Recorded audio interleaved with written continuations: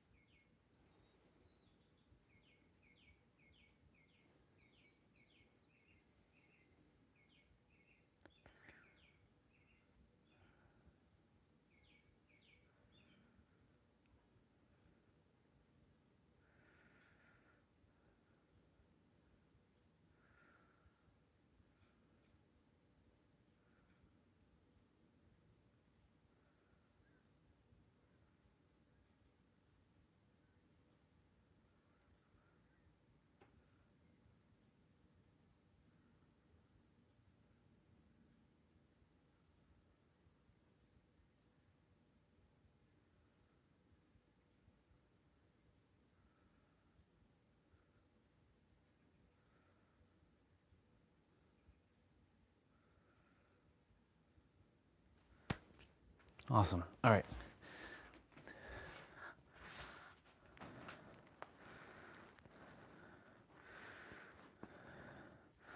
Let's get rolling.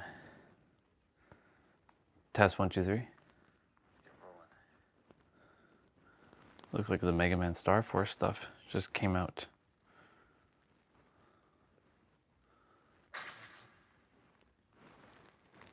Cool.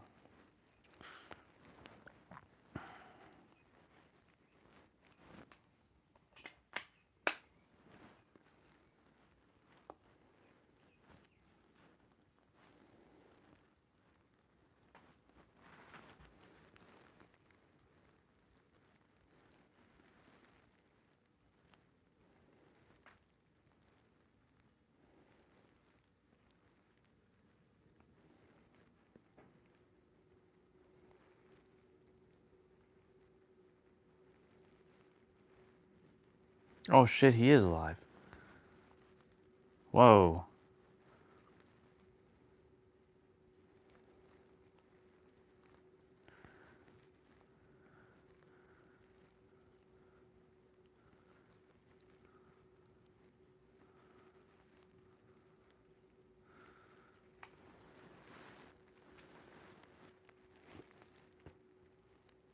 Come on.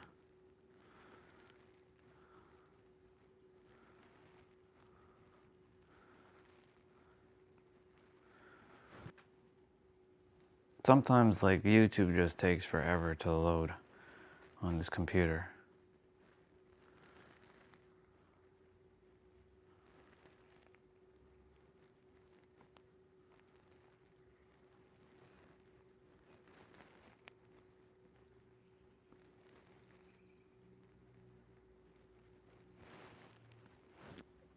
Perfect.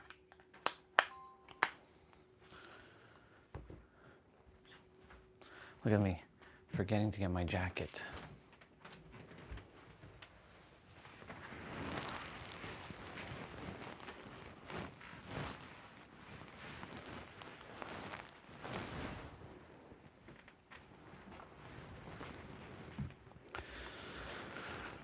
All right.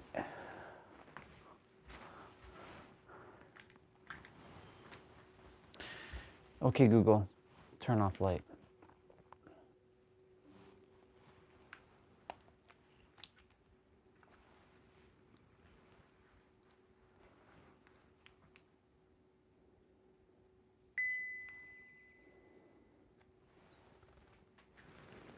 Nice.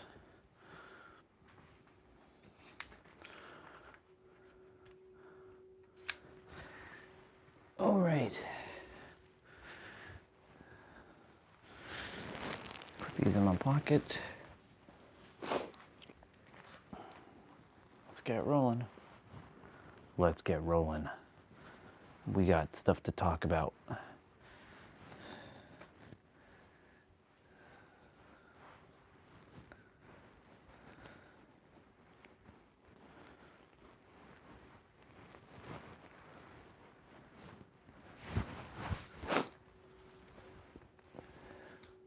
Let's do it.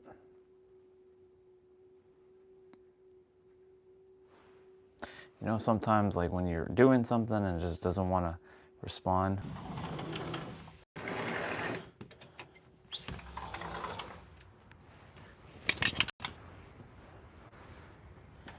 A little cold this morning, but nonetheless, pretty good.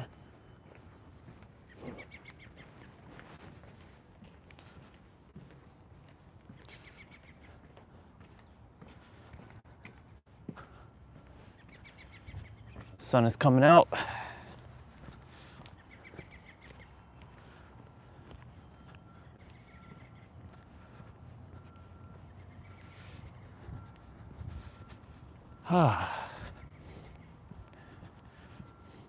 It's a little bit of a cooler morning, so I believe this will be a shorter walk today.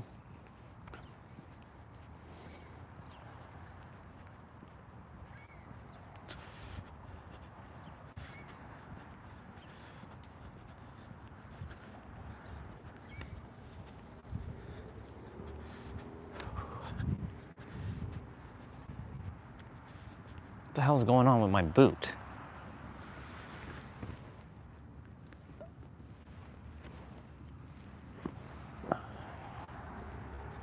There.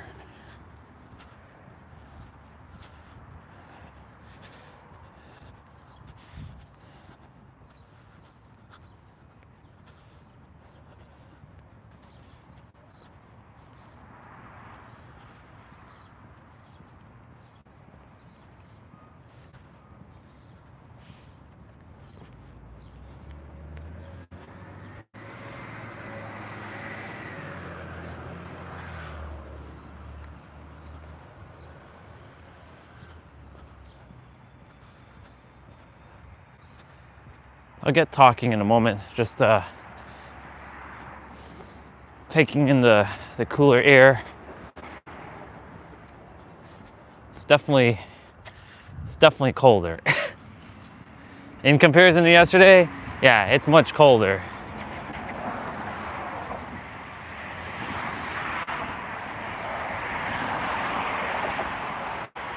Much colder.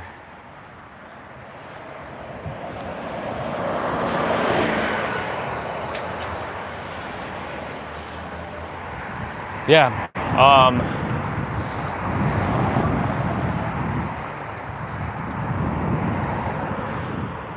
Where do we begin? We started with tools yesterday, now we're talking about tactics. This morning I was like, during my sit down, I was speaking to Steven from DOAC, Diary of a CEO, and I was sharing with him, about reality and how the mind, how it actually works, and that this is a big cosmic paradox that we're living in. And that reality isn't what we think it is, it's what we believe it to be. That's a bar, write it down.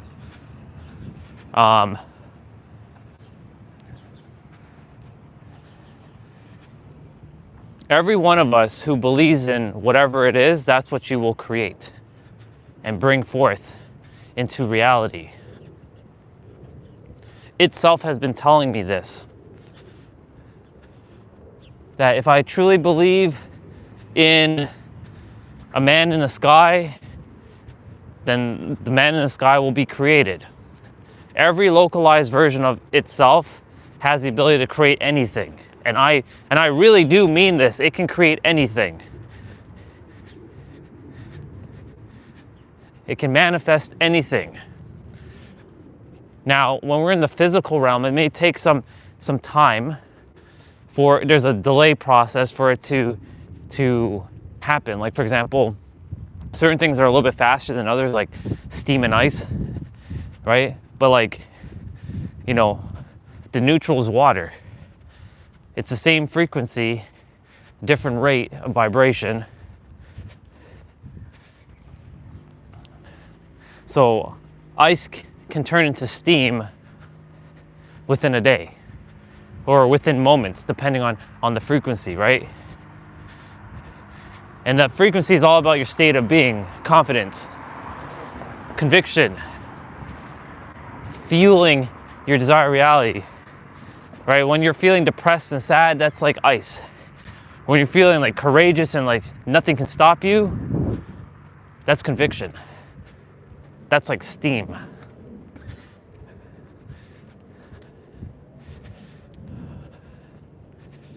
Oh yeah, a lot colder. Talk to yourself out loud all the time. That's a question that the AI just popped up. Yep, I always talk to myself. In fact, I'm doing it right now.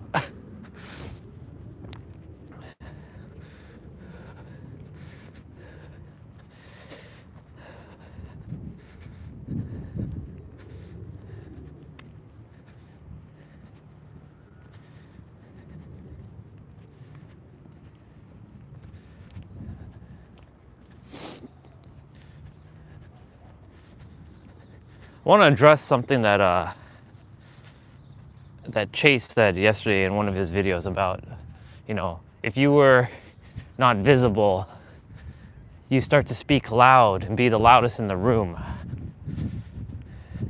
That's not healing. That's a smile with armor on. I'm like,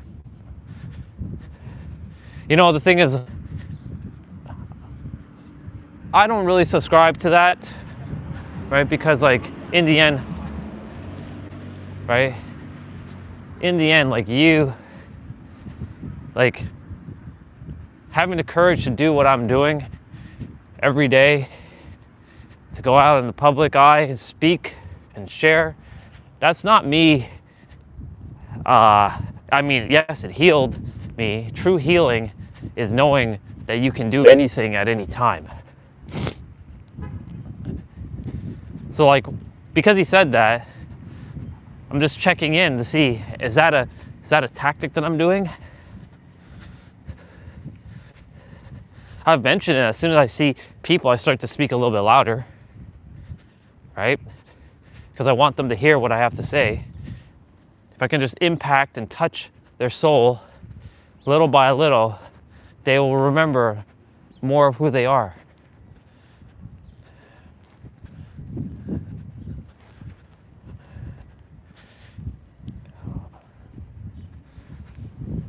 Man, last night was crazy windy.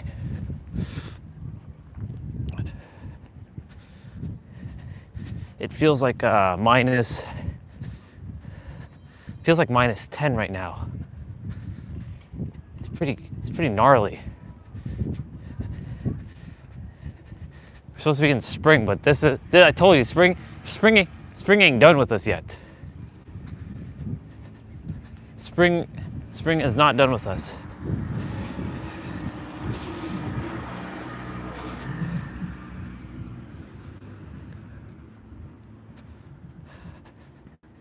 That dude's car is like falling apart. It's crazy. He's got tape and yeah.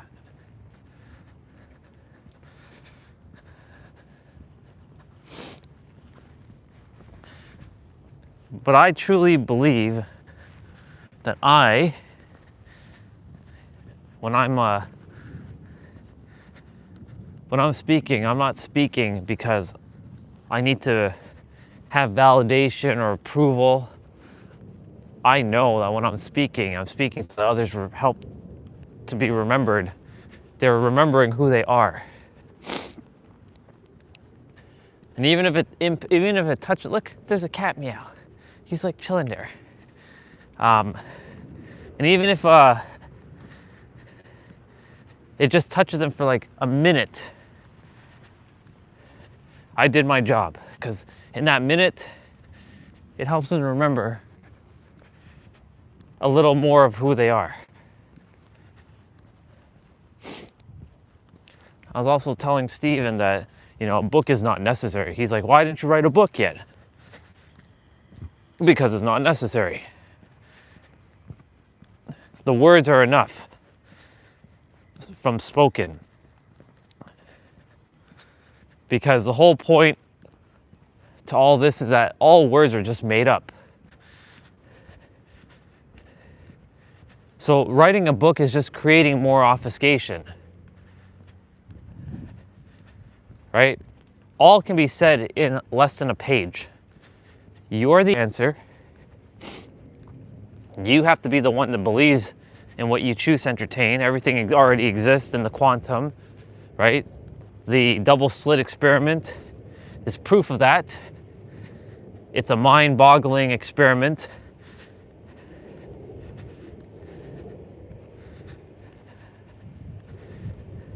No one can truly explain how the double slit experiment actually is, because when you observe it, right, it goes to where you want it to be, like where you want it to go. But when you don't observe it, it not only goes to where you didn't observe it, it goes to all directions. But when you observe it, it only goes to one direction. It's kind of bizarre, isn't it?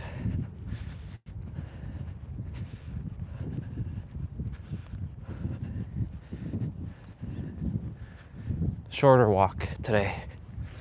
It's a lot colder right now.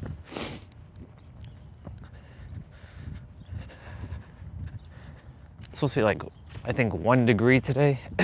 I mean, in comparison to what we've experienced, like that's like nothing. But you know, when it's warmed up and then it goes back to being cold, your body gets used to the warm, and then you run through this shit again. Having to reacclimate yourself to the cold.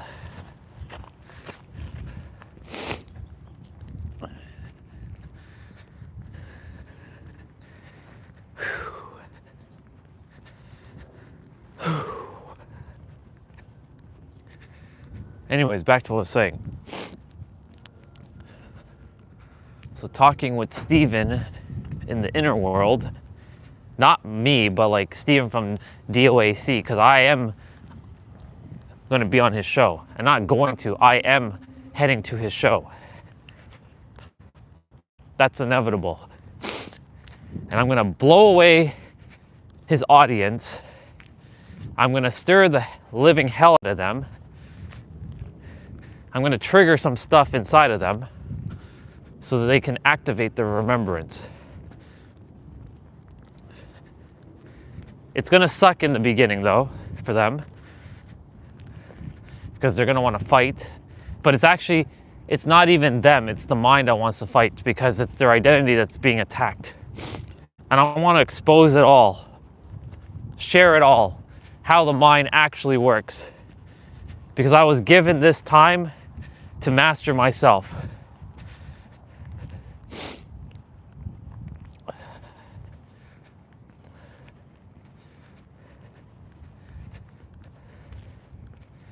I'm not satisfied doing anything else but this. This is my desires. This is my goal in life. It's my passion to help people to remember.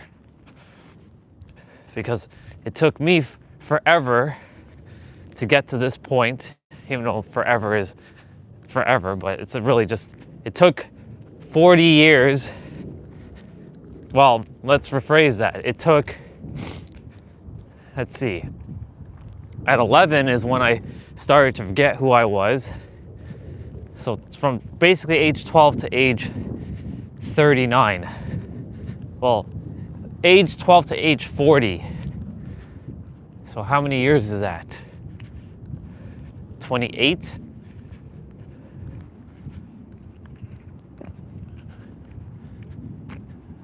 Yeah, 28. 28 years.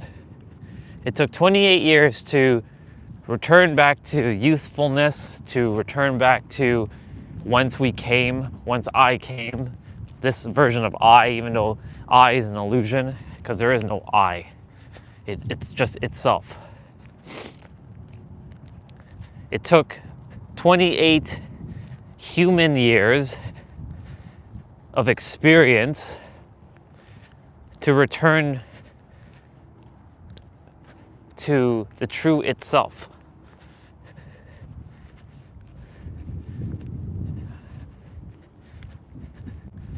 You can tell it's cold by just by this alone. Yesterday this would have been water. Today this is all ice. It rained last night, and then it turned to ice.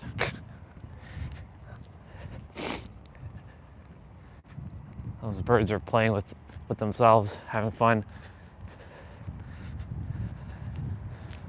It's a short walk, so I'll just do my hang quickly.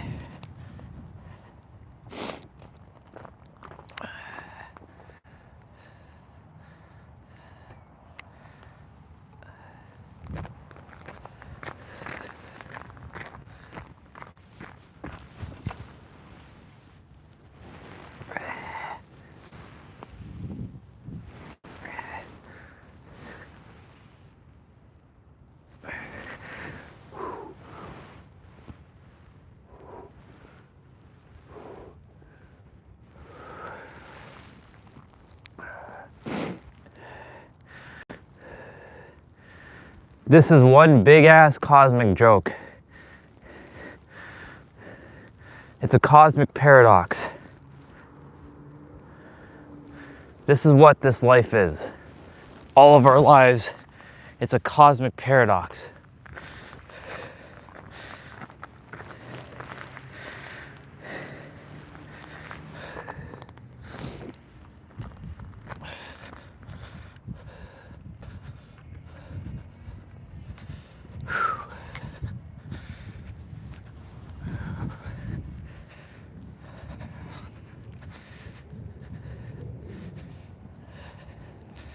The sun is helping a little bit.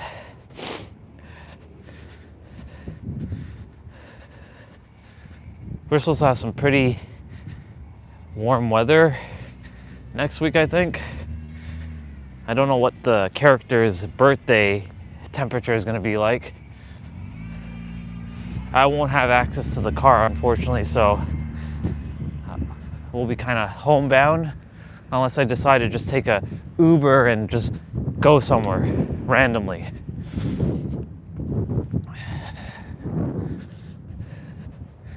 I don't really want to be home,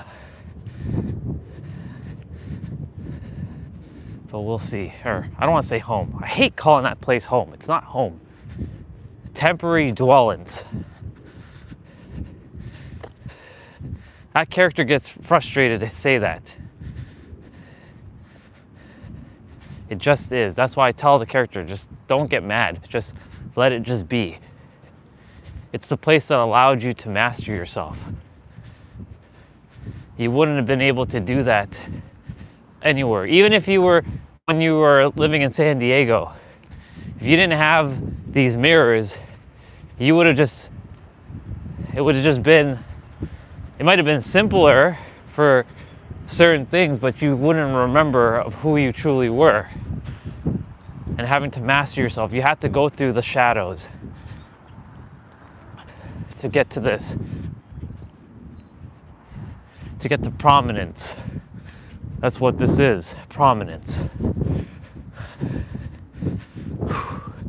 Damn, it's very windy this morning.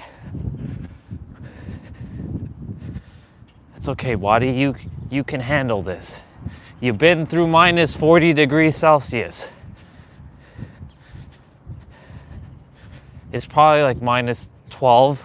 It's gonna probably be like minus 15 in the trail because it's much colder down there. So I'm prepping the body to get ready to this. Get ready for this.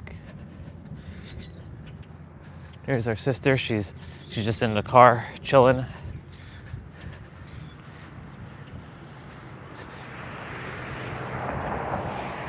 I'll let that car pass by.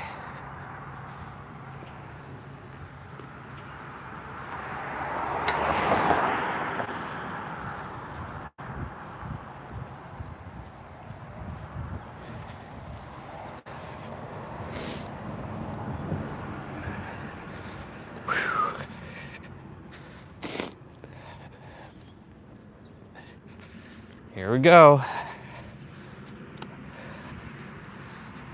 Heading back down.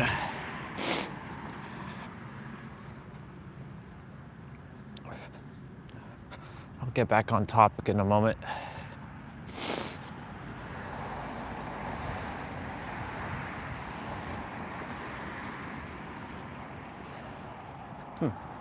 There's no cars today whatsoever in the trail or at this parking lot.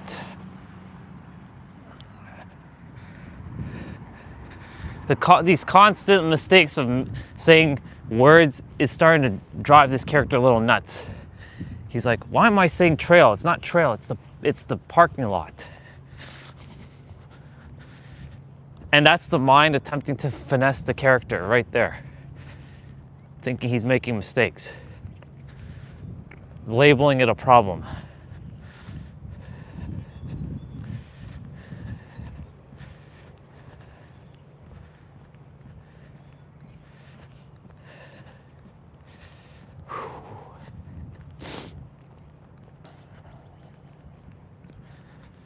Once upon a time, this was all snow, and now we're back to grass. And all of it is just pure grass. There is no remnants of snow whatsoever.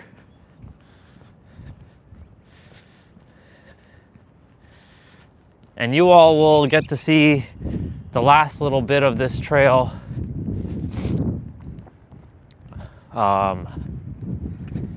and turning into spring during April, and then that's it. One full complete season.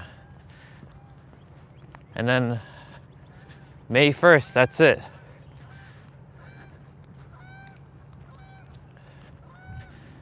May 1st, a lot of things can happen on May 1st. I continue to stream on this channel, which I don't think is wise because like the visibility is not happening on this channel. And plus the superhero love, it doesn't feel like me anymore. That felt like I knew at one point it was me, but it's no longer me. Like, I don't give a fuck about like shit like that.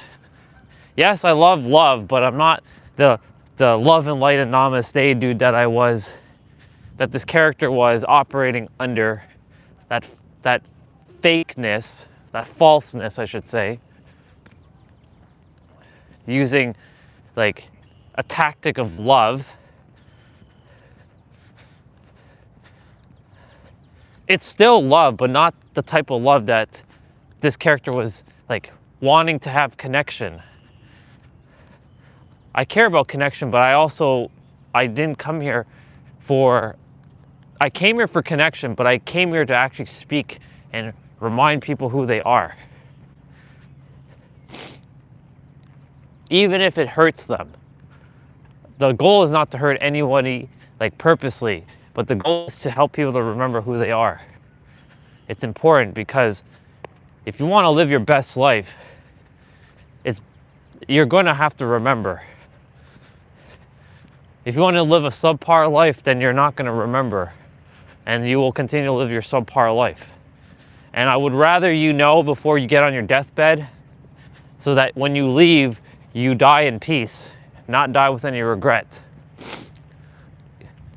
There's many reasons why I'm doing what I'm doing. It's so that you don't have to suffer anymore. You can build and create anything you want. That is not just for some. And yes, some were given more advantage in life than others. Like some have parents that were entrepreneurs who have ambition. So of course, their kid is going to be naturally an entrepreneur who has ambition. Some were born with a silver spoon in their mouth, with more opportunity of resources at their disposal to use. Right? But some have nothing. Well, they have far less, and they still built their empire. So truly, it really comes down to what you choose to entertain as real and true. And that's why I came here to tell and help the world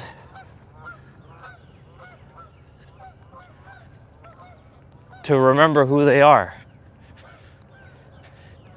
And if that is not my purpose, then universe, take me home, because you know, I didn't come here to be working under someone else, even though they are just you, it's just itself. But I didn't come here to be following someone else. I don't follow, I lead. I'm a natural born leader. I'm fucking King Ramses II, for heaven's sake, right? I'm the original Orion. Take that in. I'm the fucking constellation itself. I didn't come here to take orders from anyone else. That's why, like, when others, including Lorene and Robin, told me what to do, I'm like, I'm not fucking doing what you're telling me to do, even though I did, because I had no choice, right? I was considered their little slave. I'm no longer anybody's slave. I freed myself from that. And I don't really give a flying fuck if any of them, like, disown me. I'd rather be disowned and do what I came here to do than be loved and accepted and do what I'm not doing or what I'm not supposed to be doing. That's another way of saying I'd rather be hated for who I am than be loved for who I'm not. That's a real bar.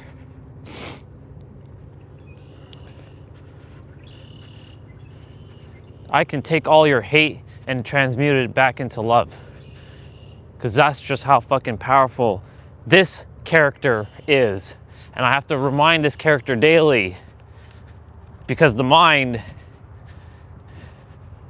is always waiting in the background, sneaking in when I, like, drop the guard a little, even though there's no guard that I really have to, you know, this character has to keep up, but, like, you know, I gotta watch to make sure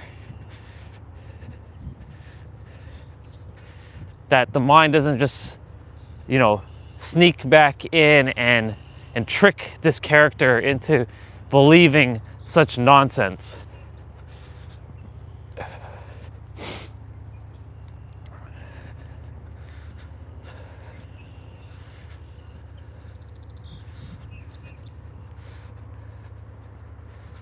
There's a cardinal there. Nice.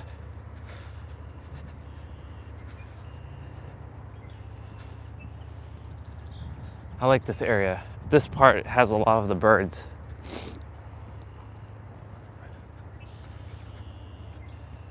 Look at that. It's like 10 or 15 different bird sounds. They're all in like synchronistic rhythm. One goes, the other goes, then the other goes, and the other goes.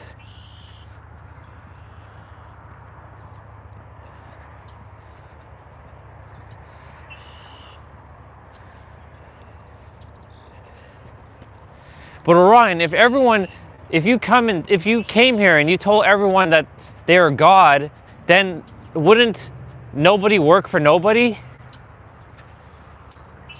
Yeah. You're not supposed to be working for anybody. No one is supposed to be working with anyone. We're supposed to be, let me rephrase that. We're not supposed to be working for someone else's goals. We're supposed to be fulfilling our own goals in this life. This is designed for all of us to thrive, to be supported. But of course, the human mind has this ambition. Some have higher ambition than others from the human mind. And nothing wrong with ambition. And so then, of course, somebody's going to want to take the lead. And some are okay with being a follower. There's nothing wrong with being a follower, but no one's supposed to be following anybody.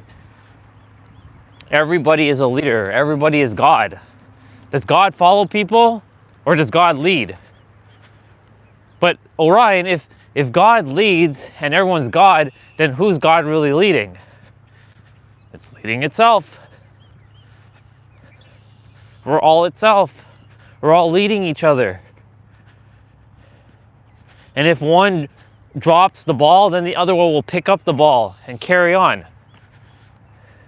Until that other one remembers that they're God too. This is when you drop your emotions and like frequency.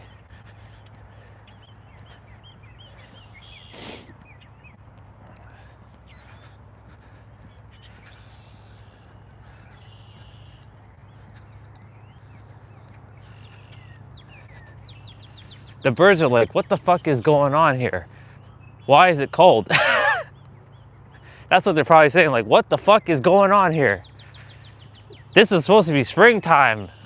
This ain't no springtime. This is still like winter. It's normal for Toronto to be like this in March.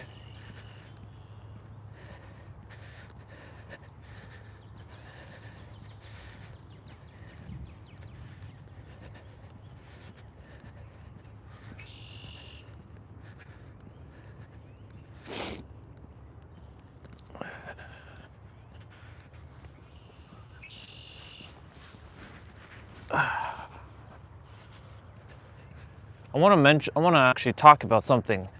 You know, Chase has brought some pretty interesting points about something yesterday.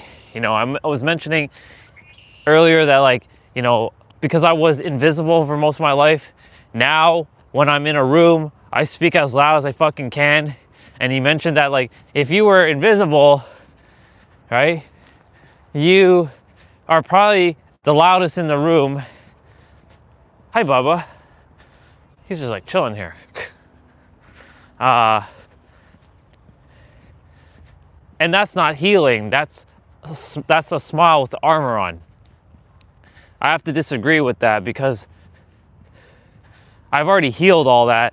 But you see, the thing is, when you listen to other people's advice, and this is why, you know, not everything that Chase says is accurate. Like, yes, he has a great psychology and stuff.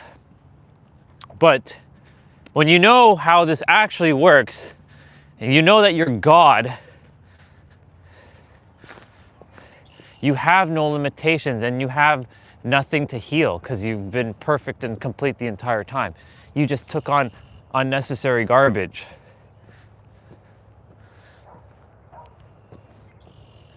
So, you know, there was something else he said yesterday about dating. Like, if you felt,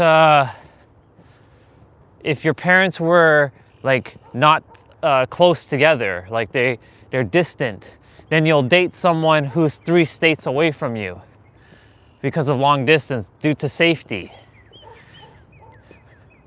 right?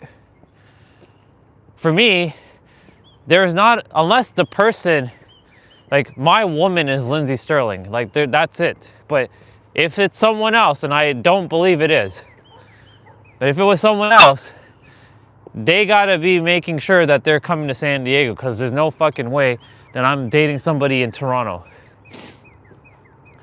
Toronto people have this kind of attitude that I don't really prefer. I don't want a Canadian chick. I don't want anything to do with Toronto. I don't want anything to do with Canada. And I certainly don't want to be dating somebody who is Canadian. I made that abundantly clear. So is that me avoiding and dating someone that's a different country away?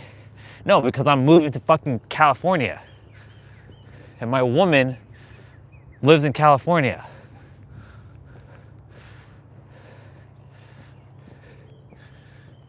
But she lives in Los Angeles and you live in San Diego. That's still kind of long distance, Orion. It's a 2-hour drive. 2 hours is nothing. Driving 2 hours to see my woman is nothing. She has her place in LA. I have my place in San Diego. I'll drive and I'll see her. She comes and stays with me in San Diego and I stay with her in LA. I told her to keep her place. yeah, it's nice, but the body is getting adjusted back to minus, it's like -10 right now. So my fingers and toes, this character's fingers and toes are a little numb right now. It looks deceiving though. It is nice. I do like this. I do like the coal. It's just, it's a little deceiving right now because my woman is in LA, Lindsay Sterling.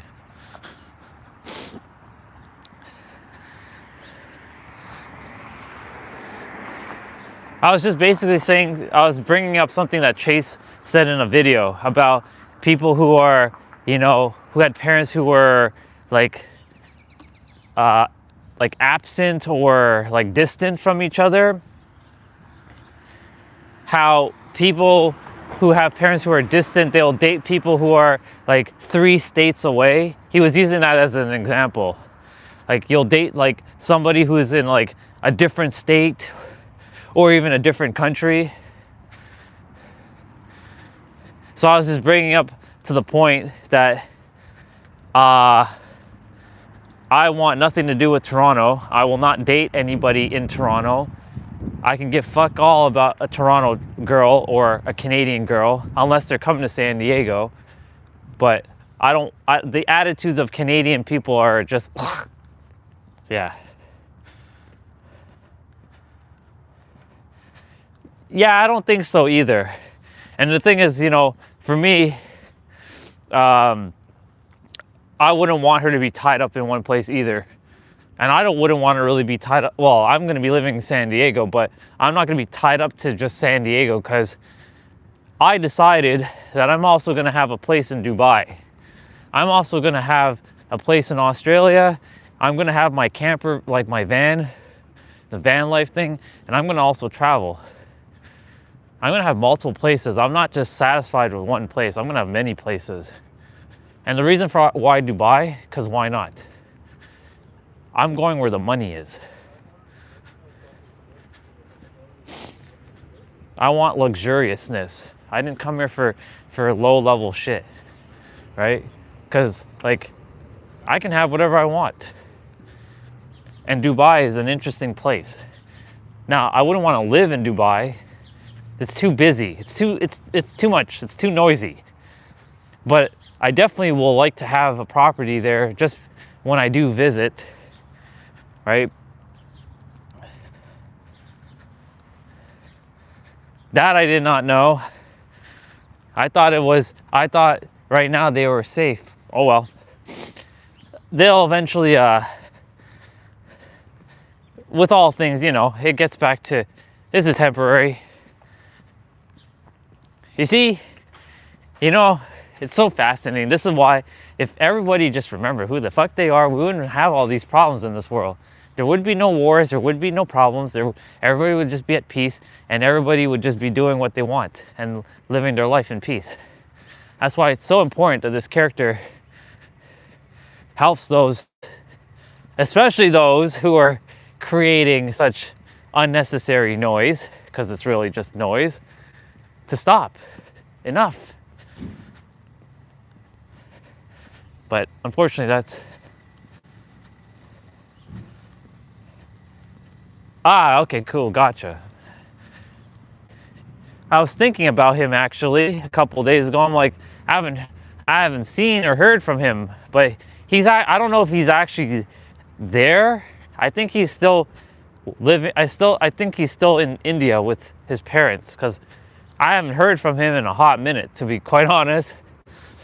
But the last time I did, he was still in India. He hadn't gone back to Dubai yet.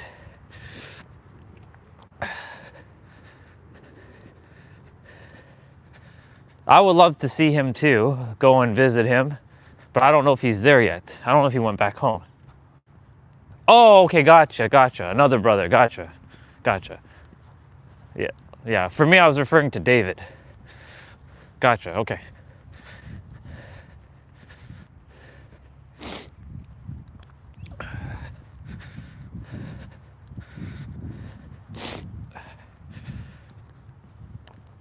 I wonder if Dave is actually back there now that I just brought them up.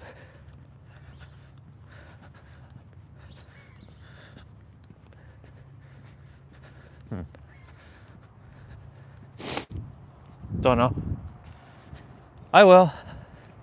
I definitely will. I'm gonna go inside, make some eggs, enjoy my meal. Whew. Next week is this character's 41st year of experience on this planet called Earth. That is all made up. It's fascinating.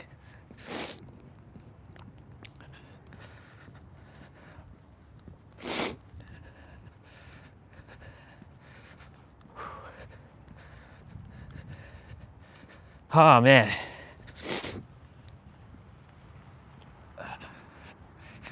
Thank God for these hand warmers. They're doing the job.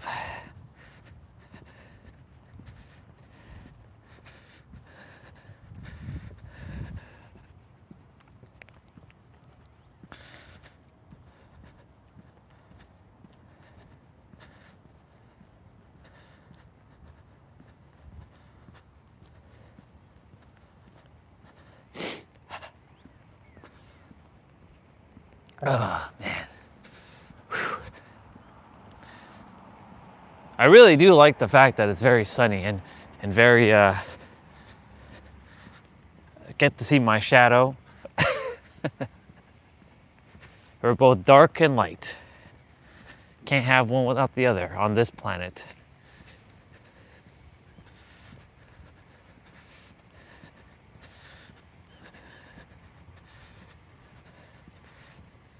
Since this is a shorter walk, I'll make up my steps later on throughout the day.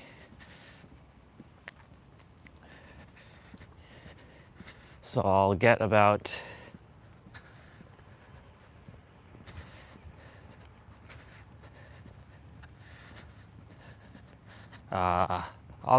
like 6,000 steps in with the route that I'm taking.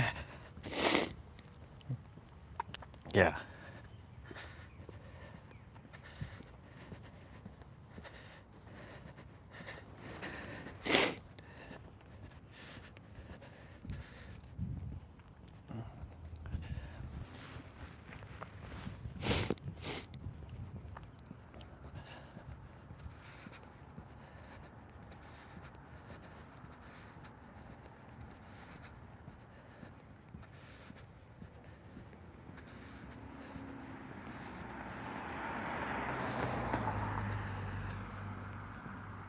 She has a little doggy and a big doggy. I'm just observing how she's holding the dog's leash because energy is being passed through those leashes.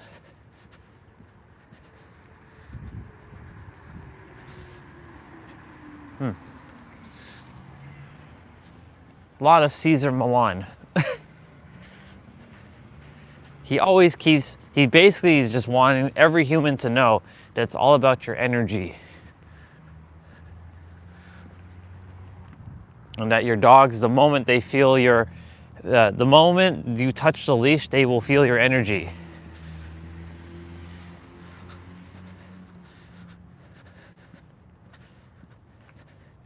That's why I enjoy watching his stuff, because like I'm picking up a lot of practical like things that I can improve on with this character in terms of my energy management, because this is really what it comes down to: energy management for each of us.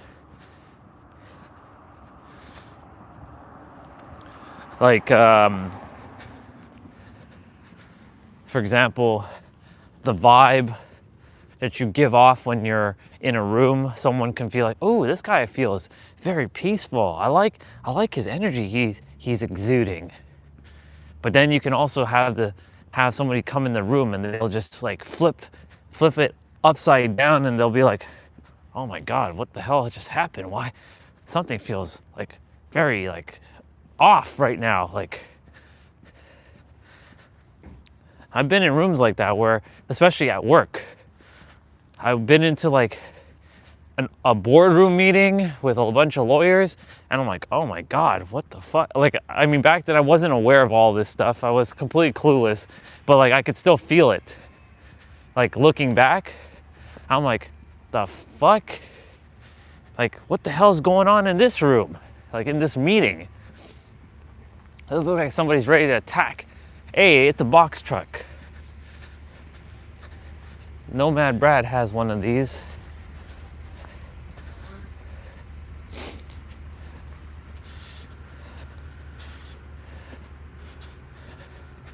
That'd be interesting, living in a box truck. It's definitely inconspicuous. But of course, like his has windows, so his is a little bit more. His is a little bit too. What's the word I'm looking for here? Obvious? Yeah, that's the word. It's too obvious. And it has a door. No box truck has a door on the side. So when you see a door on the side, you're like, okay, that person lives in their truck. I remember seeing one guy living in his crate, like living in a car that he has crates. And he made a crate house. But the only thing is, when it rains, it gets a little leaky, so he has to have tarp. I think what he did was he covered the foundation with a tarp, but the problem is, like,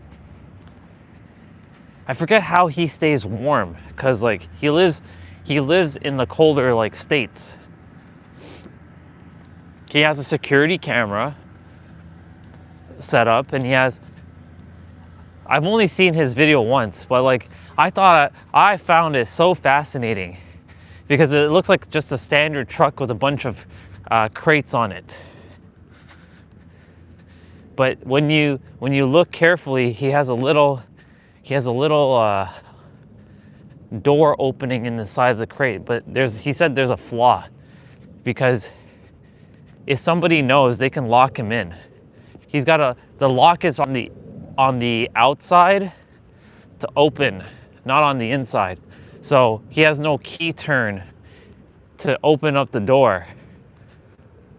So if somebody wanted to, they could lock him in, and he's basically fucked to some degree. What is this guy doing? I've seen this guy had been driving around this area. There's a guy that was just like, I saw him on the other side of this, like on the other part of the, like my walk. I'm like, what the hell is he doing?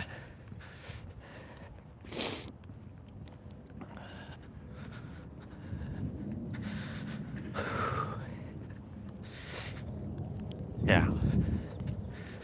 Nomad Brad. Box truck. I really like his setup though. It's very cozy. He has a lot more room than a Sprinter van.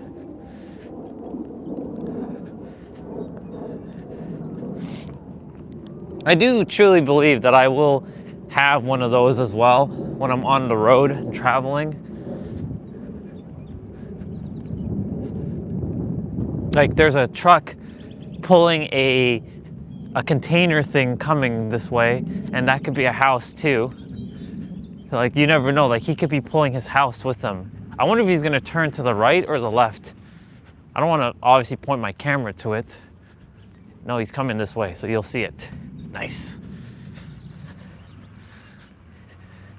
You'll see it in a moment. So this, you never know, like in there, I mean, it has a ladder obviously, but you never know, like that could actually have a house inside of it. And it's got a sticker, US Route 1. And do you know what Route 1 is? The coastal highway in California. I just got to see some California there. He's got a sticker there on on the bottom right, on the bottom left-hand corner of that, at the back of that trailer thing that he's hauling. And look, there's a Sprinter van over there in the distance going behind him. And we just saw a box truck, so maybe that's a sign that I'm getting a Sprinter. Oh man, it's crazy.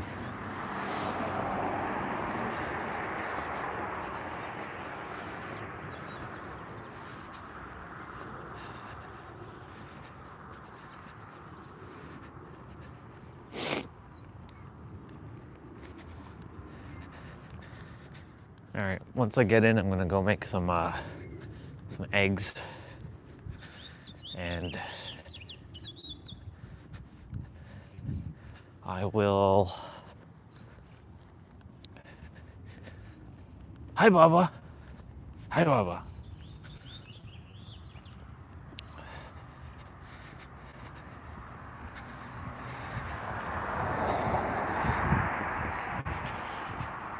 I definitely am gonna make a hot chocolate. Actually, last night, what happened after the stream, I was just having a conversation with myself, and I decided to just say, screw it, I'm going to bed. I went to sleep around 7:30 last night. I woke up at 9:30 to brush my teeth, and then I spent like 20 minutes just listening to some music, and then I went right back to bed. That was my night last night.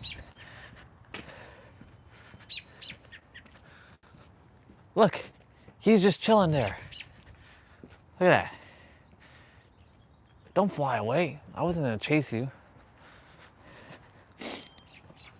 Let's look at the sun for a moment.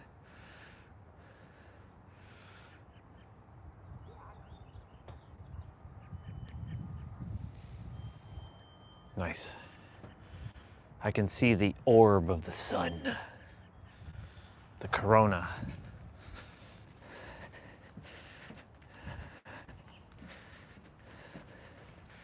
Look, see, it's going down. Told you. Just a little bit more. It's still a little up there, but it's getting there. This chair's still kind of on an angle, but it's getting there. It'll be back to being flat.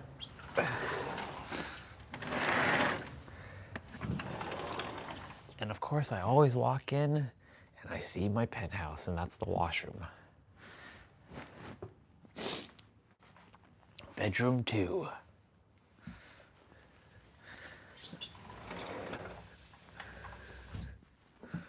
All right. Oh my God, come on.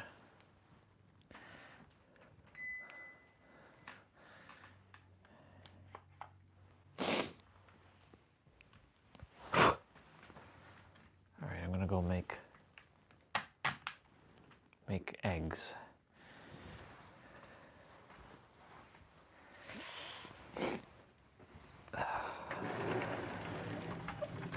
Alexa, what's the wind chill at right now? Right now, the wind chill is minus 15 degrees Celsius. Today, expect it to feel like minus 2 degrees.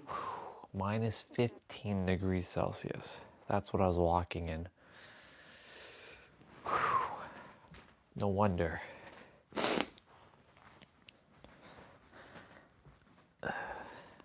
My left hand is numb at the moment.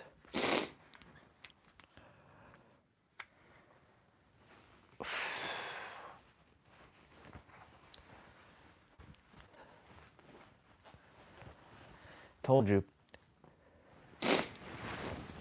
Yesterday was 12 degrees Celsius, just so you know. So we went down 30 degrees or some shit like that. No, 20.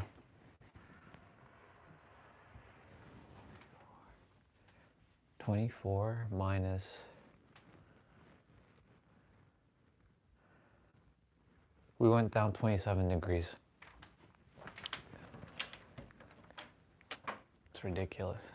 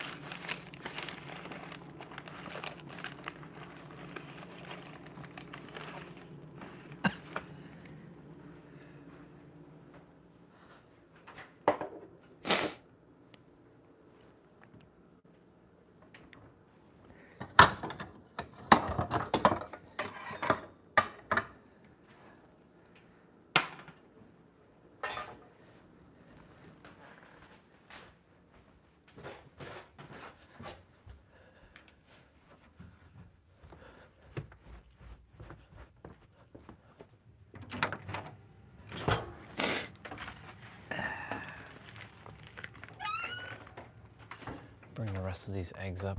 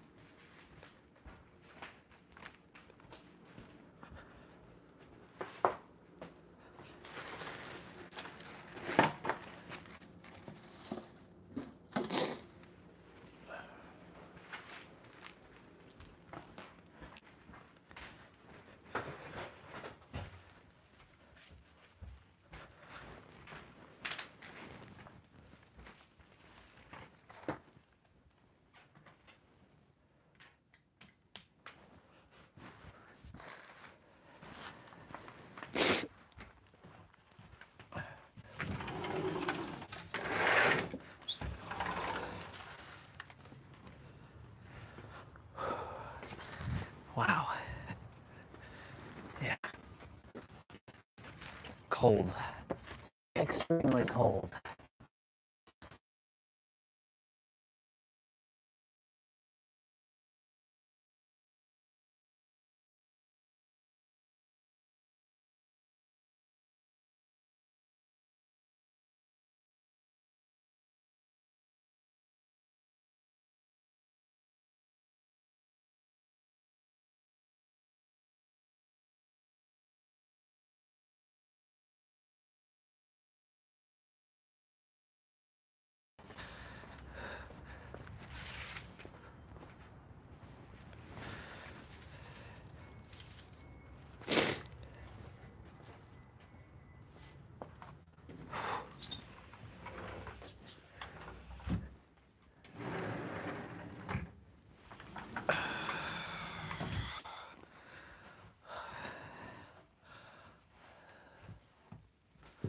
Nice.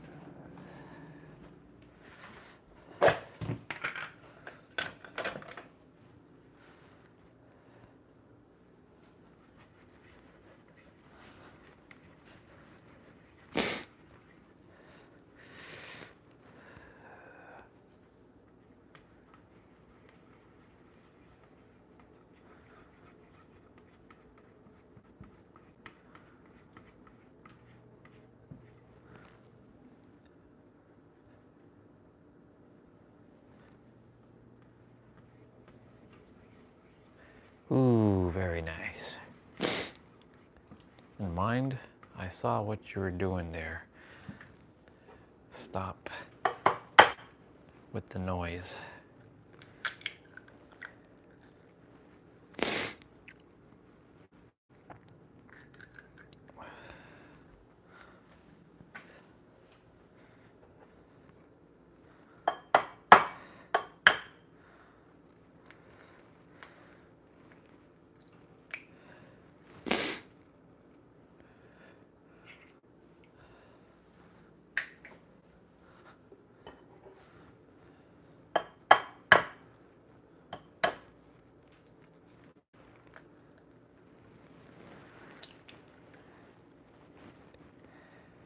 boom, baby.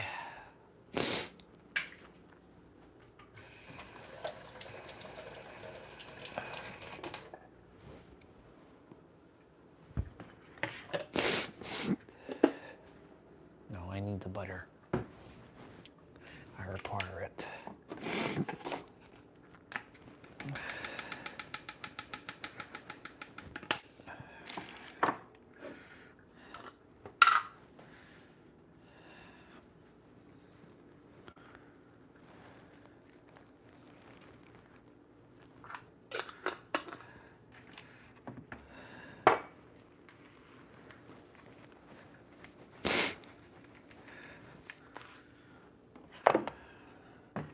Minus 15 degrees, huh? Yeah. I was feeling it all right, but I mean, this character has handled much colder temperatures.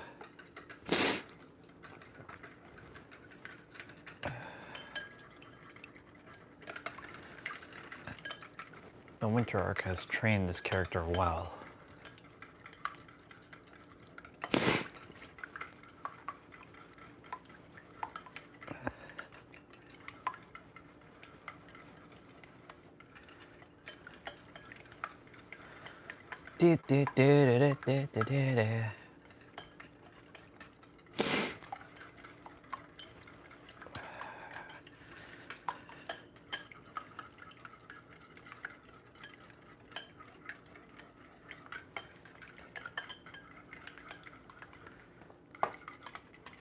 Okay.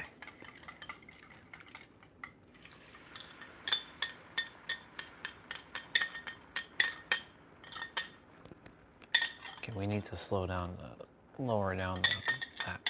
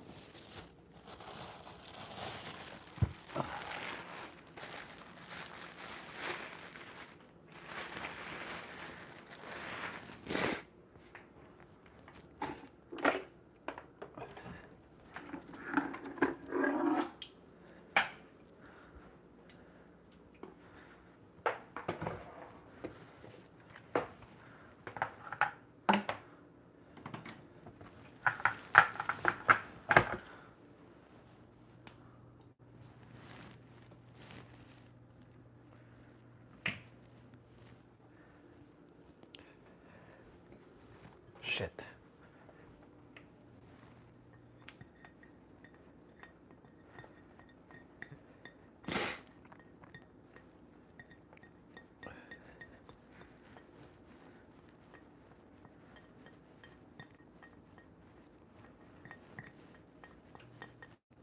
Awesome.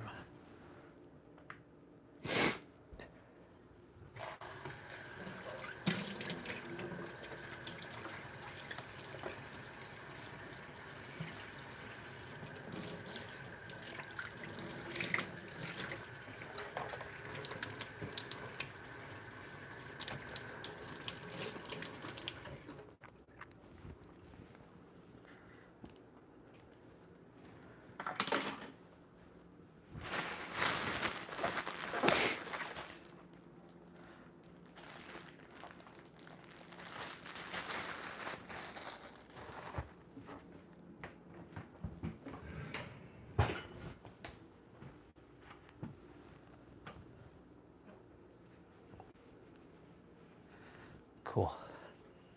Let's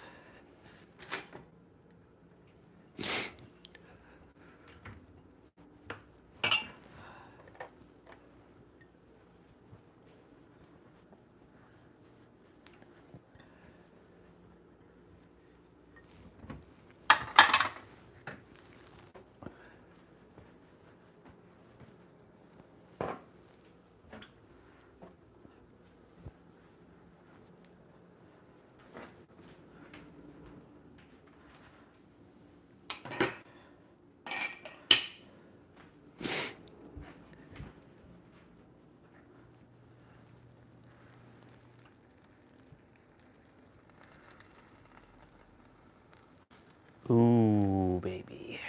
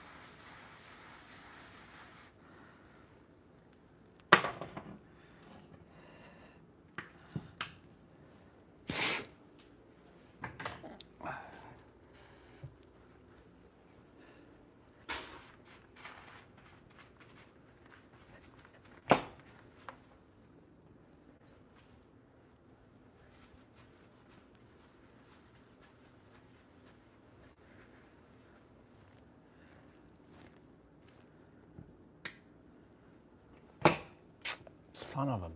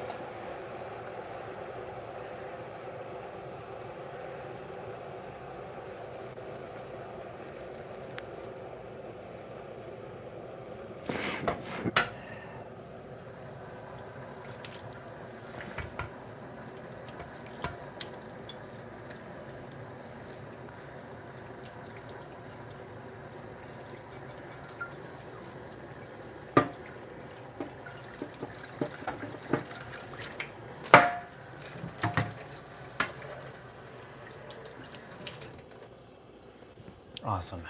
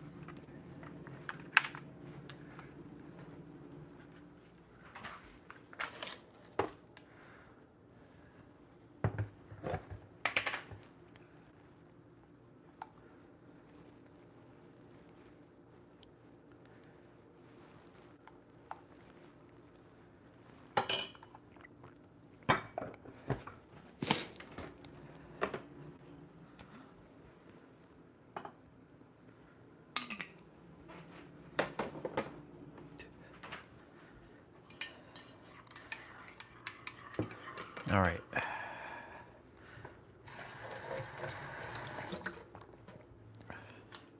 Breakfast is served. First meal, breakfast, I don't really give a fuck what to call it anymore. I have to use the bathroom first though.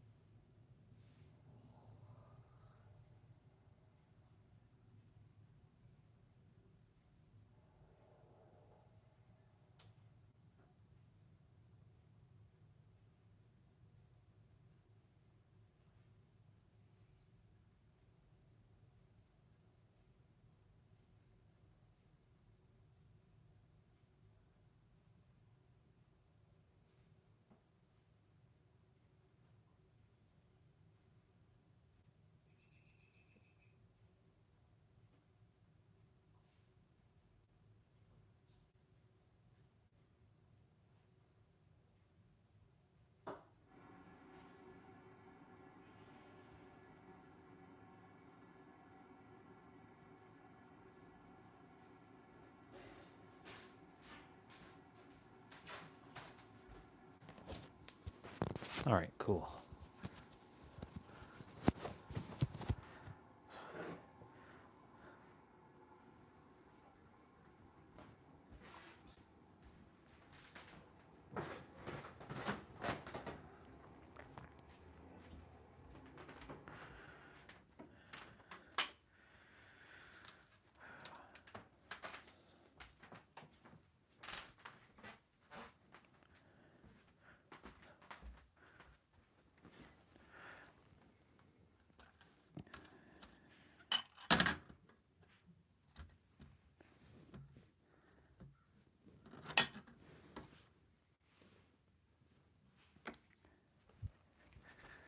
Wow, that's really close.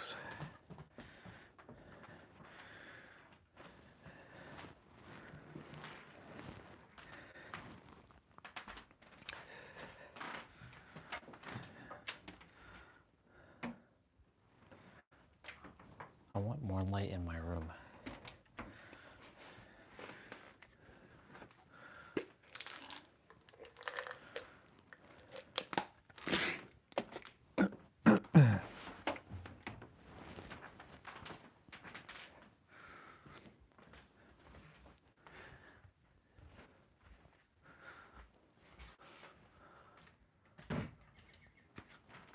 Of course, I didn't put it back on Wi-Fi.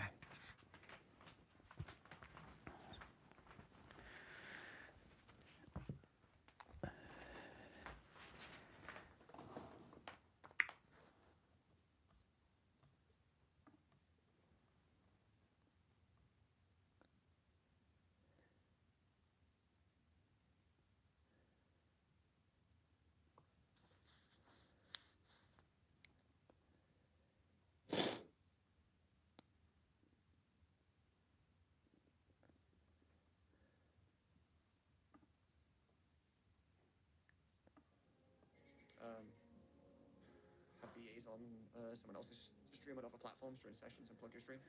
Very true, very true.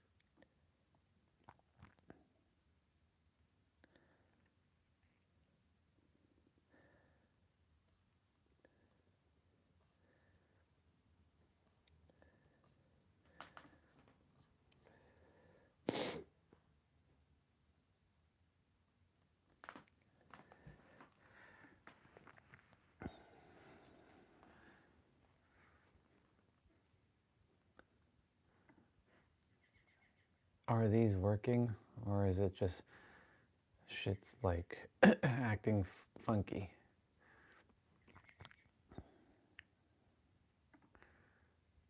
Well, it looks like it's working today.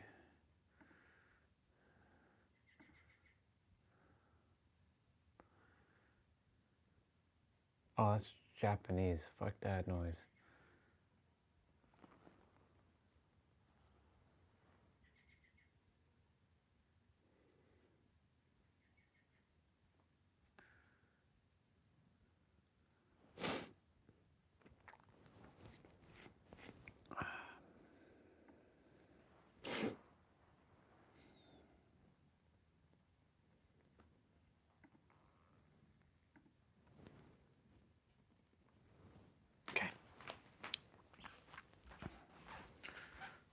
Food time.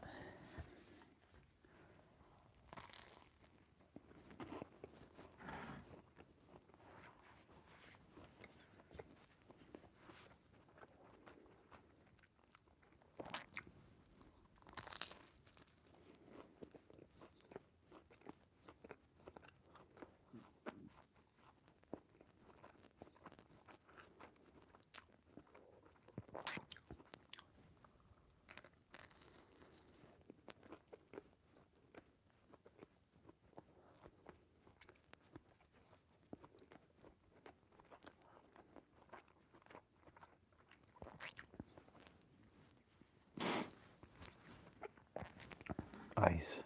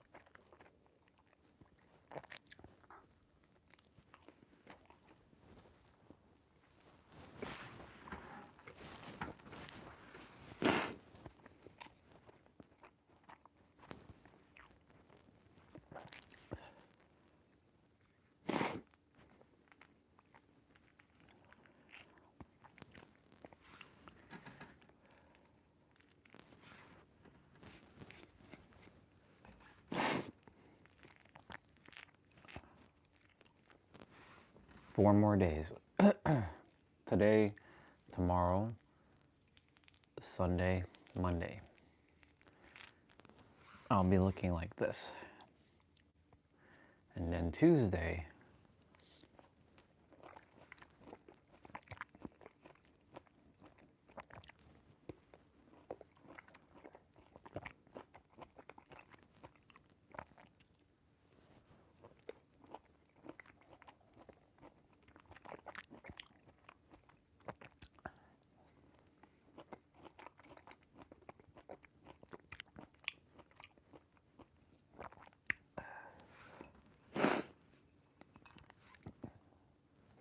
What's up? What's up, dude? Just having my breakfast. Let me just move my mic away because I'm about to eat my apple. Unless you want to hear my chewing. Let's see. Morning, dude. Or good evening. How's everything with you? So I'm gonna move my mic away from my mouth because apple.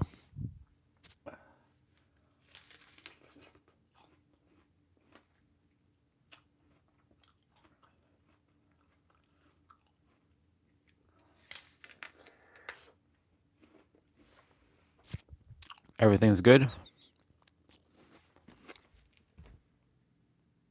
Oh yeah, yeah, ASMR.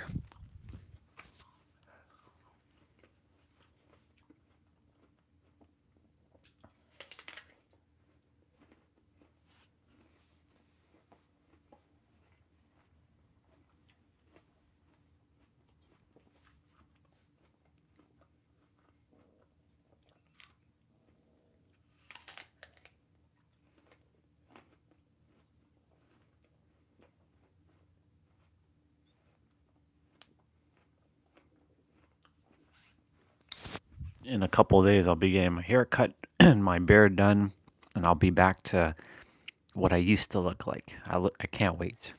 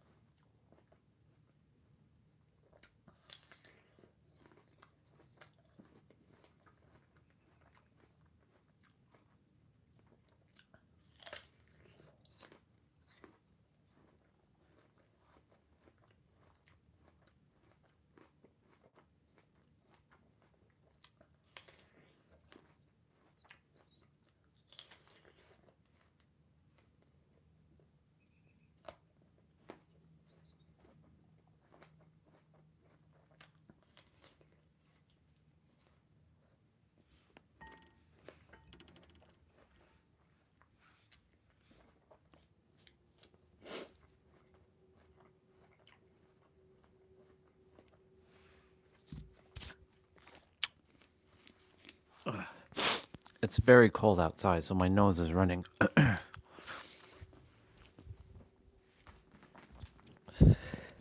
gonna go get a napkin.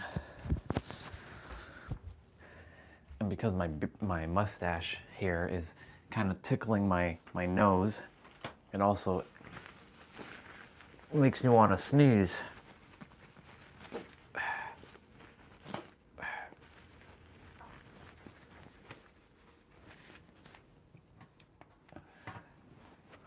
That's why I can't wait to get my beard done. It's gonna be excellent. Let's see. First you eat, then I'll talk. Means you have not. Oh, I have. I left. I already.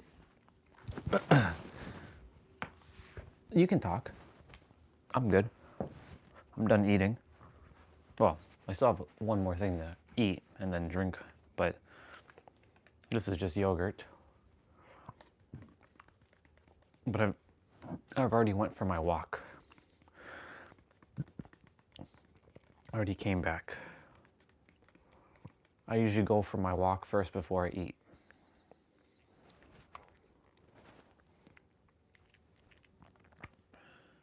First thing in the morning is I stretch my body out. Then I go brush my teeth, use the bathroom, sit for about 5-10 minutes, and then change, and then turn on the stream, and then go for the walk, and then come back, eat.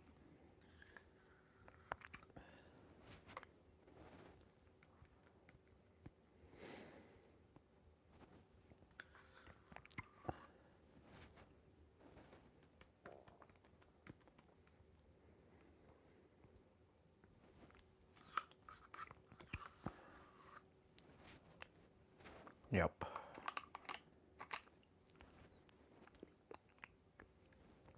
Today I was talking about tactics. How the mind will continue to convince you into believing its lies. The thing is, reality works the way you want it to work. So like if you believe that the world is a peaceful place, you will get more peace. If you believe the world is a really hard place, then you will create a world that's hard.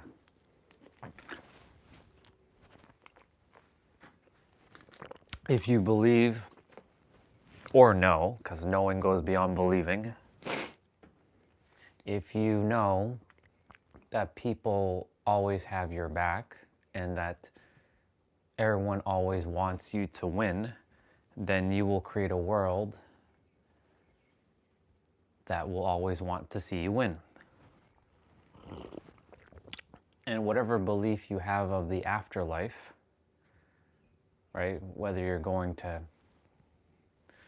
that is also, and you will create that. Some people think it's a dude in the sky. Some people think it's an elephant with 6 arms. Some people think it's a black box in the Middle East. Some people think it's some dude with a thunderbolt. All of it is real because you get to make it to be real. So when someone leaves the world, they will experience that for a moment.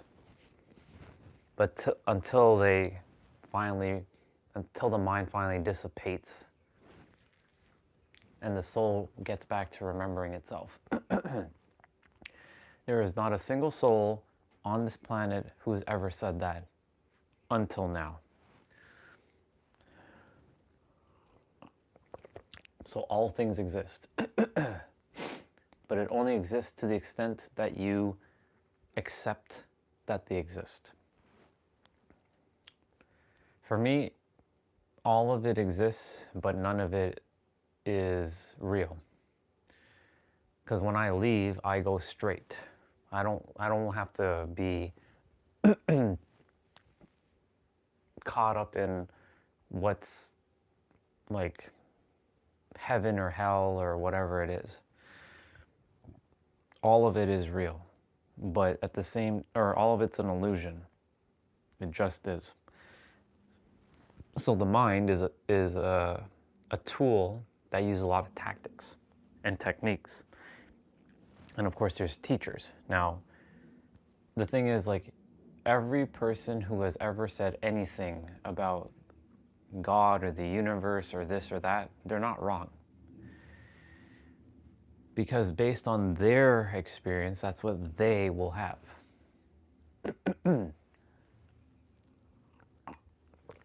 But what you believe is what you will have. And that's not just that. Like I said, it's also for how you live your life on the planet. If you believe in energy healing, like Reiki and sound healing, they do work. But they only work if you truly believe they work. I had a great experiment that was done a year ago. Back in February last year. I was sitting right here and I was using my tuning forks and I was hitting them. And I was putting it close to the microphone. A lot of people liked certain frequencies, but a lot of people hated it too. Some said that it feels peaceful or feels calming. Others felt that it was disorienting, it's painful. So it also comes down to your frequency on where you're at. So some people are not attuned to certain frequencies because of where they are in their life. So unfortunately, it's not going to work for them. It's painful. But when you're in resonance, which means you're in alignment, it'll work.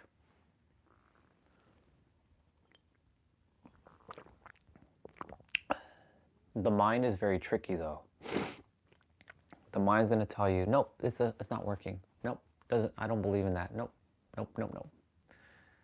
That's what the mind's going to continue to do because it doesn't want to accept that the answer is right here, right now. It wants to continue to look for something more.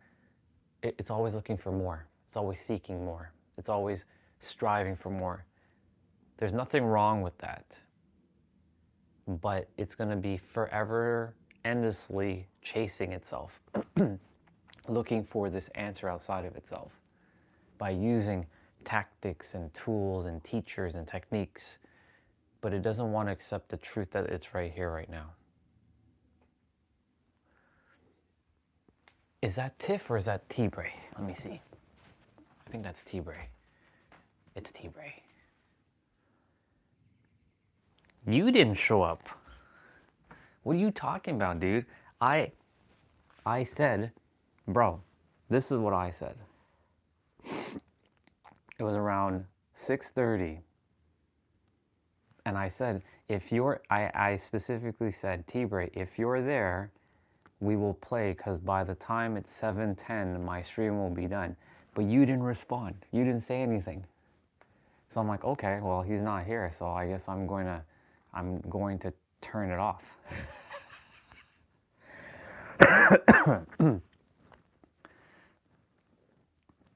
I played yesterday, as you saw, but I was waiting for a response. I don't know if I can't tell if you're there, right? Because there's always someone hiding in the background, but they don't say anything. I know that's not you because you'll say something. So there was a person there, but they don't say anything. They're just like lurking. So I'm like, peace out. We'll play today. We'll play in the evening. We'll play around 7 or whenever I'm done everything.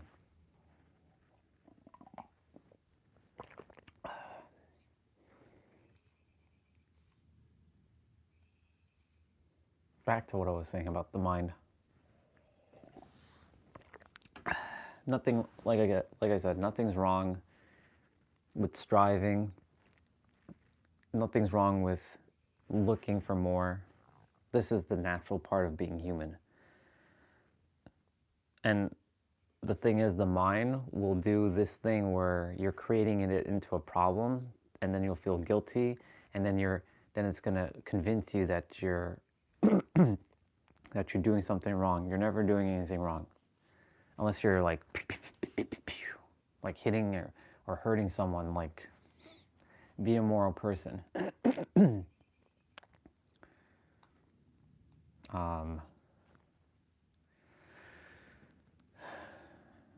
The mind, though, it'll throw you into chaos when you least expect it, because it doesn't care about being successful. It doesn't care about you being healthy. It cares about familiarity and safety. And if whatever, even if it's like not good for you or something that's hurting your body, it will continuously seek that thing that's hurting your body because it's always looking for something familiar. It doesn't want new things, because new implies potential threat, danger. So that's why this character has experienced poverty and suffering for years, because being rich or being successful or being in a loving relationship felt like danger, threat, danger, threat, unsafety. So the character pushed it away without him knowing. He consciously wanted it, but consciously and subconsciously, it was terrifying, so he pushed it away. Let's see. I do want to play. Dude, I have to get my battle pass to 100. You don't lie to me. You didn't want to play yesterday. Otherwise, you would have came back on in the evening time and say, yo, are we playing?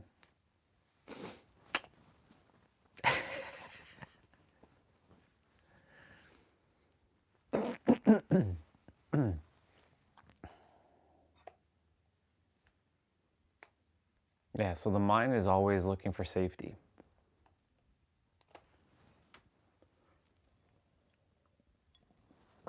So until you can make whatever it is safe, you will continuously push it away 100% of the time. Money, success, relationship, health. Like the mind will throw you into chaos and make you believe that these things are not for you. That's why I said the mind will use all kinds of bullshit tactics to keep you where you are. You think that the mind is against you. It's not. There is no enemy. But the mind doesn't want new things. It hates it. It does not like new things. That's why so many people are resistant to change. But change is inevitable. That's why, like, during the winter, I forced this character, whether he liked it or not, to get his ass outside and walk in the cold. He had no choice. I pushed him in minus 40 degrees Celsius weather, walking. He had no choice. He had no choice if it was snowing, if it's icy weather. He had no choice. He had to do it.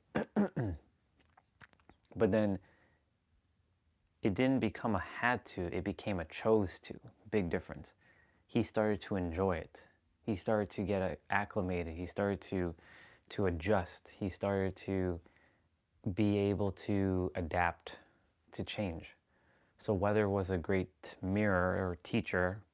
Whenever I say mirror, I'm referring to teacher, but I don't use that word because teachers are, well, I don't like hierarchy. I'm not about hierarchy. I hate that word. Fucking hate hierarchy. I'm all about synarchy. So I use the word mirror. Let's see. What do we got?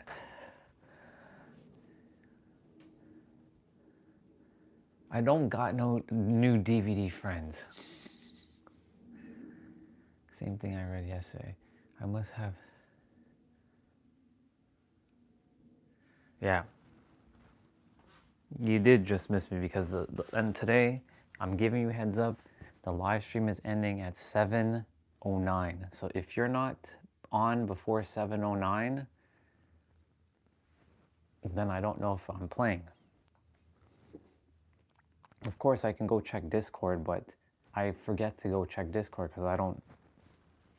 Once I'm done the stream, that's it. So you have to come on before the stream ends. So I expect later on we're playing. Anyways, back to what I was saying.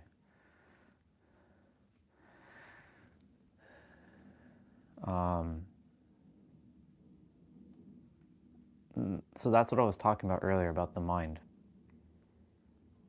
How it likes to create all these weird tactics to make you believe the true you who is attempting to remember to not remember. It's a paradox because it wants you to find the answer, but it doesn't want you to have the answer right now. So it wants you to always go on your quest, because going on your quest implies that it stays alive. And as it stays alive, you will never find the answer truly. And you'll continue to read all kinds of books. And look, nothing about reading books. I love books. You'll keep watching endless podcasts.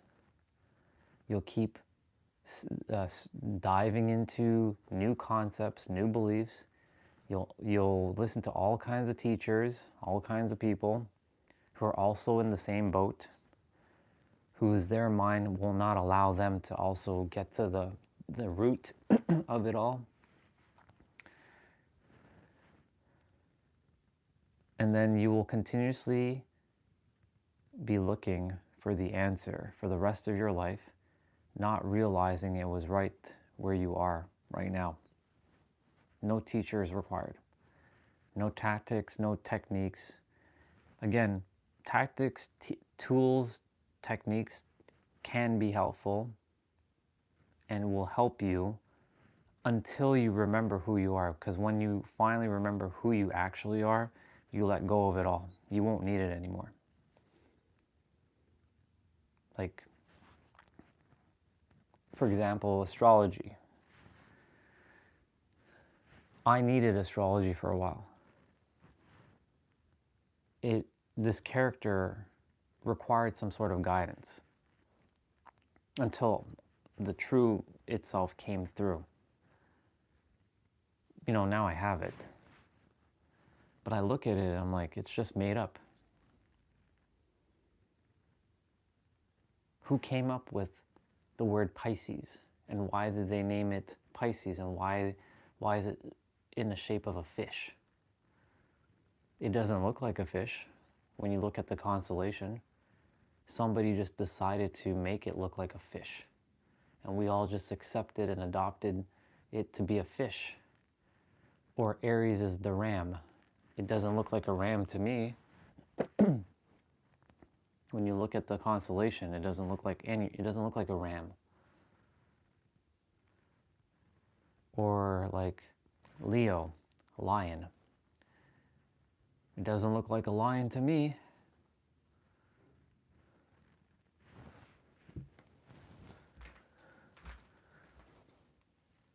Just seeing if there's anything else. Or Cancer, right? And who decided that it's fire, air, water signs, and ground? What is this, Pokemon?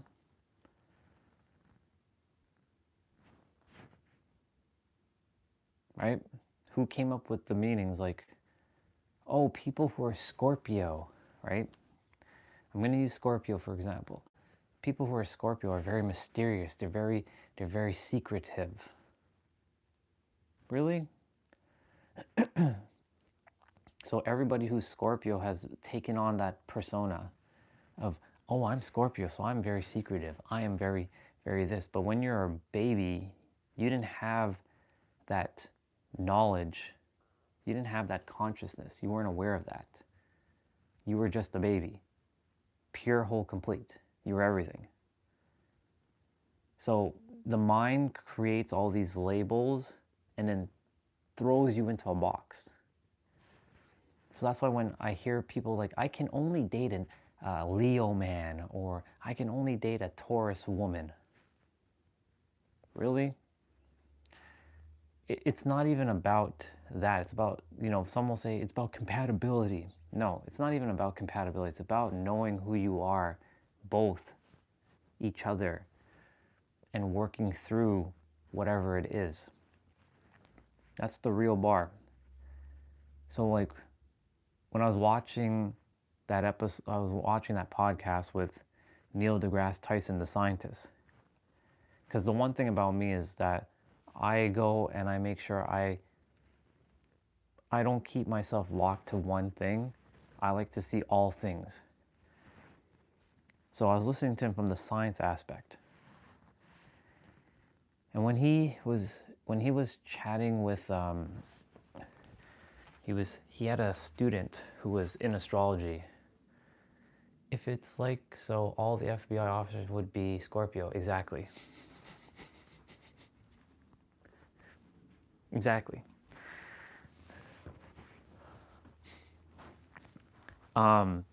He was chatting with a student who was an astrologer, and she asked him, "Hey, what's your zodiac sign?"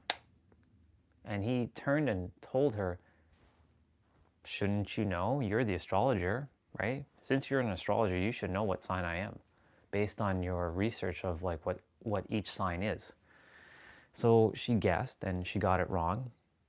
She guessed 9 times. And then she finally got it. And she's like, see, I knew it. And I'm like, and he told her, like, you would have eventually gotten it because there's only 12 zodiacs. Well, there's technically 13, but that's a totally different conversation. And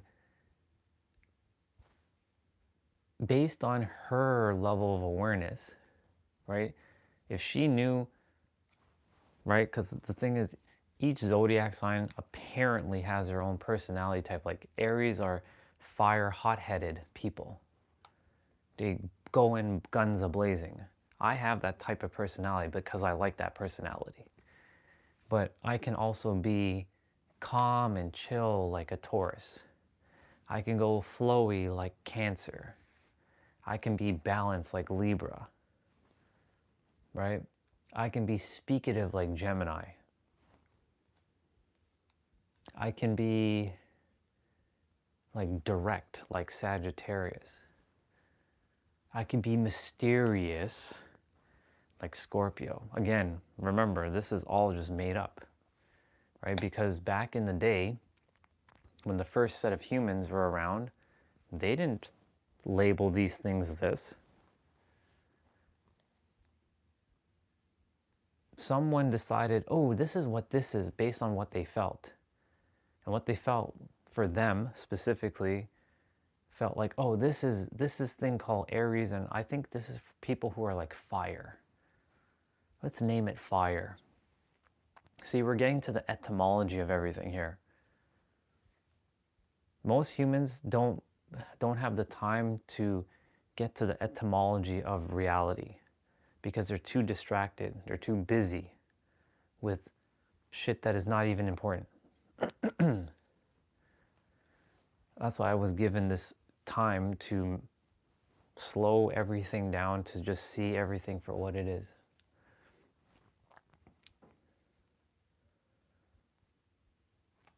And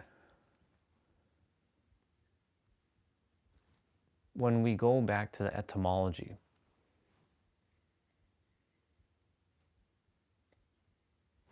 people didn't have advanced language back then. So over time, guess what happened? Language evolved. But with language evolving, translation evolved too. But translation also got either misconstrued, misinterpreted,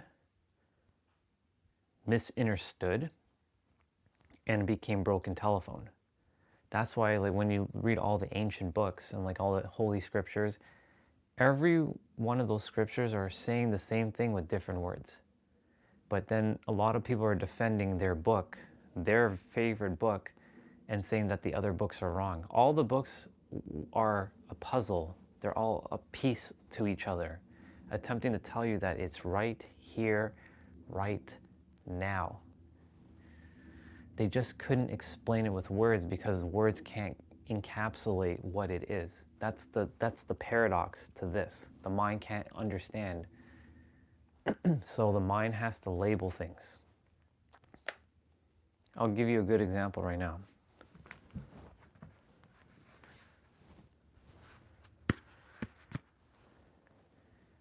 I'm holding something in my hand. One would call this a yoga block. But if I told you that this is not a yoga block, and I told you this is called blah, this thing is called blah, you're gonna be like, what the hell are you talking about? That's clearly a yoga block. Because our mind always wants to label something. But this is God. This is God. This is God. This is God. That's God. This is God. This is God. That is God. The word God, I'm just using God, but it's actually the word itself. I'm going to use itself as the replacement for God. Itself, itself, itself, itself, itself. Itself. You're all itself. Expressed in 10 million different forms on the planet. 10,000 different forms expressing the same thing with different experiences. Like a tree is also itself. The sun is itself. The clouds are itself. The rain is itself. The snow is itself. Everything is itself. Even the temperature is itself.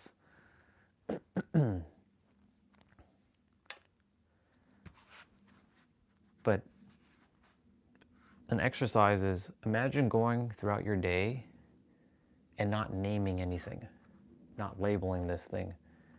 You're going to see your mind is going to go into chaos because it's going to want to always label something. This thing is yoga block. And why does the mind do it? Because it wants to understand. It wants to understand for itself, and it wants to help others to understand what you're talking about. Because it would be one gigantic mess if we just say all of it is itself.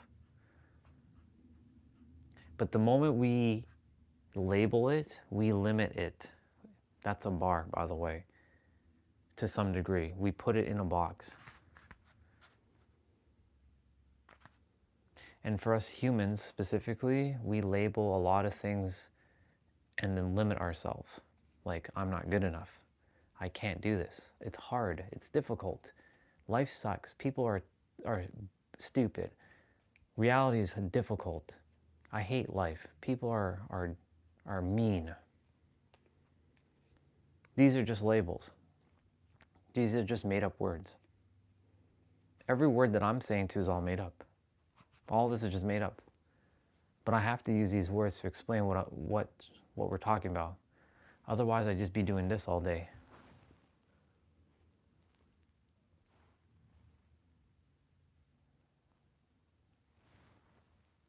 We're not going to get anywhere by me just doing this.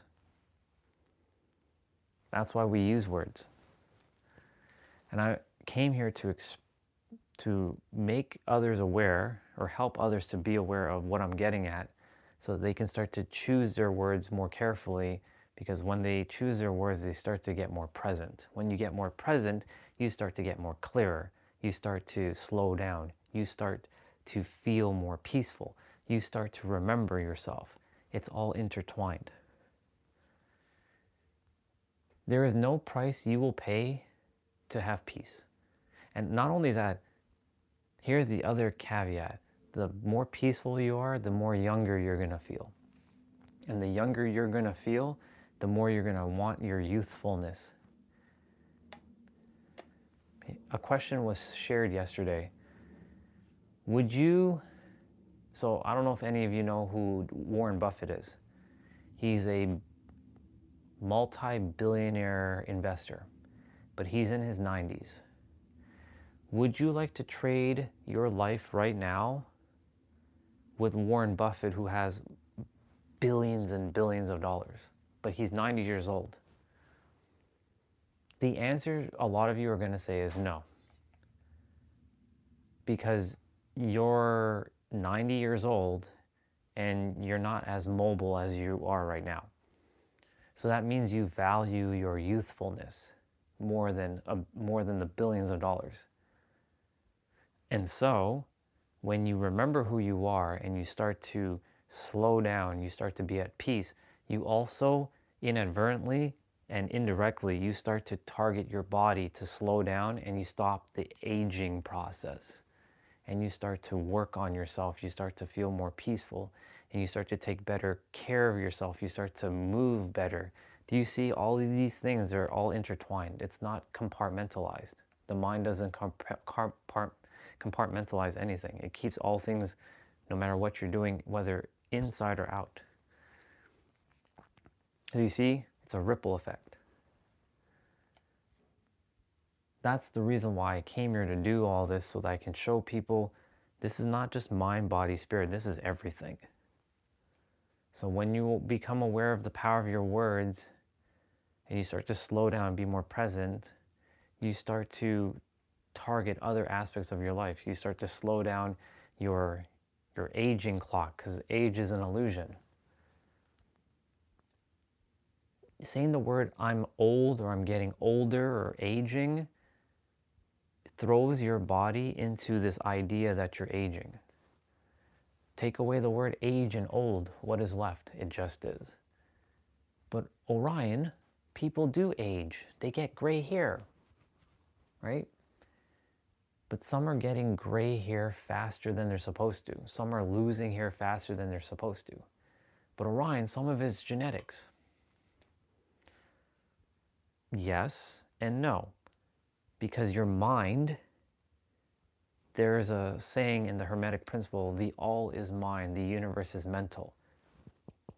So if you believe that you're getting old and you're stressing about things, then you're going to create the experience to start making yourself look old. Now, for this character, my speaking turned my beard a little gray. But this was by design, because a lot of people were not taking this character seriously because he looked too young, because a lot of people think he's not wise. So when people have like silver beards, they start to take them a little bit more serious. So this is why this is the way this character looks for the time being. That's a belief, by the way, that this character still believes that he has to have a silver beard to be taken serious. That's not true at all. There are plenty of people who are being taken serious without silver beards. But I'm letting this character keep entertaining that until he realizes to stop that. Then you'll start to see he's going to reverse the process, because it's possible. And it's not just possible, it's inevitable. This character also, for those who have been watching, is more flexible, much stronger than I was a year ago, even 2 years ago, even 4 years ago, even 6 years ago. How is that possible? Shouldn't you get weaker as you're aging?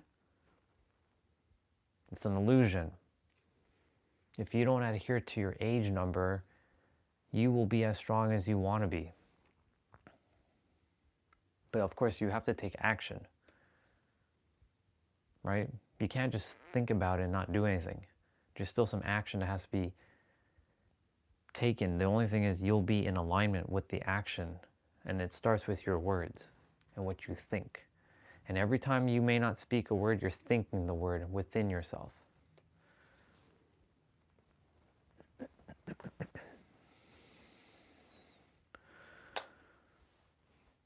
Do you see how all of it's interconnected now?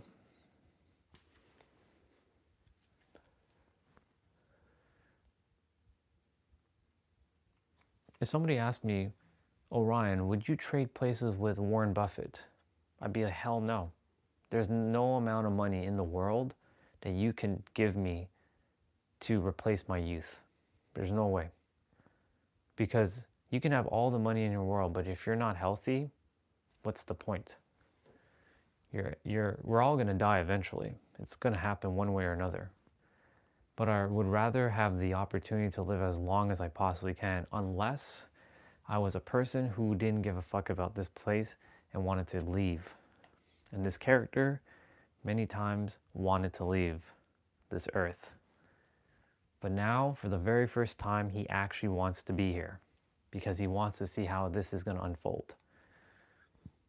He wants to actually help people now, fully, deeply, passionately remember who they are. It goes so deep to truly, like when I say remember who you are, it encapsulates all of what I just said. Being present, slowing down, knowing what you're saying, knowing that each word is an illusion, it's made up. You have the power in every present moment to change your words. Every word is created by a human, not God, even though we're all God, but the human mind created these words. But these words are also part of God. But then the paradox is some of these words are here to keep you. It's like a spell. So some people knew the power of the word, so guess what they did? They started to create other words to make sure they stayed in power, and others started to fall and be under control. Because the human mind has ambition to have control over other people. It wants power. It wants control. And if it can finesse people into believing something, then, and that's the thing, the super elites, the covert elites, they know how the mind works. They know exactly how this works, just like I do. So it's like, and it's not a battle between me and them. There is no battle. But they don't want individuals who remember themselves to know this stuff. That's why they continuously throw all kinds of tactics and bullshits for you to be distracted. Wars, politics, right? Fighting amongst each other to distract each other, divide and conquer. There's a saying, we're stronger when we're united. When this entire planet is united, there's not a damn thing that can stop us. Even if another species were to come to the earth and they wanted to invade, if all of us united as one cohesive unit, there's nothing that's going to stop us. We're just too powerful. But when we're separate, if you forgot who you are, then unfortunately you give your power away.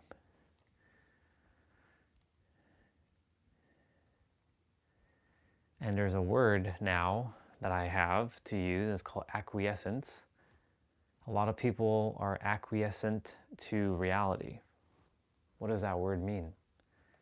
Acquiescence is the process of just silently agreeing with something that you have reservations or some sort of like uneasy feeling about, but you're just agreeing with it just so that you don't get called out. Because if you're the odd one out, people are going to look at you and then they will either kill you for being different, because that's how it used to work back in the day. If you were too different, you would be considered exile, and exile means death. And that feeling, even though that's not really what's happening today, is still deeply entrenched into us. That's why we all conform.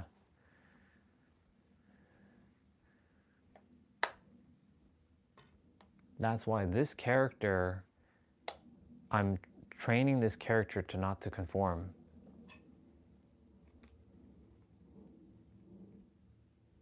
Yes, I want to be with people, and yes, I want to have connection with people, but at the same time, I'm okay if that doesn't happen.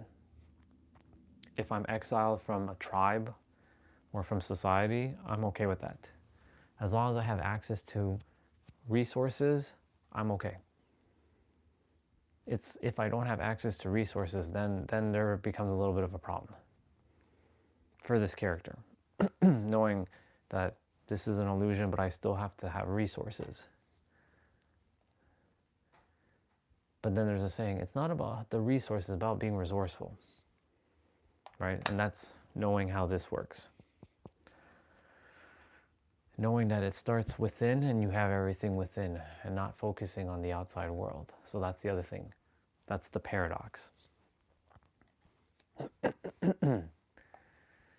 Everything is all interconnected.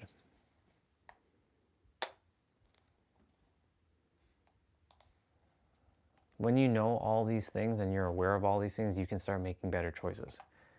Better choices leads to better life. Better life leads to more harmonious reality. Not only just for you, but the people around you. Because you'll naturally want to help others. you won't want to keep this to yourself. You want to help others. The only thing is, if they don't want your help, then you just have to let it be. But generally speaking, others will start to feel more harmonious around you, and then they themselves will start to feel more harmonious, and then other people, and it becomes a ripple. It's a ripple effect. Right now, the ripple has happened in the negative sense, and it's affecting everyone who hasn't remembered who they are. But for those who have remembered who they are, life is it's just going on. They're at peace. Even if they're in a place that has war, they're at peace because they know that nothing can hurt them. Like, they know that their soul is immortal. Their body is finite, but they know that it all starts with them, and they can uncreate and create situations at will. It just comes down to how focus and how much concentration, or how much focus, attention, concentration, and energy they're giving something. That's an acronym called FACE. Are they facing the thing they want, or are they facing the thing they don't want?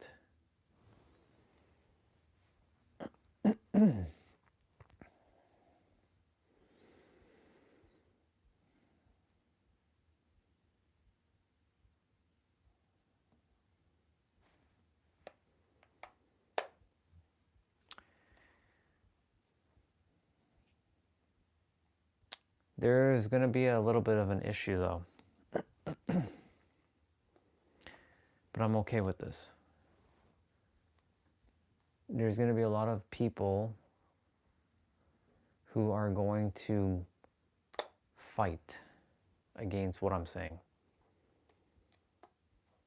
It's bound to happen. What's up, Soul Fam? There's going to be,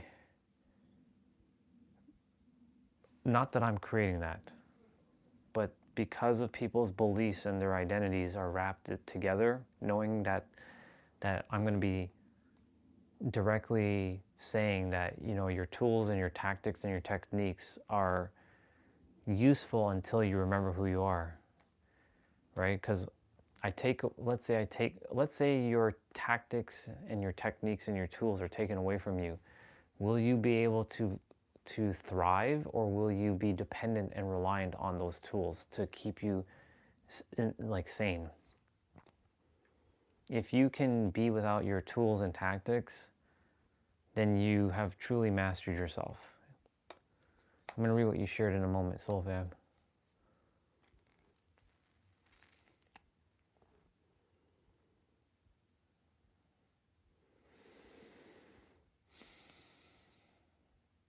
But yeah, the issue is when especially to the people who have considered themselves very spiritual, they're not going to like what I'm going to say, because they're going to want to hold on for dear life their tactics, their Reiki and their sound healing and their chakra healing and all their modalities and all the chin mudras and the and all the meditations and all that stuff.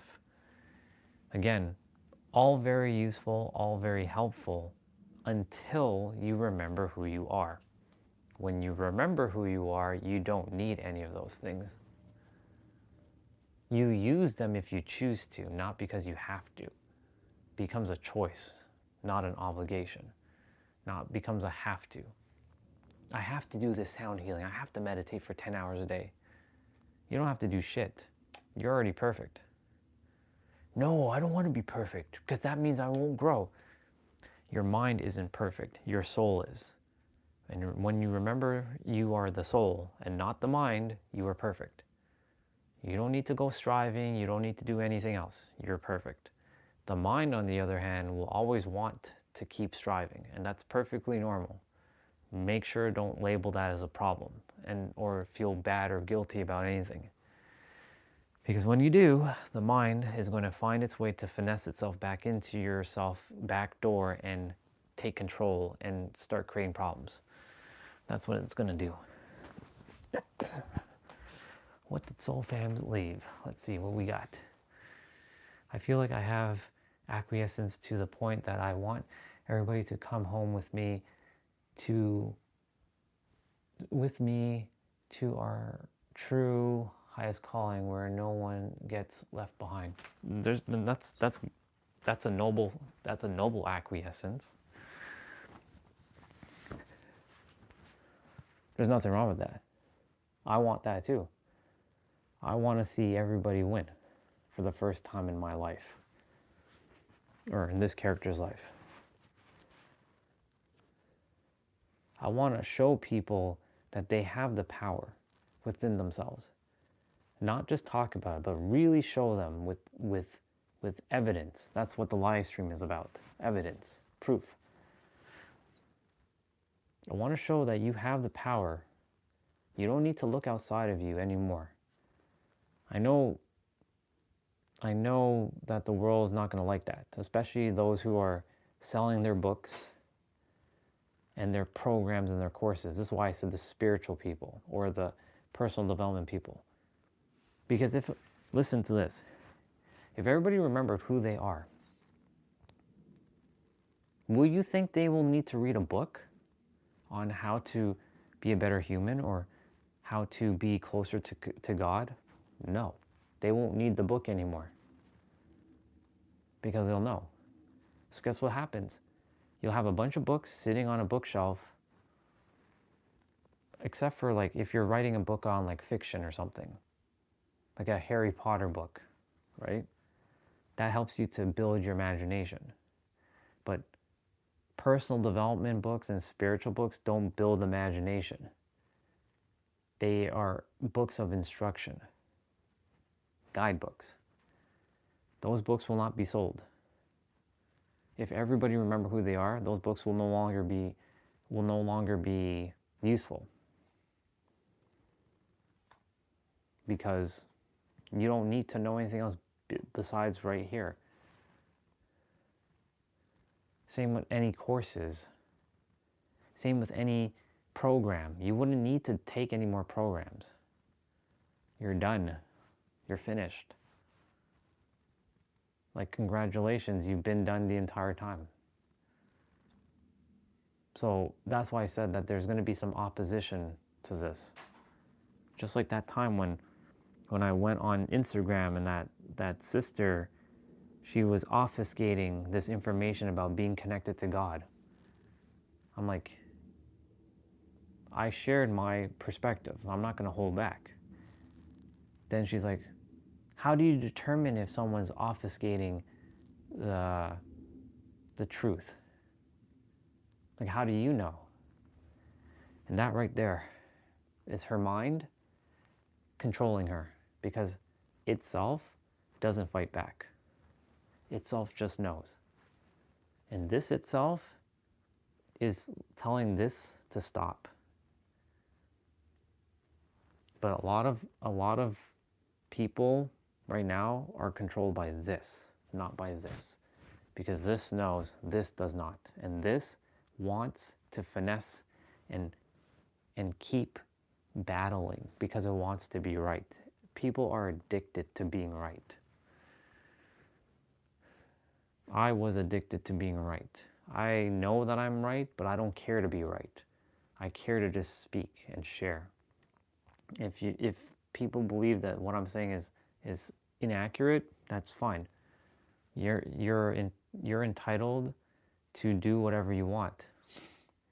But if you're suffering, then please pay attention. But if you're not suffering, don't listen to anything I have to say. Continue to live your happy life, because that's what you came here to do. Believe in whatever it is that you believe in, because ultimately whatever any one of you believes in is true.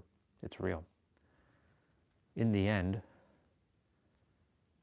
you will manifest it when you leave, one way or another.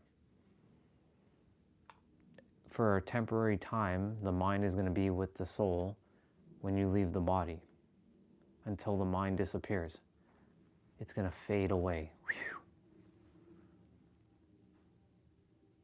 The mind isn't real.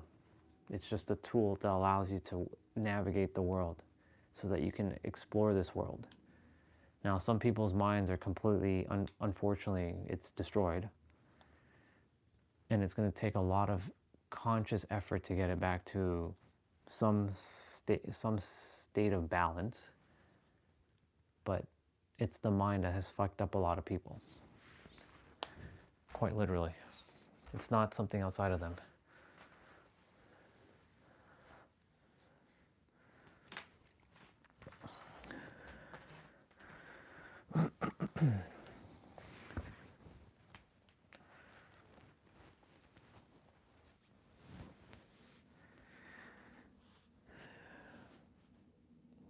I remember that experience when I was in the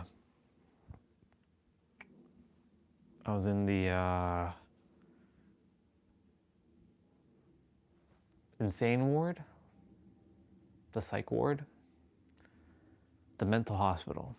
There, I was looking for the word. I was like, I'm missing a word. I was in the mental hospital.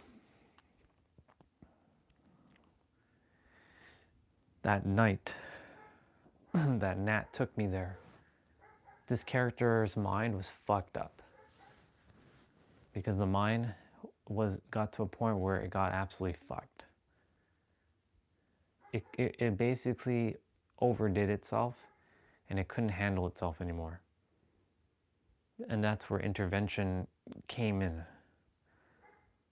And I remember that night when that woman was being dragged in by those 6 police officers, and she kept saying, "Rape my hole, rape my hole, rape my hole."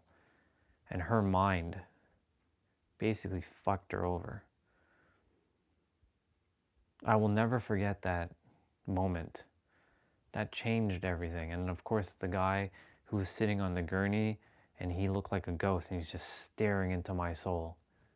And he wasn't even saying anything, he's just looking. He's like this. Just staring, not even blinking. No words, and he was strapped to the gurney. I knew I didn't belong there, but like, it was a reminder that it's their mind that has gotten completely fucked. And Cassidy, she left me a gift. Even though we may not be in full alignment, she left me a gift with her brother. I'm going to read what you shared in a moment. Again, her brother CJ was, I won't even say was or is autistic, but was under that spectrum. And for years, he was attempting to communicate with Cassidy and her parents what he truly wanted, what he truly is saying. But because they treated him like a child, feeling like he's a helpless little boy, it was like he's attempting to scream out what he wants to say, but he can't because of the motor functions of his mind and his mouth and whatever. But he knew exactly what they were saying, and he finally was able to express it properly for the first time in, like, I think it was 2022, and Cassidy shared that story with me. 2023. And she had a breakthrough with him. So all people who are autistic or anything like that, they chose their path. But they're not clueless. They're not helpless. They know what's going on. It's just that they can't communicate it because of their unique path. But they know what's going on. That's why I don't have any pity for, like, there's no pity here. I have empathy for anyone who's autistic, but I treat them as if they aren't autistic.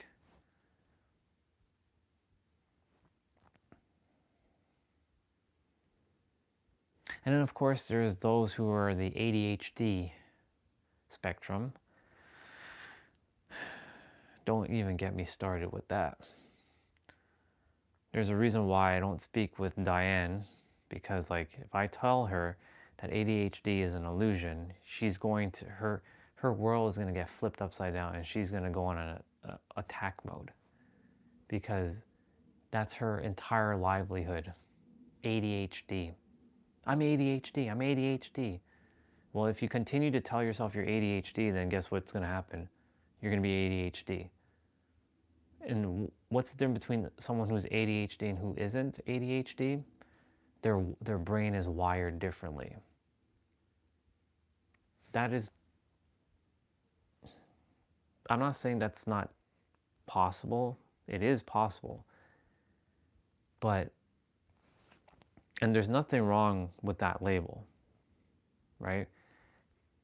But the thing is, a lot of people like to use these labels as an excuse to some degree. Oh, I have ADHD. My ADHD brain. Yeah, well, if you continue to tell yourself you have an ADHD brain, then guess what you're going to experience? An ADHD brain.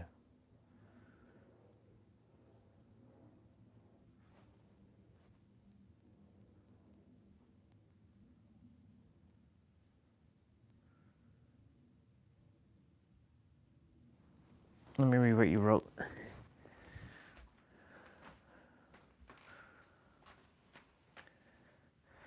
That's the uncomfortability in this when a spiritual person wants to try to explain the sensations, the feelings that they have you, just like when we were playing the character of the teacher. Yep.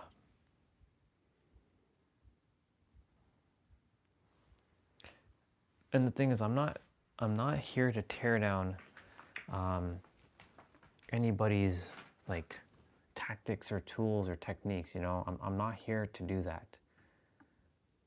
But at the same time, you know, I'm not here to adhere to limitations either. Right? I'm not here for people's limitations. I'm just fixing something at the present moment. A couple of my slides, I didn't save it, and I restarted my computer, so the saves didn't happen. So I'm just making sure these are even.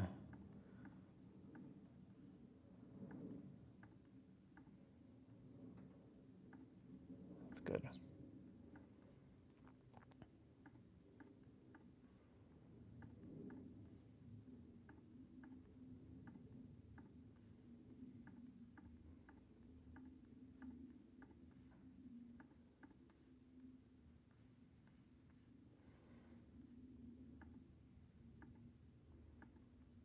I wonder why I have two of these slides. It doesn't make any sense.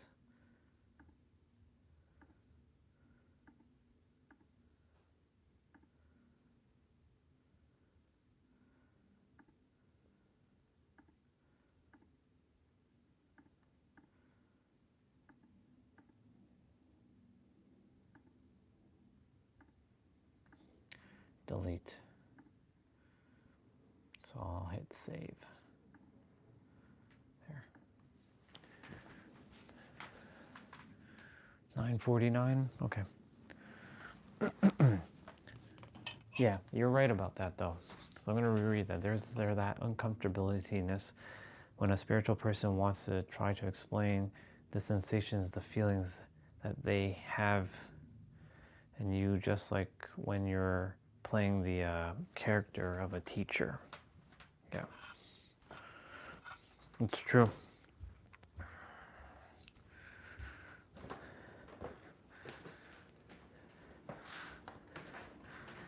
And you know, fundamentally, that's what all of us are doing. We're attempting to explain a sensation with words. That's all we're doing here. Is explaining a sensation with words that are made up, and attempting for others to understand our sensation, what we're feeling, so they can understand us, so that they can accept us, or they can. I'm about to eat some nuts, so bear with me.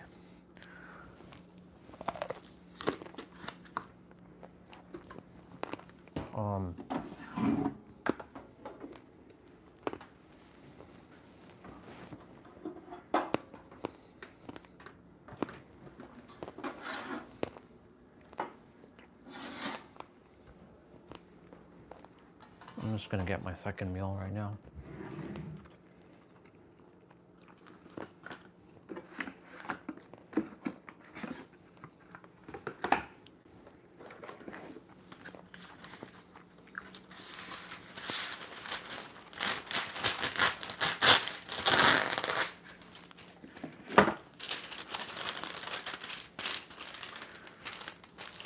But yeah, that's what's happening here on this planet. Quite literally.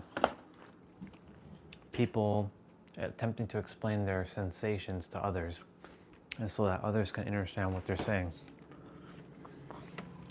But words miss the mark a lot, unfortunately.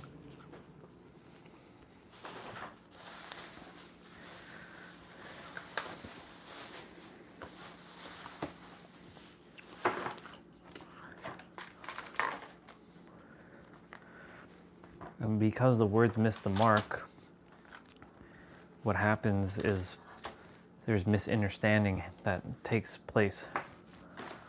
And the misunderstanding takes place, then there becomes a problem. And then that problem becomes very potent. And then it just becomes a war of words.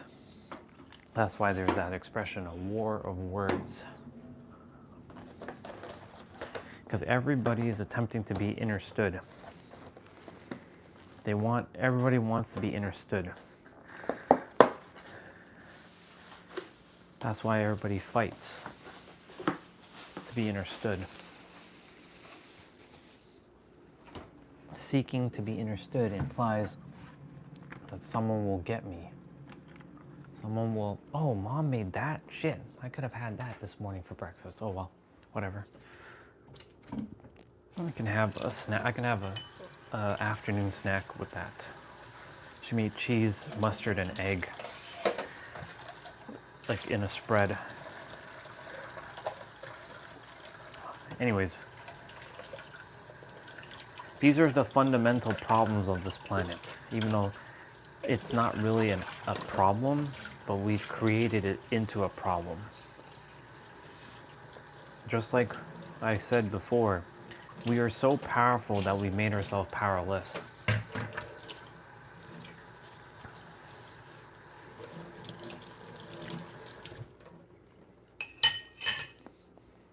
Itself is just attempting to use words from each localized version to help other localized versions. But all those words belong to itself. And itself has all the answers. And we're all itself. We're just a layer that's covering the true itself. Or someone would say the true I am. I would rather use the word itself.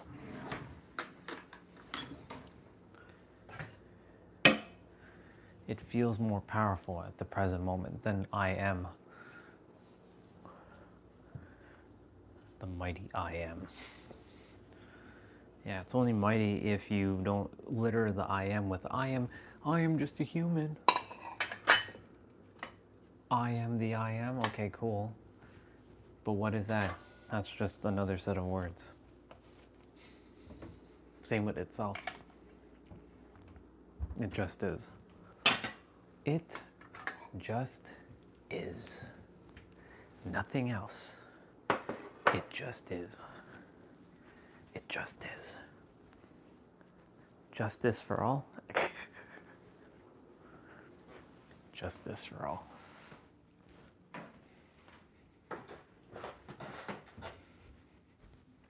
Pizza being put into my toaster oven.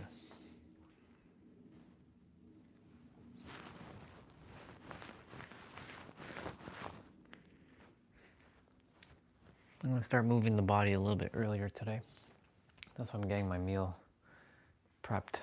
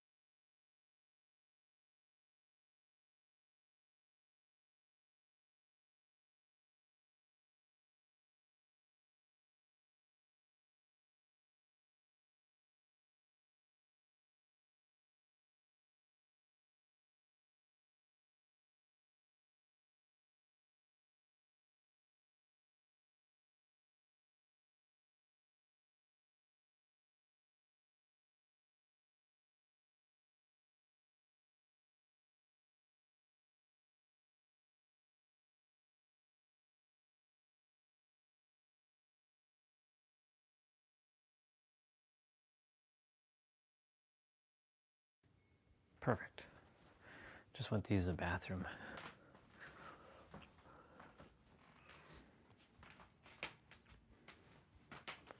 T-Bray, if you're there, make sure you're on around 6:30 so that we can play Dead by Daylight.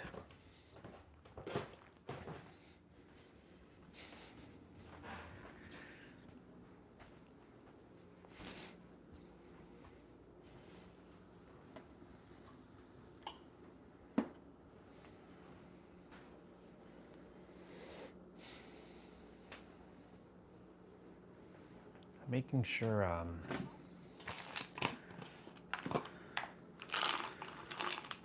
I eat more nuts.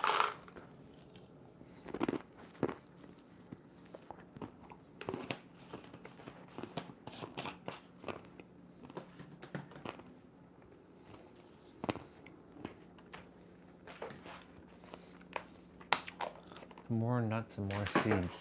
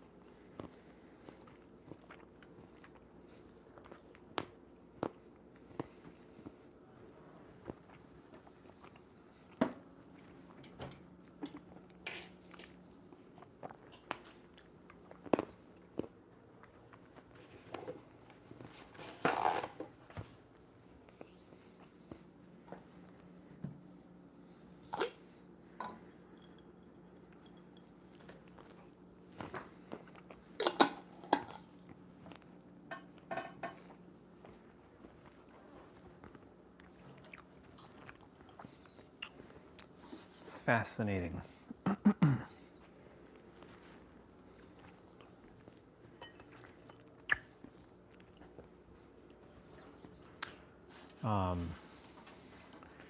How this character now loves dark chocolate. And I used to hate, with a capital H, dark chocolate.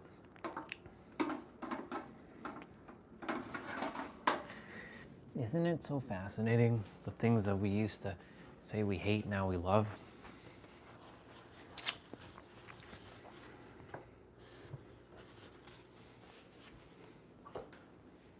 Plus, dark chocolate is actually better for you.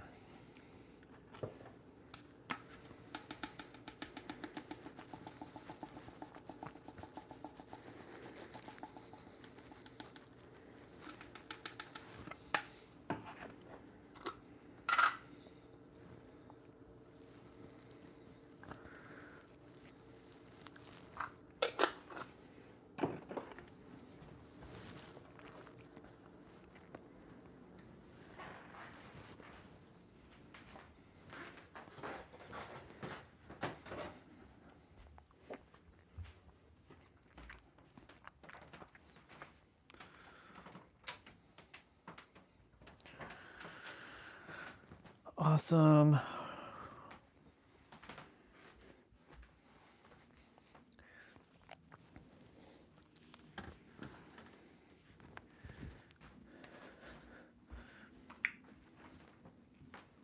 There's a couple things I wanted to get.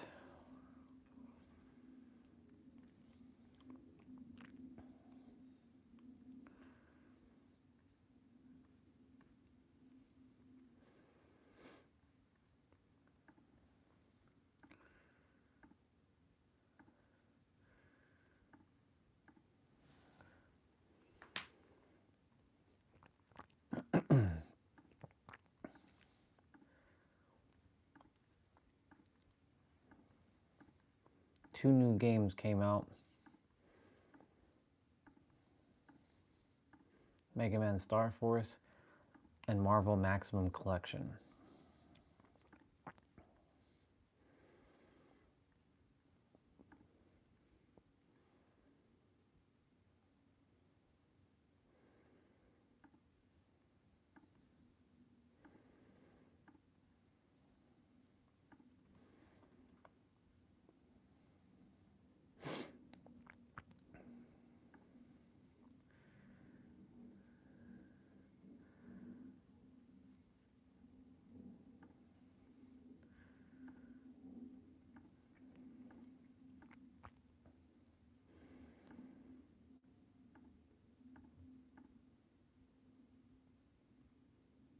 Wow, it downloads so fast.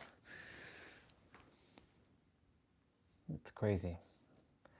My only thing is it says JP, which means Japanese. I hope it's not in Japanese.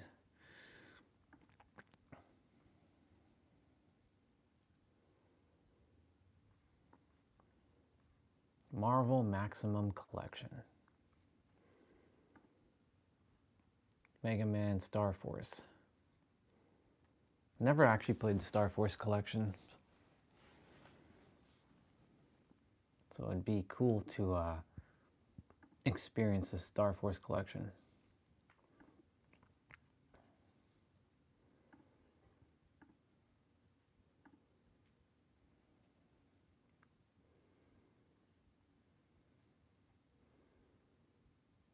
Man, that thing downloads so fast.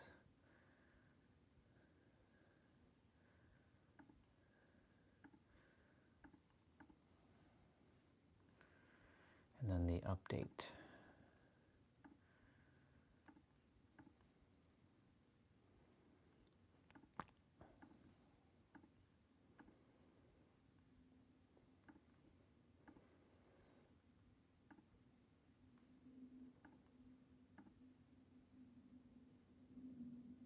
Oh, download went up a little bit.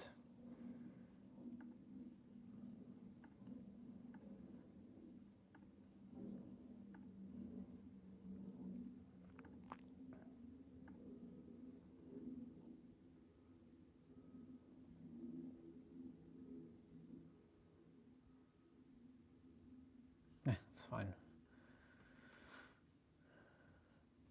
I'll keep it on my penthouse, my living room. There. Yep.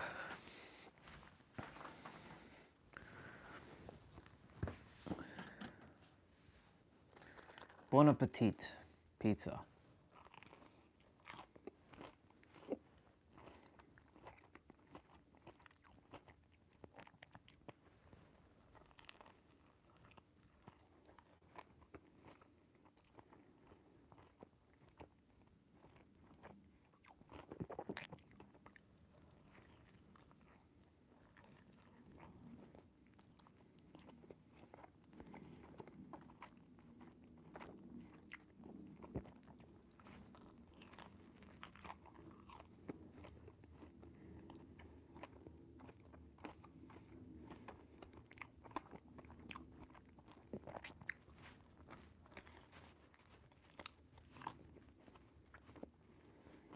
Eating early helps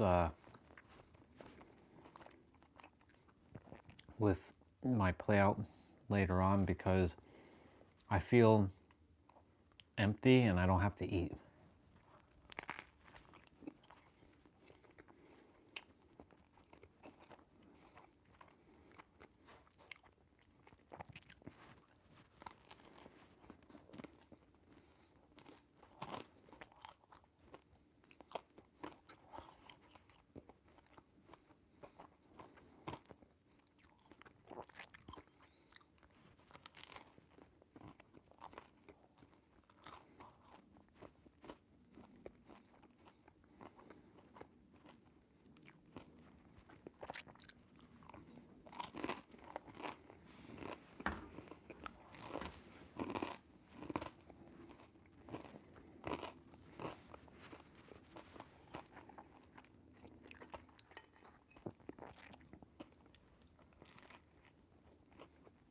There's technically a mini slice on this pizza.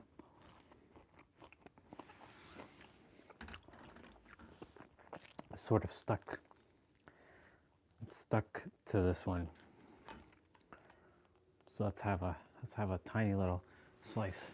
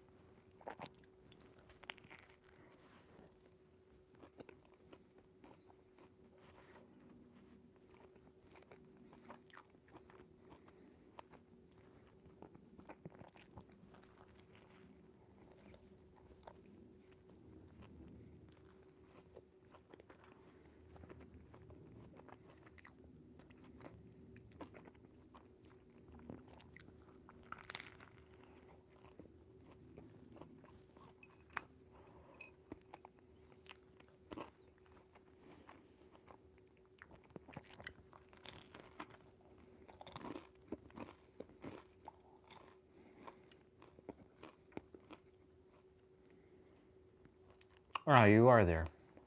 If I knew you were still there, I would have moved the mic away from my mouth. Oh well.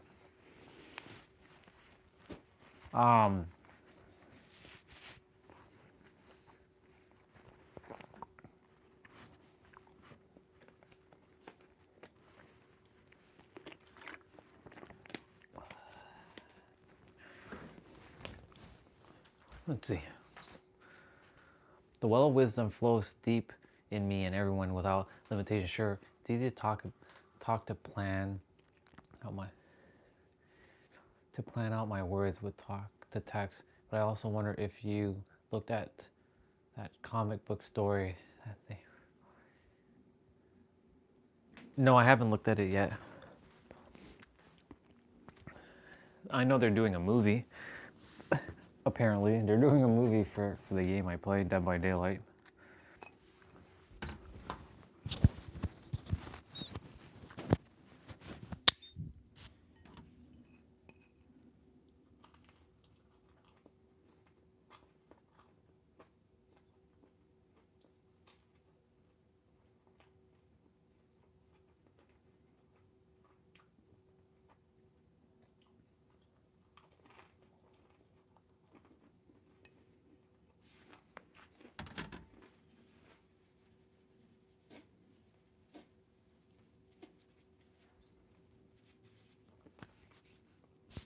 It's finished.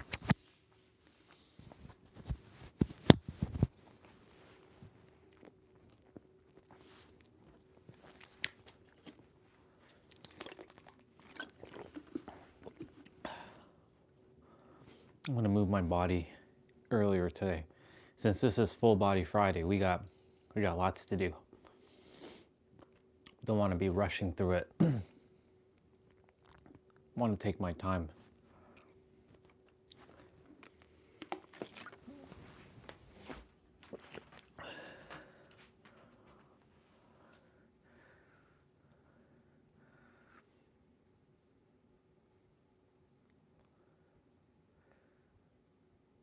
Yeah.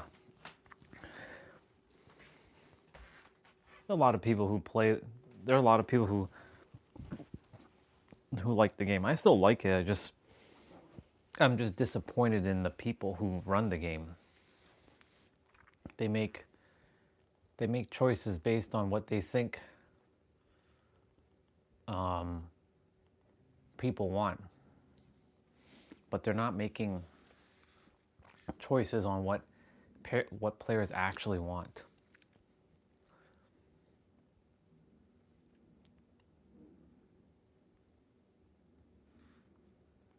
the game was supposed to always be horror survival, right? I'm not saying that you can't get scared, like when Michael Myers is like stalking you in the corner and he's just staring at you, but today's version of Dead by Daylight is not 2016 and 2017 and 2018's version where it was very dark and grungy, right? Kate wasn't wearing pink outfits, and though I appreciate all the pink outfits and the color stuff, it also made the game too easy, it's now become just a me versus a player. It doesn't feel like I'm surviving.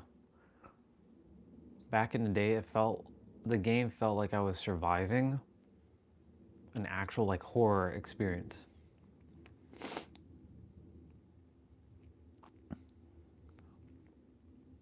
And I have my old gameplay footage of me playing where it felt very dark and grungy. Now it just feels too cartoony. There's too much brightness going on.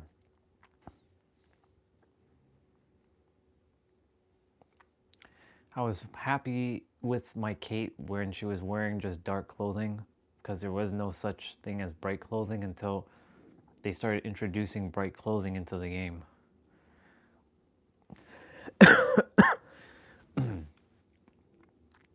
So, you know, it's yeah, they're making a movie of the game. I think my download's finished. It is. Perfect.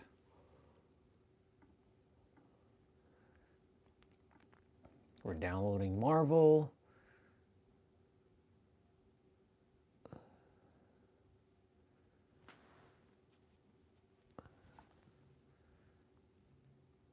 Maximum, was it Maximum Collection? But yet they forget to put the best game in. This is what I hate about companies when they do these kinds of collections. They don't put the best games in.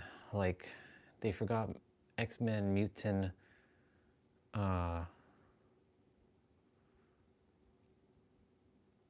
Mutant Apocalypse or Apocalypse Mutant or some shit like that.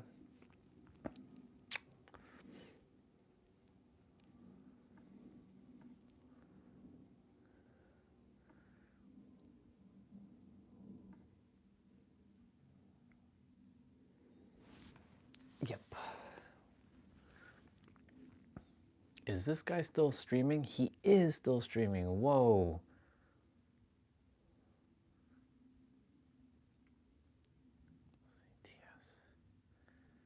Suno will be starting stream at 6 p.m. CTS. Central Time Zone?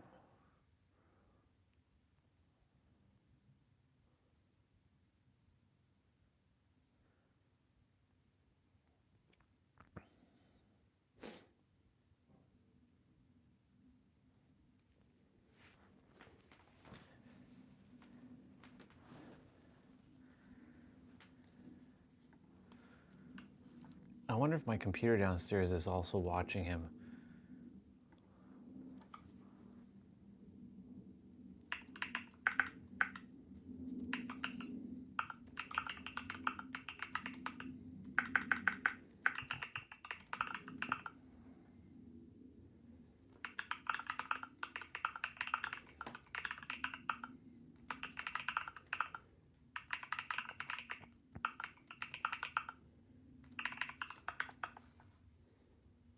Suno Mod is the guy who's making the mod for Final Fantasy 9.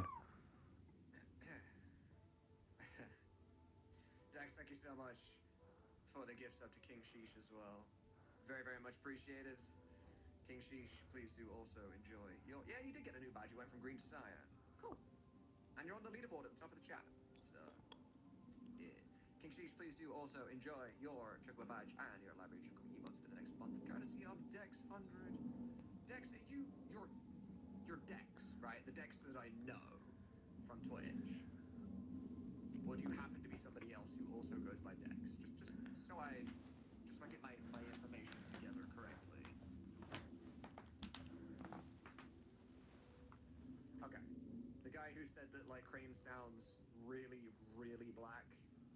impressed at how black Crane can sound? That deck is.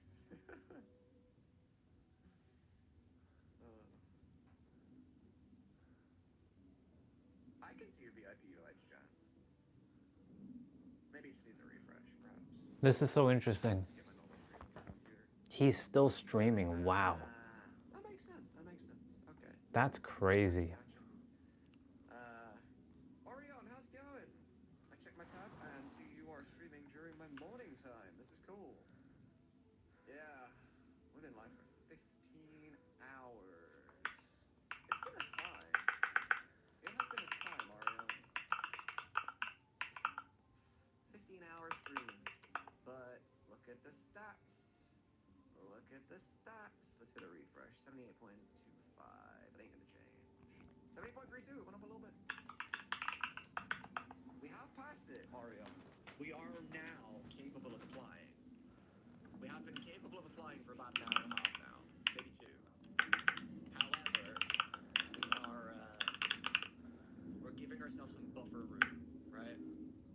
As I've explained to everybody else a couple times here, but when I apply for this, there is going to be a human being that gets my application, and they are capable of saying no. They are very, very capable of saying no. If they are asking for 75 average and we turn up with 75 average, that's considered bare minimum, right? We don't want to walk in and be like bare minimum. If they're looking for 75, let's walk in with 80, right? Let's make sure they cannot say no. That's the goal. Because look at this, right? Reach 250 followers. He just mentioned my name, by the way. Get 250 to speak. Smashed it. 357. Stream for 30 hours. We are. Hell, we did half of that today. This does not update until after stream. We're on about 50 hours. Smashed it. Get 25 subscribers. We're only 3 off of double. Bear in mind that they are individual people, right? Gifted subs don't count towards that specifically. 47 out of 25. Smashed it. Nearly double. Average. Let's get a couple legs up as well, you know? Let's make sure they cannot say no. We are applying today. Live on stream, we are going to be applying together as a group on this stream.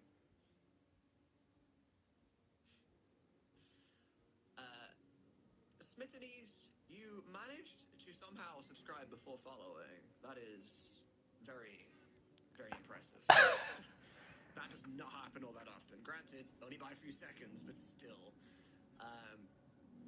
Smittenus, thank you so much for the follow. Very, very much appreciated. Thank you for being here. Thank you for helping on this journey. Every single person right now matters so much. So I'm helping Sunamod. Everybody matters. We are 15 hours. Thank you so much for the subscription as well. I'm helping him because he is responsible for making the mods for Final Fantasy 7, 8, and 9 for the voice. But he's going through a little bit of a life journey where he's about to be evicted from his place in Ireland. So if he gets evicted, well, he already got his termination notice. There is a little picture of a face, right? A little emoji of a face. If you click that, there will be an icon for the Sunamod. That's on my end. Orangey brown diamond. That's someone else speaking. This is Sunamod. He's the guy that makes the mods for Final Fantasy 7, 8, and 9 for your characters to speak. In order for him to finish these mods, he needs to be partnered in Kick. And Kick is another platform, which I might be streaming on potentially. So he is applying to get partnership today because we wanted to help him. Because if he gets partnership, he can get like paid like an hourly, like a salary from Kick. Yeah. And so I want him to finish the mod. I want to play Final Fantasy 9, and he is doing it, and I've seen him do the work on it. Just spam your favorite emote. Don't worry about me seeing that and being like, oh, don't spam my chat already. Just get it out of the way. Find your favorite emotes, spam them a bunch, get it in your hotbar. Find your second favorite one, spam it a bunch, get it in your hotbar. Just set your hotbar up so you never have to go through that system again. You can just click it, and you'll never have to go find it again, right? It's just easy Yeah, I'm just basically lingering in the background. I did message him and he just responded to me.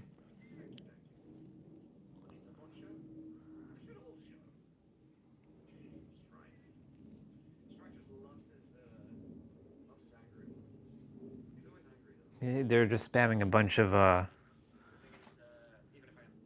yeah.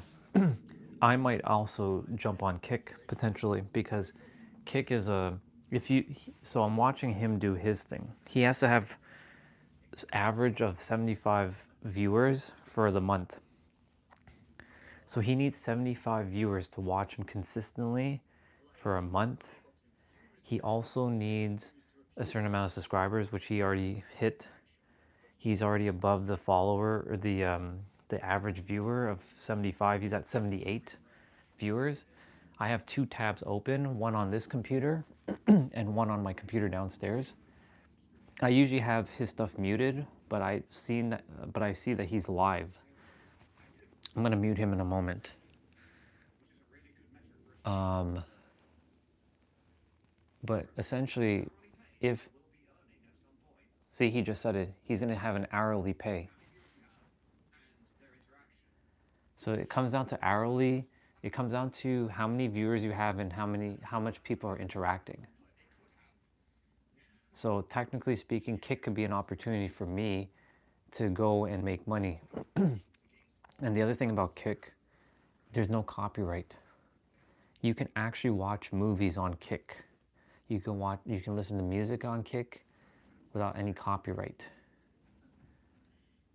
and get paid. So you can say that Suno is also kind of laying a foundation for me, potentially. So it's fascinating.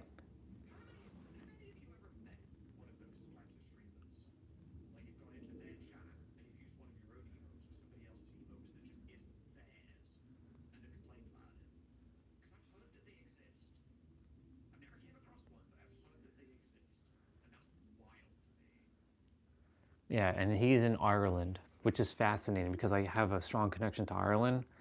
So I wanted to support the brother because he made a YouTube video and I actually left a comment in his previous YouTube video saying, "Man, I'm not really I don't care about all these other mods. I care about Final Fantasy 9. Like when will you finish it?" I didn't mean that as in like in a rude way, and he didn't take it in a rude way when he responded. But he made a video explaining about his life situation, what's going on, right? Because he's doing this out of his kindness of his heart. He's doing it for free. He doesn't want to ever charge anybody for these mods.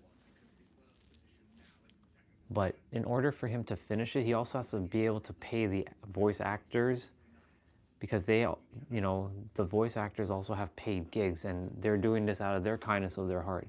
So you see, the way to support him was to just jump on Kick and just watch his channel and interact here and there. So this is this is interesting. He's not usually on at this time. He's usually on at like 7 p.m. my time or 6 p.m. your time. So apparently he started at 6 p.m. yesterday. So he's been streaming for 15 hours straight.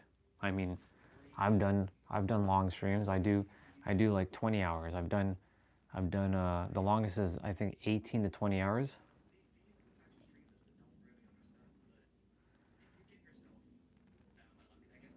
But anyways, Kick is a platform similar to Twitch, but it's not as Kick is a little bit more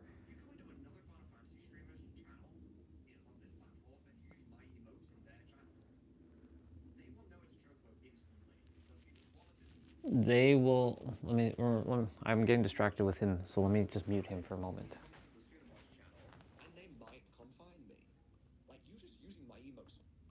There. He's muted.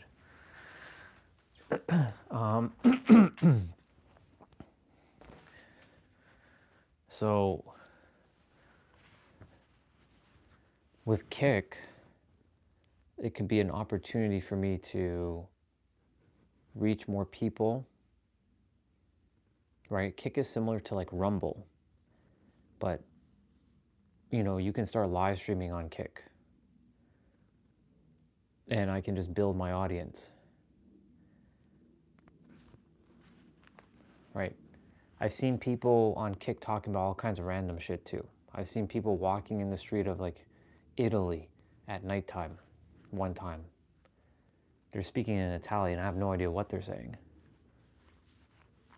And I saw another person just in a car. So clearly there is a Kick is different than your traditional, well, it's like YouTube, but the requirements to get paid an hourly wage and make money is different. So I might pursue that. In fact, I will probably pursue that. So even though I have the other YouTube channel, look, like right now, he's watching an anime with no problems. He's literally watching an anime right now. But you couldn't do that on YouTube. You can't do that. You literally will get copyright.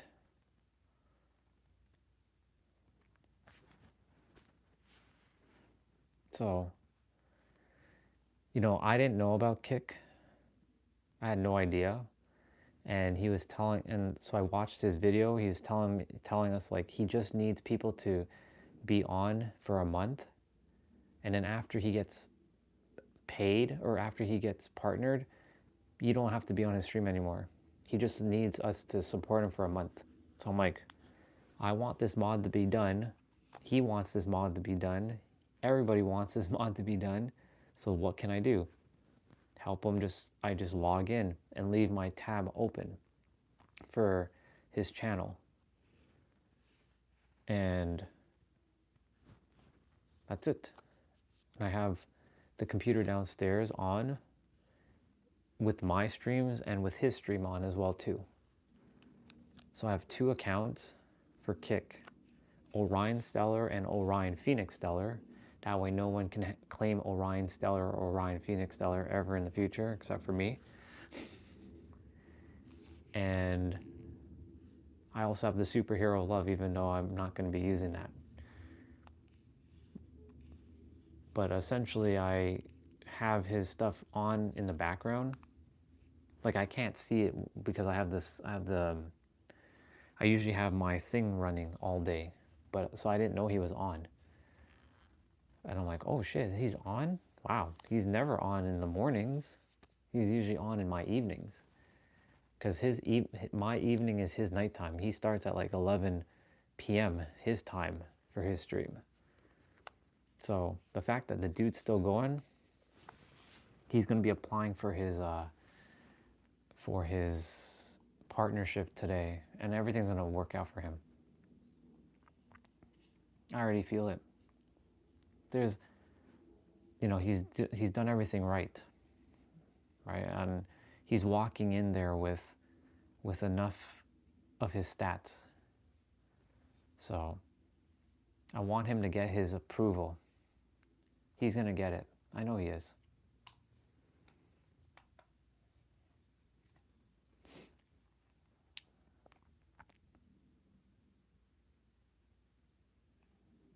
So yeah, his stream is there. I can see it, but I can't hear it now because I muted him.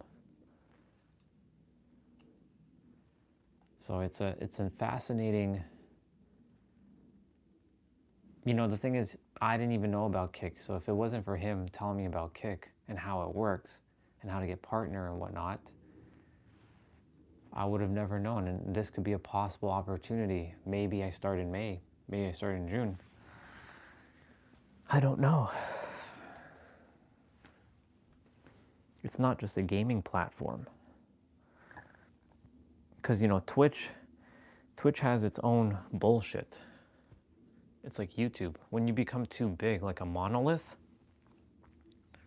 when you're like a monolith on like Twitch or YouTube, smaller creators who are just starting out, right? It's a little bit harder for them. Well, that's a belief, of course. I can snap out. It's actually easy. But you know, when you look at it, most people say that YouTube is hard. That's what Nero was saying. I'm catching the belief. See, the mind is like, YouTube's hard, YouTube's hard. YouTube's easy, but most people have the experience where YouTube is hard. Same with Twitch. But they do have a lot of rules that you have to follow, whereas Kick does not. Like, you can play copyright music. You can play copyright material and not get copyright. That's, so like if I want to hang out with my audience one evening, I'm like, yo, let's watch a movie together. Let's watch, you know, something. We can all just hang out on the stream while we watch a movie. I can't do that on YouTube. So right now he's playing Final Fantasy VIII, and he's doing the mod for Final Fantasy VIII as well.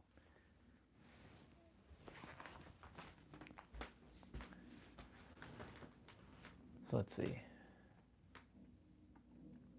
definitely changed his animation, though. It is here. Let me reopen the file and make certain that it actually changed. Because if it's just not changing anything, then that's just a me problem, right? I'm just changing the wrong thing. It went back to 0. Okay. It fixed itself. He's doing some work.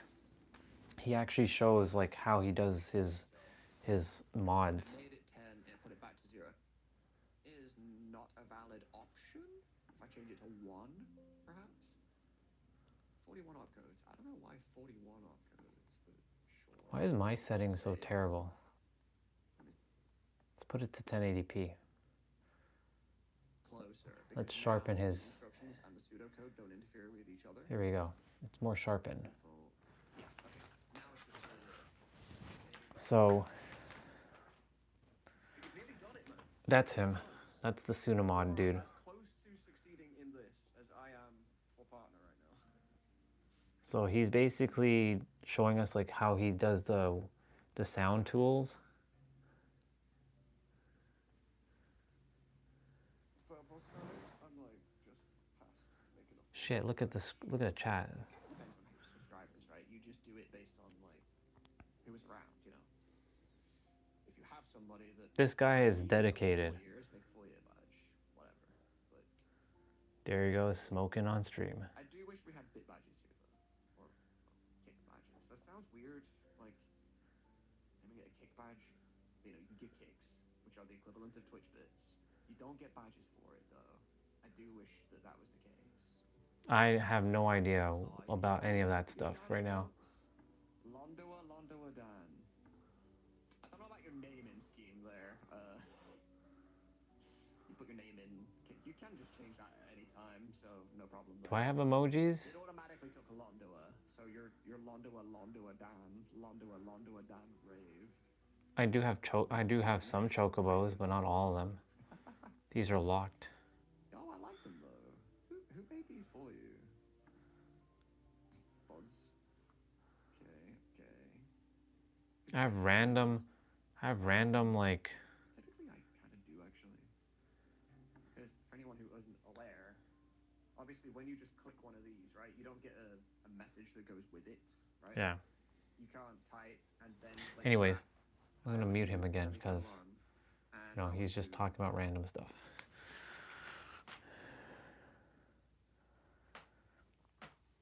I'll clean up in the house back. By 10. Gotcha. Cleaning is awesome. I've been doing lots of cleaning myself. Organizing, purging, packing. Every week I'm cleaning. Like once a week now I'm using the Swiffer to wipe down the room. Like I'm like dusting, but then I use the wet wipe and I do the Swiffer. In fact, I might do that right now. Just because. since you're cleaning, that's a good opportunity. So I'm gonna go get a Swiffer. First I'm gonna wash this out. Yeah. It's good to clean because, you know, when you're cleaning internally or you're cleaning externally, it makes you feel like you're cleaning internally. Right? There's something about cleaning. That's why Marie Kondo, when she made her book, right? She's the one that kind of put this thought into me about, you know, cleaning. She makes a living by going and helping people to organize their life.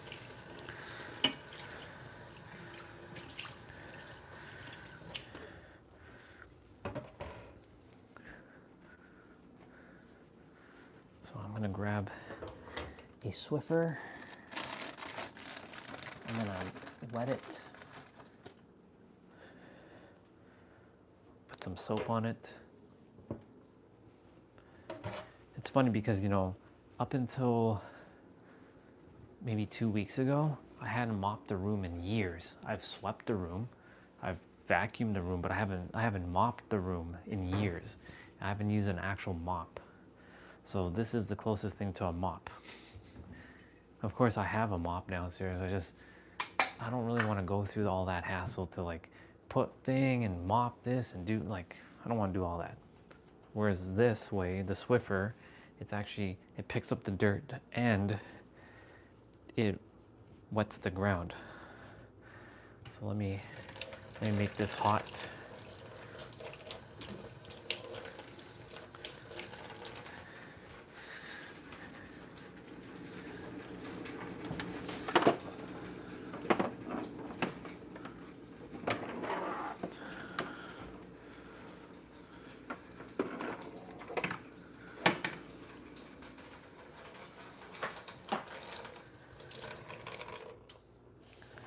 The kitchen sink always takes a while for it to warm up.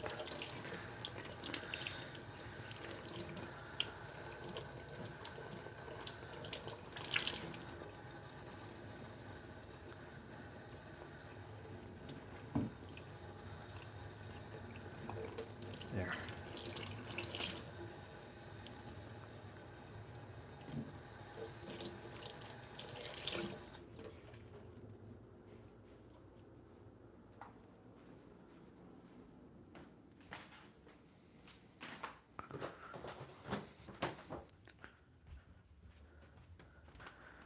Perfect. Did you know, let's see, did you know that Final Fantasy Magic set, what's the most profitable, I did hear about that. And my brother has Magic. He has a lot of those cards, in fact. I see them downstairs. They cost a lot of money. They're very, like, they cost a lot. From what he's told me and what I've heard about it.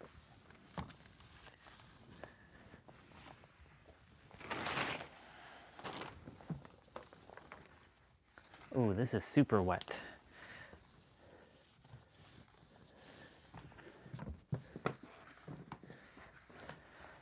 The challenge is this underneath this chair because of all the wires underneath this chair. So I have to like lift a bunch of the wires.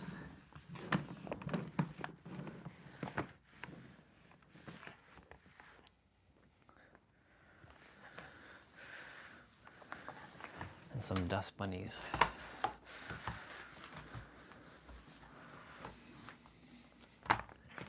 Yeah, I heard about that.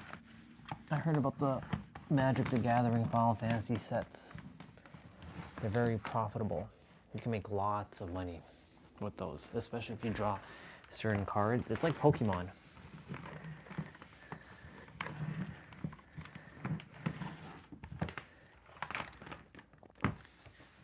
Fucking Logan Paul sold a Pokemon card for like $4 million. One Pokemon card. That's crazy.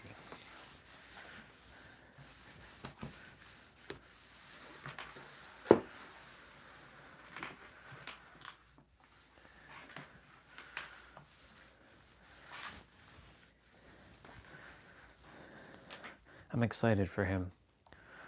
I'm excited for Sunamod. Happy for him because he deserves it. So to tell you the story about him quickly, so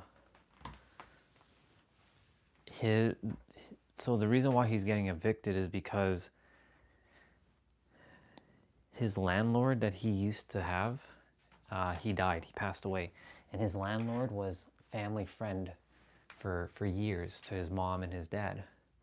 But because he passed away, his daughter took over, and his daughter is, well, let's just say she's all about this. So she raised the prices on them, but she also wants new tenants. So this is the scenario. So in order for him to finish the mod, he needs to be able to focus on the mod, but needs to be paid. What he was doing prior was enough to support his family, him and his wife. But because he has to move now, you know, where he has to move because of all, you know, of course this is a limiting belief he said about there's no jobs in Ireland. There is jobs if you truly believe there's jobs, but, you know, he came here to do something cool. He came here to be a streamer, not to be working for someone else. So, you see how life kind of threw him a curveball? And he had to figure shit out?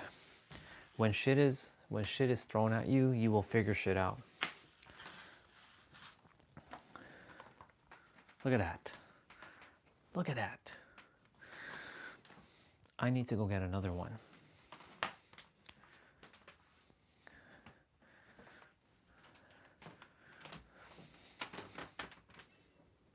That's wild. And I just cleaned a week ago.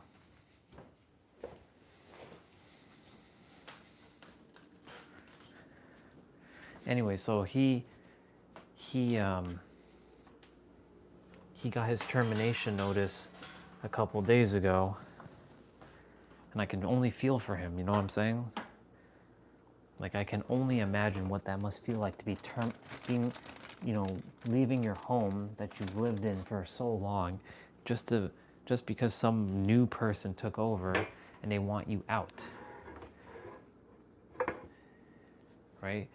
She doesn't have that bond with him and his wife like her father did. So you see, just because you're part, like, just because you have a family member doesn't mean that they're going to be the same, like you are. Unfortunately, that's not how it works. I wish everybody who was part of the same family had the same experience, but they don't. Everyone has their own damn, like, agendas, right? And I get it from her perspective. I understand, you know. I get it. You know, she has her situation, whatever it is in her life. But, yeah. That's what's going on with that guy. So, the least I could do, or what I could do, is just support him by just jumping on and, you know, being on his stream for, like, however long he's on the stream for. You know?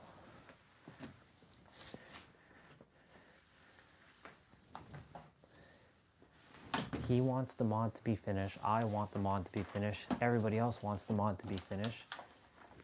But I also want to support the dude now that I know his story. Because I had no idea who he was or what was going on in his life. And that's the other thing. We're very quick to judge someone and their life before we get to know what the hell is going on. If us humans could just be more compassionate and slow down and remember that that's another human being, you know? He's got a livelihood he's got to take care of. The mod can wait. His livelihood is dependent upon, you know, the next set of actions that he takes.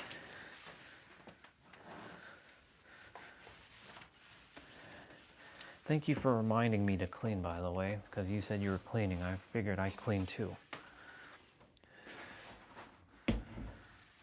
Brings me joy to clean.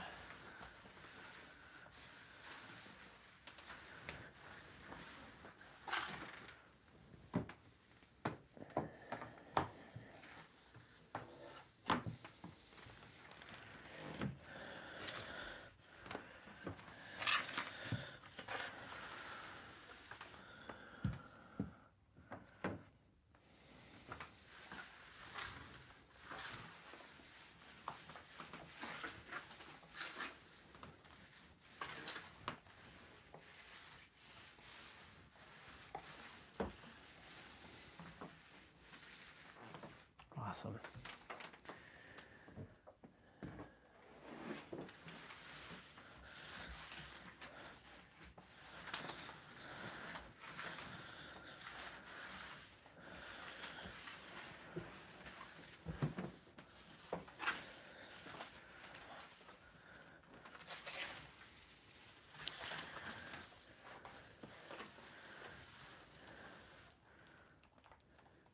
Very good. Very good. Clean. We're done cleaning. Well, we're done Swiffering.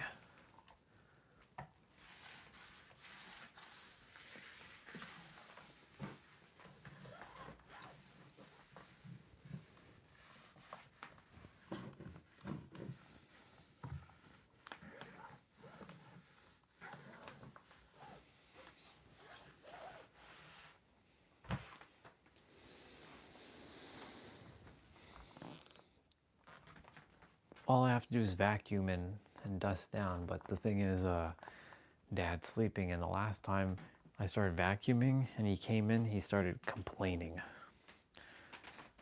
People who like to complain. It's really annoying. But Orion, don't you complain? I wouldn't have to if other people would just stop complaining about bullshit. They complain about all kinds of unnecessary nonsense.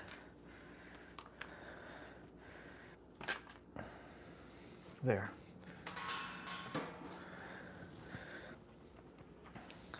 It's complete. Complaining energy is the worst. I wish I had known that. I wish this character had known that for the longest time, but you know, now we at least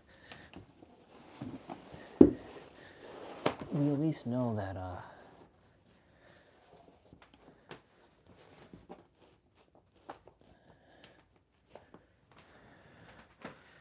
what to do now, you know?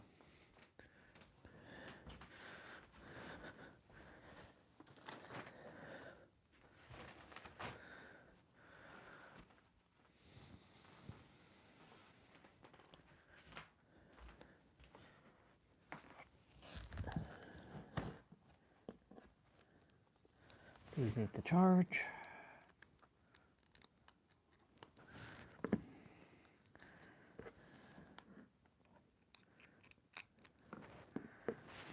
Awesome.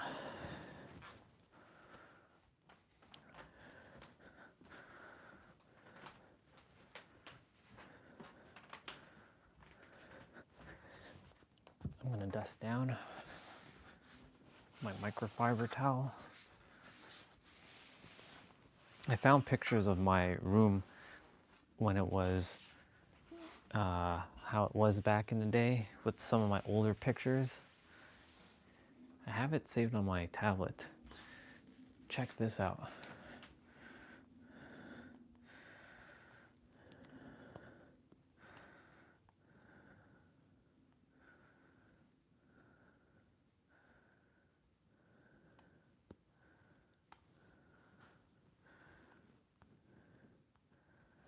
Well, this is my sister and my cousin when they were tiny, and this is what my room used to look like back in the day. We had carpet on the ground. I had that table there.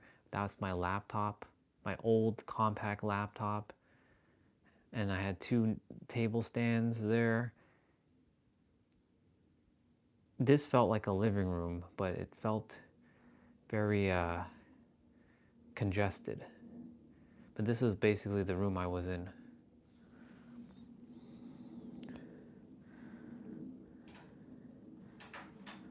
Wow. It's crazy. This is 2010, I believe. Yeah, this is 2010. If I can remove that, there's going to open up so much space. But the thing is, I'm not going to be living here, so it doesn't really matter. But this is like temporary.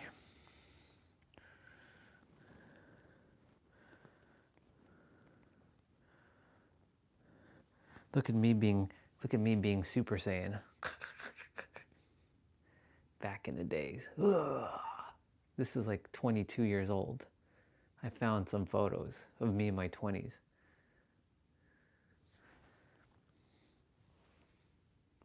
Wow. Look at this guy. I have very baggy clothing. Like very like evil looking.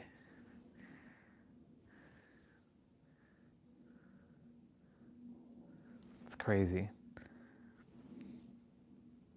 You can tell that Dragon Ball was a big influence in my life. Short hair.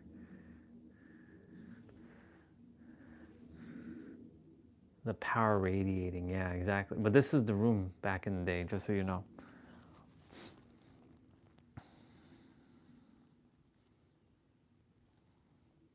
Look at the baggy clothing. Holy shit. But yeah, this is the same room. That chair is downstairs. That's the same chair over there. Those tables don't exist, and there's my laptop. My old school laptop. Later, dude. Thank you for coming on. I appreciate you.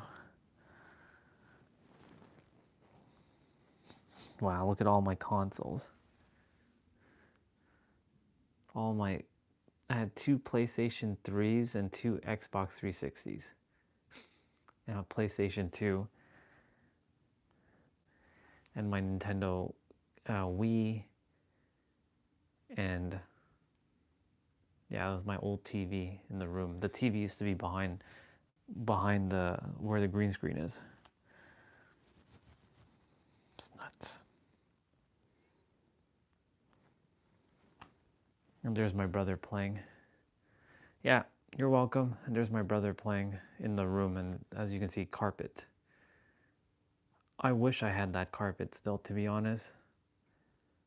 Fucking they ripped out the carpet for floor. Stupid.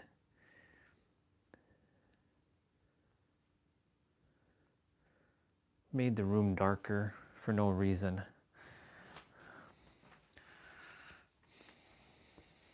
Silly humans.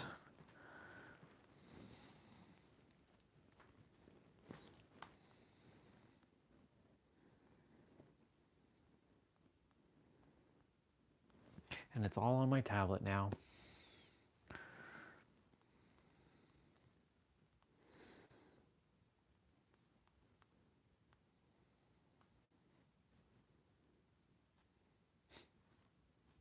It's all on my tablet.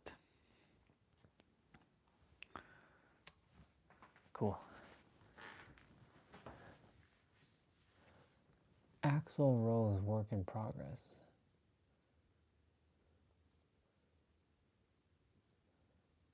That's amazing. I'm so happy for Sunomod. Such a good dude. I need to extract my games quickly.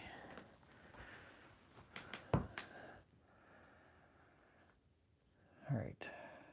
Mega Man Star Force. This is JP. I don't know. I hope that's not in Japanese. Hope that's in English.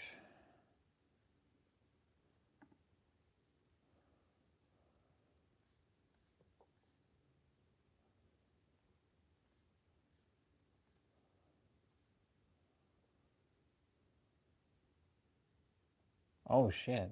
I didn't download the update.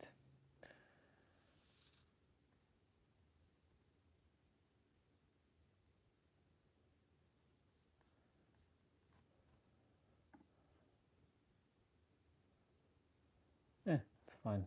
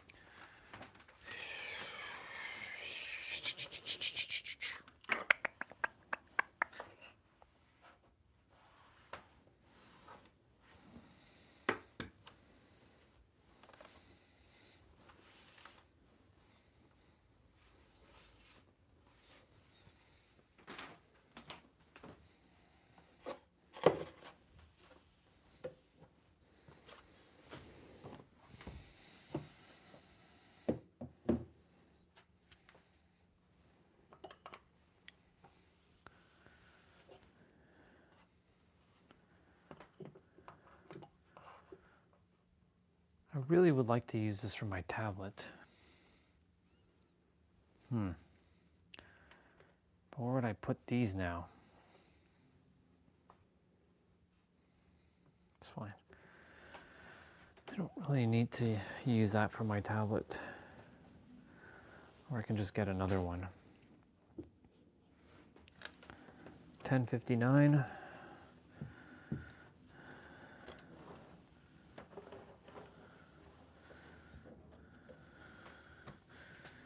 Keeping my room nice and clean. Alexa, what's the temperature right now? Right now, it's -4 degrees Celsius. -4.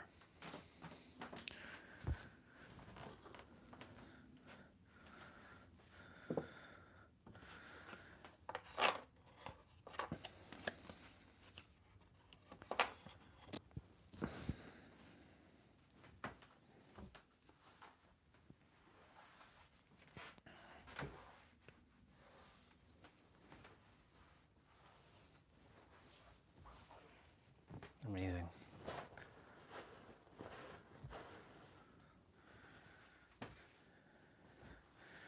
Amazing.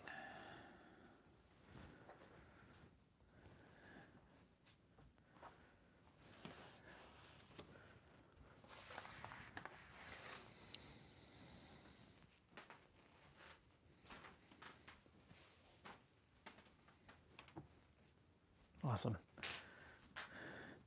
Room is cleaned.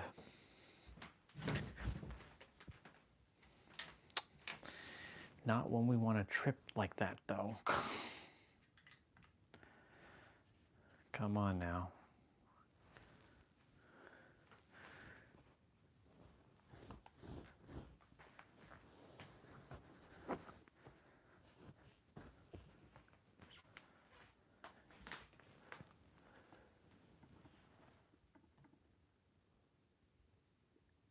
Copy.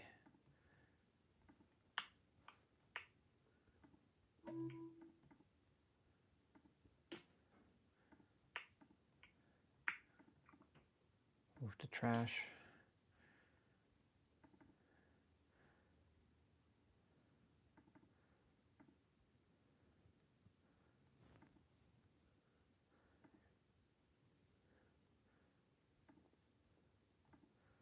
Copy.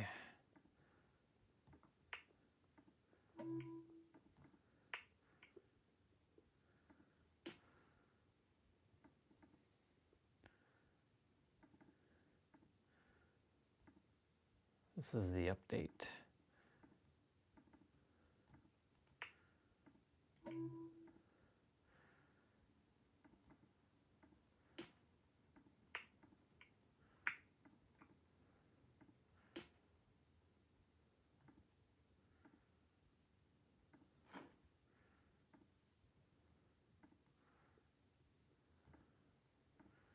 Awesome.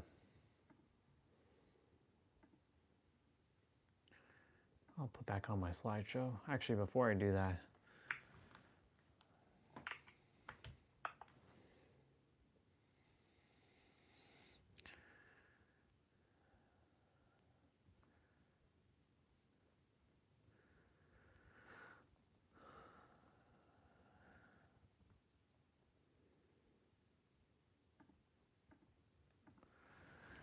I'm going to be right back.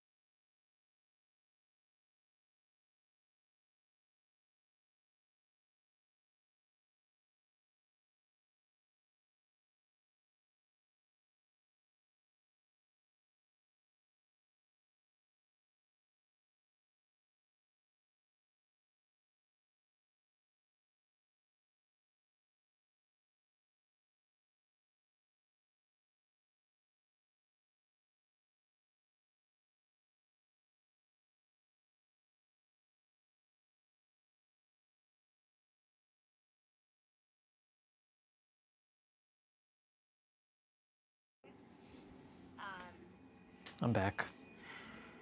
It's hot. It's hot. We're watching Hot Ones with Hillary Duff. A lot of the themes of the shows, of the episodes, were actually happening in my life as well. Social dynamics and stuff within my friend group, outside of work. So I'm trying to think of one in particular while this heat is permeating in my mouth. Yep, that's what that's gonna do. So nice to hear people's experience with the show, or like how it helped them or formed them, whether it be like her style or not quite fitting in anywhere. And I also kind of resonate with that. I feel like I'm a dork dressed in a cool girl's outfit a lot of the time. It's 11:17. Well, 11:18 now. I'm gonna try to go really cheap here. Homegrown hell. Okay.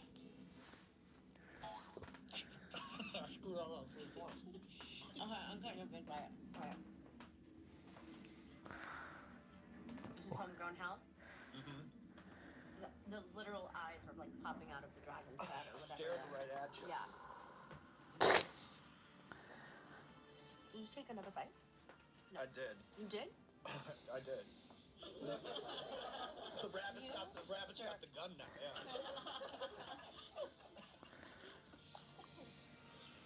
What's it been like being like a pop star time traveler and going from the times of like TRL and record store visits to then like pop crave headlines and TikTok trends? Like, have you had any kind of like pop star culture shock from jumping back in the pool?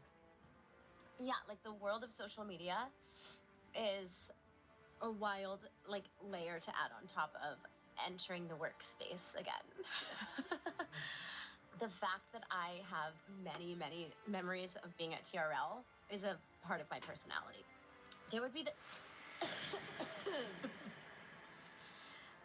same song on the TRL charts for like weeks after weeks after weeks after weeks. And can you imagine kids dealing with that kind of length in this day and age? Yeah. They'd be like, turn it over, like more, faster, more, less of like the same, like, you know. Now it's just this. So like there's definitely like a part of me that's just a little slowed down and like likes living in that part of my past and being old. But I also like You're not loving old. a TikTok trend. And You've been busy on it. I know. Shout out Erin, where are you? Actually, Aaron in the building, probably phone out, you know? Looking at one now. my hair and makeup also will. They're dear friends of mine, and they'll be like, this is the trend we're doing today. And I'm like, okay, I'll do anything. I'm still a child actor inside, wanting to please. Yeah, that's not I'm something going. I would going be too. doing, wanting to please. I got a big bite. Yeah, I saw that. Textbook. I got a big bite. She been taking them real big bites. Kind of hitting me It is? at this point. Your eyes Yeah. are glassy. They are glassy. Hey, you want to go in for some water? If you Some do, Wawa? if you do. All right, let's go. Tricked ya. I refuse. I'm kidding. But does it make it worse? Is it spreading it? No, they say that. But psychologically, I always think like the ice water helps, but I think it's all psychological. Nope, the ice water doesn't help. You might actually want to take a sip.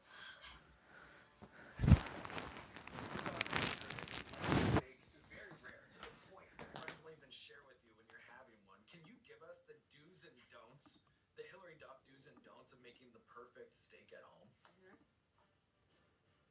So, my mom, I grew up with my mom and dad saying they liked their steak to where a good vet could get it back on its feet. Isn't that horrifying? Okay, this is Yeah. hot. Okay. About this. About the The new perfect steak. revolutionary modding tech we have. And then be made careful around for your eyes. FFA. Yeah. Just had that thought because I was about to wipe that I off. saw it. And I was saw like, it. I anticipated.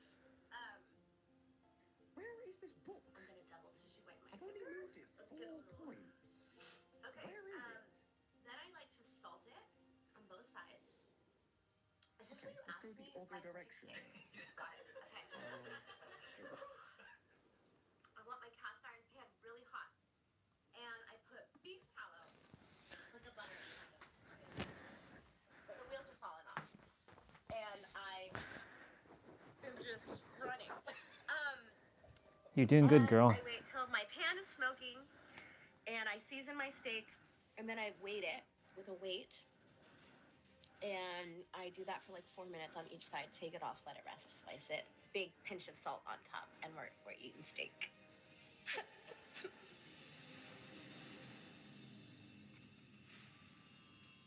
This is gonna be the one that takes me down, right?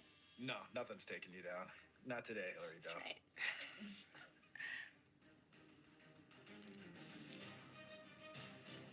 I'm upset. I just touched my lip. Okay.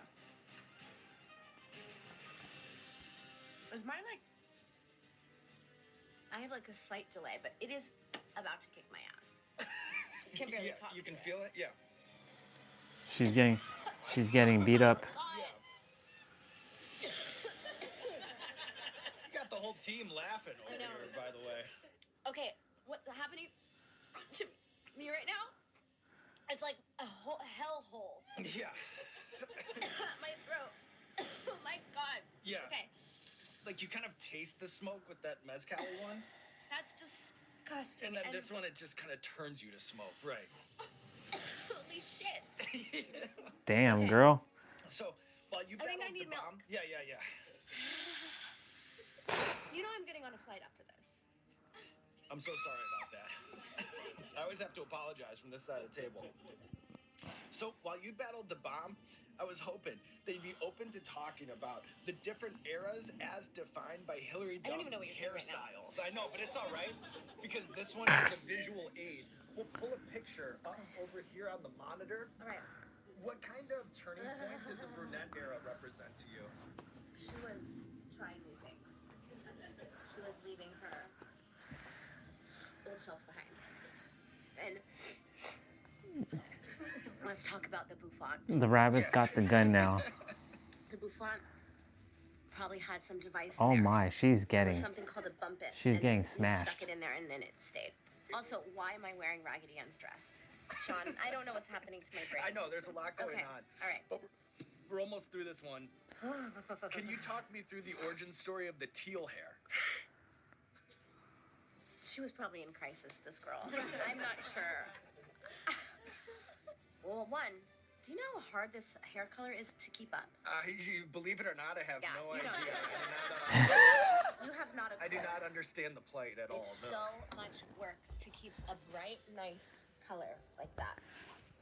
I bet. You have to bleach your hair, first of all. Terrible for your hair. And then you have to constantly put like color in your conditioner and keep up with that. Masks constantly. Like, annoying. Why did I need to do that? Who was she trying to be? I don't know. I think I was dealing with a breakup. But then I had a baby during COVID like everybody else. Dyed my own hair at home, almost that color. Gave birth with blue hair. What? Why? Blue hair. I had a girl. You know, you can never connect the dots. I know. Looking some things forward, you just only look back looking and you're back. like, Yeah. she needed to do this. Yep. How are we feeling? Horrible. It does seem like You a lot. you do. Yeah, but The I'm wings. tired of these legs. Oh shit, she's about to hit Why the. do I have a delayed response? Like it's not hitting me yet. Here's the thing. Yeah. You can have another bite of this. There we go, then I will too. It didn't do it. I didn't feel the heat. And I want the full experience. Well, you're living it. Can you give us one highlight and one low light of living in the Oakwood apartments? It's kind of amazing how many people I've interviewed on this show who once held a lease there. Yeah.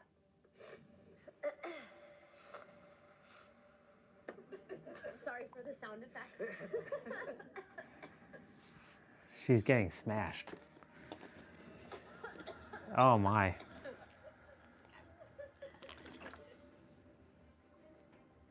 The extra bite was ballsy. Once I helped, no doubt, unload their gear. Outside of the Oakwood apartments? Yeah. And I was like, that's no doubt. weird things would happen there. The highlight was that I got to be really free. Like, I'm a kid from Texas, so like I lived outdoors basically my whole life. And the Oakwood Apartments, not that there's not probably threats there, but it's like this big gated complex. And my friends and I would like build forts and have like hideouts. And we had a pager. Before I had my cell phone, we had a pager. My mom would just be like, dinner's ready, come home. Didn't you have like a scooter gang you were running? I had a scooter gang, okay? But there's like a part of my childhood that like I don't think exists anymore for our kids. Like toilet papering a house, like I don't think that's The those things bygone happen. days. I know. All right, Hillary Duff. We're here. You know I'm putting it on. You know. You know I'm putting it on. Oh, she already did the bomb. Okay. You ready? Mm-hmm. Dip, flip, and rip. Wait, she did the bomb already? Experience. Oh, you're living it. Can you give us one highlight and one low light of living in the Oakwood Apartments? It's kind of a... Wait, the fuck? Hair, first of all. Terrible for your hair.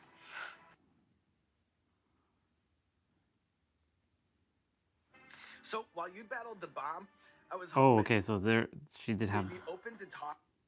Mezcali one? That's... Was mine like... Oh, here we I go. have like a slight delay. The bomb. This is gonna be the one that takes me down. Yep.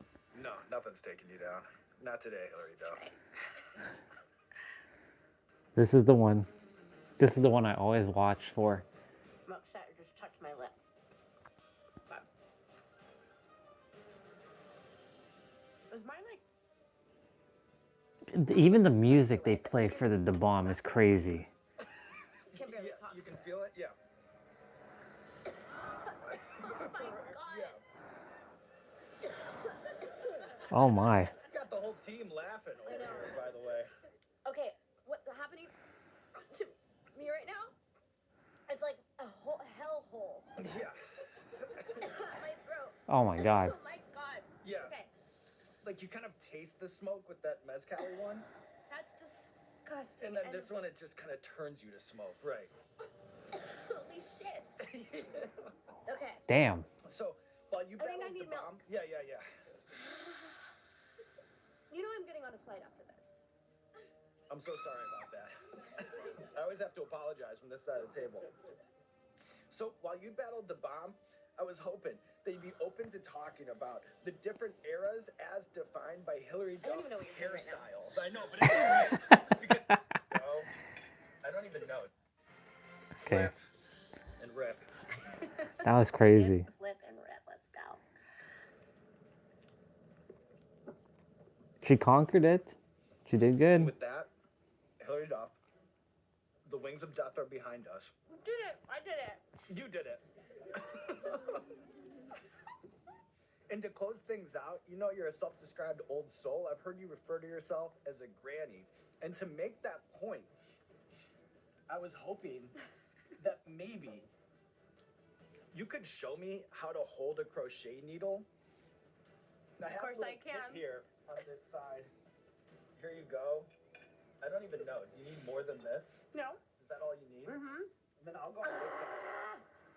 And then I'm wondering, do you have any like foundational crochet advice for crochet beginners like myself? No. That one's bad. Yeah, but it's all over. Uh-huh. Damn, she got fucked. Okay, so I'm self-taught. That's crazy. This is not the way you want to have your yarn.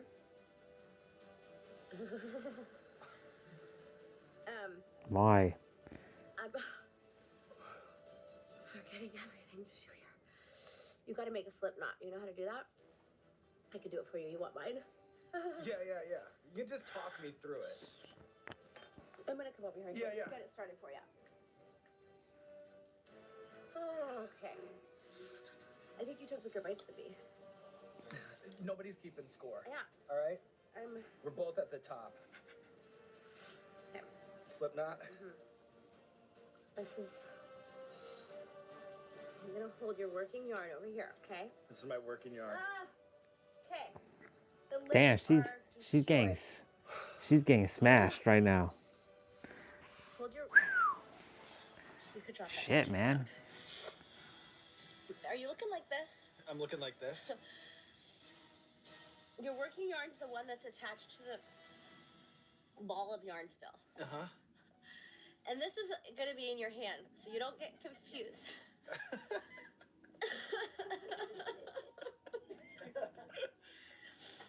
This is like when you're in New York in the summer and the humidity and the heat takes over and you finally get to your apartment. Yeah. And the AC is on and you're just like, you maybe start crying. Yeah. It's been such a hard day in the world. This is called casting on. Basically, you're never going to get this right now, Sean. Yeah. It's just not going to happen for you, buddy. It's not going to happen. Another time. Okay, but you know what? Maybe some pay for like sitting on a plane. Yourself. You made it through. She did it. Great. You did great. That hurts to smile. That's crazy.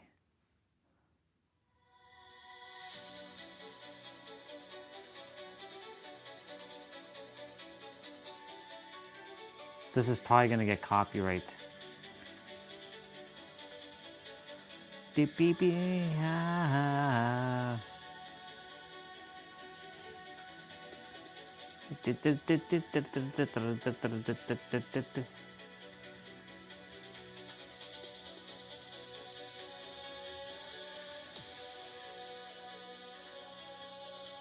Mhm.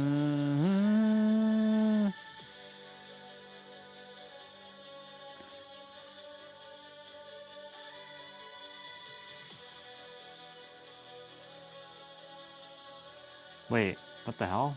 They made a lyric video?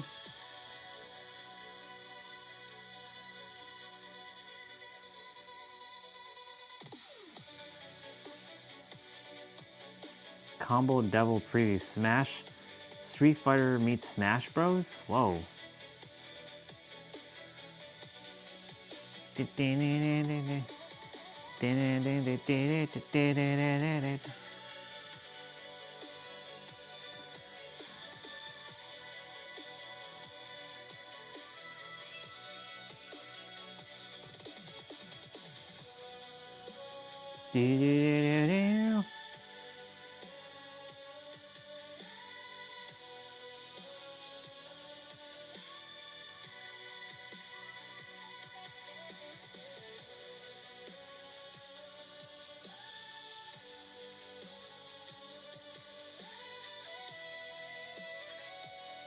So we got Hillary Duff and we got Hannah Montana. Miley Cyrus.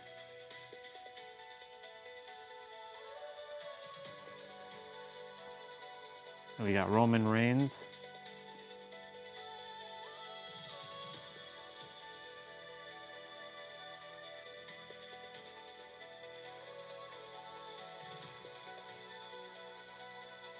In-N-Out Burger, wow.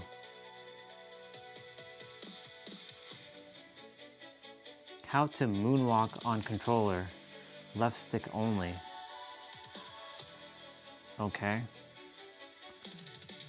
Sam, damn, there's so many different videos to watch. The fuck?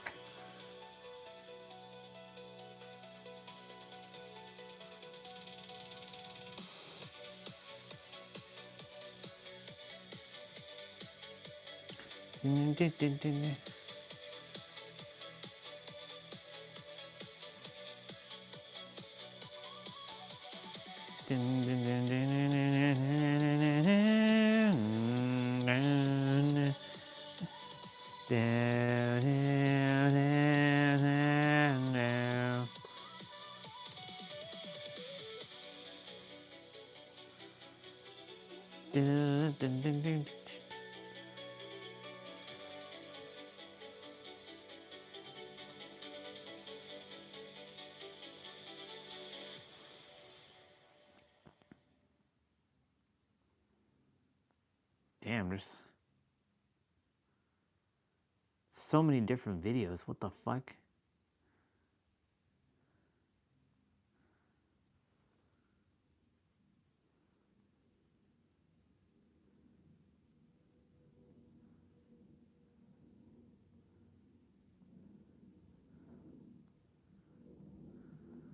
Okay, there's a lot. There's a lot of different videos today. Our watch later list is crazy right now. I was dreading going to the rink every day. I did not want to. Who is this? But for me, I've learned it's so important that I do say no to things, and I say no a lot. I don't even know who this is. I stayed away. I went skiing for the first time. Yep. And my mind is very peaceful. I don't really care where my life takes me because I know I'll enjoy any road. Yeah, I've thing. I don't know who this is. So, remove from watch later.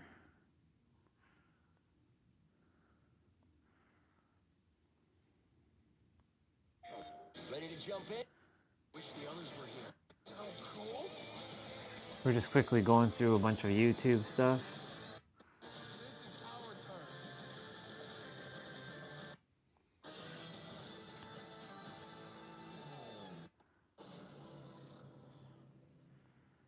Okay. A side of Chuck Norris that you haven't seen. This is Remove.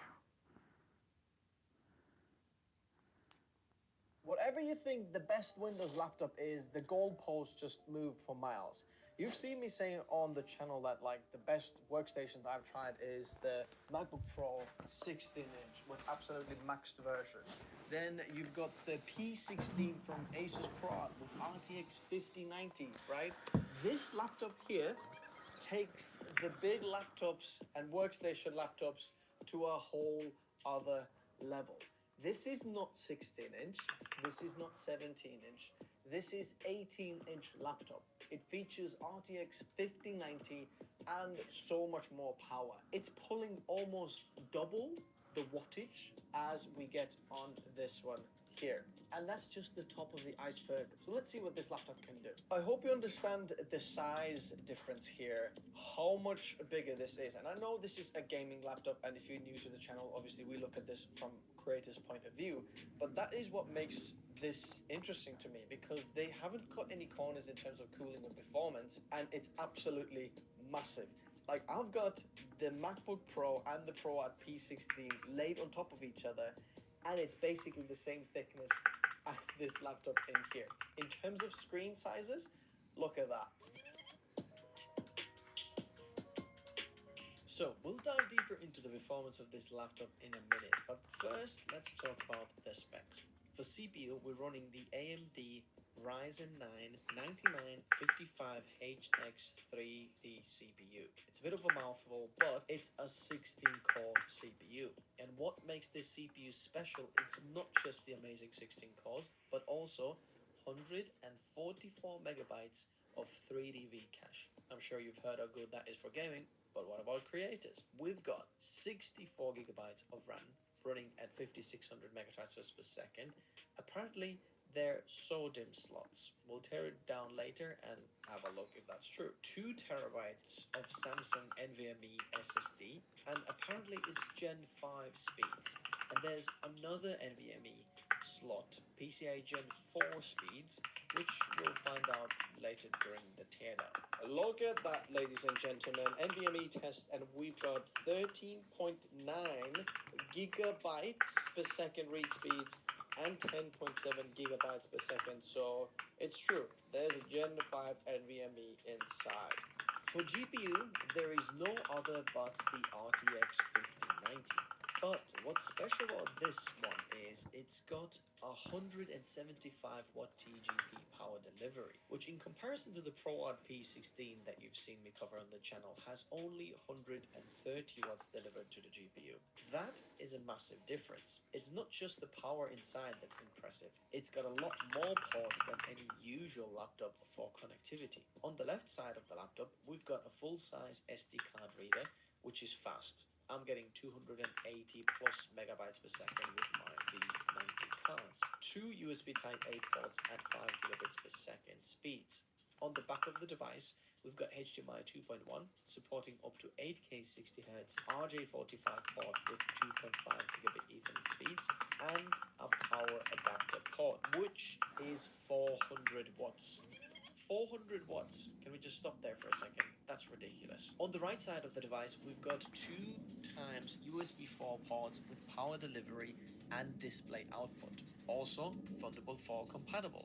Another USB Type A, 10 gigabits per second speed, and headphone and mic combo jack. So just remember, if you want faster ports, go on the right side of the laptop because the USB Type A is faster on that side than on the left side. So in terms of the keyboard and trackpad, the trackpad is a diving board.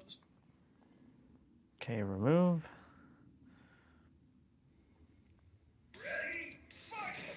Combo Devils, a recently kickstarted platform fighter from developer Punkzilla, has one of the best elevator pitches of any fighting game I've played in a hot minute. What if we took the core of Smash Brothers, fused it with the mechanics and sensibilities of a traditional modern 2D fighter, and then topped it all off with a roguelite single-player mode?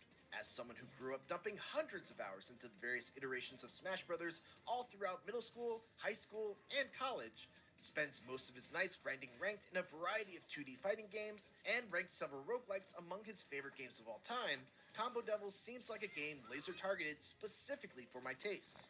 And sure enough, after spending some time learning in the lab, messing around with the single player, and battling it out online, Combo Devils has grabbed me in a way that no other platform fighter since Smash Brothers has been able to do.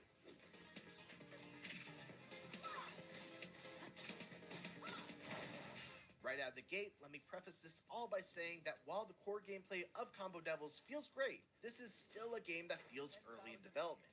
There are currently only 4 playable characters of a planned 9, if the grayed out character slots in the character select screen are anything to go off of.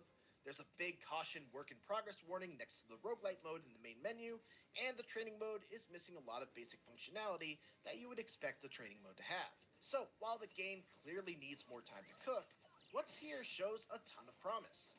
The core of the fighting system is very Smash Bros-esque. Each character has light attacks, strong attacks, and special moves of the up, down, forward, and neutral variety. The first interesting twist on the formula is that your shield is directional and must be pointed in the direction of the enemy's attack. So, if the enemy jumps in, you need to tilt your shield upwards. If they move behind you, you must move your shield to block your backside. So, you can do cool things like jumping in on an opponent that you're expecting is going to block their front, air dash through, and surprise them with a cross-up on their backside. Another traditional fighting game staple that has been infused to mesh with the platform fighter mold includes a Gatling style of combo logic. So, if you're just picking up a character and you don't know what the unique aspects of their kit are, you can generally rely on neutral lights comboing into directional lights, then combo into heavy attacks or special moves as a kind of universal I like that. combo for every character. What's even more cool is that once you get your bow in the air, you also get one free air dash cancel, which lets you cancel the recovery of an aerial move and dash in a direction to continue the combo and potentially tag on just a bit more damage to try and secure a kill.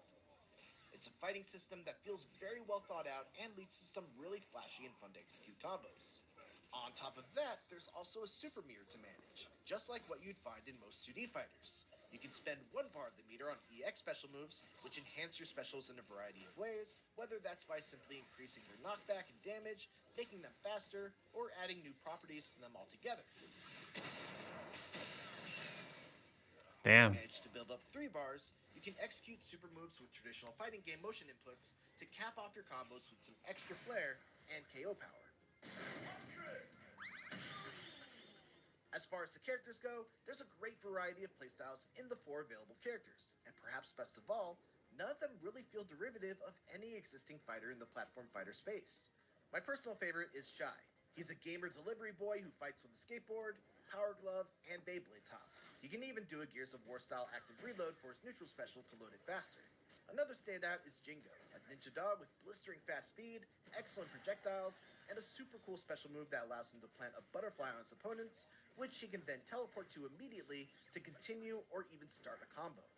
As for the roguelite mode, While I can appreciate Punkzilla taking a swing at non-conventional single-player mode, this felt like a miss, at least at this stage of its development. Roguelites are fun because every run feels distinct, forcing you to adapt to whatever the game throws at you, oftentimes forcing you to make the best out of a bad situation, or not squander a good run when luck is in your favor. But here, every run feels exactly the same. You choose a character and fight through several rooms of generic enemies that just kind of wander around, flash white, and then do some sort of attack that you must either block or just get out of the way of. Over the course of the mode, you'll gain power-ups, increase your stats, and fight bosses, but nothing ever happened that really changed up my approach to each room or made it more fun to play. There's obviously that aforementioned work-in-progress warning for the roguelike piece of this, so it's certainly possible for Punkzilla to turn it around. Nevertheless, it's not the selling point of Combo Devils. That would be the online. Combo Devils, huh? Fortunately, the online experience thus far has been excellent. Its rollback netcode has held up extremely well throughout my playtime, even making things like Shy's active reload, which demands pinpoint precision timing, virtually identical to the experience of playing offline. All in all, Combo Devils is shaping up to be an excellent fusion of platform and 2D fighting, with a smart melding of mechanics, fun characters, great online play, flashy and satisfying combos, Ooh. and an aesthetically pleasing art style. There's clearly a lot of work to be done, but if Punkzilla can polish up what's here and fill out the rest of the game with the same level of quality as what's in this demo, then Combo Devils could very well be a major player in the platform fighting genre. And just to close out this preview, here's a full match of Jingo versus Shy.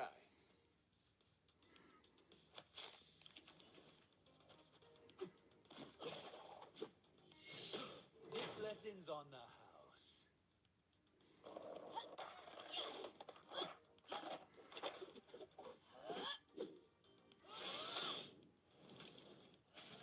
What are you from? Some sort of karate movie?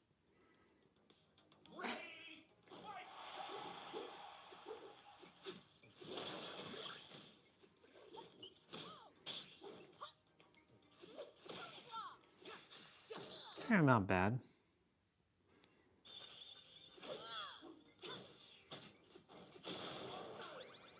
All warmed up.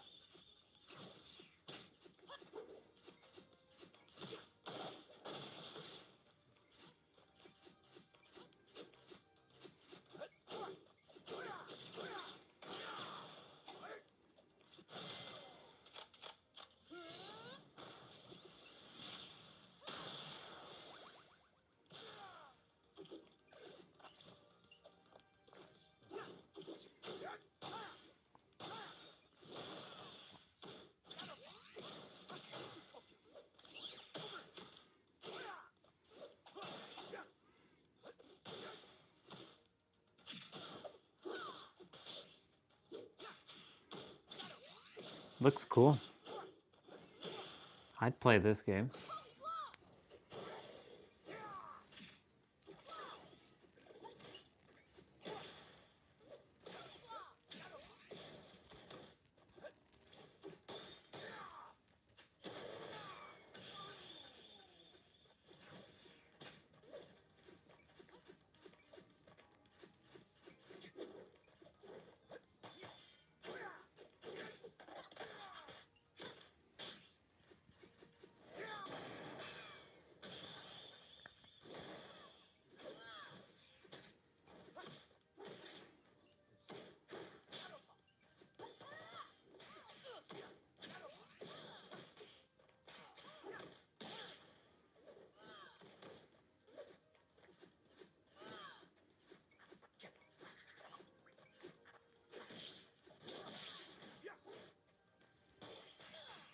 Looks cool.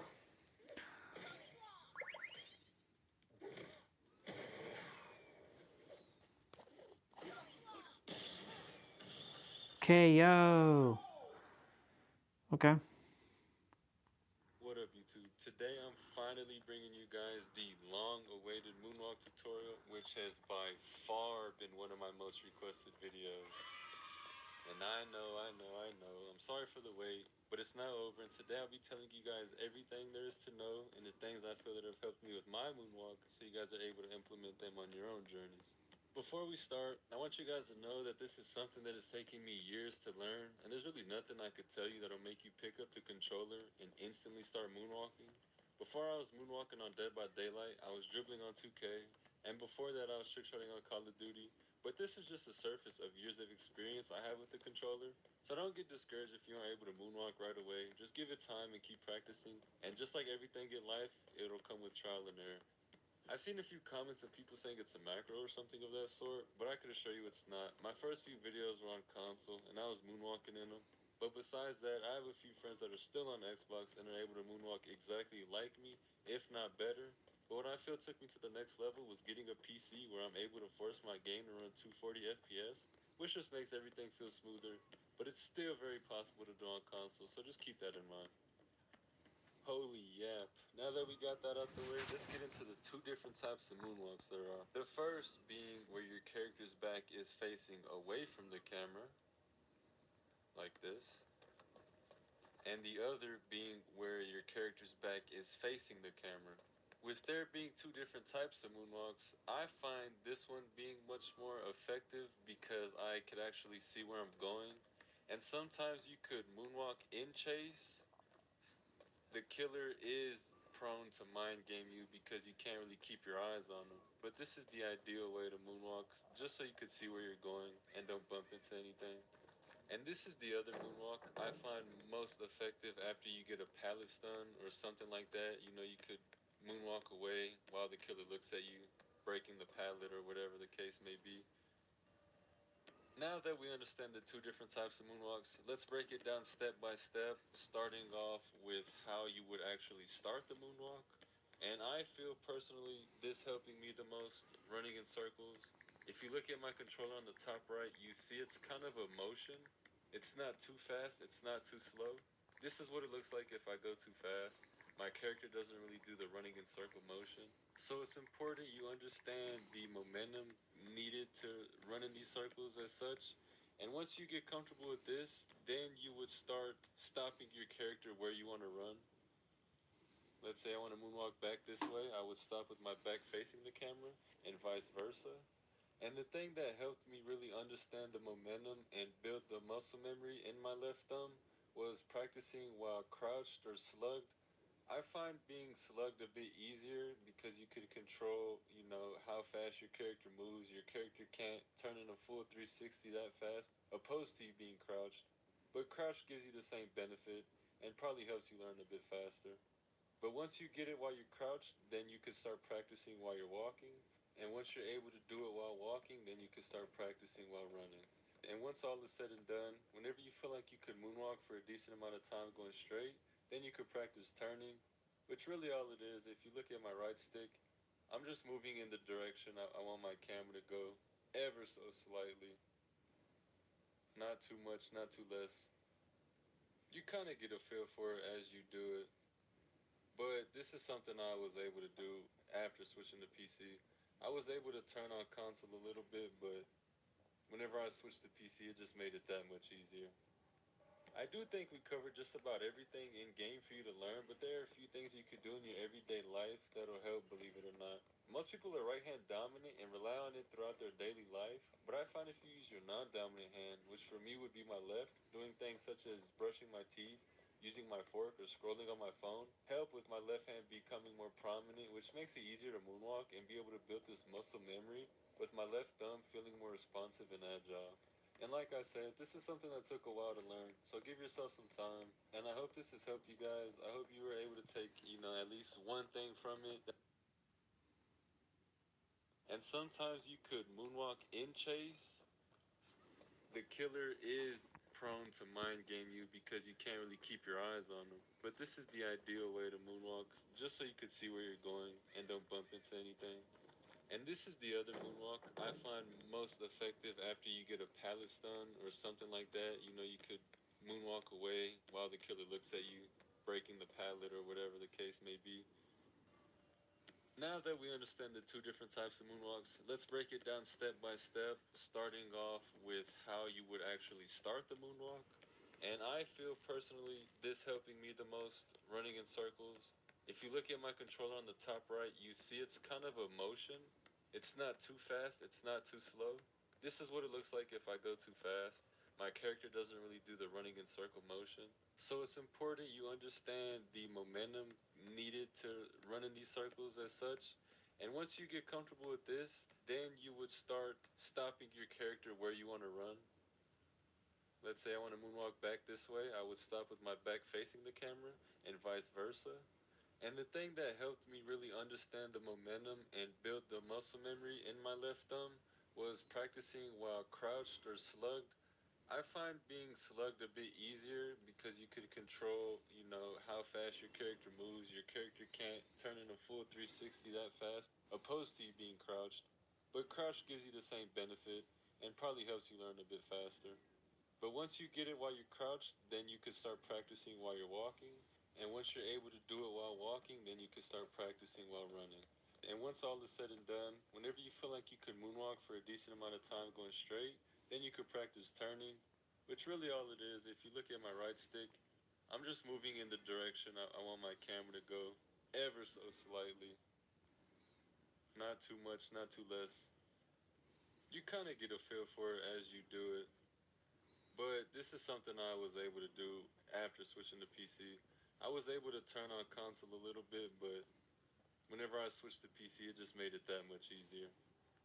I do think we covered just about everything in game for you to learn, but there are a few things you could do in your everyday life that'll help, believe it or not.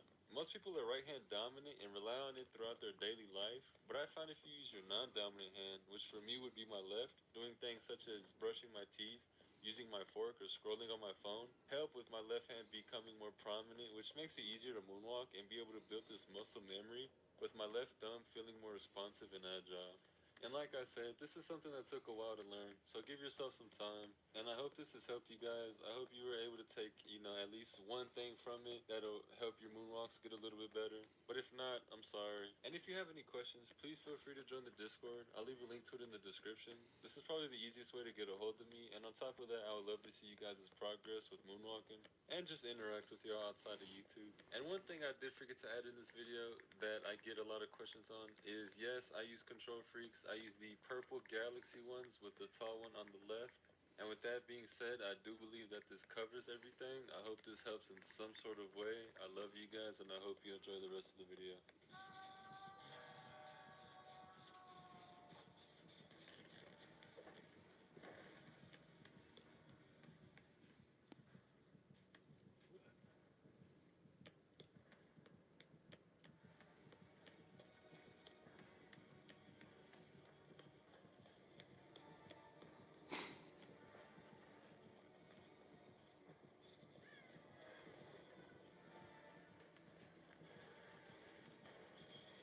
Doesn't rush there.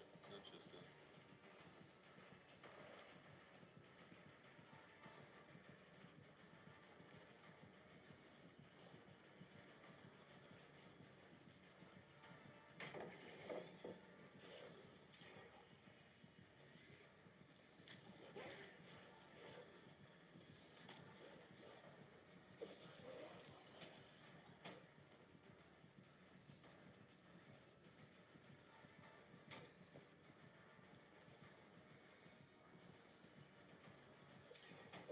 Oh, he got hit there.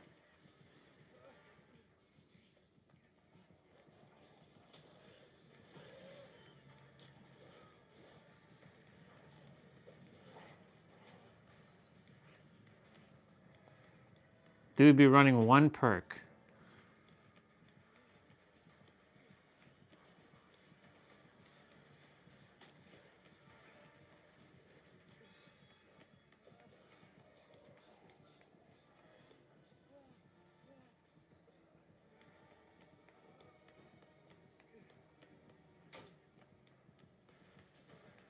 Man, that guy, he's being chased. He being chased. Look at him.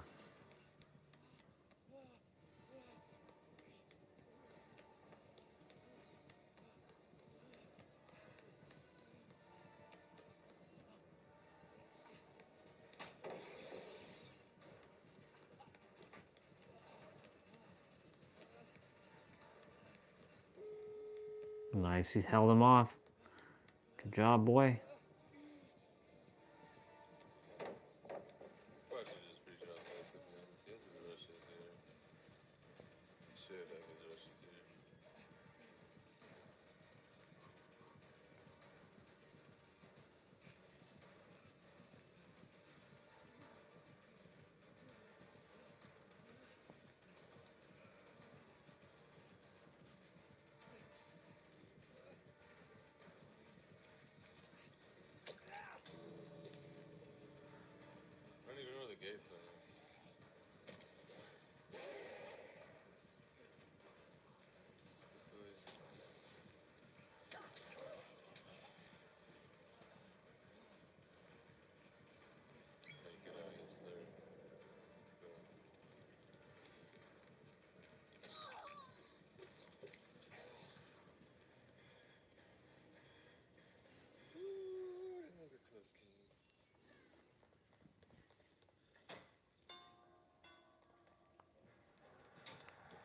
Oh, it's a man. He's got to face the man. Always like seeing when the man shows up.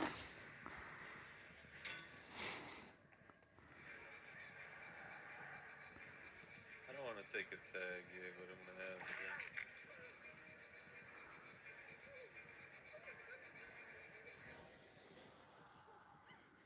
to. Okay, cool.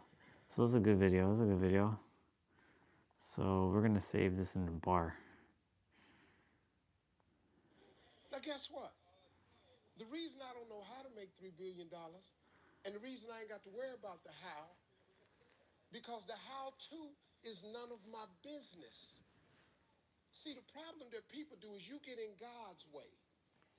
See, you tell God what you want, then you mess up and tell him how you want him to do it. The problem is you can't tell God how to bless you. All you got to do is write down what you want. God will give you everything you write down. It's true. I'm telling you. It used to be a Even lot though of it's stuff on actually here you I doing had it to for take yourself. off. You don't see no cars on here because they all in the garage. I'm telling you, everything I have ever put on this board eventually comes true because the scripture says this: write the vision and make it plain so that he who reads it, that's me reading it, will run to it. And even though it tarry means take a long time. Even though it tarry, wait for it.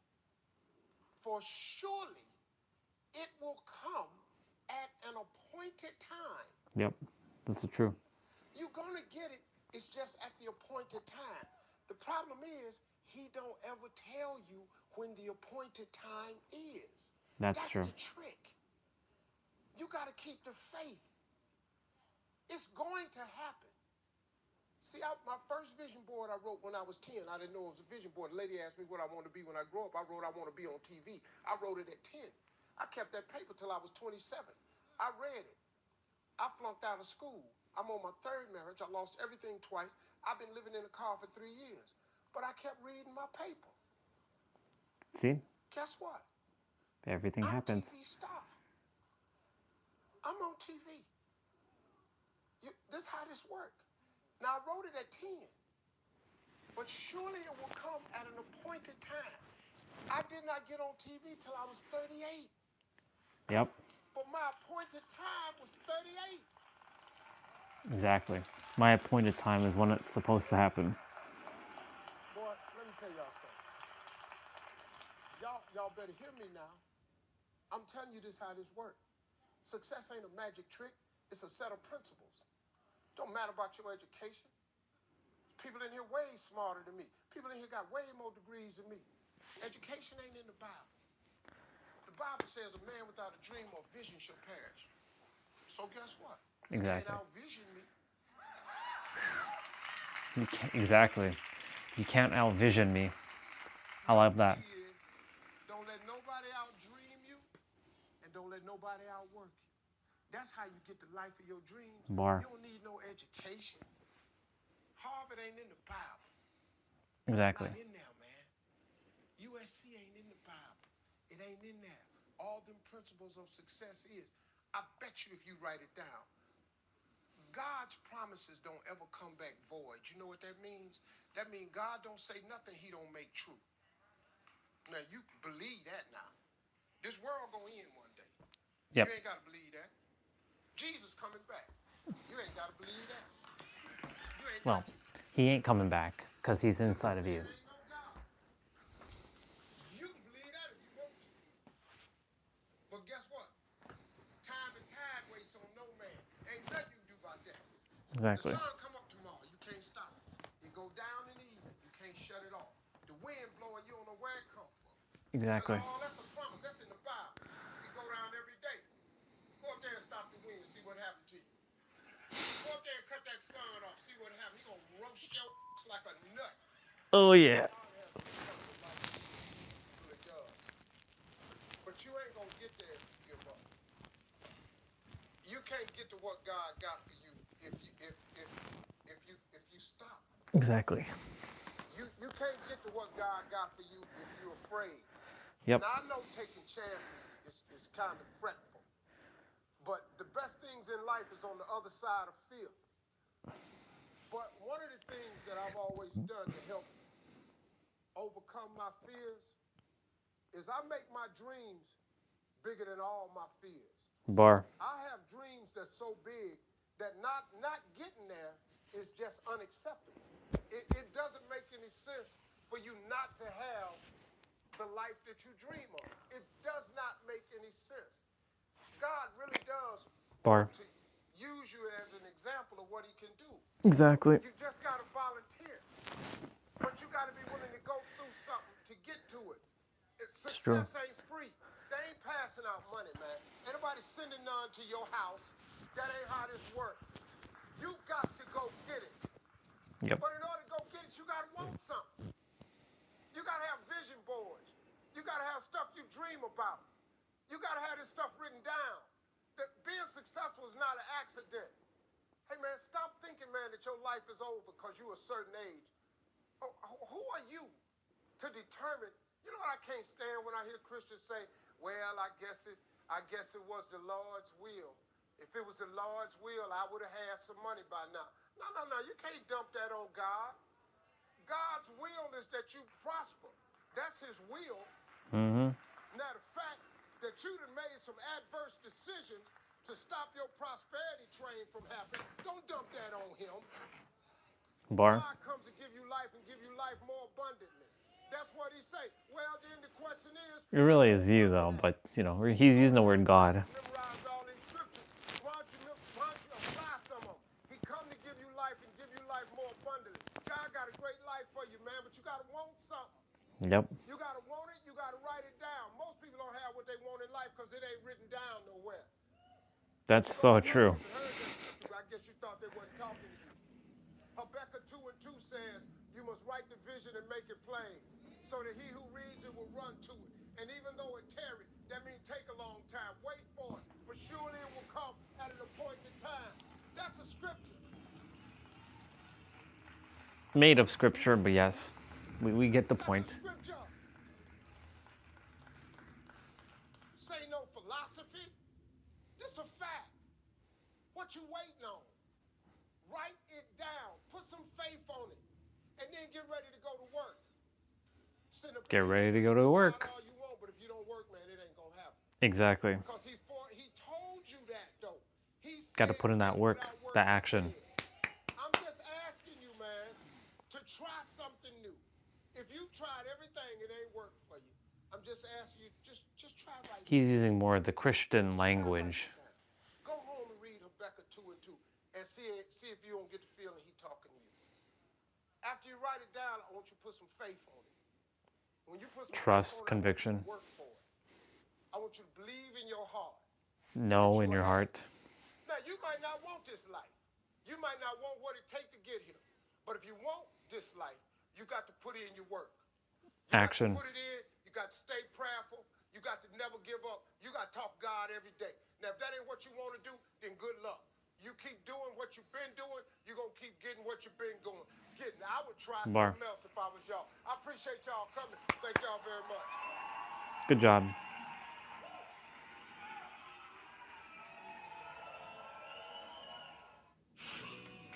Dropping them gospels on people. Good job, dude.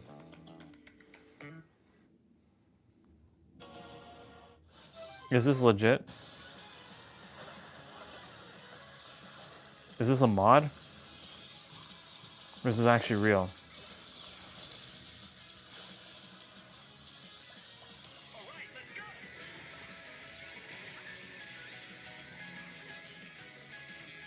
Oh, it's a real thing. This is giving me ideas. Show me your manufacturing secrets. Cool, got something new.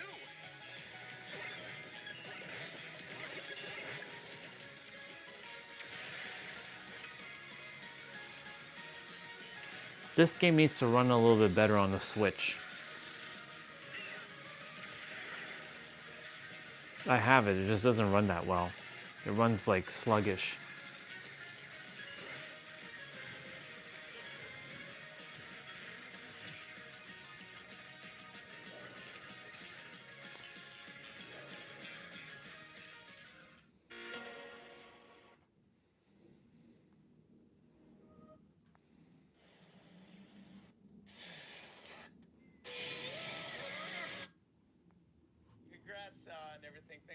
Roman Reigns.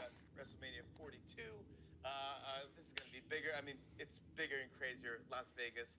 Every year. Every year it just gets crazier and crazier. I'm so happy. I want to get into it. But first, what a year you're having. First of all, your acting roles. You're in the new Street Fighter movie with Jason Momoa, which I'm very excited about. And he's a Kuma. How was Momoa as a buddy to hang out with? Oh, he's the man. Unfortunately, he wasn't down in Sydney where we were shooting, and when I finally saw him at the award show that we presented at, you could tell he had the FOMO, like he had just been missing out. You know what I mean? And he's just such a nice dude, a good brother, and he brought this crazy energy, Guinness in hand. Yes. You know what I mean? So he's a once party, we knocked man. Exactly. Once we knocked it out, it was just a good time to hang. Do you think he would make a good WWE superstar? When I'm done, Jason, it's all yours. Yeah. I think he would be great, to be honest. He's got obviously all the tools physically. He has a great charisma about him. He really If you've been is. around him. Yep. And he's eccentric. He's a little bit different, so I think he would fit in good with us. Yeah. I also want to talk about your other movie. By the way, you were fantastic in this. You're one of the Z-Bros in Zootopia, too. This is... Oh, he was in Zootopia? I mean, you can do it all. Come on, you win the belt, you do everything. WrestleMania, that's all cool. This is unbelievably cool. This was probably the toughest thing of all of them. Do you think so? Zootopia, too? It was one of the, you know how, when you're performing, you need a little bit of feedback. Yeah. We didn't have many lines for this. We literally said Zebros the whole time.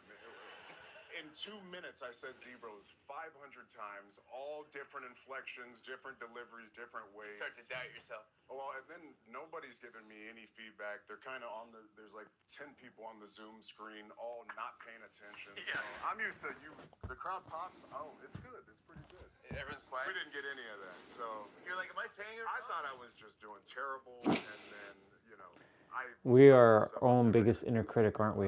This is probably my last voiceover gig. You think you're going to get cut and fired, replaced? And then it ended up doing great. Oh, great. It Did a great but also box office. Great reviews. Your character. And our characters specifically. Yes. I haven't watched Zootopia 2 yet. It's one of my favorite Disney movies. Who's the other voice again in this? I always forget his name. That's the only unfortunate part. The good thing is we didn't have to actually do it together. We had separate studio times, so you can clearly tell the size difference who I am. I'm the big strapping one here, Z Braxton, and then this is like the high school dropout looking guy, CM Punk. That is CM Punk. We don't even remember his name. Yeah, we don't remember his name, but here you are going up. You're head to head, WrestleMania 42. That's these guys are going head to head. Really is what's happening. So CM Punk was also in Zootopia. How are you feeling about going up against CM Punk? He's pretty great. How are you preparing for this? Well, I mean, this is going to be my 11th WrestleMania, so I have a full system and a process in place. Yeah. We lock into a very pro level type of camp, and I just treat it like a prep. I just completely lock in, dedicate myself essentially from 5 a.m. to 9 a.m. I work out 3 times a day. I father 3 times a day. My wife, so I do those duties as I can throughout the day. But Dude works out 3 times a day. So I'm looking forward to bringing the package that I'm bringing, and hopefully it'll be a big one. Are we going to see this move, the Samoan drop? Oh, come on. Well, it's funny because this move has a lot of history within my family. This is the move that my father created way back in his day before me, and it's funny because if you're paying attention to the build-up, CM Punk actually made a very derogatory comment about my father and what he's going to do to me and how he's going to reunite me with him. So it's actually nice. I know. Don't you just love wrestling heat? A guy his age should be talking to me like that. You think there'd be a maturation process. Yeah. But, that's the Samoan drop. So in honor of my father, I'm probably going to pick Phil up 50 times or so and just dump him on the back. Just dump him on the back, no, you're a little heavier this time. Easy. That's the best. I cannot wait for this. It's going to be massive. It's major always. I just figured maybe while you're here, if CM Punk happens to be watching tonight before you get to Vegas, is there anything you would like to say to him? Like camera 3, you can just... Oh, camera 3. Well, what time will this be? This will be...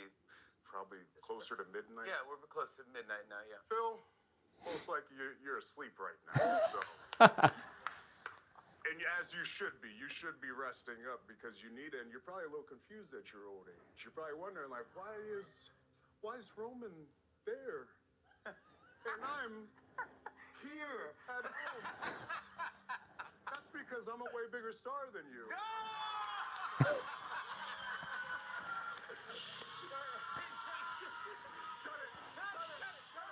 Roman Reigns, everybody! April 18th and 19th. That's funny.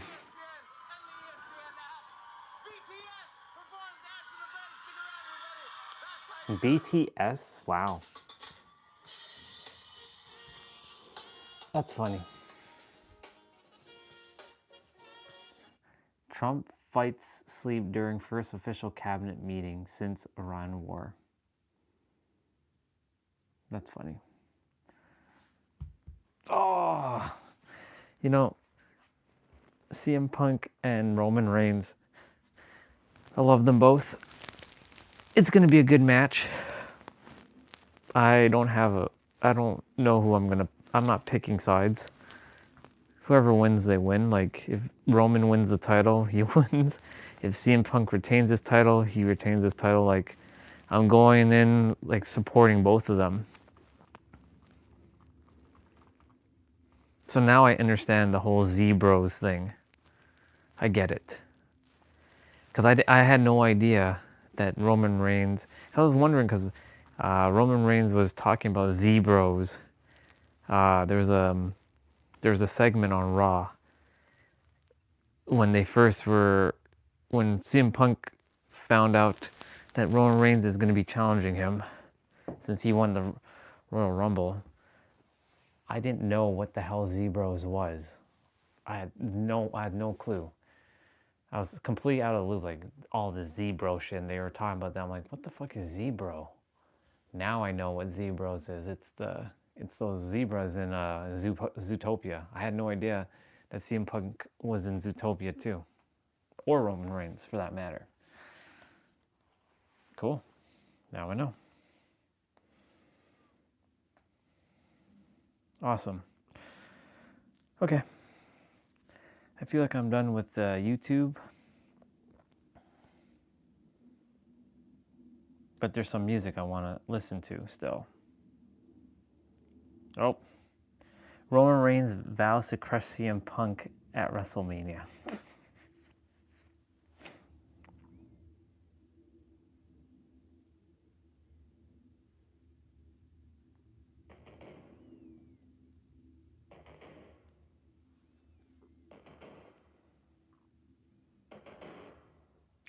Love this song and touches deep into my heart, body, mind, soul, spirit, divinity, and entity.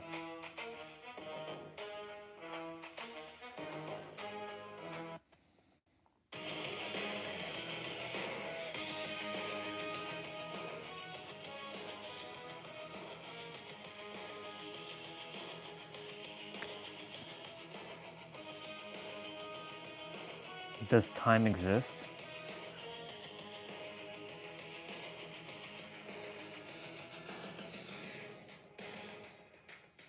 Okay.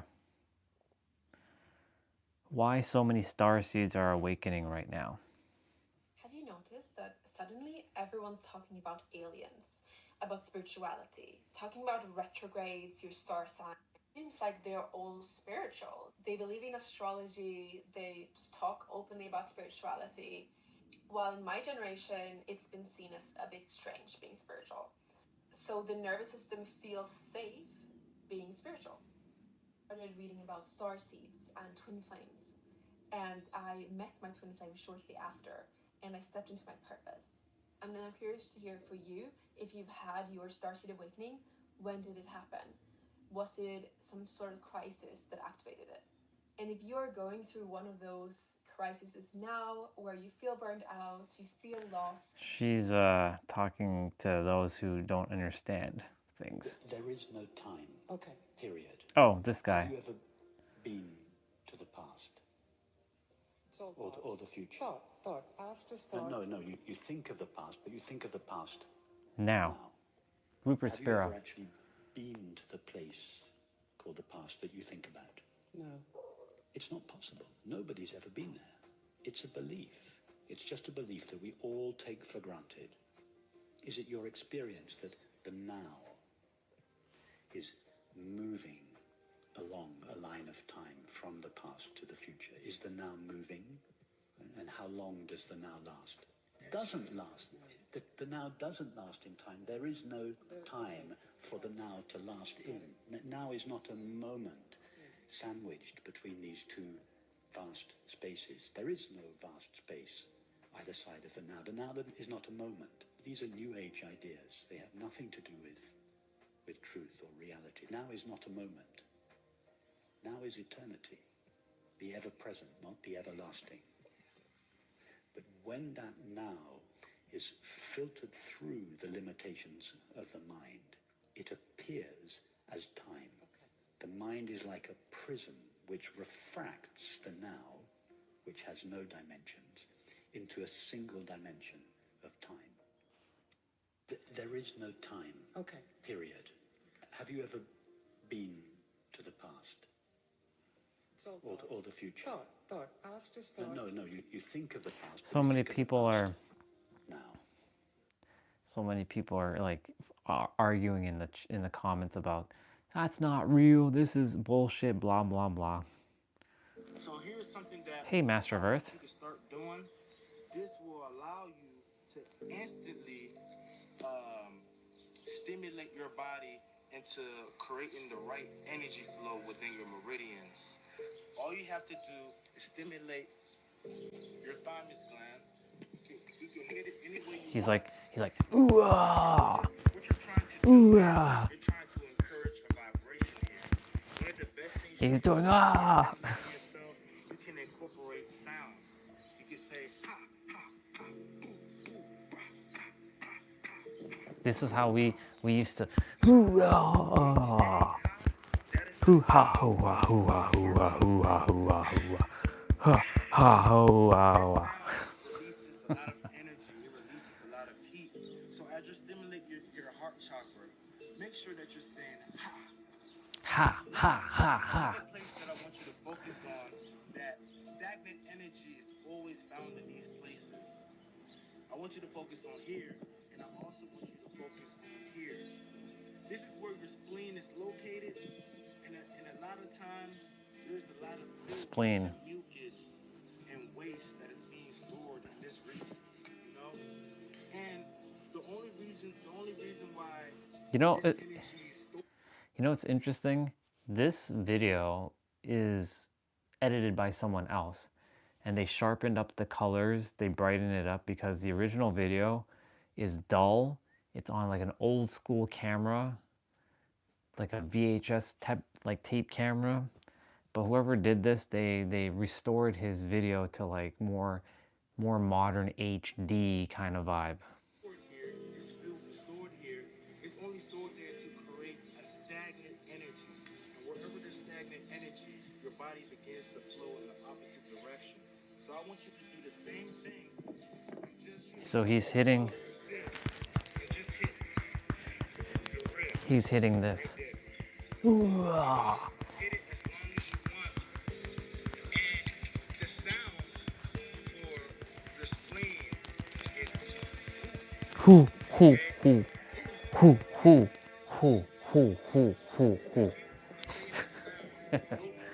Hoo ha, hoo ha, hoo ha, hoo ha, hoo ha. Last but not least, you got target your collarbone. So he's targeting here. Use the same sound as your heart chakra. You can say ha. Ha ha. He ha ha he.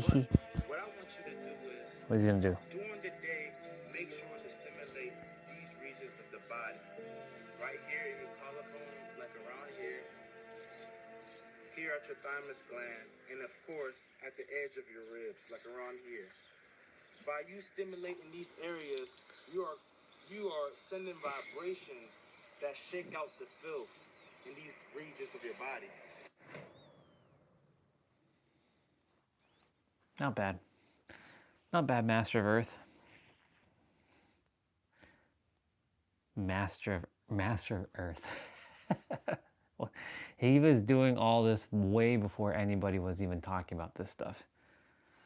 All right, 3DS emulation. We have Mr. Sugiano here. Hey everyone, Mr. Sugiano here, your source for gaming tech emulation and open source news. Let's get started. Alright, to kick things off, we're talking about Nintendo 3DS emulation with Azahar, and Azahar just got a massive update. So at the time of filming, Azahar 21.25.0 is the latest and greatest update. And we've been talking about this one for a while when we saw the pre-release, when we went over the updates in the pre-release. And now the stable version is here. Now for Android specifically, it's worth pointing out there are two different versions of Azahar. One is on the Google Play Store and one is only available on GitHub. The one on GitHub is called the vanilla version, and arguably here it's got better performance than the one on the Google Play Store. So with that in mind, they've got this announcement here for Android-specific users. Pre-existing users of the Android vanilla variant should uninstall their current Azahar app before installing this new version, as the application ID has changed. No user data will not be lost. That's a double negative. I think they mean no, user data will not be lost, and the same user directory needs to be selected during setup. And the whole reason for this is to differentiate the vanilla build from the Google Play version, preventing the Google Play Store from attempting to update it. And this may break compatibility with certain emulation front ends, and if that is the case, you may just have to wait for an emulation front end to be updated to account for this change. So as for what's new here, if you've been watching my videos, you've got a very good idea. First and foremost is a brand new RetroArch core, and they've got cores for Linux, Windows, Mac, both ARM64 and x64, as well as Android, iOS, and tvOS. Additionally here, they say they've implemented a disk shader cache for the Vulkan renderer. These files keep track of compiled shaders so that there is no need to recompile them on subsequent application launches, which removes all stutter caused by shader compilation after the first playthrough of the application. For Android, they've added a new hotkey enable button bind, and this button can be used in button combinations to activate hotkeys. They've added a new auto map controller button. For desktop here, they've implemented a setting which allows a controller touchpad to be used to control the emulated 3DS touchscreen. On top of that, there's a whole bunch of fixes, performance improvements, optimizations, and even more. This is a really, really big update for Azahar. And speaking about improvements, next up here we're going back a few generations from the 3DS to the Game Boy and Game Boy Color, and talking about Gear Boy? And Gear Boy Boy. got a big new update. I don't care about Gear Boy. What's Cocoon? With intelligent folder detection, beautiful UI and visuals, and even So he more. actually did cover just this. a few days back, they released Cocoon Beta version 2. And speaking about stuff that works with multiple different systems, next up here we're talking about Retro Multi-Tools. Now, we talked about Retro Multi-Tools just the other day, and they've already got another big update. For those unfamiliar with it, it's a cross-platform desktop utility for managing, inspecting, and patching retro game ROMs. At the time of filming here, Retro Multi-Tools V4 is the latest and greatest update. This update has a number of fixes and brand new features. A new Gamepad Mapper utility, Mednafin emulator integration, Unified Archive Manager, X-Delta VCDIF ROM patch. Okay, I don't care about Super Meat Boy. Next up here, we're talking about Devil May Cry on the Switch 2. If you were looking forward to this game potentially hitting the Switch 2, it seems it's just a matter of time now. It's being reported that I don't give a fuck about Switch 2 until there's like emulation for Switch 2. I don't care about Switch 2. It's going to be about $10 less. PlayStation 5, and I'm guessing. And I don't care about PlayStation 5 either. And taking a look here, I'm a huge fan of homebrew stuff, and well, right, like this. We're gonna mimic him right now. Here we go. That they feel like it. It looks super interesting overall, and I am really curious to see what's cooked up and showcased during this. But anyways, that's all for you this one. Straight to the point. All stuff and no fluff. We talked about a bunch today. Feel free to comment anything in the comments. If you like this video, leave a like. If you didn't like this video, leave a like. Hit that subscribe button. Check out my other videos. Don't tempt fate, save your state. Do tempt fate so I can destroy your state. Yes. Or another way of saying it, do attempt fate so I can crush your state. Oh, Ryan, you're so evil. I know.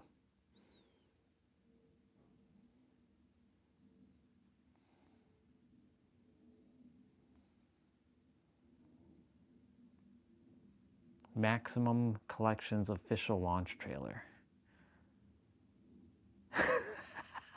What is this? What the hell is this? Goku is in a wheelchair. It's a mod. Lil Jon can't believe White answers on Celebrity Feud. And you gotta jump. This is Steve Harvey.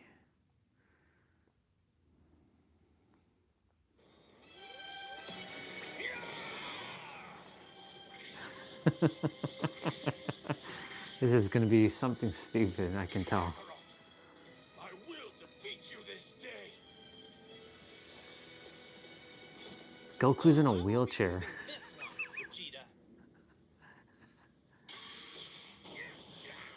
That's it. What the fuck?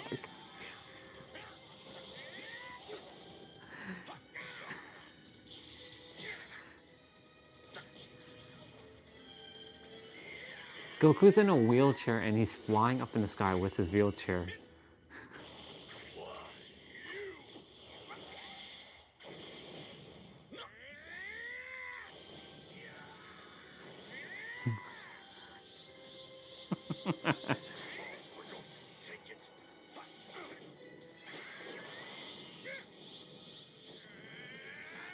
Kamehameha handicap.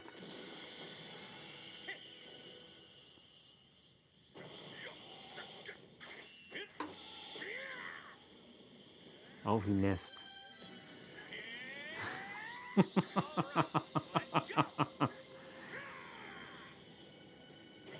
Goku is beating him up in a wheelchair.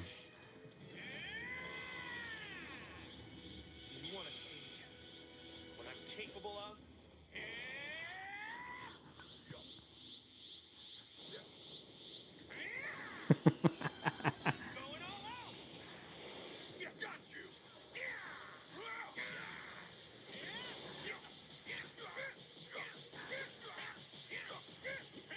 Damn.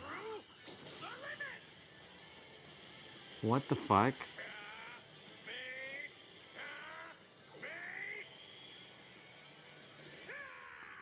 Oh my god, what the hell?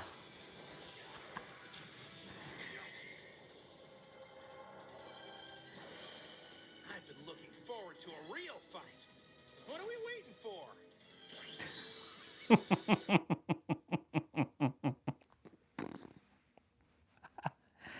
Oh my god.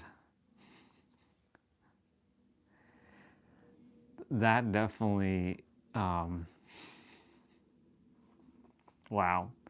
that's crazy. You gotta jump, man. Yeah, man. Top 6 answers on the board. Name a smell that might remind a woman of her ex. Cologne. Cologne. Okay. Pass or play? Yeah. Let's go. Come on.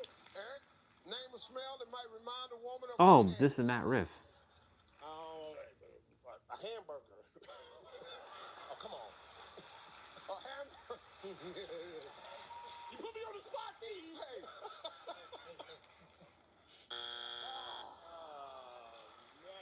Jackson. Name a smell that might remind a woman of her ex. What I was gonna say to you earlier is gas. Good answer. Good answer.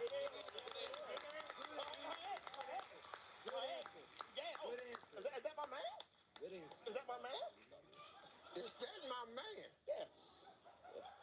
Show me? Yeah!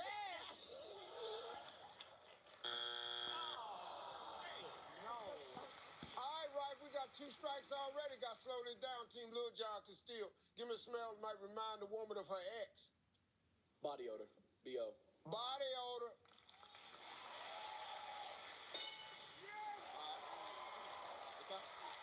Kevin, 2 strikes. Other team Castile. Deodorant. Jake from State Farm.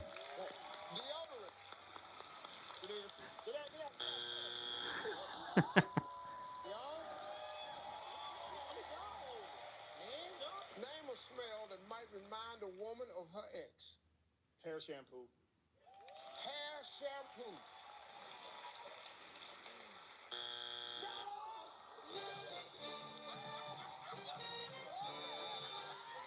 Okay, that's...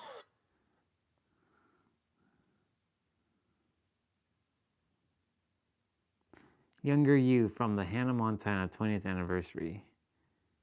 Chase Hughes' life story. Who is Chase Hughes? Fastest AEW match ever.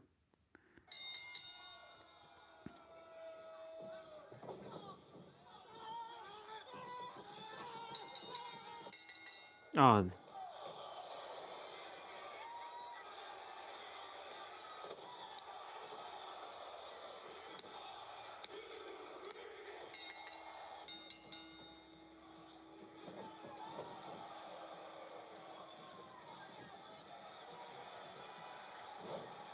Damn, AEW is kind of, yeah. 2, 3.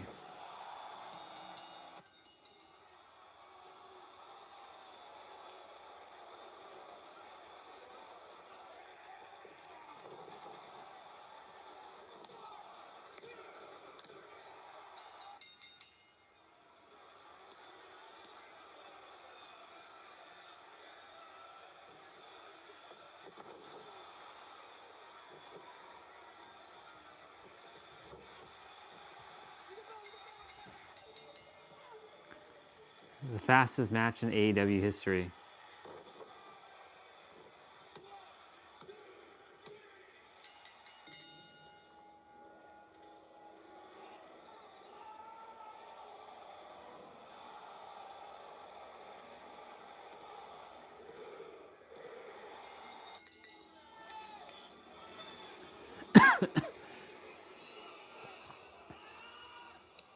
Oh my god.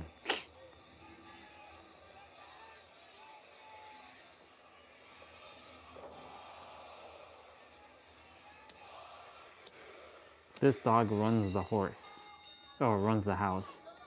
The horse, wow. I thought it said house or horse there. There's no R. 1, 2, 3. Man, these are pretty fast matches. Oh my god, I thought he was fighting a girl for a moment.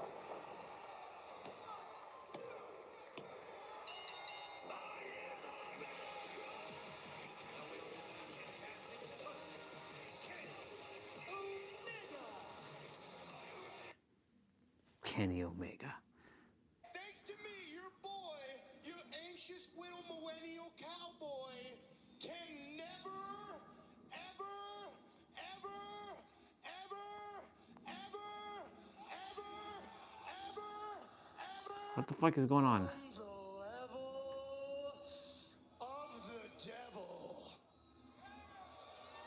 The Devil versus One Wing Angel.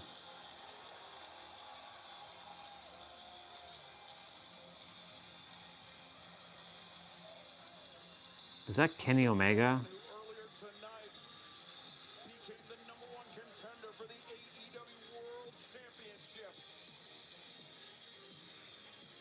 One of the founding fathers of all elite wrestling. The best bout machine, one of the best wrestlers of his or any generation, Kenny Omega. MJF needs to realize who's about to enter this ring here, and I'm pretty sure MJF knows and has some sort of respect for Omega. I don't think he respects anybody. As a matter of fact, when Omega's music hit, I think that was a look of fear that we saw in the face of our champion. These two men have met one time before during MJF's first reign as AEW World Champion. MJF was the better man that night. Can he defeat Omega for a second time?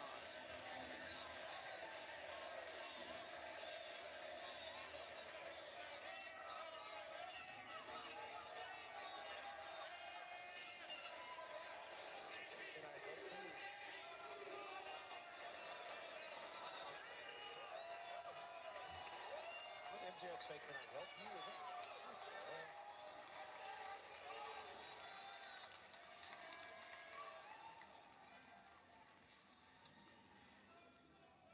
You'll have to excuse the way I'm dressed and maybe a little bit the way I smell, because I just had a match. But it begs the question, what's your excuse?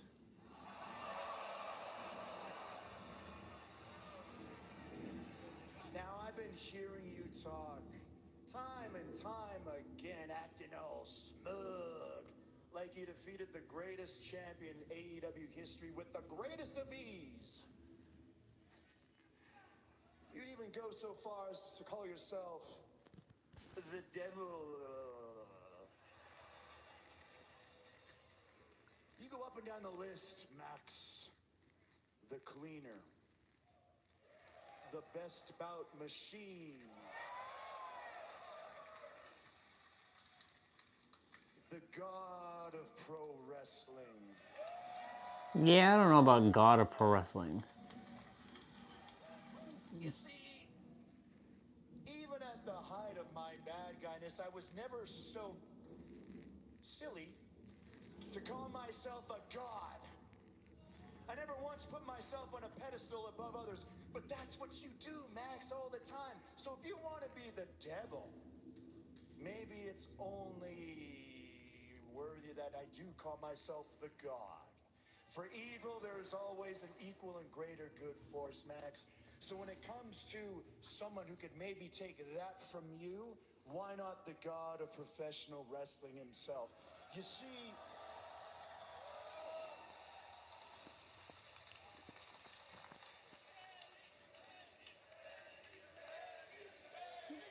Yeah, I don't really subscribe to Kenny Omega.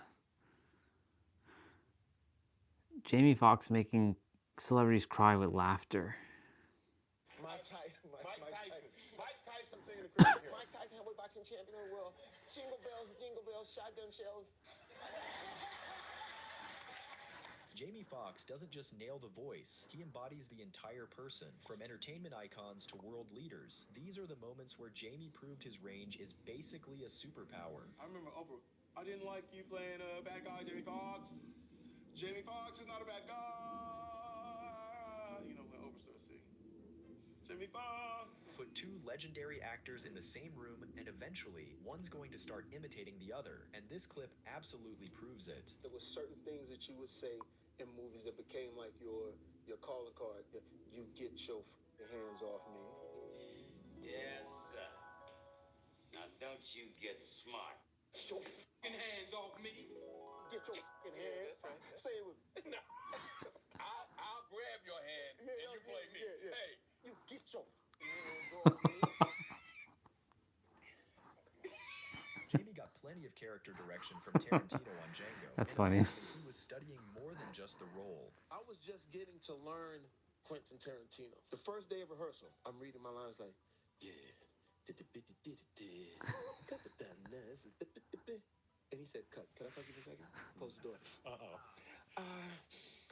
What the f is that? I said, what you mean? I knew I was going to have this problem. Listen, all of this you have to be a slave, okay? He's a slave. He's not cool. He's a slave. Right. He doesn't know how to read. He's a slave. And then he becomes the hero. But lose that door swings open, he walks out. But now it makes total sense. Jamie wasn't struggling. He was just gathering material to his roster. Leo had a hard time saying the N-word. We're doing a read, and Leo said, and then he goes, hey, man, hey, guys, cut. I just can't do this. This is not me. Samuel Jackson. Say that, mother. It's just another Tuesday. He should have got an Oscar. The way he would turn it on and turn it off. Say action. Master Candy, who's this on this nag? Master Candy, I say, who is this on this nag? Say cut. What you think? And I'm like, and we were watching him, and Leo like, I said, Leo, you think you got it? He's got something, pal. Just keep watching. What's going on, pal? Who is this? Dwayne Johnson. Every time I go to Hawaii, I'm sorry, Oahu, I go see my grandmother, and I say cheddar. Morgan Freeman has cinema's most calming voice, but Jamie's impression proves even that can be comedy when done right. Morgan Freeman. Will Smith. Morgan Freeman. Denzel. Morgan Freeman. Denzel. 7 deadly sins now. Jealousy, envy, sloth, wrath, Ronnie, Bobby, Ricky, Mike. He's trying to distract us. Lock in with me. Go away, LAPD. What's in the box? Did OJ do it? That's debatable. Did Jamie crush this impression? No doubt about it. I don't think OJ thinks he did this. I think OJ fooled himself. He fooled himself. He fool himself. What? He fool himself. Hey, killer. How you doing?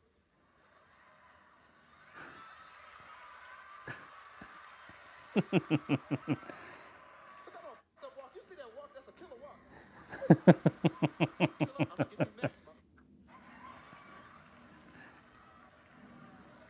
Most people think Jamie just has a natural gift for voices. Turns out he's been following a blueprint this whole time. All of the different, voices. At that time, it was was it the Muppets? Who was it? It was Kermit the Frog was a Muppet. Yep. So I would, do Kermit the Frog. Kermit the Frog, Sesame Street News, here with the 3 little pigs. Which actually sounds like Sammy Davis Jr. Because sometimes who can take a sunrise? Which actually sounds like Jay-Z. Nice party, it's crazy. I'm gonna start off in Mossy Projects. Him with Beyonce. We didn't know what we was doing. Dame had an idea, so we just. Man, it's crazy how he's able to just like. Fox is a world-class actor, comedian, and singer, but by the looks of it, it seems like boxing is calling his name. But Mike was a wild boy, because you see him in a club and he sees some girls and be like, "Hi, how you doing? You like BMWs?" And girls be like, "What? You like BMW? You like cars? You like BMWs?" And crazy. He'd take the girls out and go get a BMW. I mean, was that crazy? You know what I'm saying? Just, come on, look at the BMW. And we open up the BMW dealership. But he was wild. But here's the thing. You don't mention Tyson without bringing up his biggest rival, and Jamie wasn't about to break that rule. Because, Holyfield was trying to explain, but Holyfield don't talk that well in this. It was like Evander, what happened? He bit my Earl. He bit your what? He bit up into my Earls. My Earls. Earl. Got a boat? What are you talking about? My Earls. Can't you hear? He bit my Earls. Can't you hear? Can't you hear? He bit my Earls. And while we're talking boxing legends, Oh my. you can't skip the moment Jamie transformed into Money Mayweather. There's Floyd Mayweather. All time. Y'all, what's up, Jay Fox? What's up, baby? How you doing? All time. You got the race party. I love you, baby. Got the fight coming, Jay. They want me to fall, Jay Fox, but that's what keep me competitive. That's what all time. Easy work, light work. So Easy work. So he would sit at my crib and speak for like hours. But don't get too comfortable with his boxing impressions, because Jamie's range extends all the way to the Oval Office. When I first started out, it was all about presidents, because I would do all of the impersonations. There was Bill Clinton. I didn't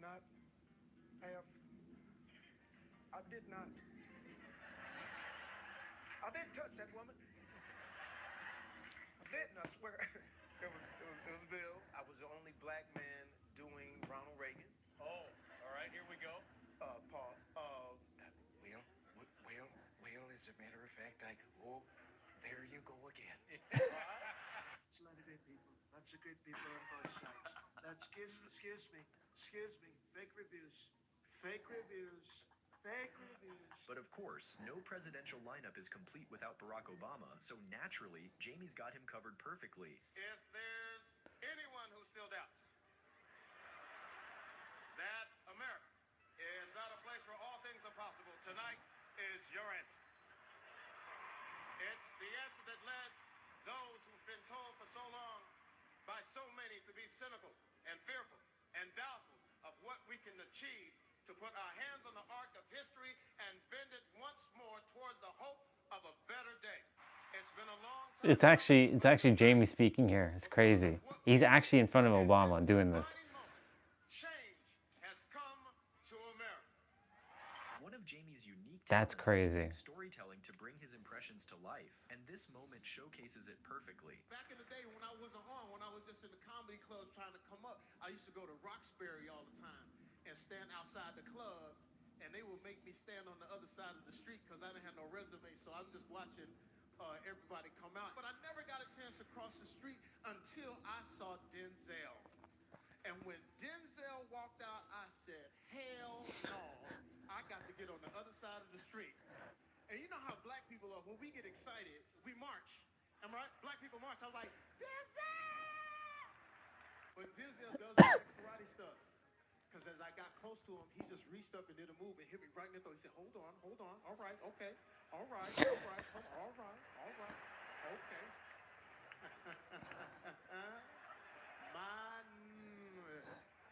Most people attempt Robert Downey Jr. and fail miserably. Jamie nails it so well you'd think there's a new Iron Man in town. Like, that's our guy. Right. Like, I did his birthday party. And my first joke was, how dare you take all of these roles from black people? You know, anyway, everybody's laughing. I called Robert. I said, listen, I need you to play Mexican. He says, dude, here's the deal. Sure. Sure. Why not? Sure. Of course. Sure. Mexican, whatever. Al Pacino's never been a fan of people impersonating him, but Jamie's version just might be the one that finally won him over. I owe Mr. Pacino because I got a chance to hang out with you. I learned from you. I tasted you. Not in a... Wait, let me clear that up. We were doing a scene in the movie. That's what I mean about I tasted you. We were doing a scene in Any Given Sunday, and we were very close. It was, I don't know if you remember this, but you were, and you fight with your fingernails, and I noticed wetness that was flying off of his lips on my face. He said, and you do what you're freaking told, and a little bit of your juiciness flew off of his mouth and landed on my lip. And I'm like, damn, hold on. Snoop walked over to my daughter's boyfriend and just said, hey, what's up, cuz? You know, hey, look here, you know, we her uncles, you know what I'm saying? So act accordingly, homie. You know. Most actors move on from roles once they're done, but Ray Charles, that role clearly stayed with Jamie permanently. And then I met Ray Charles. He comes in, I'm at his studio. Hey man, good to see you, man. Good to see you, man. I said, well, Mr. Charles, I'm just trying to do the best I can to portray you. Look, baby, can you play the blues? If you can play the blues, man, you can do anything. And so there we are on This is funny. dual pianos, and we start playing the blues with each other. When I hit a wrong note, damn. You know, I give you his ears a sensitive. Now, why would you do that? Why you hit that? I said, I'm sorry, Mr. Charles, I'm just trying to catch up with you here. Well, hit the right note, man. You know what? That's what life is, man. Taking the time to hit the right note. I said, oh. So I took the time, hit the right note. Once we finished, he got up and said, hey, kids got it, and he walked out. The world can barely deal with one Kanye. Now, Jamie and Jay just gave us 2 additional versions Jay nobody Farrell. asked for. That car, nah, because I don't like how it looked, and don't, you know, listen, this ain't even a, hold on, fam, because look, this is the real. What we not gonna do is, you know, you ain't gonna put me in no full focus. That's not gonna happen, fam. Also, fam. Hey, you see that motherfucker phone? Look at that motherfucker. Phone, get on out of here, baby. Billy Caesar, this motherfucker. Get on out of here. Phone on out of here, bitch. That's what I'm talking about. Oh my God. There you go, honey. There you go, honey. There you go. This is crazy. Say, na na na na. Na na na na. Now get up. Just swallow it. You better get your ass and swallow that. You drop that in here. This is a f***ing ovary office. Obama's known for his smooth moves, so when Jamie got up close with his favorite president, he had to show him how it's really done. Hey, you want to see a presidential machine? State, you gonna dance with me just a little bit? Come on, man. I saw you on Ellen.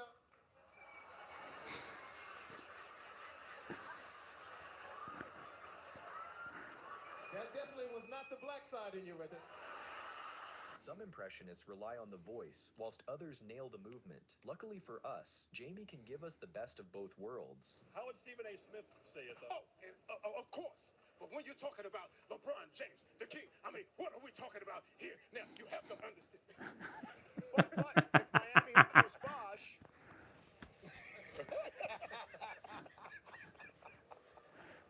Jamie's done Trump so many times at this point, you'd think he's getting royalty checks from the White House. I love her. Have you ever seen his rock? African. I love her hair. Can we? She's African. I love his. I love his. I love his sweater. He's got a great sweater. He's got a great. Excuse me. Excuse me. Excuse me. It's a lot of great people.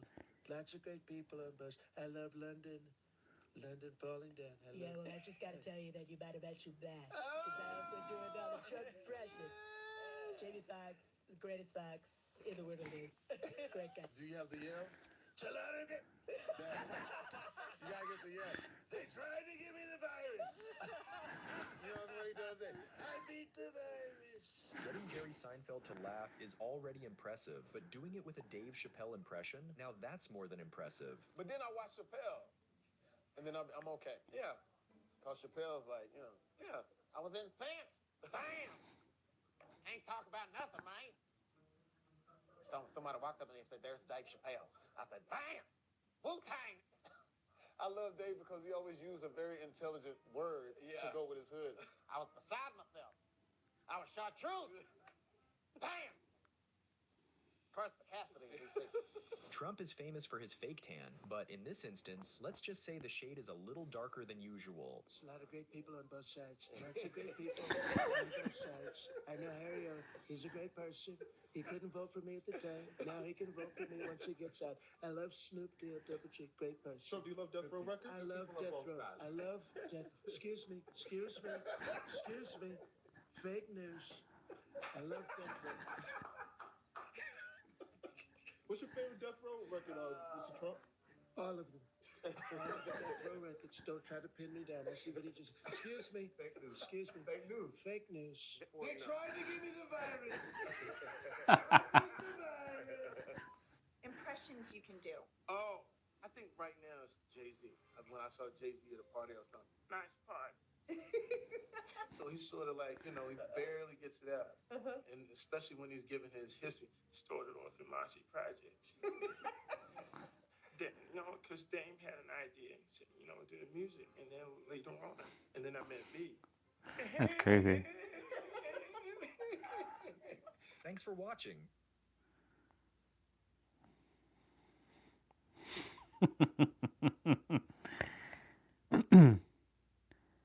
That's funny.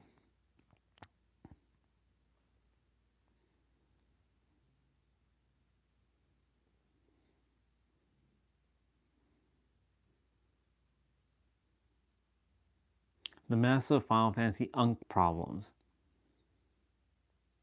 Why Meta and YouTube lawsuits could trigger the end of social media? Welcome back. We are following as we know it. news. Yeah, let's end it. In the landmark case addressing the power and influence of social media, a Los Angeles jury today finding Meta and YouTube negligent in the design or operation of their platforms and saying the companies failed to warn users of the dangers of their services. The jurors found that the tech giant's platforms harmed a young user with features that made her addicted and led to mental health problems. The trial, which included testimony from Meta CEO Mark Zuckerberg, was the first lawsuit of its kind to go to trial. In separate statements, Meta and Google, YouTube's parent company, saying they disagree with today's verdict and plan to appeal. Today's verdict comes just one day after a jury in New Mexico ordered Meta to pay $375. It's been 10 years since Final Fantasy XV, the last game that majorly expanded the Final Fantasy brand. It aimed to be a Final Fantasy for fans and first-timers alike, and largely it succeeded, and has sold over 10 million units worldwide. However, a decade later, Final Fantasy VII Rebirth and Final Fantasy XVI are struggling sales-wise, with Square Enix trying harder than ever to expand the audience. They have, on multiple occasions, cited this for their reason for pursuing action combat, as they believe that younger generations simply wouldn't be interested in slower turn-based gameplay. But despite these efforts, it really has not moved the needle. We recently found out via Circana and Matt Piscatella that over 62% of Final Fantasy VII Rebirth players were 35 or older, and 77% are over the age of 30.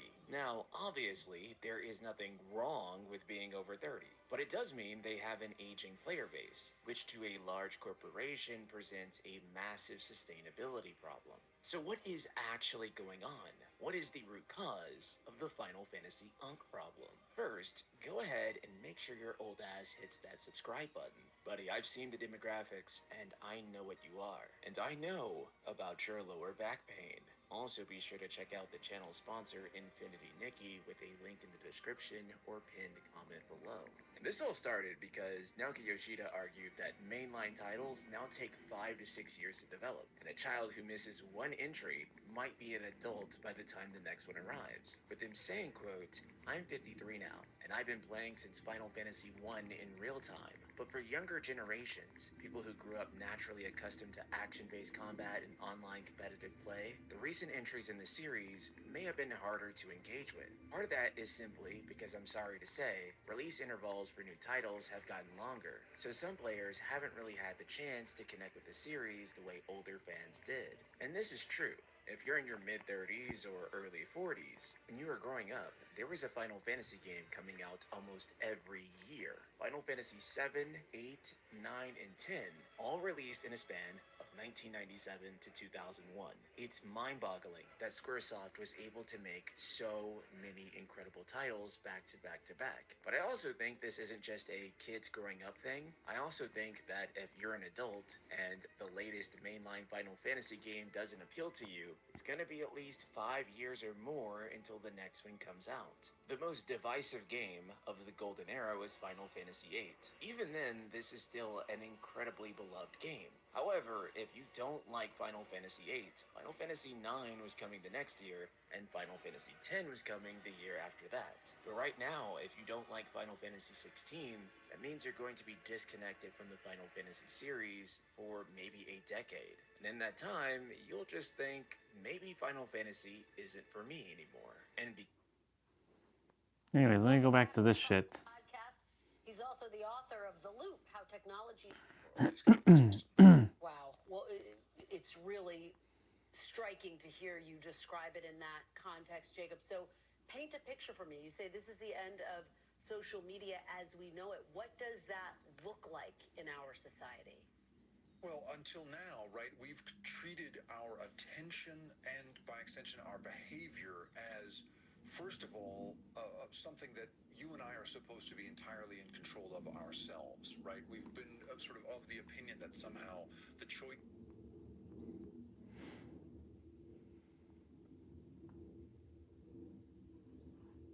Cool beans. Tate is brilliant but broken. Why execution matters more than vision. And then you look at Andrew Tate. Andrew Tate has picked up on something I've been writing about for a while. He's picked up on a specific area. Now, it's an important area, and that is the way masculinity is being removed from the male. The point being, though, that when masculinity, toxic masculinity... You see all the weird ass content that's showing up on my feed? It's crazy. I'm aware what's going on. I know that I'm watching a little too much content here. You know, the word that opens up everything and takes you through the glass ceilings to the next level and the next level is a simple question. Why? Okay, they're targeting the male and they want to What the hell does that have to do with anything? masculinity. They want to delete that. I'm not having it. Okay, question. Why? And then they start coming for the women. Why? What's the connection? Because there is a connection. Maybe we can get into it as we go along tonight. And so Andrew Tate has picked up this area of taking masculinity from the male. This is why sperm counts are dropping. This is why testosterone levels are dropping all across the world. This is systematic. So that's good that he's focusing on that. But if you at the same time equate masculinity with having a bloody Bugatti or having lots of money and, you know, being macho man, well, you know, for me, that takes it across the balance point to another imbalance point. And, you know, I was laughing the other day. I caught a video by Andrew Tate in which he said, basically, that he's been predicting the future. He said, I was talking about the Matrix 2 years ago, he said, right? What? I was talking about it 30 years ago, and you don't know what the Matrix is, mate. These are just words. Oh, it's the Matrix. So what is that? I hope we can get into it, because I'll talk about that in the dream. What is this Matrix? What form does it take? Why does it exist? And so what you're looking at is people, and they become the big names, you know, and they get massive numbers and followings. And canceled, and Andrew is potentially going to prison for 10 years. Yeah, but you look at it and you see dots. You don't see dots connected. So another one, and all these people have come out in support of Russell Brand, and that's okay, that's their choice. But it's a bit early to start making judgments, like I say, on things that we know nothing about, because we don't. Another one is Ben Shapiro of the Daily Wire. The Daily Wire is not the alternative media, it's an alternative Republican Party. It's 5 cent centric, and it's looking into American politics and analyzing American politics, which is fine. I don't have a problem with any of these people doing what they're doing. I have a problem with the fact that they are together, and I'll bring Jordan Peterson into that as well. There's some very interesting things to say about psychology. All these characters. Very interesting stuff. These are the names I'm gonna have to deal with. He ain't got a clue what's going on, frankly. And so you've got all these different people in what I call the barricade, and they're all making their contributions. And, you know, I say, okay, fine, yeah, no problem, yeah, good. But better than the BBC. Yeah. But yeah, and actually, interesting you should mention that, because another one of these barricade organizations is GB News in Britain. You know, this is something that is kind of important to point out. Technically speaking, a little bit of you as well, just a little bit. With your Archon talk and Samsara. And a build-up of awareness that the world's The truth is there is, it's just is. because we did the research, but more and more people Not more theories, it just is. But Orion, even just is a theory. started off with a few people. They were picked off by the police. It's not. Again, there's hundreds of thousands of people walking through London, and the police are standing on the side of the road. Get rid of all the humans, and you'll see it just is. You'll see Earth as it's supposed to be, just is. Needs to be, it needs to have the steam taken out of it. So what you do, you don't keep pushing and pushing and pushing, because if the resistance gets to a Once this video is done, I'm going to start moving my body. massive penny drops in the population, hey, authority doesn't have the power. We have the power.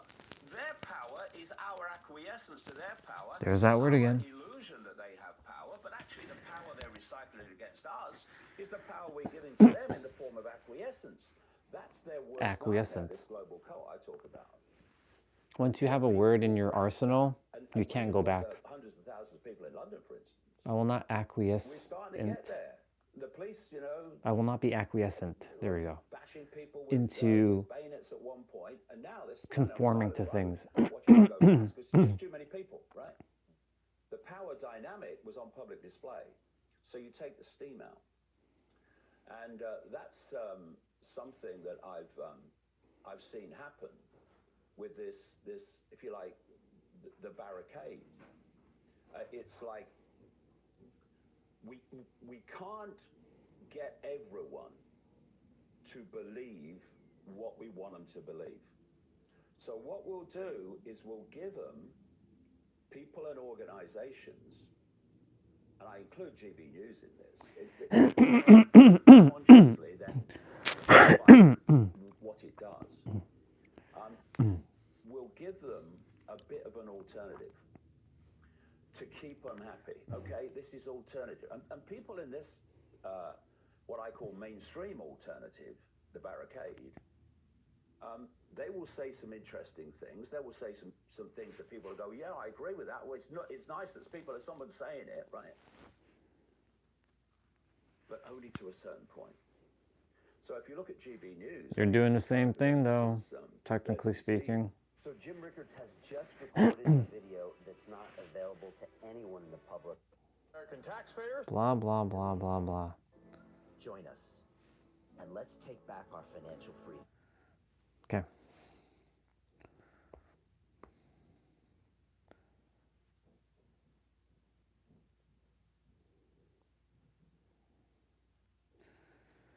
Okay, so 30 minutes full body.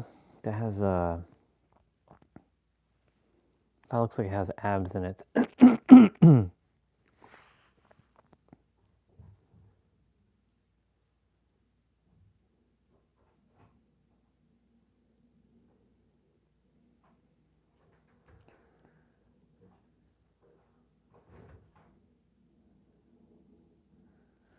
So this one is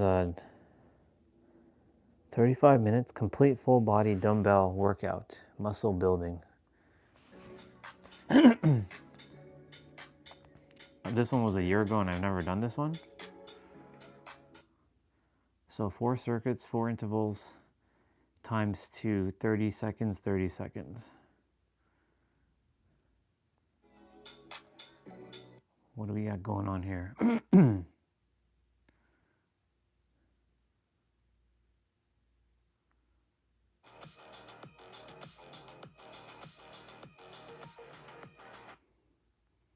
Okay.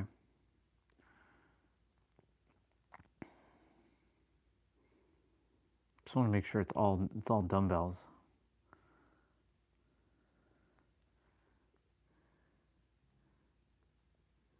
Okay, so he's got... All right, so this is 35 minutes. Perfect. Time for us to get rolling. Alexa, what's the temperature right now? Right now, it's -1 degree Celsius.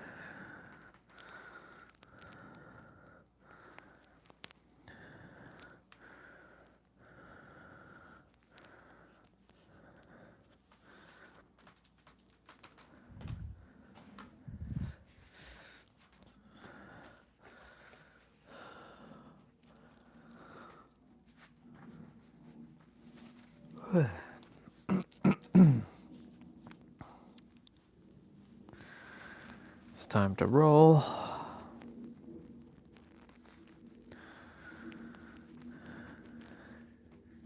I'm so close to a full 365 days of 10K steps.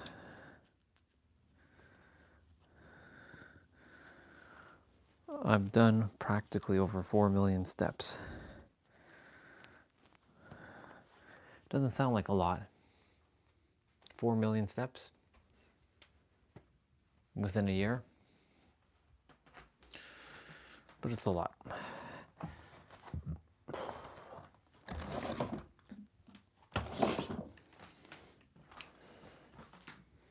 Okay, let's get the body warmed up.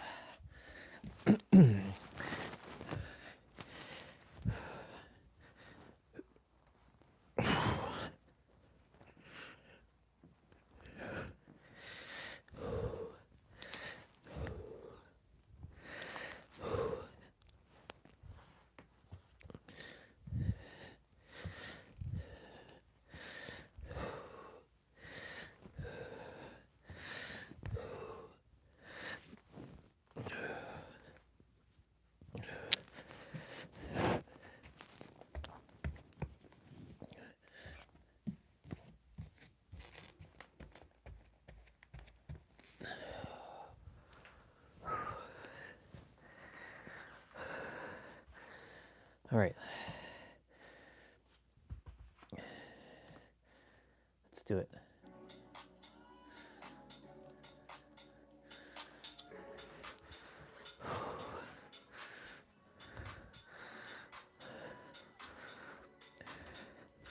We're going to start with a warm-up.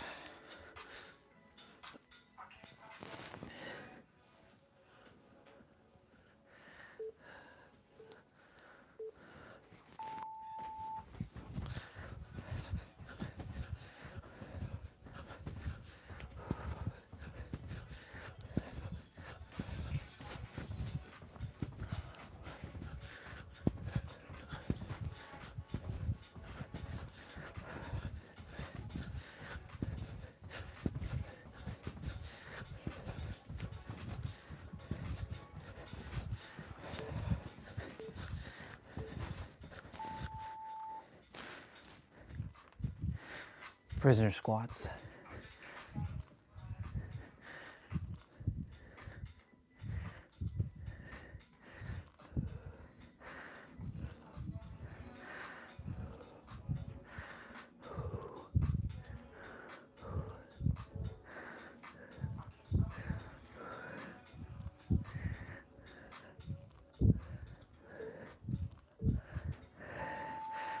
Shoulder taps.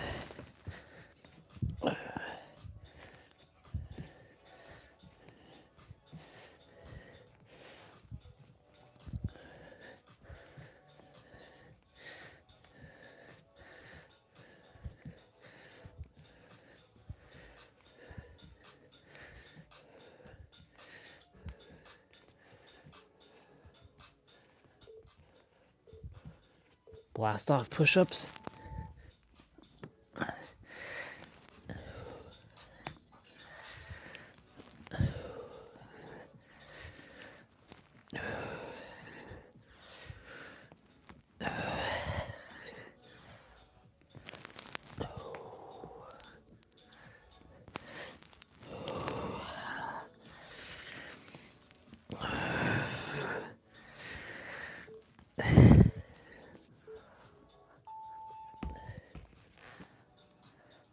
Squat hip openers.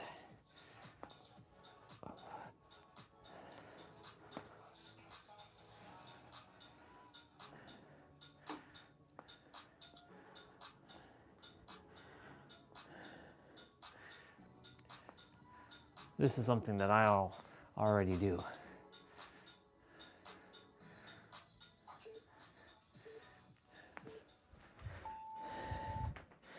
Reverse lunge.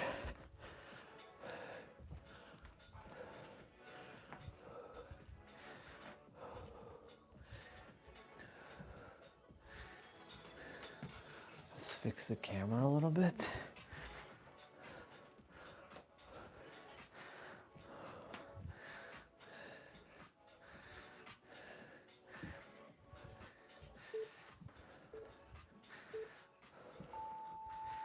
Awesome. So 30 seconds of work, 30 seconds of rest.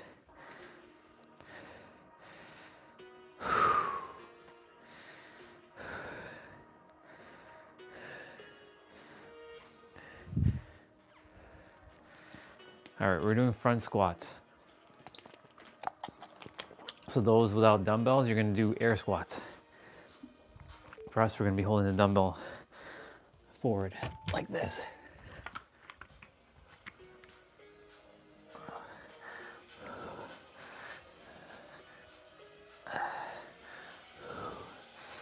Now he's using lighter dumbbells for some of his other moves. So I'll either modify or I'll do slower reps or a lower amount of reps.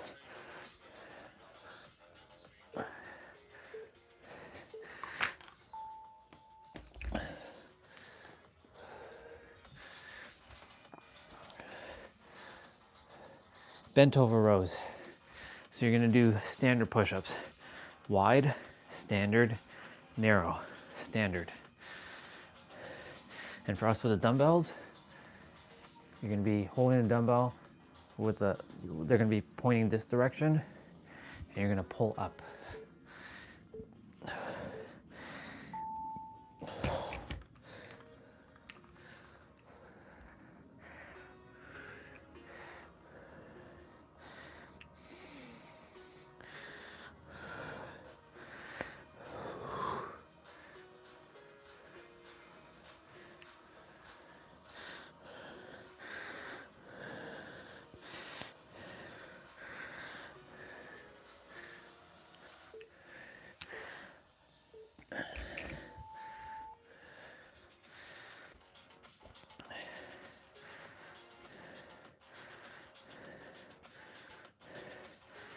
Reverse lunge to overhead press. That looks like fun.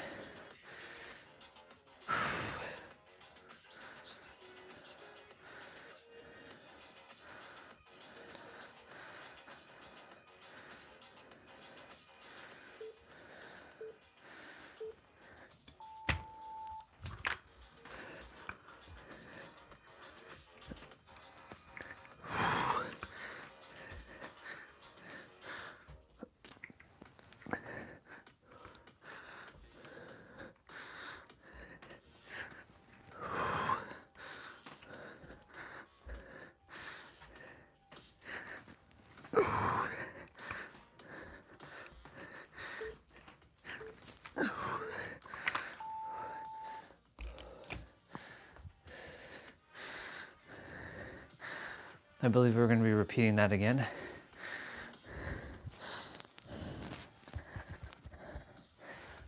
I got to be mindful. Heel. So we're doing Romanian deadlifts.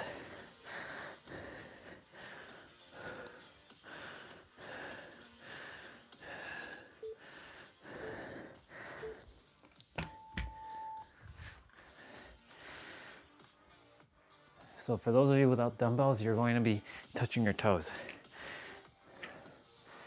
Or just squat again.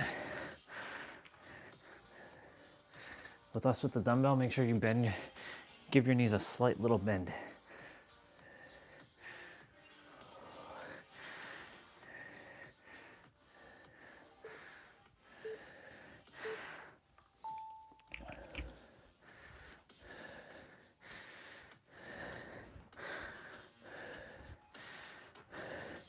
Repeat.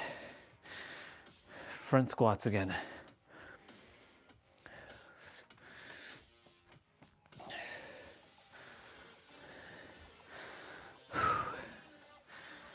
There's 4 circuits, so that means we're going to be repeating twice, I believe.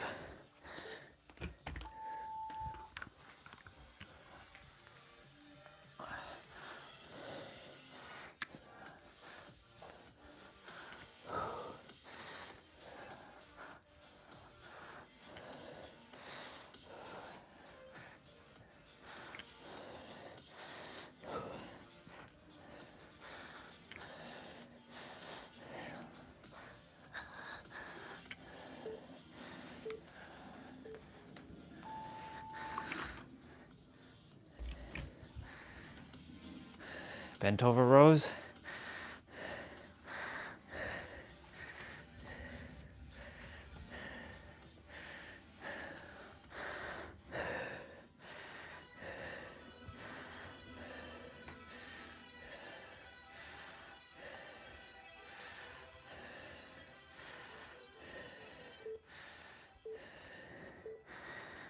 Okay.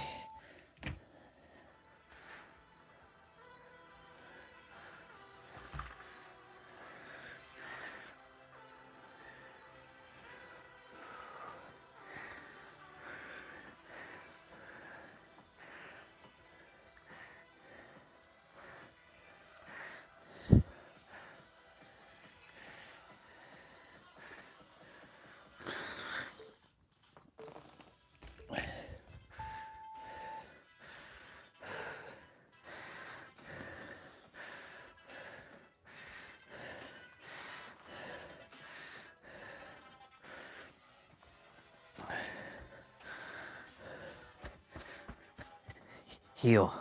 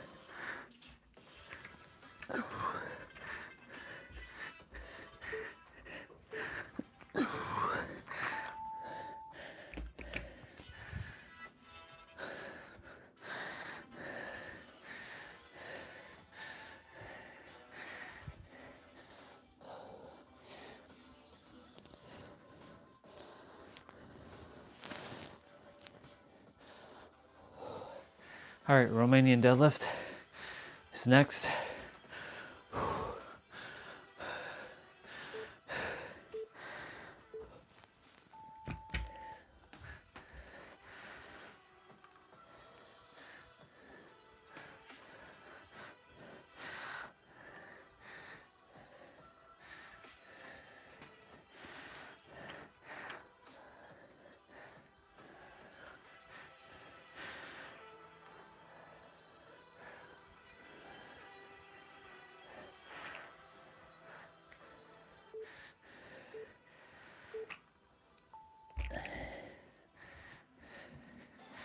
Awesome. Round 2. Goblet squats to lateral lunges. So you're gonna go down and then go down. Oh, go like this.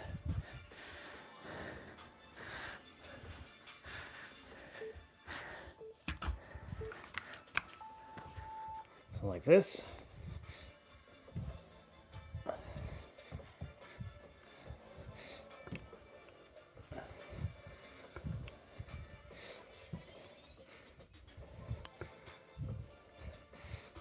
Gotta modify the moves a bit.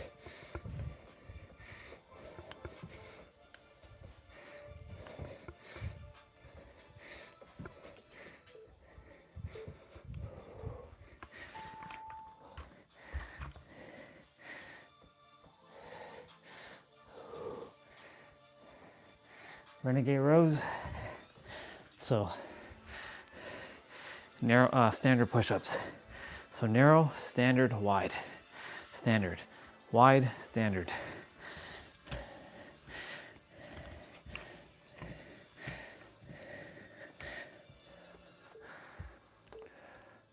So renegade rows, keep your stance wide here. Bring the dumbbell up. Go down for a push-up. Come back up.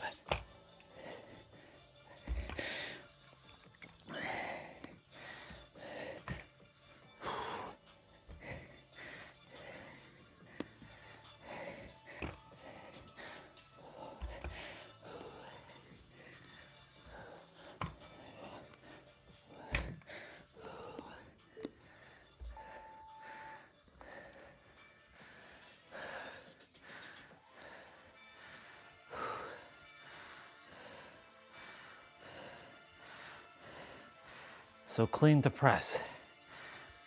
He's popping up with his feet to give him some momentum.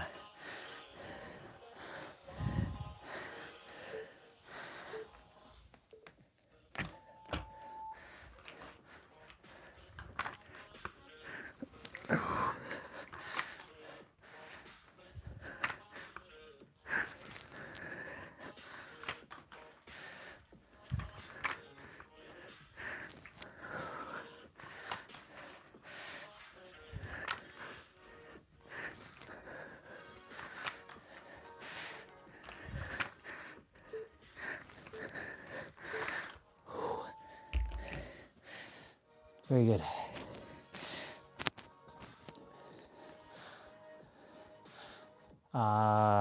Dumbbell pause push-ups.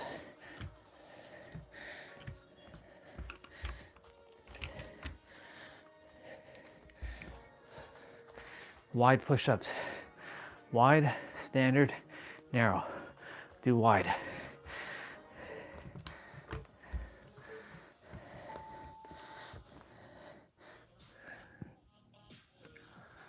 So you're going down for a pause and come back up.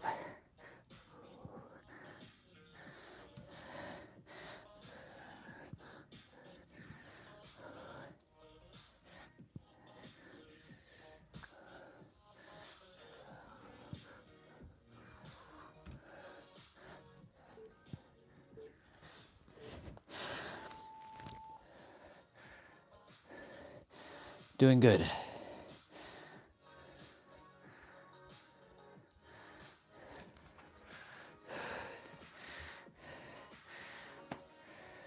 Squat to lateral lunge.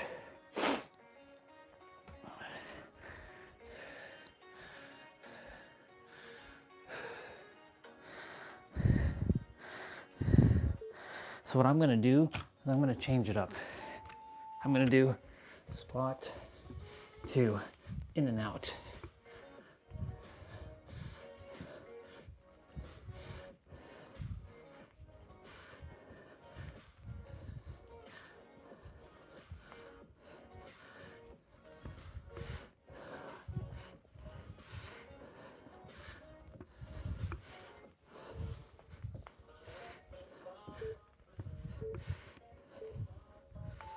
Perfect.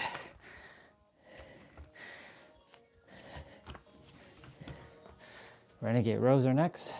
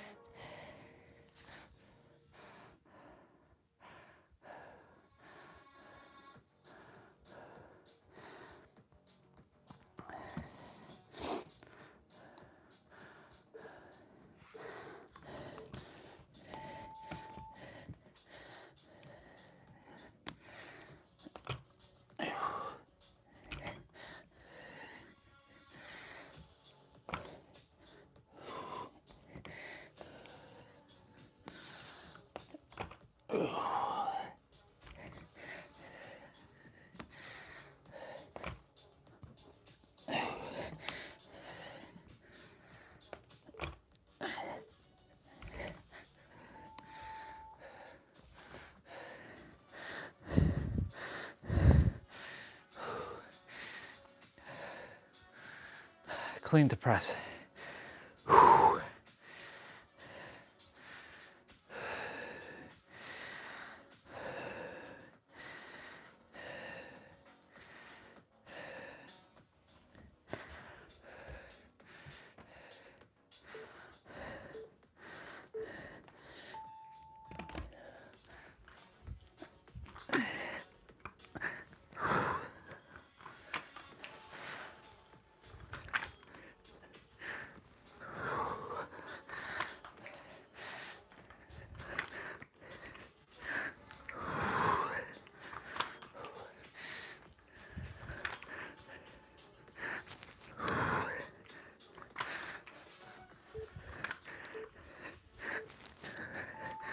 Very good.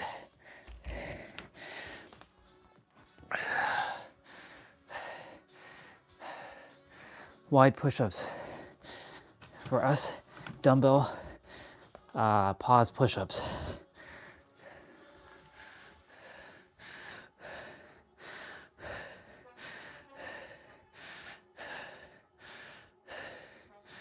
Today's our sister's birthday, Erin. Same one I was talking about, sharing.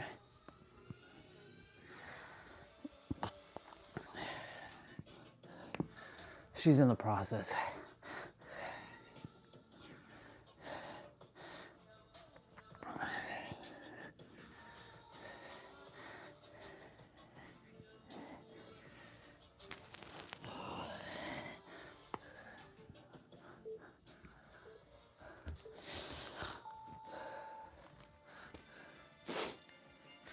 All right, round 3.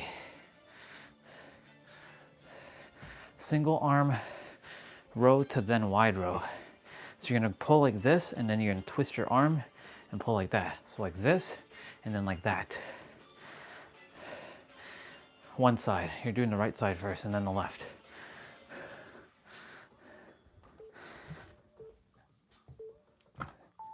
So standard, and then wide.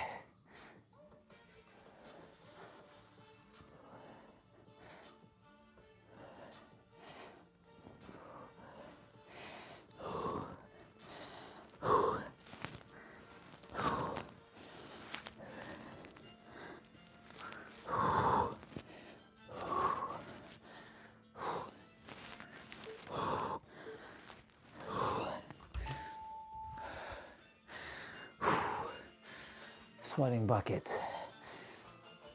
Let's go. Oh, no, we're still doing right side. So we're doing B stance row Romanian deadlifts to squat. You're holding the dumbbell in your right hand only. So you're gonna go down like this, and then you're going down like that. So sort of like a stagger squat. Not sort of, it is a stagger squat.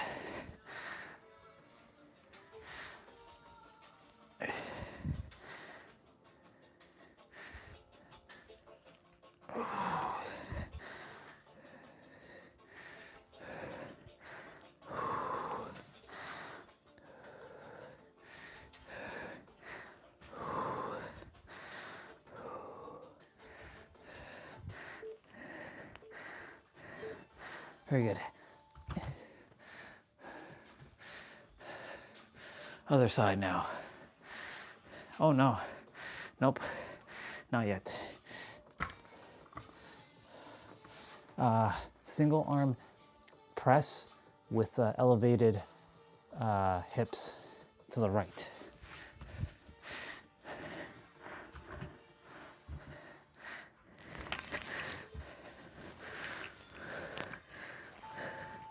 So this one, I would do wide push-ups. Happy birthday to our sister Erin. Wishing you an amazing March 27th birthday, full of joy and love.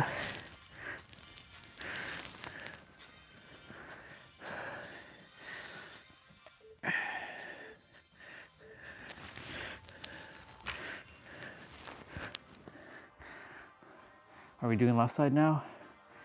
Nope, it's all right side.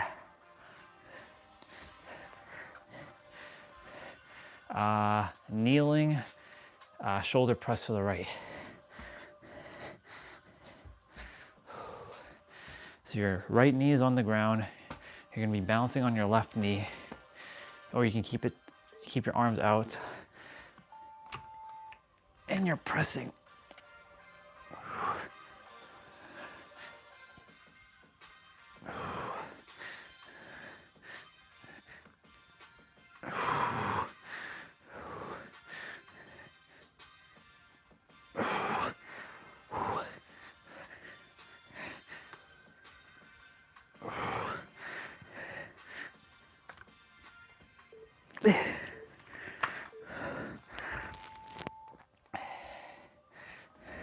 Left side?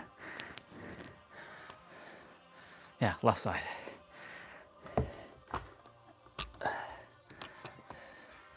I don't know if we're going to be repeating that or if that's a one-time thing for the right side. But everything we just did on the right side, we'll be doing on the left side.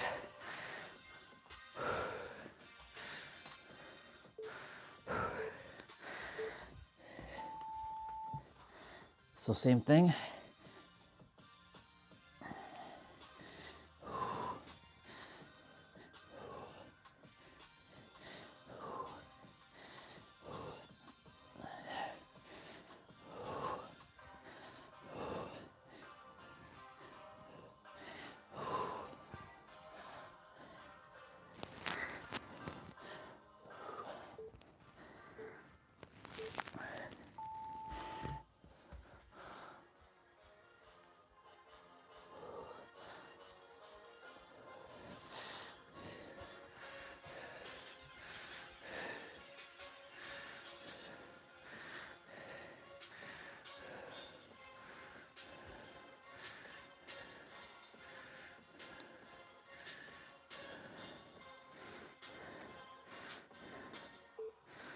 I'm going to face this way.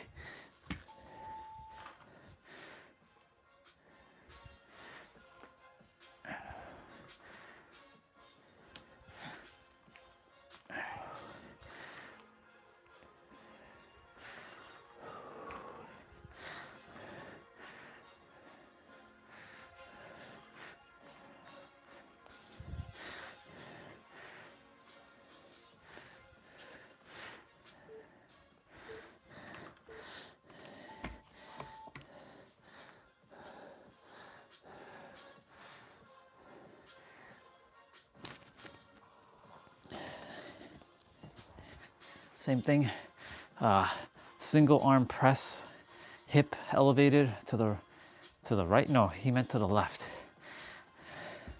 It's to the left, not to the right. Because he's using his left arm there.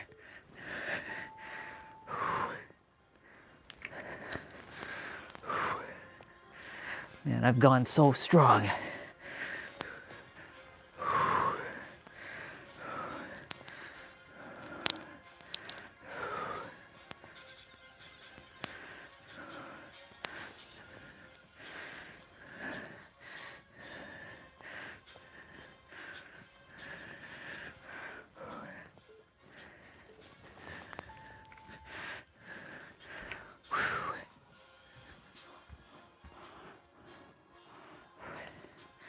Okay, shoulder. You're good.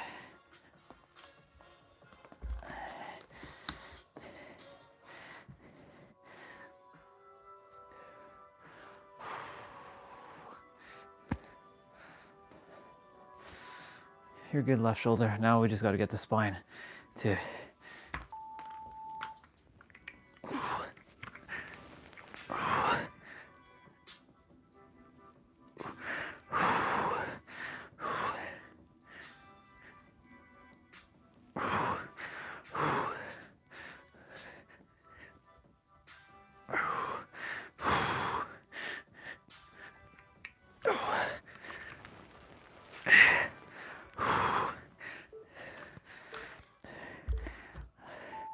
the left shoulder is not weaker. It's having to deal with that little bit of pain. Ah, shit. Fuck. We're starting with thrusters. This one's very shoulder eccentric. Pike push-ups or squats here. Be careful, be mindful.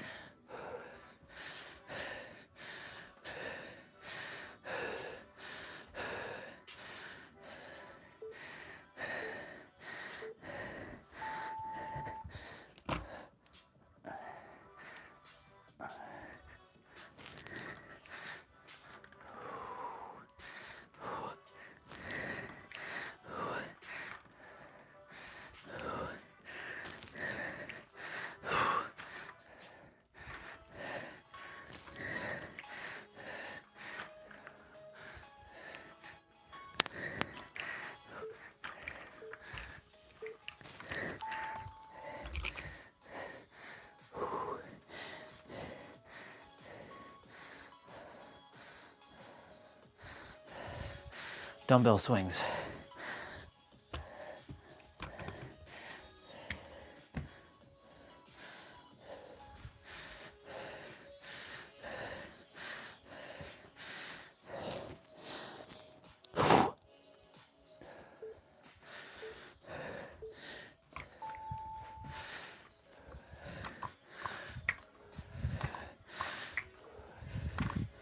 We're doing good, y'all.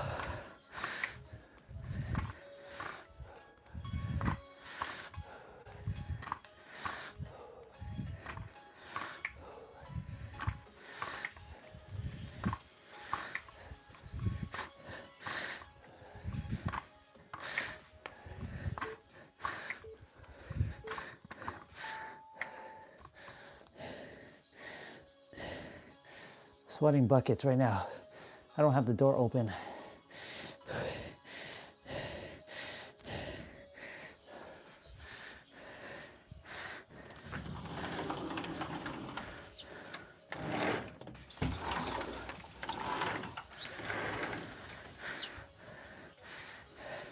Bent over switches.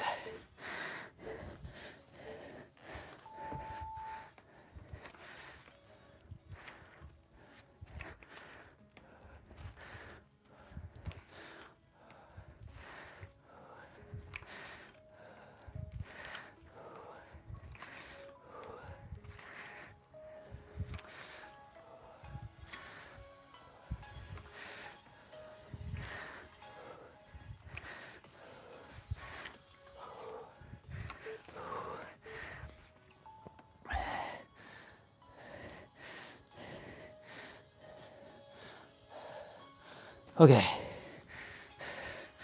Repeat.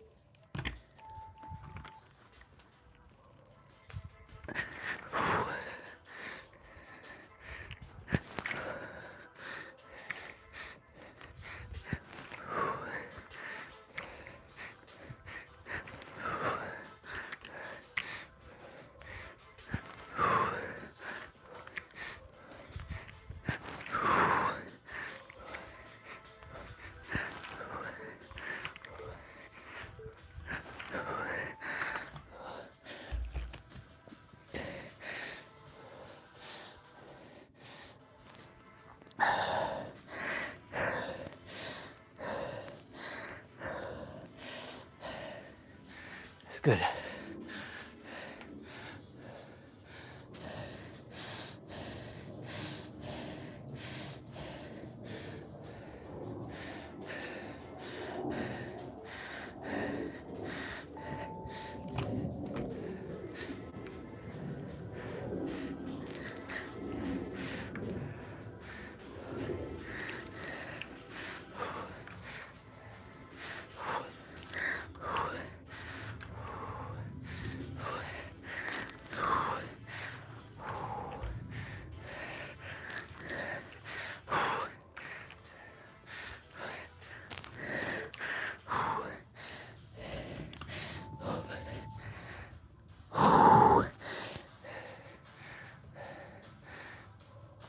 Oh.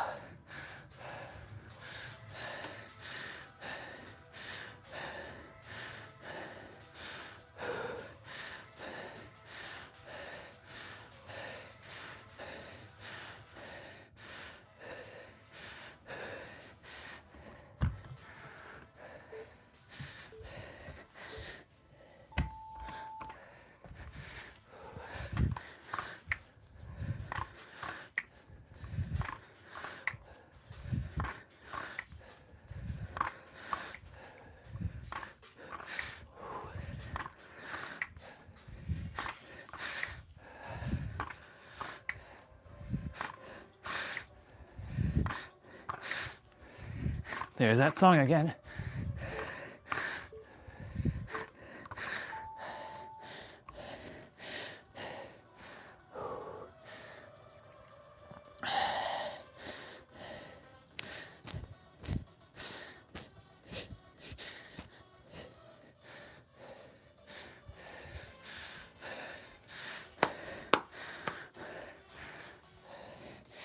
You're doing good, y'all.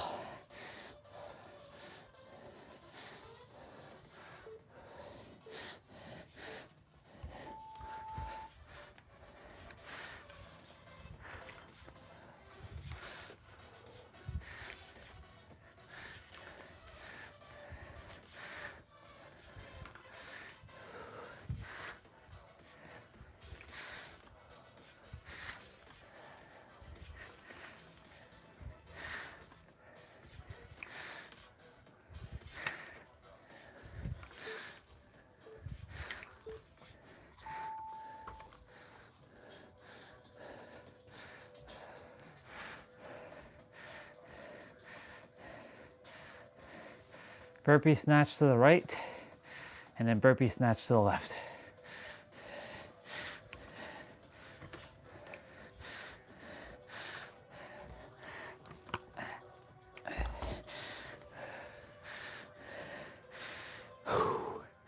Let's go.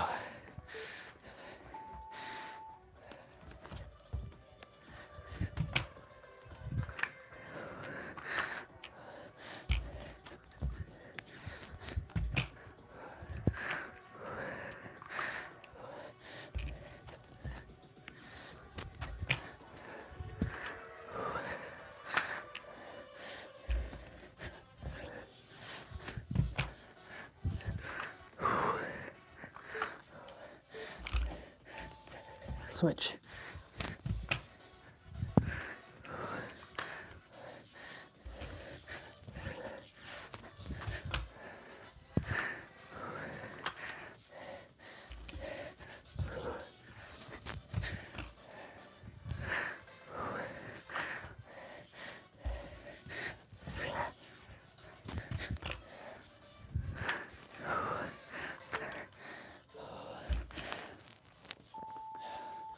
Congratulations, y'all.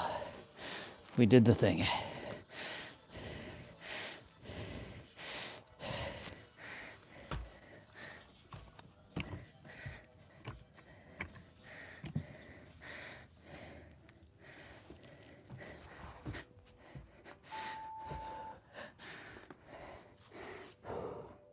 Good job.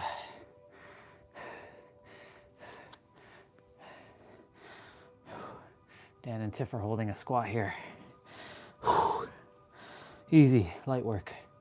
The light work right here.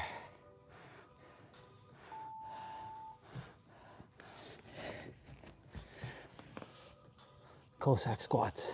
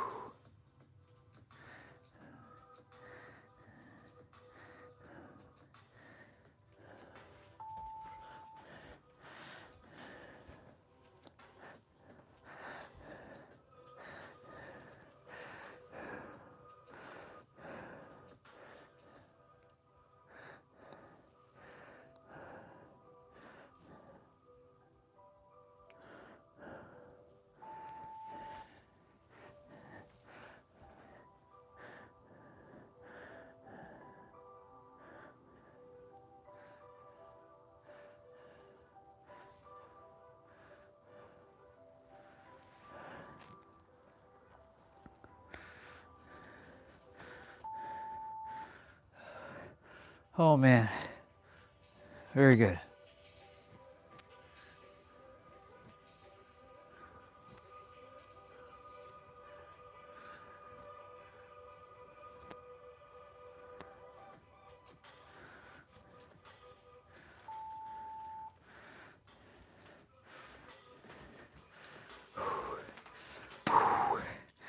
We did the thing.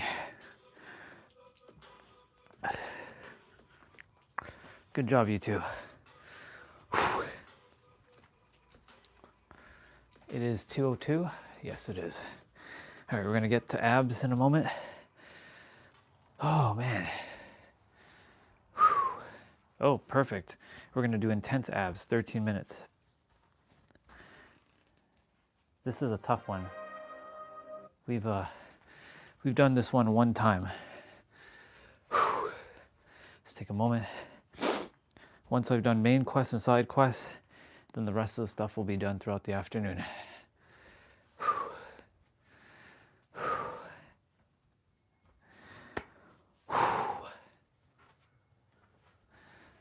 Oh man. The winds are calm now. It's very sunny, but it's cold. I can see my breath. It's like -1 right now. Alexa, what's the temperature right now? Right now, it's 0 degrees Oh, Celsius. it went up. It's 0 degrees Celsius, which is 32 degrees Fahrenheit for my American family. But isn't it supposed to be spring? Yes. And just because it says it's spring, that doesn't mean Toronto enters spring right away. Like you saw 2 weeks ago, we had summer weather. We had 22 degrees Celsius. It was hot. Like we were out basically the entire day outside. Now, mind you, I was not wearing t-shirts and shorts, or I don't wear shorts. I wasn't wearing t-shirt or no shirt because there was still a little bit of a breeze, but yeah. Just goes to show you the randomness. That's what life's going to throw at you at times, randomness.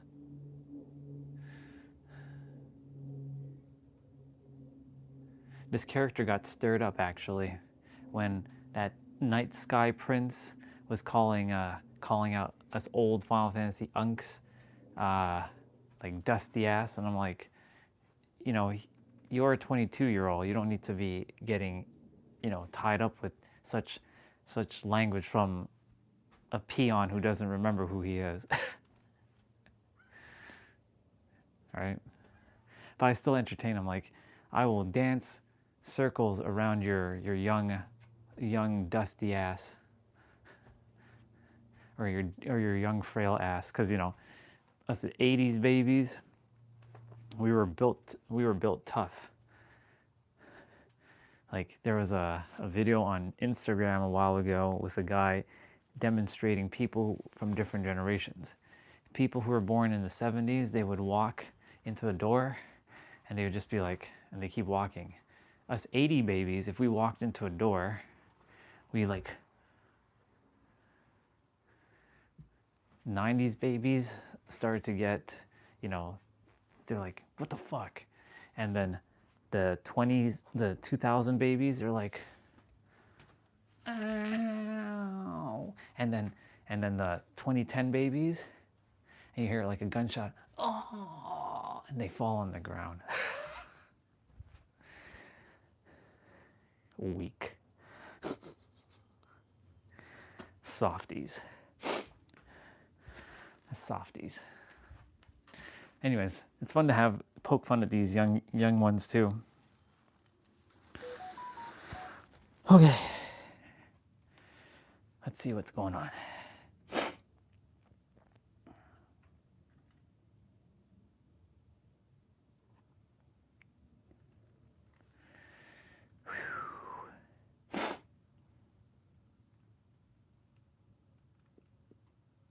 That's a nice controller.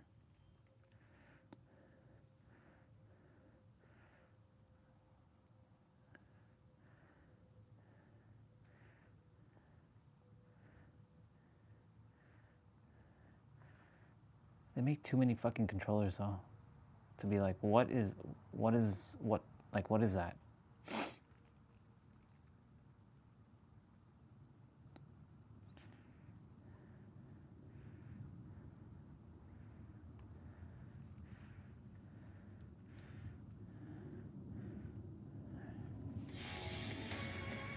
There's our wife. Is this on YouTube? Yeah, it leads to YouTube, but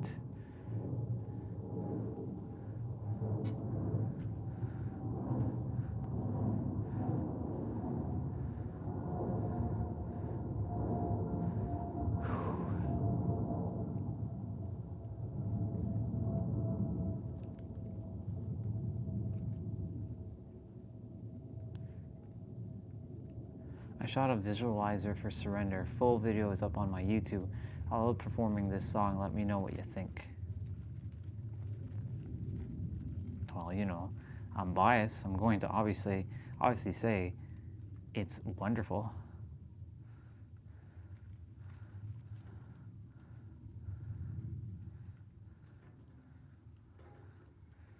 That's a cool photo of Gohan, Goku, Frieza, and Gogeta. It's a cool one. All right. No wasting time. Oh, it already went here.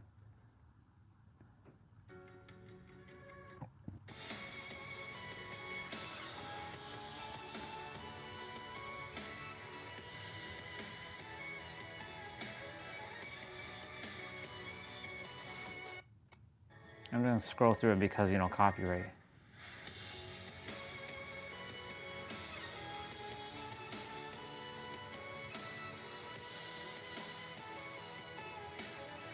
Waifu.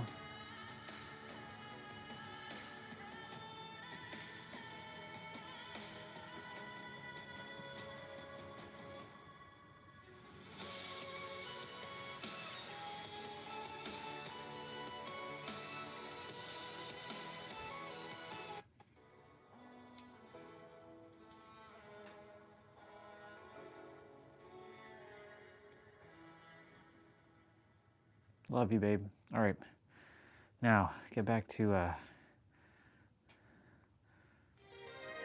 let's get rolling. We've done this one time. So this one's 13 minutes. So circuit 1, 30 seconds of work, times 6, no rest. So there's a continuous flow here. We're starting with crunches. Ooh. You know when you sweat and then you stop for a bit and then you start laying on your sweat and it's cold? Yeah, I got that cold sweat going.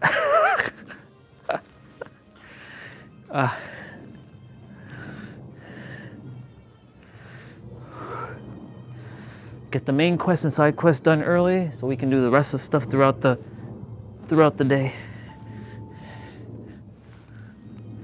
So tabletop heel floor taps. Tabletop heel floor taps. You can do toe tap if you like, but we're doing heel taps. Remember to suck in your gut here.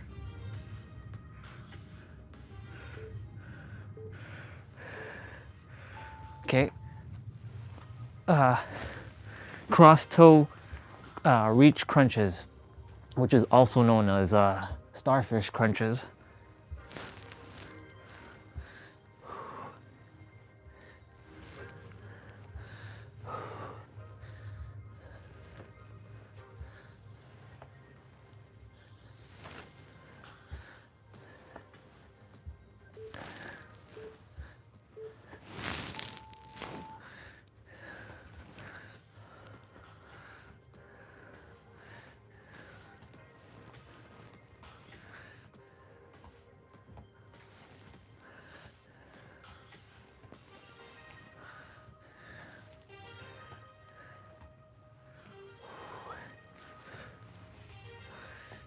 Oh yeah. Ready for it? hollow holds. We've been practicing hollow holds as much as we can.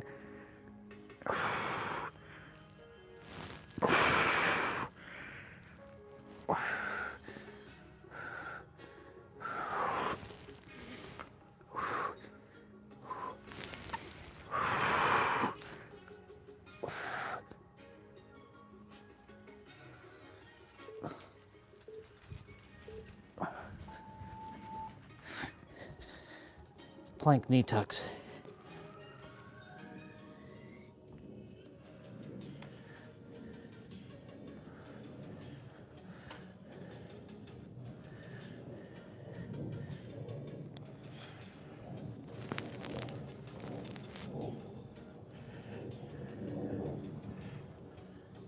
I gotta warn Steve. I gotta message him on my other Instagram.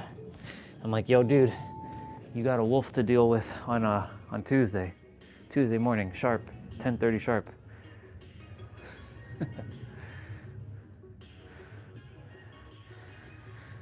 Okay, bicycle crunch first.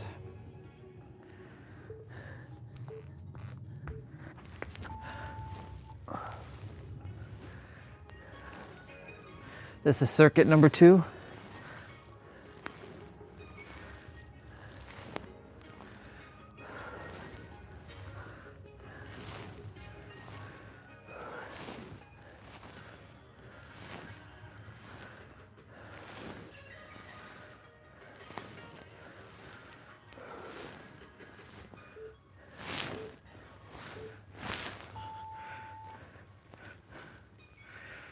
Crossbody leg raises. Oh, I see. I see what we're doing here. We're bending when we're coming up. So it's a slight angle when I'm bringing my legs up. I see. I see what's going on here.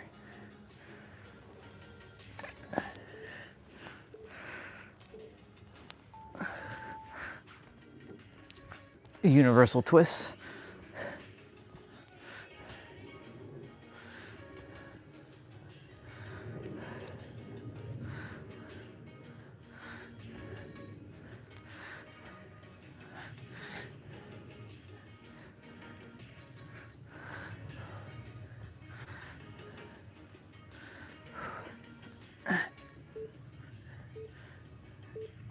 Okay, side plank dips to the right. And I'll do the extra stretching here, the extra reach.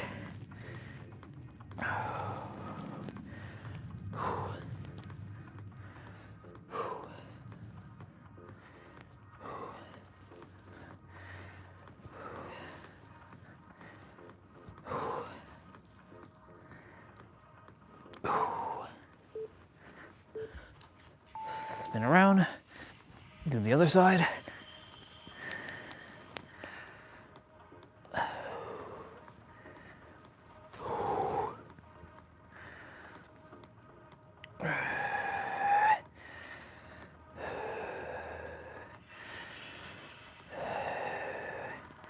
Every time I catch myself breathing, it's a win.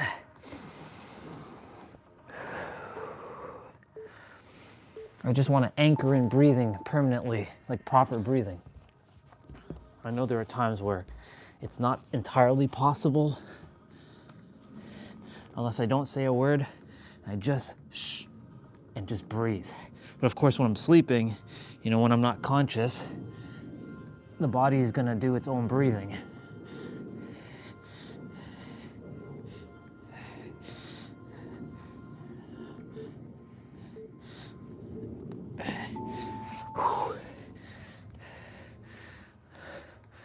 Number 2 is done. 12 seconds, 11, 10. On to circuit number 3. We have 4 circuits. Reverse crunch.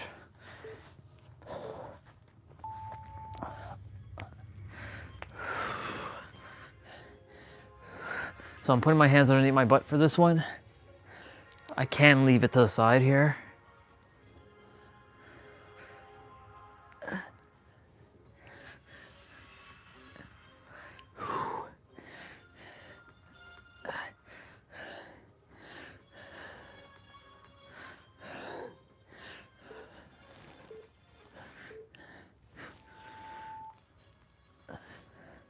We're doing hip lifts.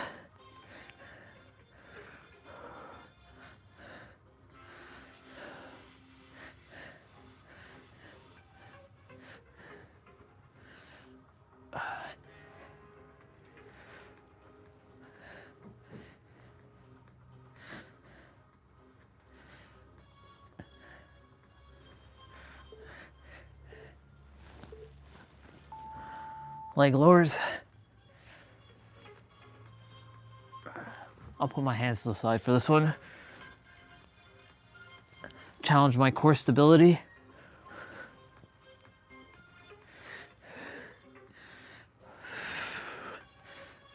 I'm gonna always forever be healthy, no matter what.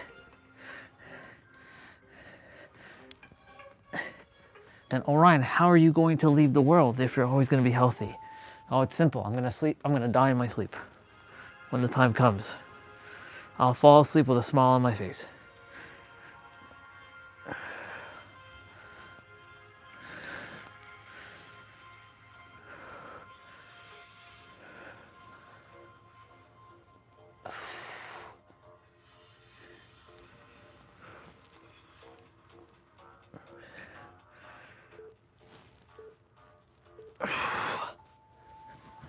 Crunch kicks.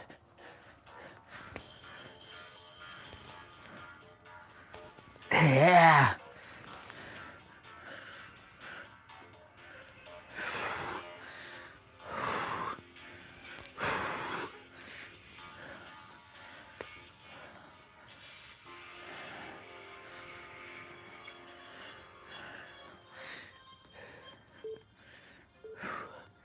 Okay.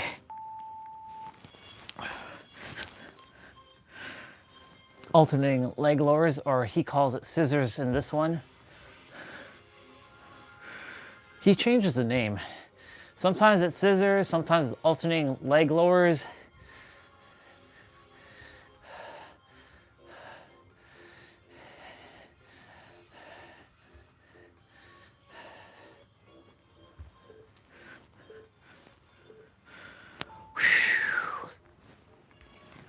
Feeling it.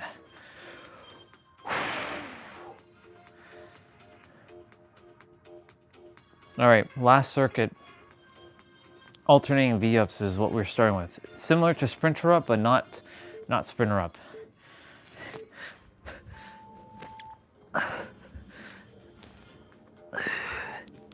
Make sure your lower back touches the ground before your shoulder blades do. It should, but you never know how you're coming down.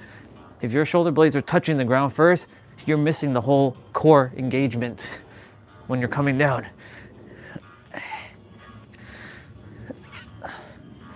You'll be targeting indirectly your back.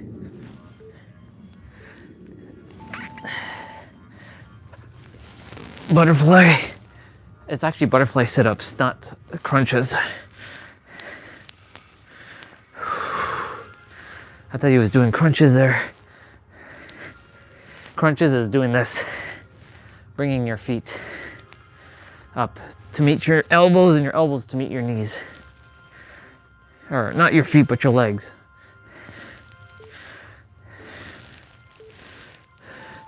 So sit up to twist crunch. So wherever I finish, I start there.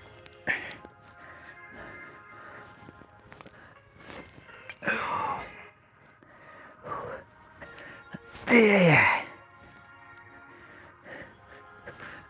This helps your mind with memorization.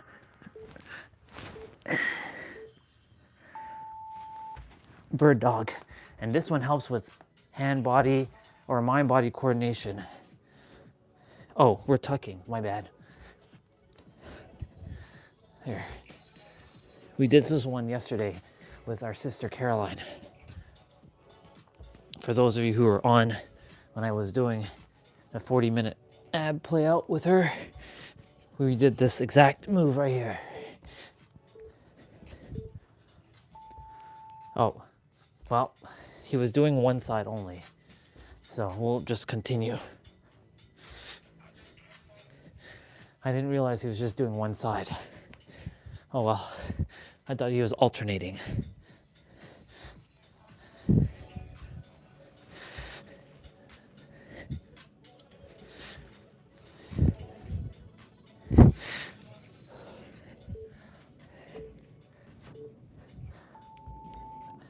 Long lever plank.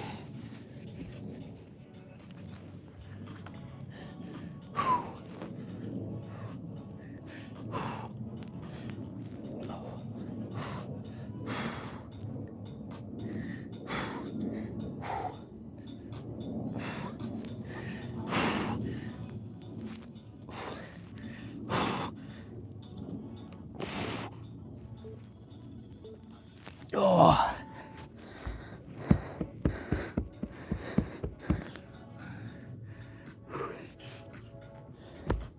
You did it.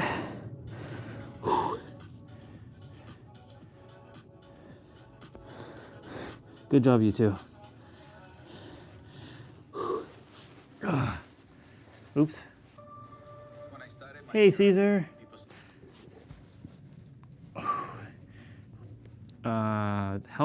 How to help dogs with separation anxiety and senior dogs who need care. Better dog, or better human, better dog. All about energy, y'all. It's all about energy. Like steam and ice. Steam would be representing conviction and confidence. Ice would be representing giving up and apathy and despair. Or all hope is lost. That's what ice would represent. But in the physical realm, ice would be the physical and steam would be the spiritual. And water would be the mental. Based on the frequency.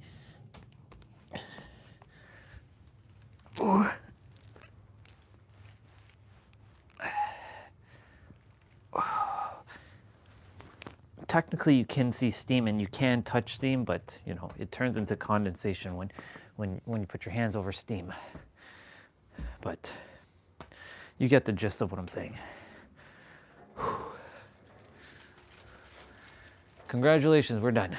Well, we're done the main stuff. Whew. It's good.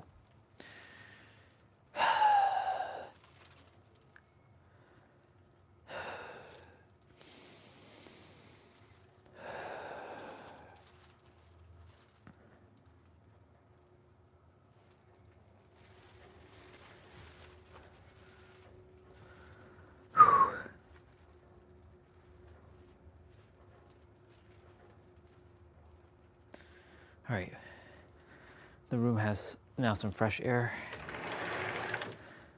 Just gonna step outside for a second. Whoa.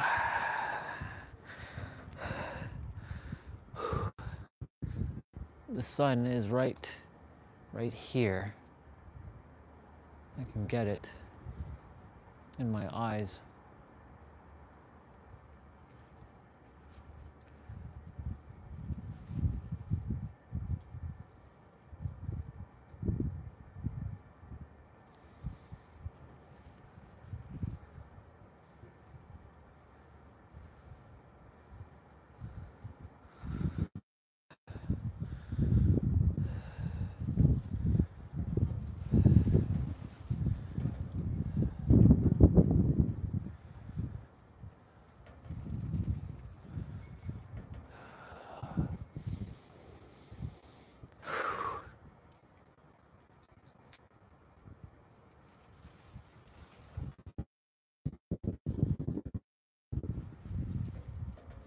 The grass looks deceiving. It looks like it's dry, but it's not. It's actually wet.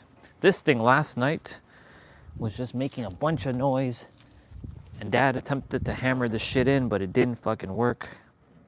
In fact, like it just, yeah.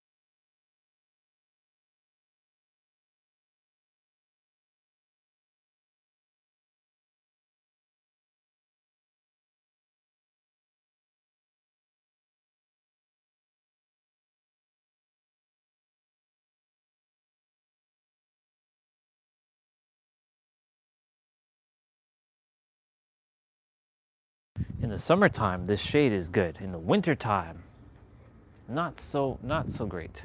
Not so great.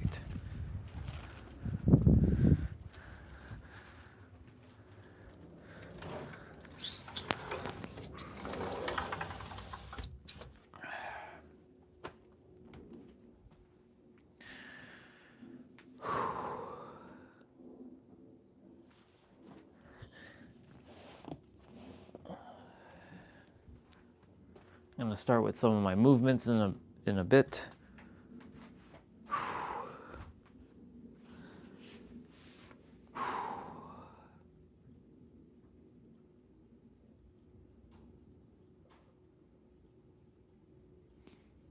Here's me standing on top of Cowles Mountain in San Diego. I need to add some more photos to my my slideshow.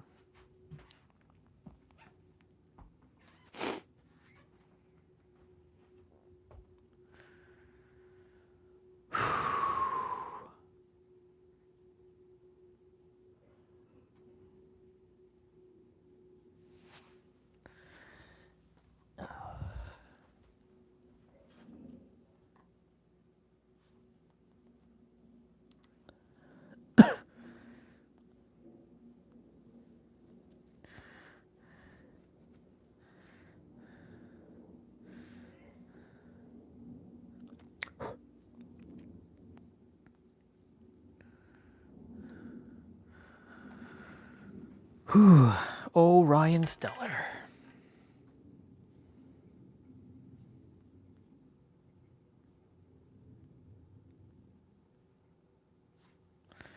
Oh, Ryan Stellar.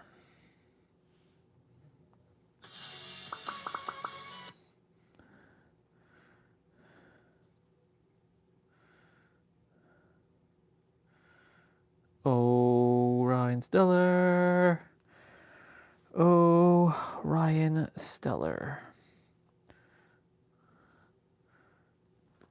There's the Bubba. We get to see her. She's so tiny and little.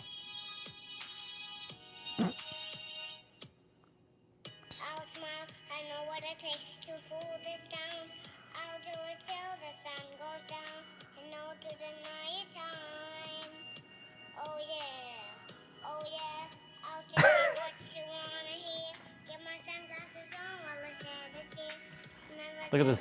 Look at this Bubba.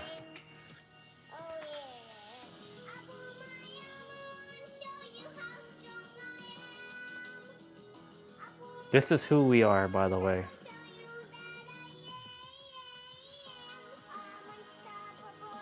Yep, we are.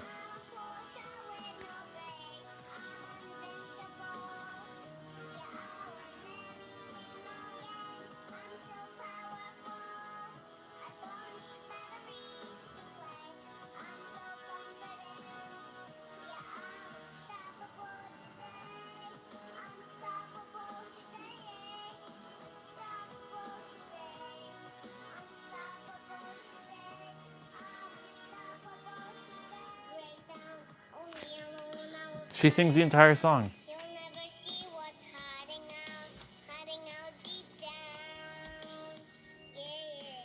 See, if I had the power, I would turn all you back into this, into the Bubbas. Of course, I'll turn myself back into this as well, too. And we all talk like this.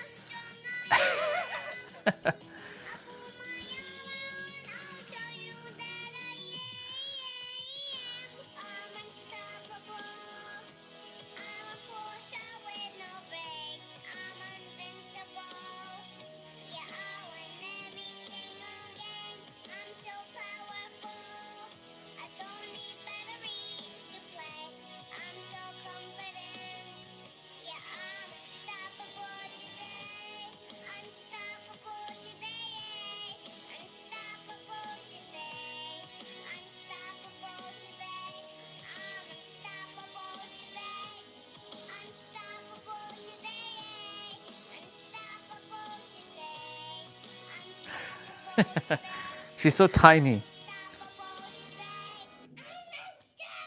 Yes, you are unstoppable, Bubba. You tiny and little.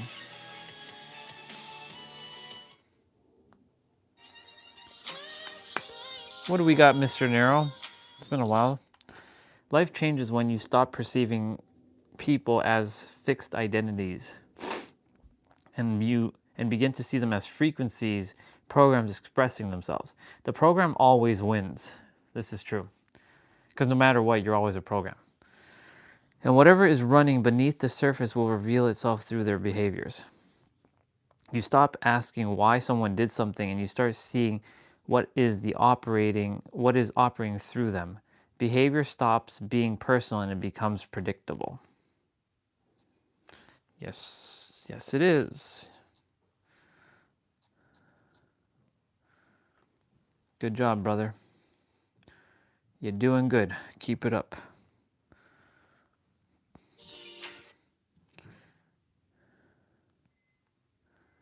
We.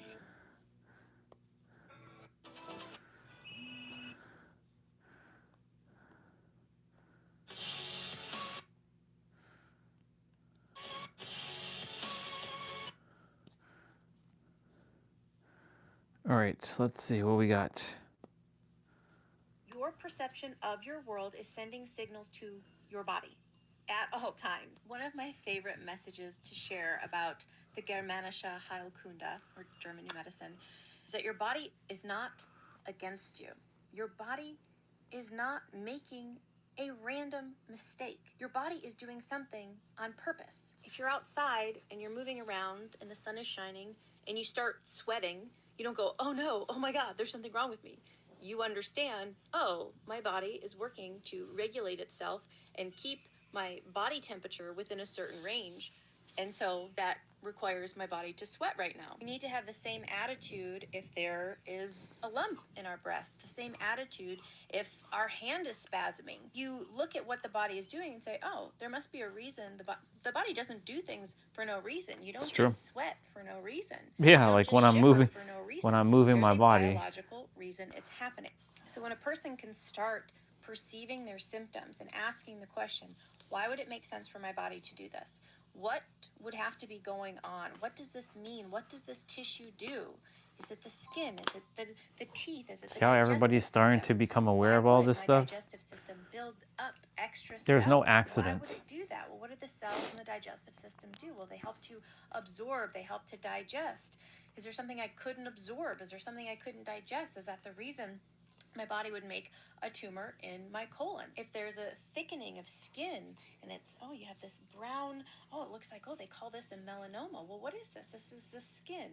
What does the skin do? It protects, it defends. In what ways was I feeling attacked?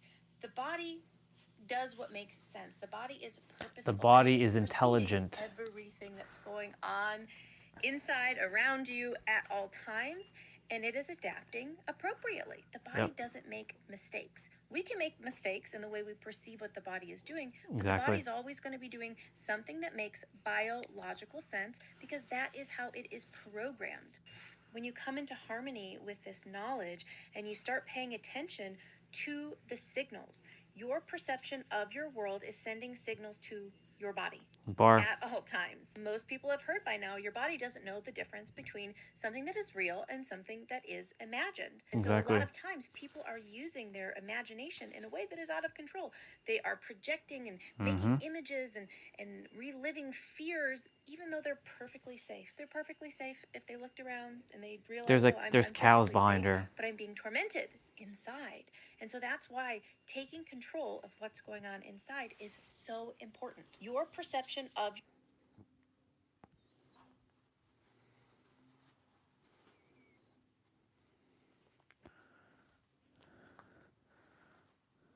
That's a bar.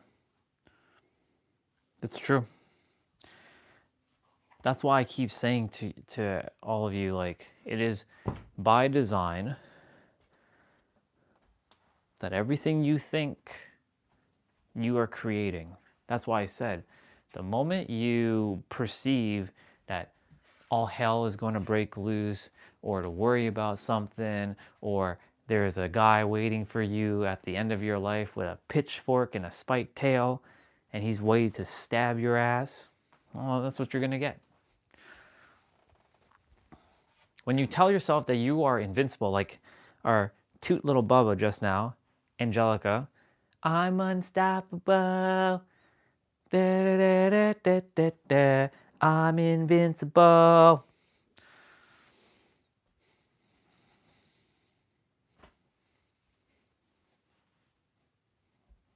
Need I say more? But Orion, we are aging. I said it earlier. If you take away the word aging and old, you're evolving. Evolving doesn't mean that you're getting old. You're morphing. You're in metamorphosis. You are transforming. Your body's transforming. But when you use the words old and aging, similar to what our brother was saying, right? It's the words that you speak. Therefore, you create. Abracadabra. I speak, therefore I create. Abracadabra, I am younger.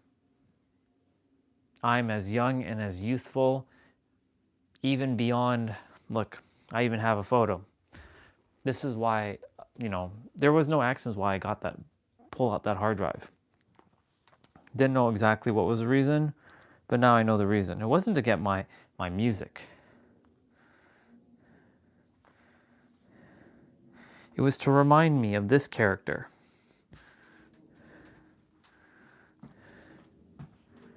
This guy. You see this guy here? This is a guy who was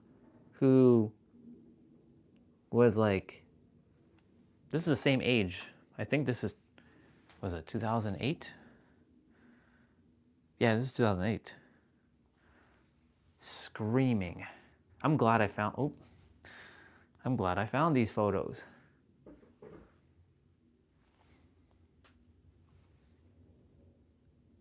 It's the same character.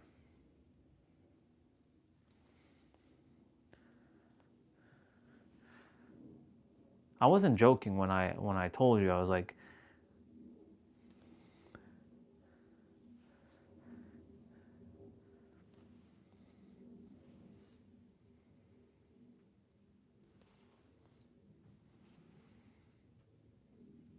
same room, by the way.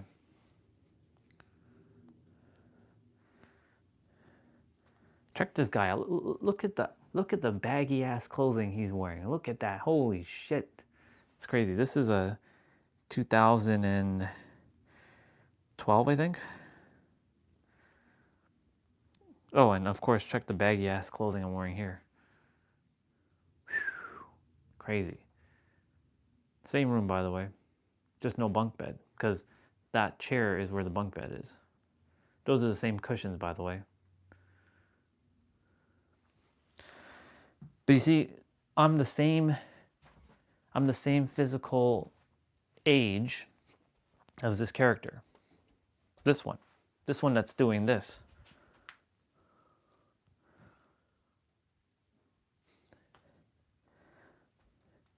He never worked out at this point. Well, that's not true. He worked out in high school, but he'd stopped. He could eat anything, and he wasn't calling himself fat, right? Then of course he entertained, and he was always entertained that he was human, but he knew somewhere deep down inside he was different from a lot of people.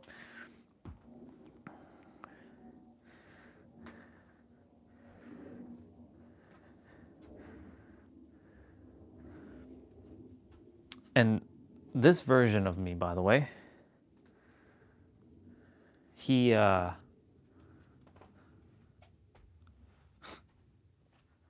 this character. This one and this character is the same, is technically the same. Same strength. Well, I'm actually stronger than him right now. If I were to fight him, he'd lose 100%. I'd beat his ass down. I can dance circles around him. Literally. I can do things that he can't do presently. But the thing is, he can do it, but his mind has convinced him that he's not able to do it. He's thinking he's not smart. He's not good enough. I'm so grateful I found this photo. I am so fucking grateful. That's the reason why I got that hard drive. I pulled it out because I knew it wasn't for my music. It was for my pictures, specifically my older pictures. There's still some more that I have to find. I'm not done looking. There's still a couple more stuff I want to find.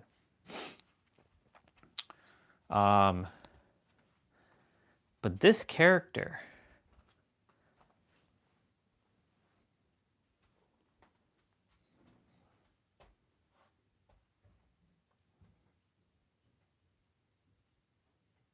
if only he knew that he was going to get to this point of the journey,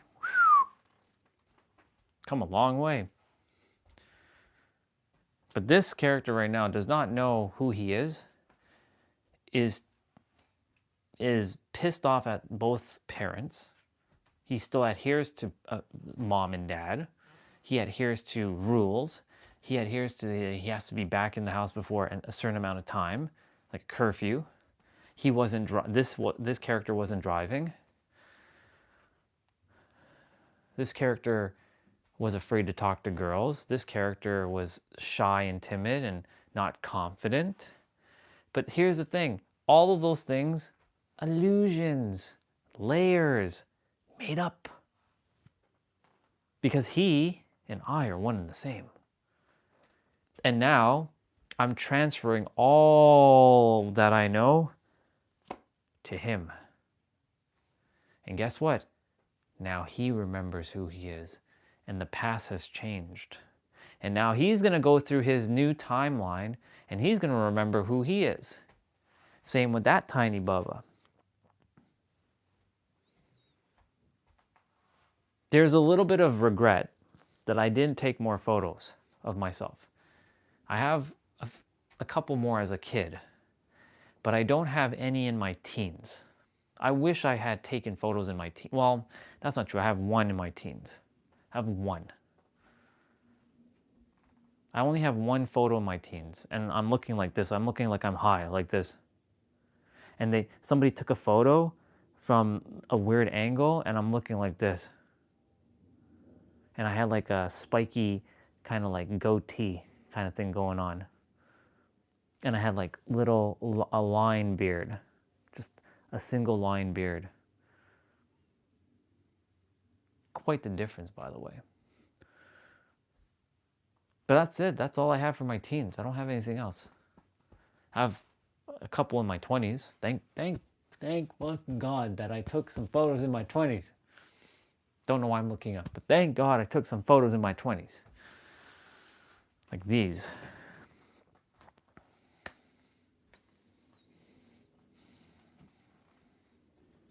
This one should be definitely, judging by the computer there, this feels like 2008. 2008, 2009.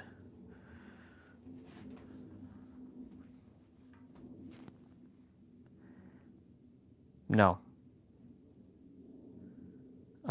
This is not 2009. This is 2010. This is 2010. Because I have an iPod on the table. I didn't have an iPod in 2008. I didn't have an iPod in 2000. Well, I did have the iPod in 2009 because my cousin gave it to me. My cousin from America, Amanda, she gave that iPod to me. Because she wasn't using it anymore, so she gave me that with her cable when I went to New York. And that table, funny enough, is the table that's supposed to be right where my laptop is. So you see, it's funny how even though there's nothing there, there's always something there. Pretty wild.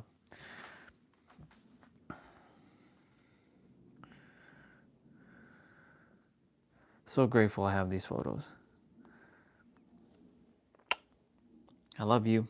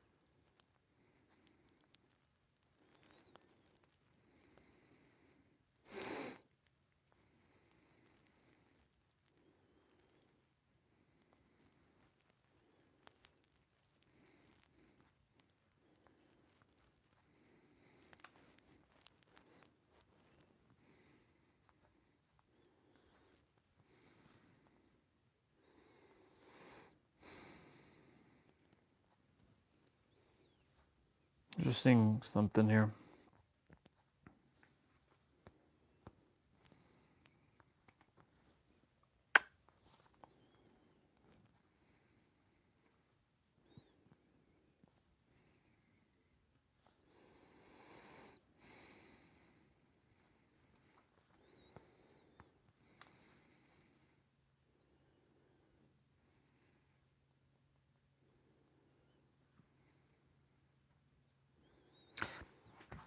How do you guys minimize the brake dust? I just washed the car again, but no, in a couple of days I'll be covered in dust again.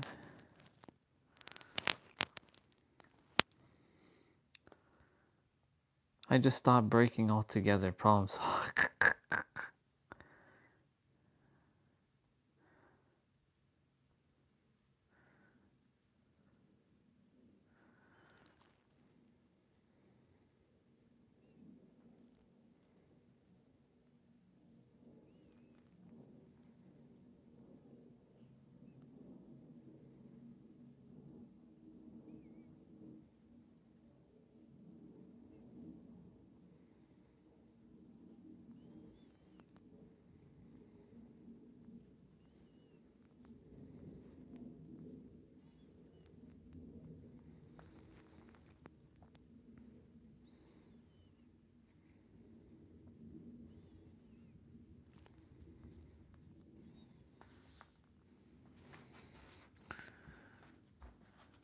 Oh.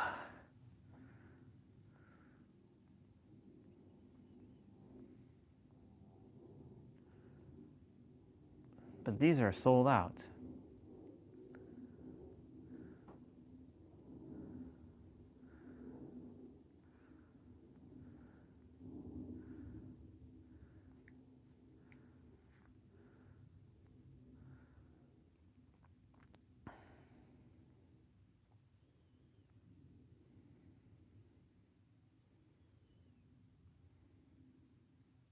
This is how they get you.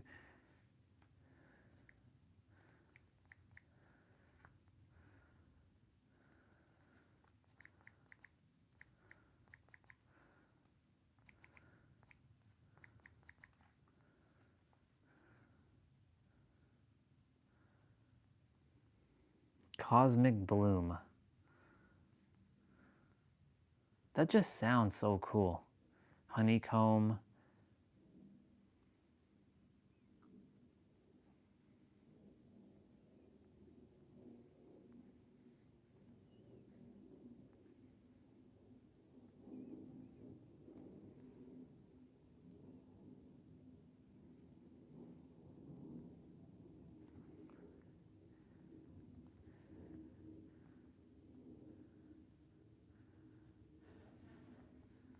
Like, what the fuck?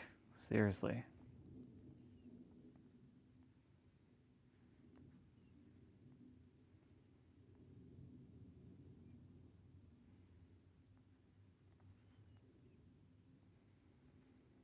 Yeah, the problem is I don't even check my email though.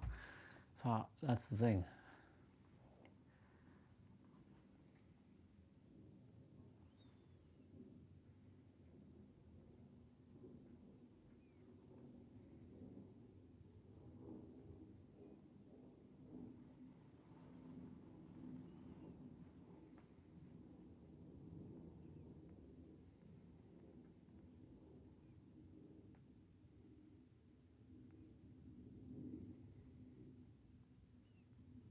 What is this one called?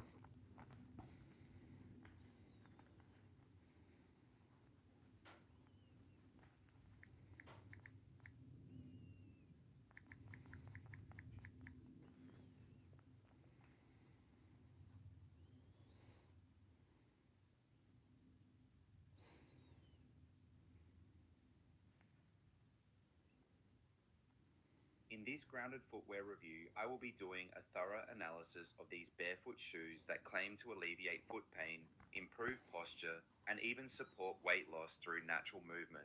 Designed with a wide toe box, ergonomic support, and lightweight materials, this product is said to be an effective solution for people dealing with foot discomfort, joint pain, and poor circulation. But do these shoes actually provide the relief and benefits they promise, or is it just another overhyped claim that ultimately fails? That's what I will be talking about today as I go through the good and bad aspects of these grounded shoes, so you will know if they are worth getting or not. But if you have already made up your mind about getting grounded footwear and you just came to this video to get them at the special discounted price, then at any time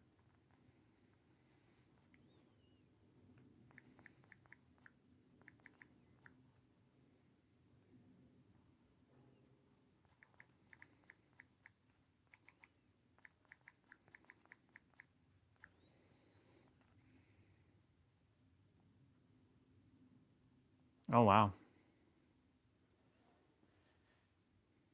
Nike Pegasus, huh?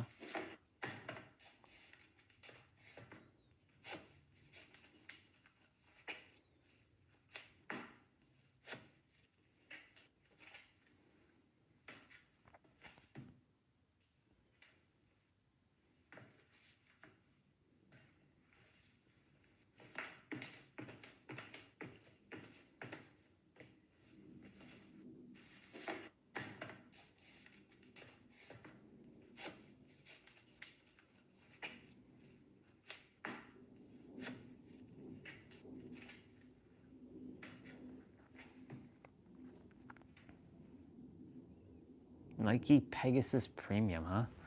Ooh.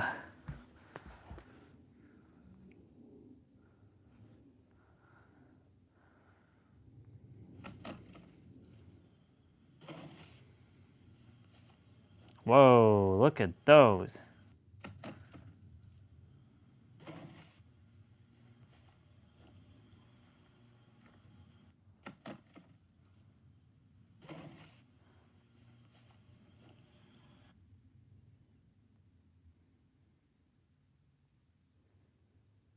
Okay, so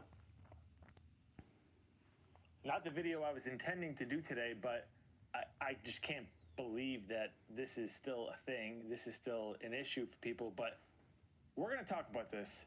Can grown men or just men in general Pull off wear pink? sneakers? So I'm Of going to course. show you 4 shoes real quick and tell you how I got to this topic for today's video. So at the end of 2024, like I do every year, I do my top 10 sneakers of the year. These 4 pairs were on there: Rosewater, Action Bronson, New Balance, J-Tips, Saucony, love them, Concepts, 740s, Rose, and my number 1 shoe of the year, Nike Air Tech Challenge 2 Hot Lava. And after I put that video out, it did well. A lot of people were watching it, and a narrative in the comment section that I noticed was some disdain towards me having 4 pink sneakers on my list. 4 out of 10. Now, when I was making that list and recording the video and afterwards and putting it out on the internet, the last thing that was on my mind, it didn't even cross my mind, was that's a lot of pink shoes. I didn't even think It's just the color. that was an issue for anyone. And I started getting hit with these comments. That's way too many pinks. Nike Air Max. The entire upper is this vibrant pink, and then the sole has Air Max units similar to, I must have a DN around here. Sure do. It's kind of like the follow-up to the Air Max DN, except, you know, the air pockets go through the entire sole. And as part of the rollout with this shoe, Nike seeded a bunch of influencers, which I love. I think that this is awesome. It's a good move by Nike. Let us introduce the shoe as opposed to it leaking and lingering around and someone else wearing them, especially someone else being excited about a shoe that is just a certain color. If you're upset by a man wearing the color pink, that's pathetic. I can't imagine being that insecure. A good chunk of my sneaker collection has That's colors crazy. of pink. That's crazy. People are even a thing. Nike, Pegasus, pink.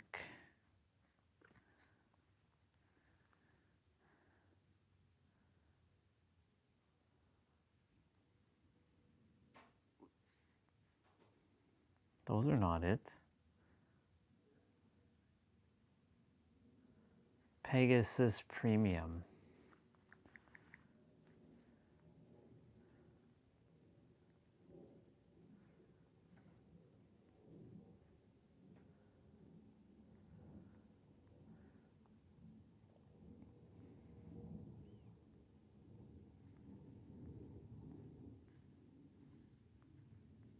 I don't care about all that.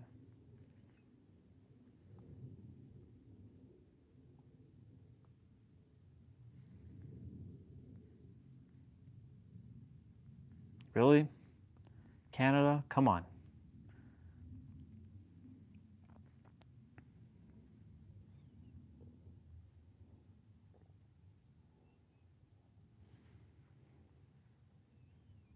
Reversible, huh?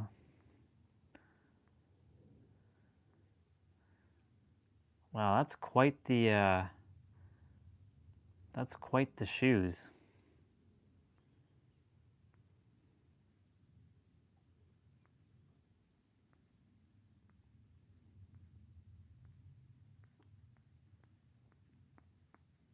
Is that like, does that glow in the dark?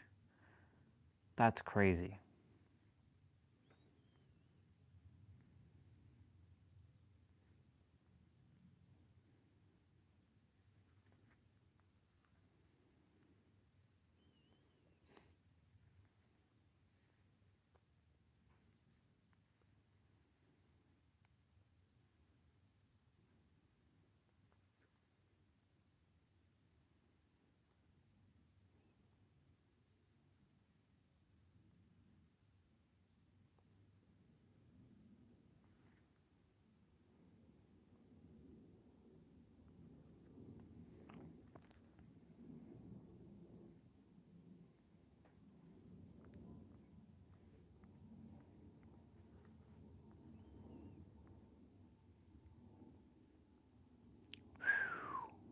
Wow.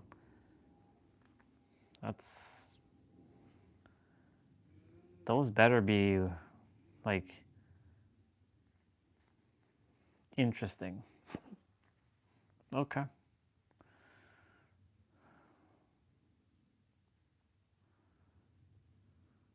What the hell is this?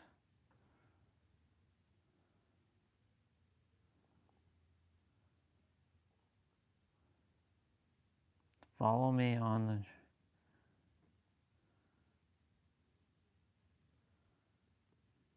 the... Where is she? She's heading to Scotland? What is this?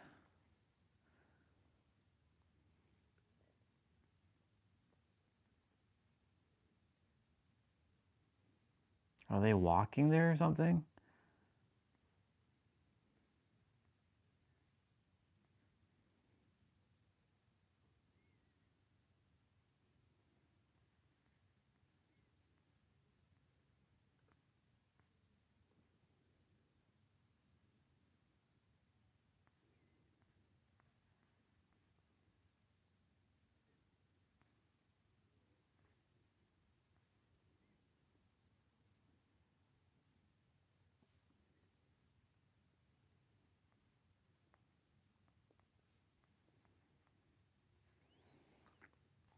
Interesting.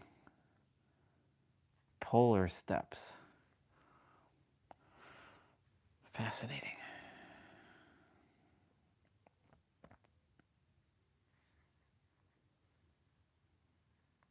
You will block the ease. You will block the ease of life when suffering is connected to your self-worth. Let that marinate. You know, when pastors say something dramatic and they just, and then they're like this, they're like,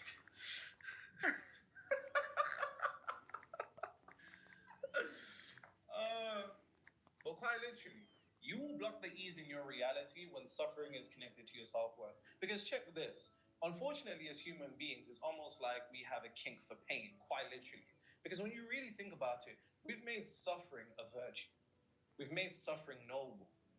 Suffering is actually something that is interconnected to holiness in the collective consciousness. This is how we perceive it.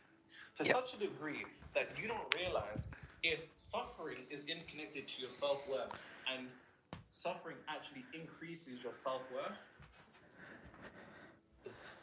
then you will avoid the ease in your life to avoid the depletion of your self-worth. Bar. And when you really think about it, that's quite fucked up. Because think about it like this. We see people in reality, we're like, wow, those people are just lucky. You know, things just unfold for them. Why is it easier for them? Why do they have an easier time dating? Why do they have an easier time progressing in their career? Why do they have an easier time in business? They just It's all because of this. And it's because whether you realize this or not, on a subconscious level, you have suffering interconnected to your self-worth. And now you've actually got it so fucked up that suffering enhances your self-worth, which means that ease will increase your self-worth. And in order to maintain your self-worth, Let's get rolling. you will maintain yourself. You will make things harder for yourself because it provides you this artificial Ego boost. of feeling like, yeah.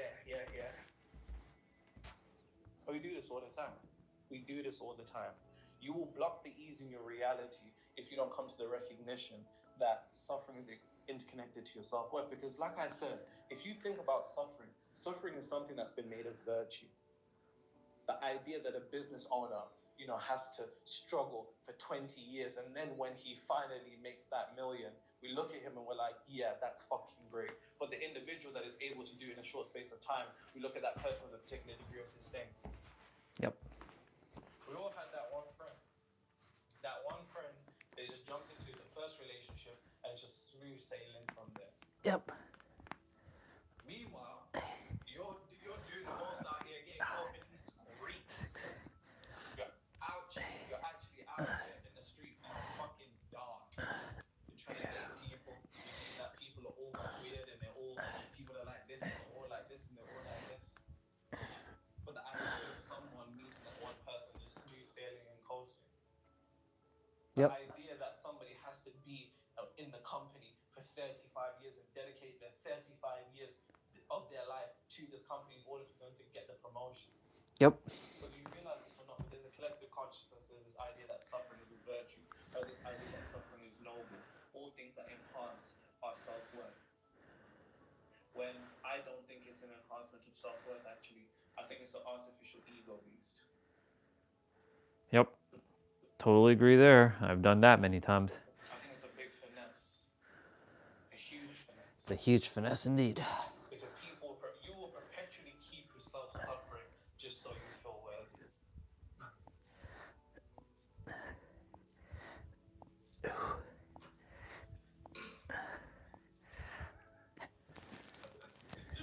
Quite literally, though. And when you really think about it, it is quite unfortunate that so many people get caught up in this. Because here's the thing. How do you not know that whatever it is that you want to materialize, the ease of it, the smooth transition of it, the ease of it, is there? Yeah, you just have to know it. And it wants to come to you. It attempts to come to you. Yep. But you begin to vibrationally self-sabotage due to the idea that no. Suffering is noble. Suffering is virtuous. Suffering is holy. So how could things ever be easy for you when you've decided that when things are easy for you, they deplete your self-worth? And in order to maintain your own self-worth, you will maintain your suffering and your struggle. Bar. If your entire identity is quite literally built upon being a firefighter, who will you be when there's no fires to solve? Exactly. Shout out to my firefighters. I know you got a couple of you lot watching. Shout out. But you get the point that I'm making here. If you're so addicted to cleaning, you'll perpetually create a mess just so so you have something to clean. Bar. And this is quite literally it. Because you have to understand it like this. Self-worth is something that's psychological. Your self-worth is quite literally psychologically wired into you. Our self-worth quite literally is the ceiling of anything that we can materialize in our desired reality. That's a real bar, write that down.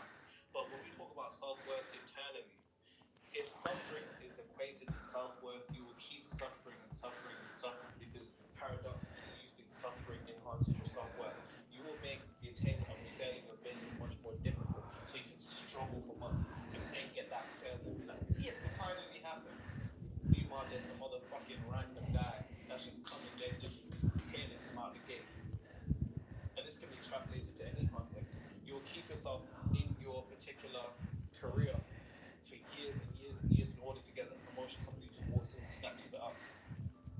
Yep. You'll keep yourself out there kissing bear. What did the girl say? Kissing bear frogs to find a prince. The man then will be a long day for you. You'll be there bare tits, just long, just in order to get that one queen. Long. In the context of money, you'll continuously put yourself through suffering and suffering and suffering and suffering. When you really think, it's actually very messed up when you think about this. But this is something that we all have. We will begin to vibration self-sabotage. Life is easy for ourselves just because we think that suffering is better.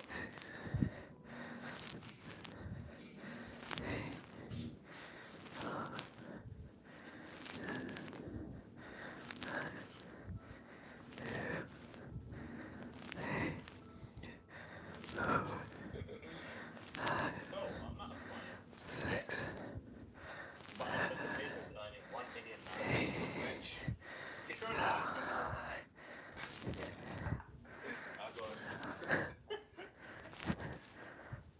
I took a business earning $1 million a month, $22 million a month, just by watching your YouTube, by the way. They've been using me as an example at the office management meetings all month long. They Nice. asked other managers to come meet me for a masterclass. Wow, man, that's up. You might have to give me one. That's amazing. How much you say? From what to what? 1 million naira to 22. Shout out my Nigerians. It's amazing. What was he saying though? If they're an entrepreneur, athlete. I was gonna hit them with the ad.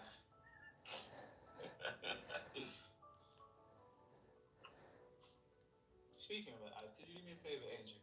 You passed me that that book that was Amazon bestseller for about 24 weeks straight before it fell off the charts.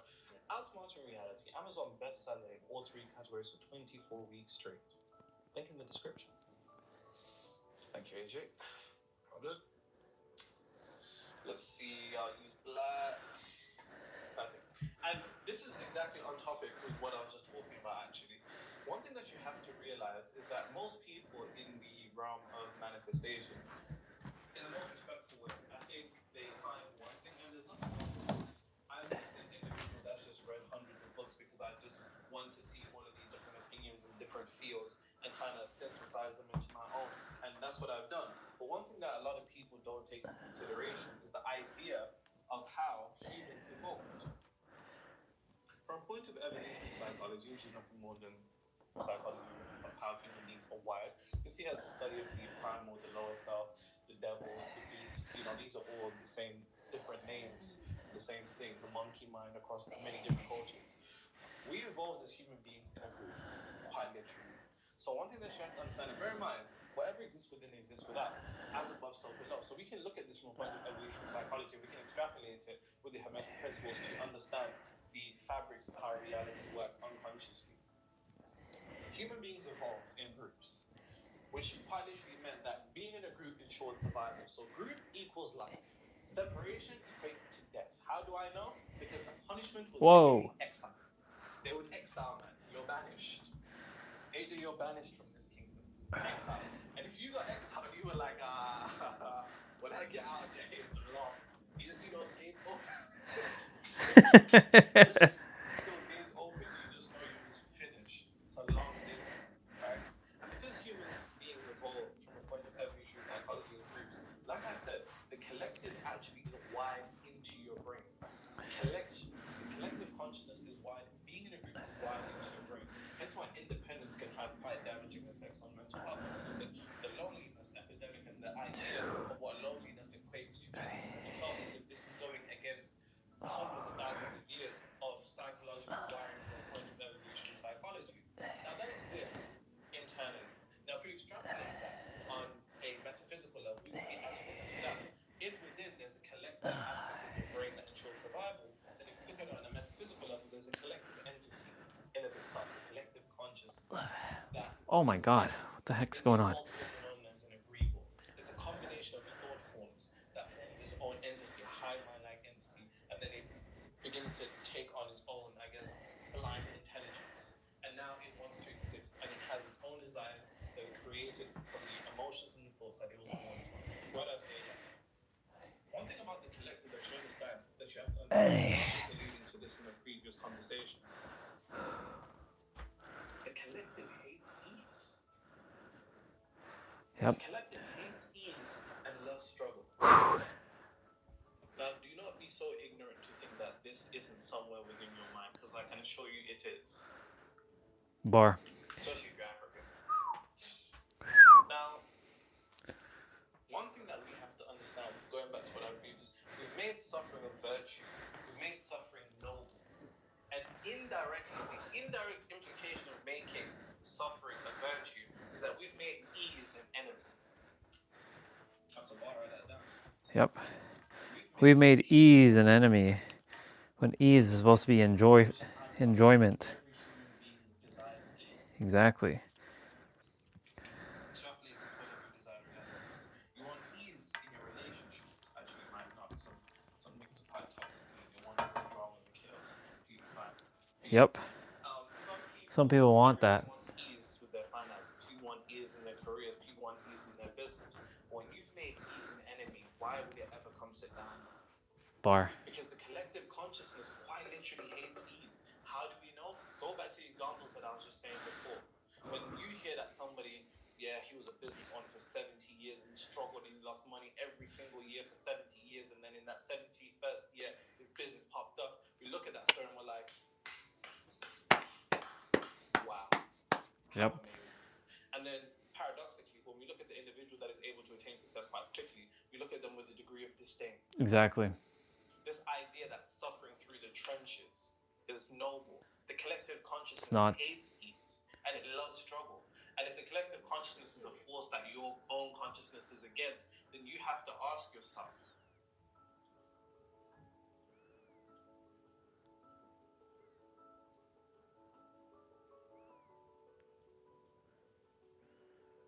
I don't know why that goes crazy, but it says, who am I being controlled by? I think it's because the board's a bit high up now, so struggling to reach. Just a bit. I'll walk around on my tiptoes. But quite literally,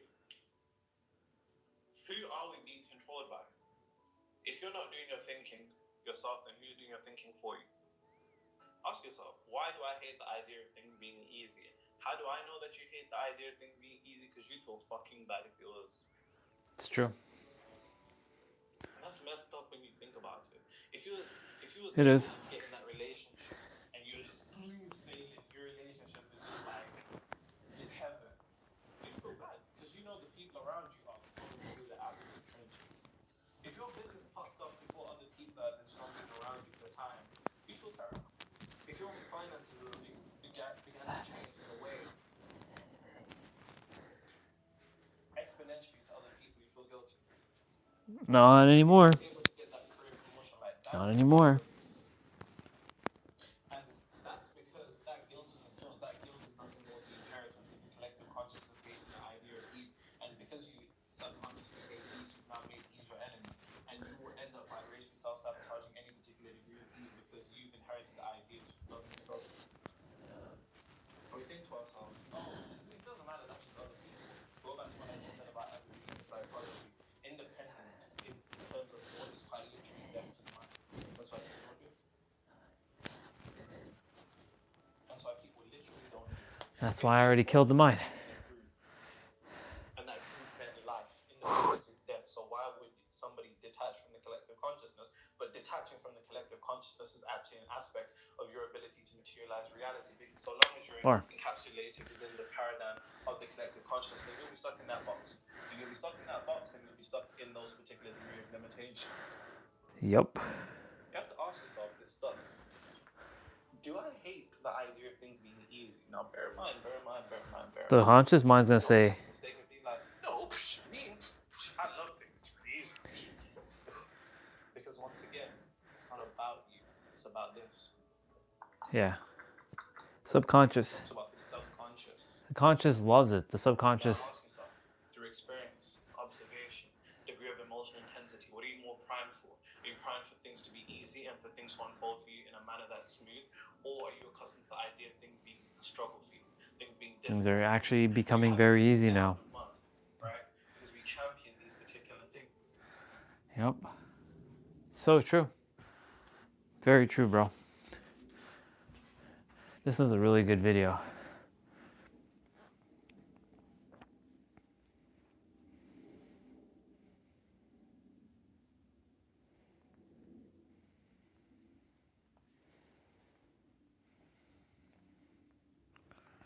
You will block the E.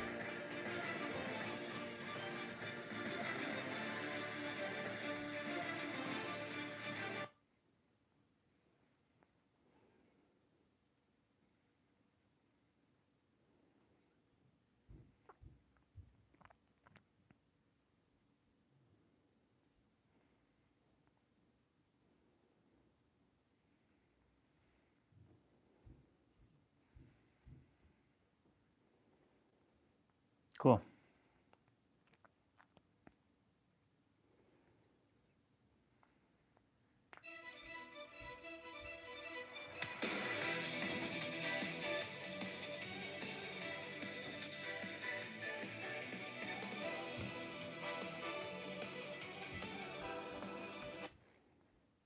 All right, so let's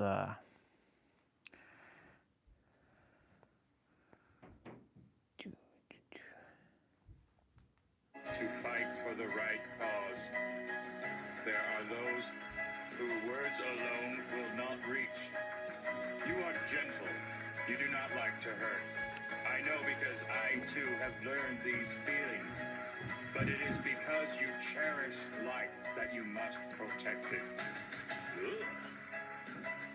Let it go.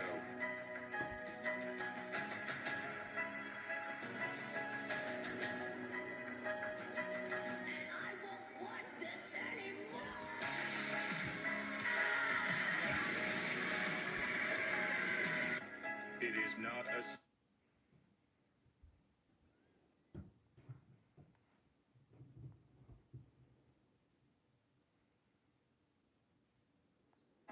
It is not a sin. And this is why I will never shut up about subconscious and nervous system work, because what do you mean? My client can come to me and say, I'm stressed out about my Stripe account. Even when money's coming in, it never feels like enough. How come I'm stressed out all the time? And then It's all about your subconscious. A lot of people are starting to realize it's a good thing.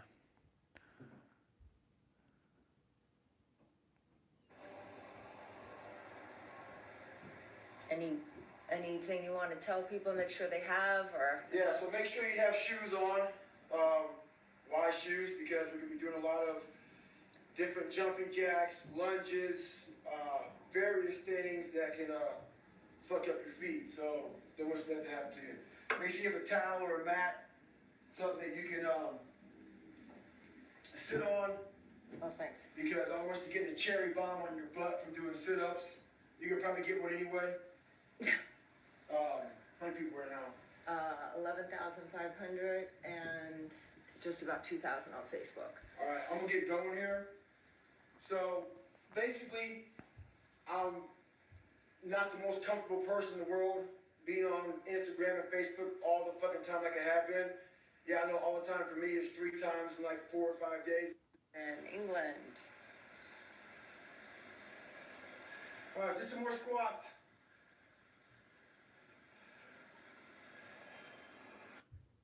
Cowboy. Cowboy's a good motherfucker too.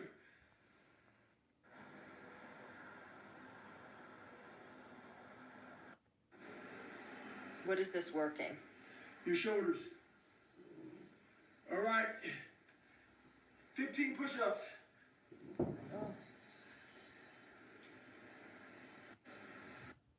I'm coming out. Hey, who's gonna carry the fucking boat?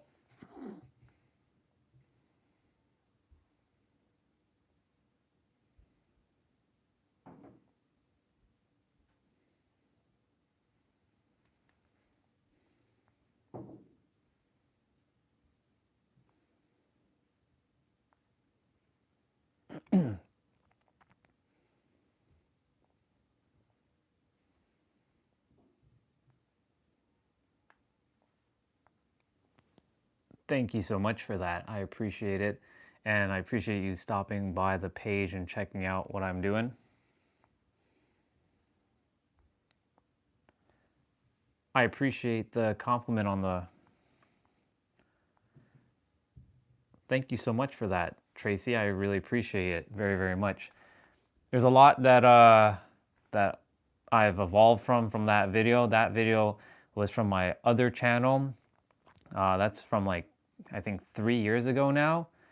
But yeah, still a good message, and I appreciate you for stopping by and leaving a like and a comment. Thank you.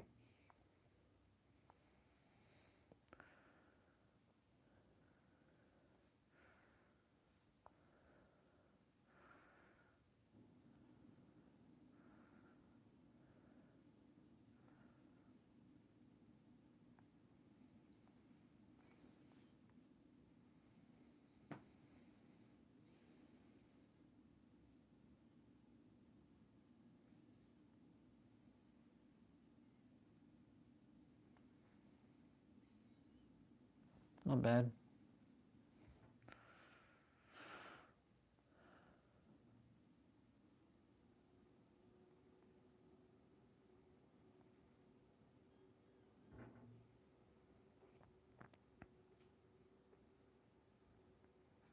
So when we think of manifesting, by the way, I'm in a cafe, so I'm talking a little low.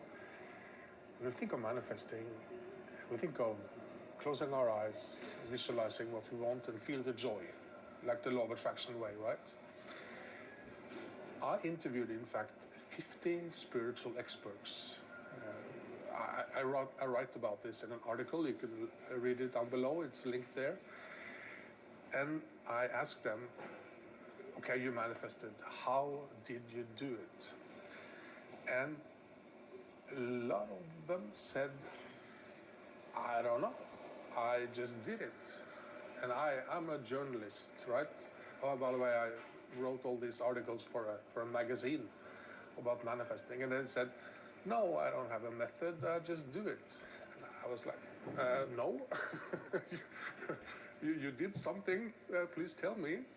So I really had to dive in and get their answers. And what occurred to me, the pattern I recognized after a while, when I kind of forced them to answer me, they spoke.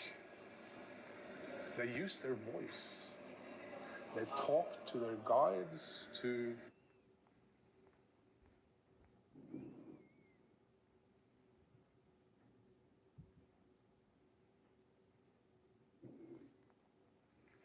And what I do is I look at how people behave and act, and you make your judgment on that. If someone's a psych... And then you look at Andrew Tate. Andrew Tate has picked up on something I've been writing about for a while. He's picked up on a specific area. Now, it's an important area, and that is the way masculinity is being removed from the male. The point being, though, that when masculinity, toxic masculinity and all that started, I said they're going to come for the women next. And they've started to come for the women. And there's a reason for that. You know, the word that opens up everything and takes you through the glass ceilings to the next level and the next level is a simple question. Why? Okay, they're targeting the male and they want to delete masculinity. They want to delete that. I'm not having it. Okay, question. Why? And then they start coming for the women. Why? What's the connection? Because there isn't a connection. Maybe we can get into it as we go along tonight. And so Andrew Tate has picked up this area of taking masculinity from the male. This is why sperm counts are dropping. This is why testosterone levels are dropping all across the world. This is systematic. So that's good that he's focusing on that. But if you at the same time equate masculinity with having a bloody Bugatti or having lots of money and, you know, being macho man, well, you know, for me, that takes it across the balance point to another imbalance point. And, you know, I was laughing the other day. I caught a video by Andrew Tate in which he said, basically, that he's been predicting the future. He said, I was talking about the Matrix 2 years ago, he said, right? What? I was talking about it 30 years ago, and you don't know what the Matrix is, mate. These are just words. Oh, it's the Matrix. So what is that? I hope we can get into it, because I talk about that in the dream. What is this Matrix? What form does it take? Why does it exist?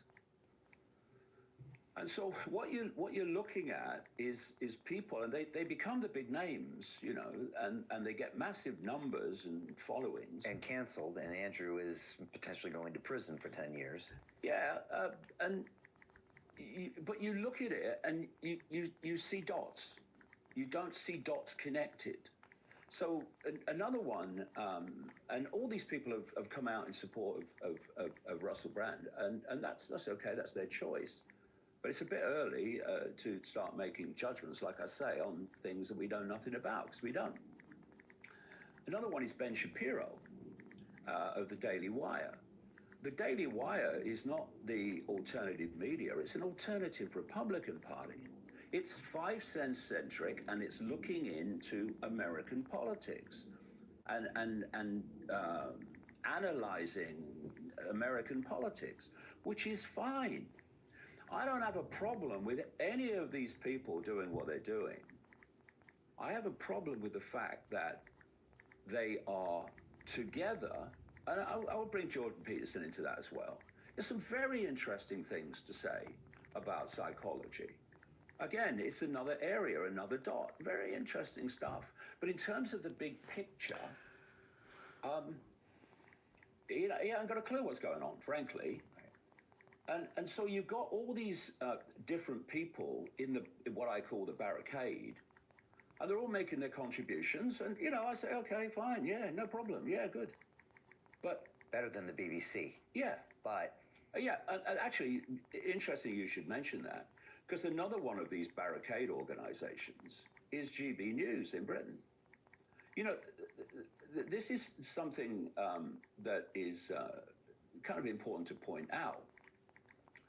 During COVID, right, there was a build-up of rejection and a build-up of awareness that the world wasn't like we thought it was. You know, some of us could see it before because we did the research, but more and more people could see that. And you saw with the COVID protests in London, started off with a few people. They were picked off by the police. And in the end, there's hundreds of thousands of people walking through London, and the police are standing on the side of the road just watching us go by because there's nothing they could do. The numbers were too great.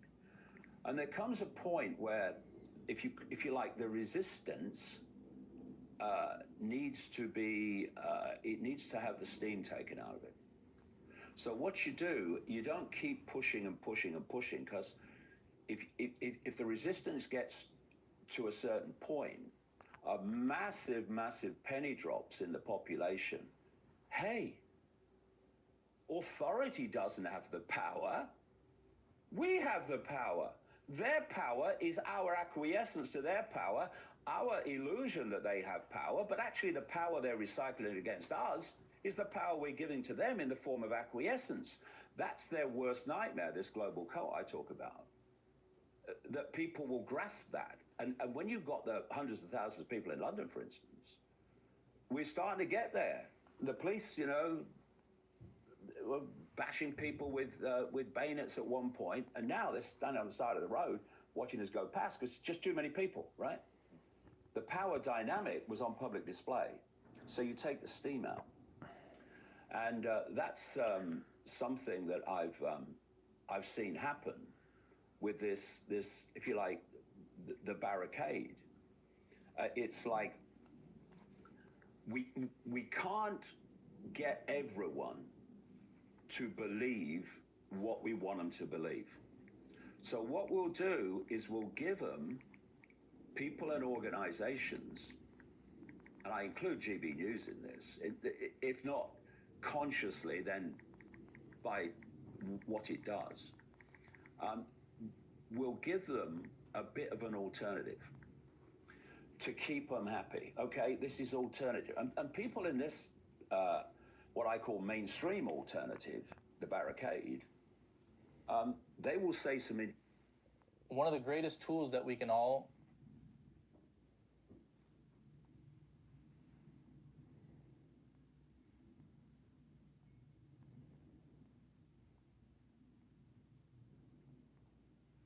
I got this comment from a private client the other day, and it fired me up to shoot this video for you.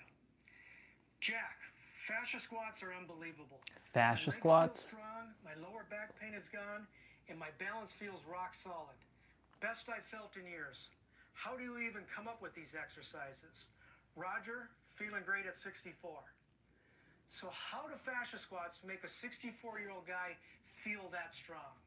The short answer is Elasticity. in this video, I'm going to show It's all you about fascia elasticity. squats so you can start building elasticity too. All right, get Bend on at to the it. waist as we keep the fascia wetsuit stretched. So let's do that right now. The foot position in this squat is wide. So here's hip width, foot position. Here's shoulder width position. This one is about a half a foot out on each side. And I don't want to give you an exact measurement because everyone's hip mobility and shape is a little different. But just know that it's a wider stance that's wider than shoulder width. The feet can be angled out a little bit, meaning the toes aren't straight ahead. Angle them out a little bit, that's fine. Wide stance, the head is suspended, okay? Okay. Stretching the fascia wetsuit, think the crown of the head is being pulled up by the hand of God. The shoulders relax down off of that suspension. Chin is level. Upper body, chest and back is spread wide. Okay, when I say spread wide, it just means there's no caving here. There's tautness left to right on the upper torso. So we got the stretch up and down with the fascia wetsuit, head up, shoulders tailbone down, stretching the spine, and left to right a little bit. So now we got elasticity in the fascia wetsuit. We don't have slack and we don't have tension. We got light extension without tension, okay? In this wide stance, we're going to squat down as low as we can until we start to bend at the waist. In this wide stance, I go down. Right when I start to bend at the waist, I know that's too far. So you won't be squatting very low on this squat. Don't worry about that.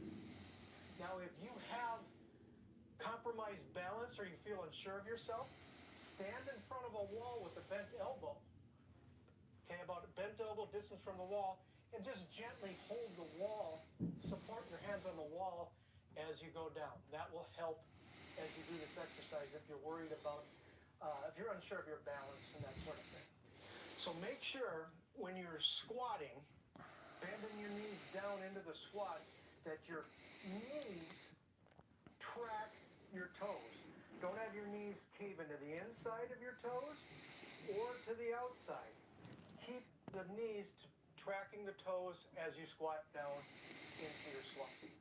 Step 2 is when we're down low, in the low position, we're going to turn this fascia squat into a kind of the cousin of the Shiko, the Japanese sumo squat, where we're going to shift our center mass onto one leg.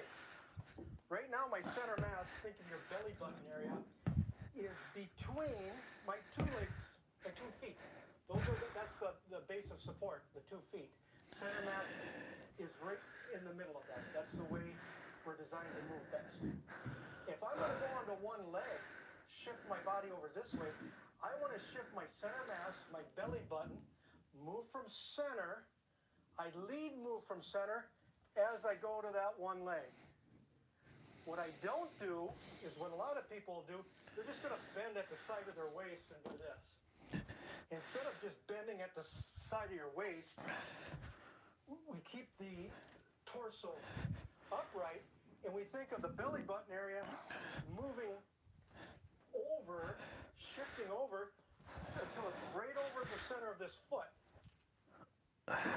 And now when you do that, you get a very balanced and rooted. Interesting. Again, if you got more balance, you can be touching the wall in front of you. Here, belly button leads the movement, move from center. It goes over, shifts over, and I get over here. Now you'll be up on one foot, very good balance, because the center mass is over this center of support in your foot. You're going to maybe lift this leg a little bit, go over a little bit if you want. If you don't feel sure about yourself, just have the foot come off the ground just a little bit. And then you're going to land into the squat again. And what you'll notice when you land this time, because you stretch the tissues a little bit, you might be able to go a little lower and keep the back straight. It's like every rep you do, you'll ratchet yourself down a little lower. So I'm down here now. Same thing, I'm gonna go to the other side, the other foot this time. I lead with my center, lead with the center mass. My belly button is the first movement. Think of shifting the belly button over. So it's over this foot. I'm here, I come down. And I feel myself a little lower. I feel myself lower, but my spine is upright. I'm not bending at the waist. Don't rush going lower. Again, keep the spine upright. Not bad, not bad. Once again, lead center mass, lead my belly button. It comes over, I'm shifted. I feel really rooted and balanced. Land. Shift from center, the center mass goes over. Okay, I'm lifting my leg up pretty high on these. If you don't wanna, you don't need to do that. You can just, the elasticity, we need to activate the balls of our feet. They're like the body's shock absorption, okay? My heel is still on the floor when I do this, but most of my weight as I shift is pressing off the balls of my feet, not my heels. I come up, and again, when I press off my foot, this is creating force off the balls of my feet. Now when I go to land, I'm going to absorb that force. When I say force, it's the force of my body landing. I'm absorbing my force, and I want to aim to strike the ball of the foot first, and then gently the heel comes down. Don't land on your heel like a ton of bricks, walking like Frankenstein. That's what people do. They're on their heels. We want the balls of the feet to absorb the force as the heel goes down. So every step is balls of the feet. Create force here, absorb force here. The heels are still on the floor, but it's maybe 20-30%. Now, starting off with fascia squats, keep your reps to only like 5 each side, 10 total, as you're learning to master those 3 important steps I just taught. That's the key to building elasticity in the body. If you're not focusing on alignment, moving from center, and your springboard feet, landing and creating force on the balls of your feet, you will likely be moving in muscle tension, and you'll wake up sore and maybe not enjoy this exercise very much. As you get better at those 3 steps and they become natural, you can start doing more reps. Maybe 10 each side, 20 total. I did just the other day, 25 each side, 50 total. And you get in a rhythm. There's where you really know you're building fascia strength, is when those 3 steps are coming together, they feel natural, but there's a rhythm in the movement. I'll give you a quick example here.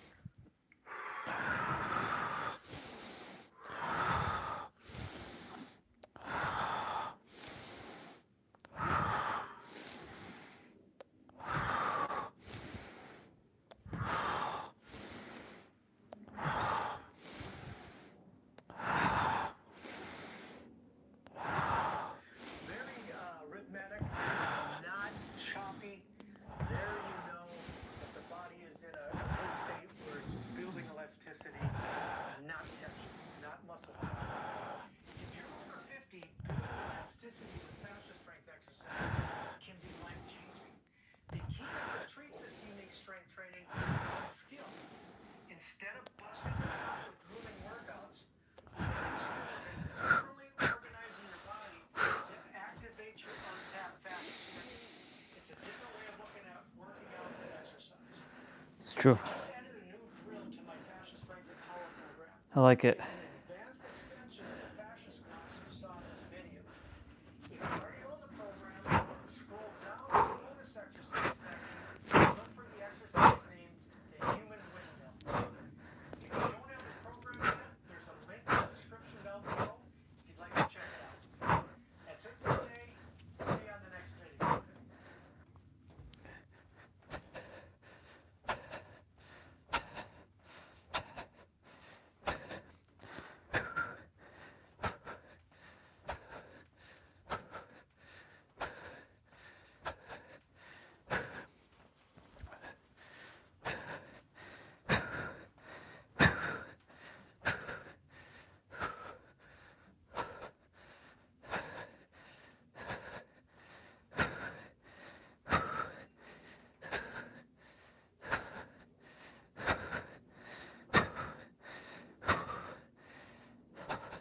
Awesome.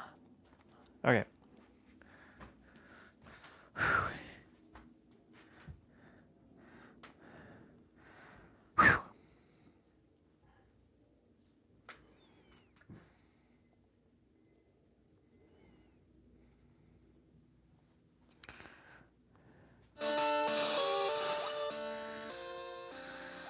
Since it debuted 3 whole decades ago, we've seen dozens of Pokemon games arrive on Nintendo consoles. While the main series has led the charge, those generations have inspired numerous spin-offs, sub-series, and one-shots, meaning there's multiple fresh takes on everyone's favorite pocket monsters to enjoy. Fun to flow like never before. Virtually everyone was out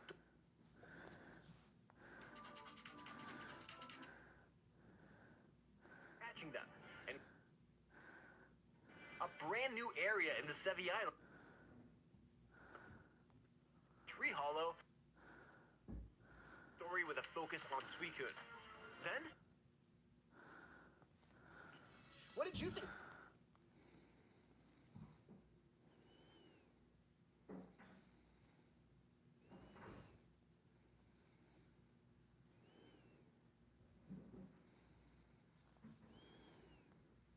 Let's talk about the things you want to look for in a functional shoe.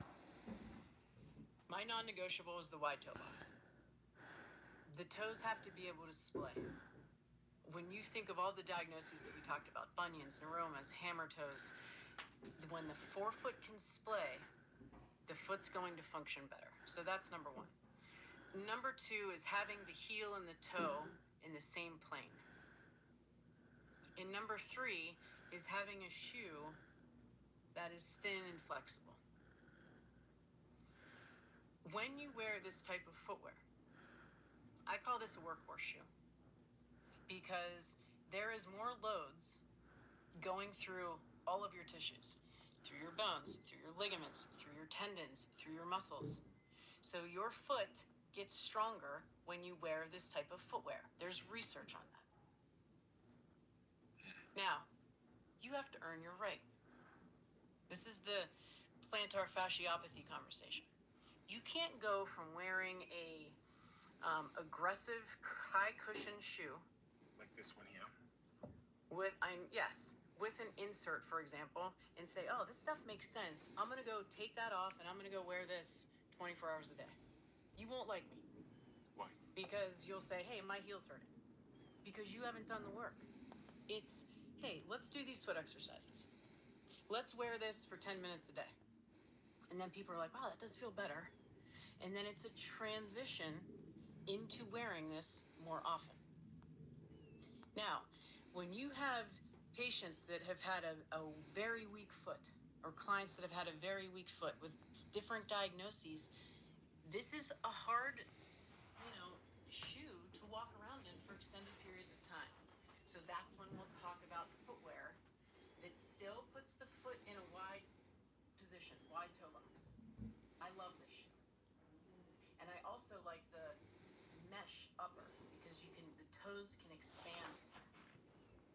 I still have zero drop, right, where the heel and the toe sit in the same plane, but you'll notice the difference between the two shoes is the amount of stack height or the amount of cushion. There's more stuff. Yeah. So on this shoe, it does look like you call it plain, looks level. Yes. Okay. And it's got a good toe box. Yes. You can see from this side that the toe box is wide so you can splay, but it is elevated. It's elevated off the ground. Yeah. But the heel and toe are in the same plane. Okay, fine. But it's still elevated though. They're still Yes. like quite a thick. Yes. That's not too much of a problem because it's still It depends flat. on what your goals are. If I'm running. That is I think a great shoe to run on, to run with, right? Mm-hmm. If you're running on concrete, if you're running on asphalt, you want a little something underneath the foot. What about the Nike Alpha Flies, which is You're gonna make me start sweating. Really? This is my current running shoe, and I bought it because it looks great. Yes, I mean, it's. I have torn the ligament in my ankle, but but I look good. Here's the super shoe, right? So here's this shoe, right? And here's your super shoe over here. Yeah. Okay? When you look at that shoe, there's certain characteristics to that shoe that you definitely do not see in this shoe. One of them being the toe spring. This is actually interesting because I was, you know, I was looking up shoes and sure enough, here we are. If I had that shoe on this table and I went like this to the front of the shoe, it would literally rocker for me. So it facilitates the rocker of the foot. Sounds great. You put that on, you're like, man, this is great. I can fly. If you don't use it, you're going to lose it. So there is research that shows when you put your foot in a position with toe spring, you weaken the intrinsic muscle of the foot. So I'm not saying don't have race day when you wear that shoe. Right? The research will tell you 2 to 4% of chronic people run faster because the shoe has the technology to facilitate gait. Train it all the time. And never let your foot get stronger. It's just a matter of time. You're going to say, my hamstring, my foot, my this, my that. That's why the conversation has to happen is, this is the shoe that you're going to get stronger. Spend time in your training shoe. Then, that's your speed day. That's your race day.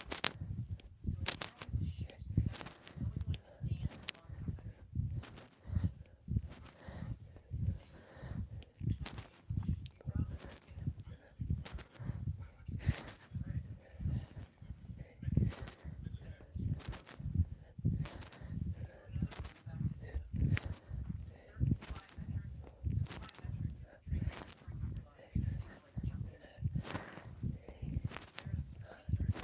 the shoe spectrum,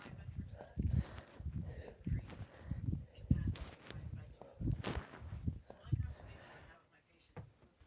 when to dance along the spectrum. What if we stacked therapies, right? What if we did plyometric jumping, once or twice a week, and we worked on your strength, and I had you in these shoes the majority of the time, and then on race day, you want to throw that shoe on? It's like you're like a running fairy. You're like running, and things look beautiful, and everything is, because you have a strong body on top of the shoe. But if you put a weak body and a weak foot in that shoe, you got to earn your right. Should we be standing more often? Because most of us work and live in offices. No, we should be squatting more often. Sat down. Do you think much about standing desks or how often we should spend bipedal, or I think that's what you refer to as? I think that it's more about movement. Okay. I don't know if standing in one place is any better than sitting in one place. It's not. Other than when you're standing, you can actually move around. Yep. Make it more active standing. But it is a matter of taking movement breaks. Yep. I call them, movement snacks. All of us spend a lot of time either I call them movement snacks. standing at our desks. If we were to take micro walks, a 5-minute walk, a couple times a day, the system stays moving, you're staying active, and you're slowly, inching up that step count. Small hinges swing big doors. Emotional and mental health. That's what I like about it. I think you mentioned there was an association with movement, walking, and dementia. Yes. Alzheimer's risk. What does the science say there? When you look at step counts, if that was going to be our baseline, 9,800 steps per day can reduce the risk of dementia. But what I think is the cool part with that is 3,800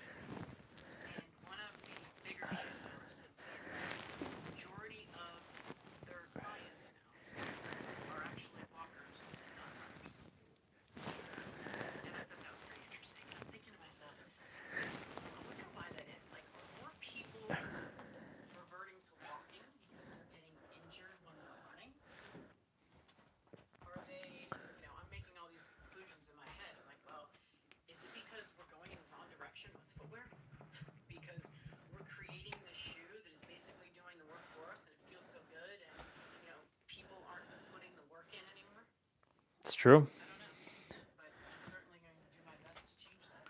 You brought me a box, which I have Yes. here in front of me.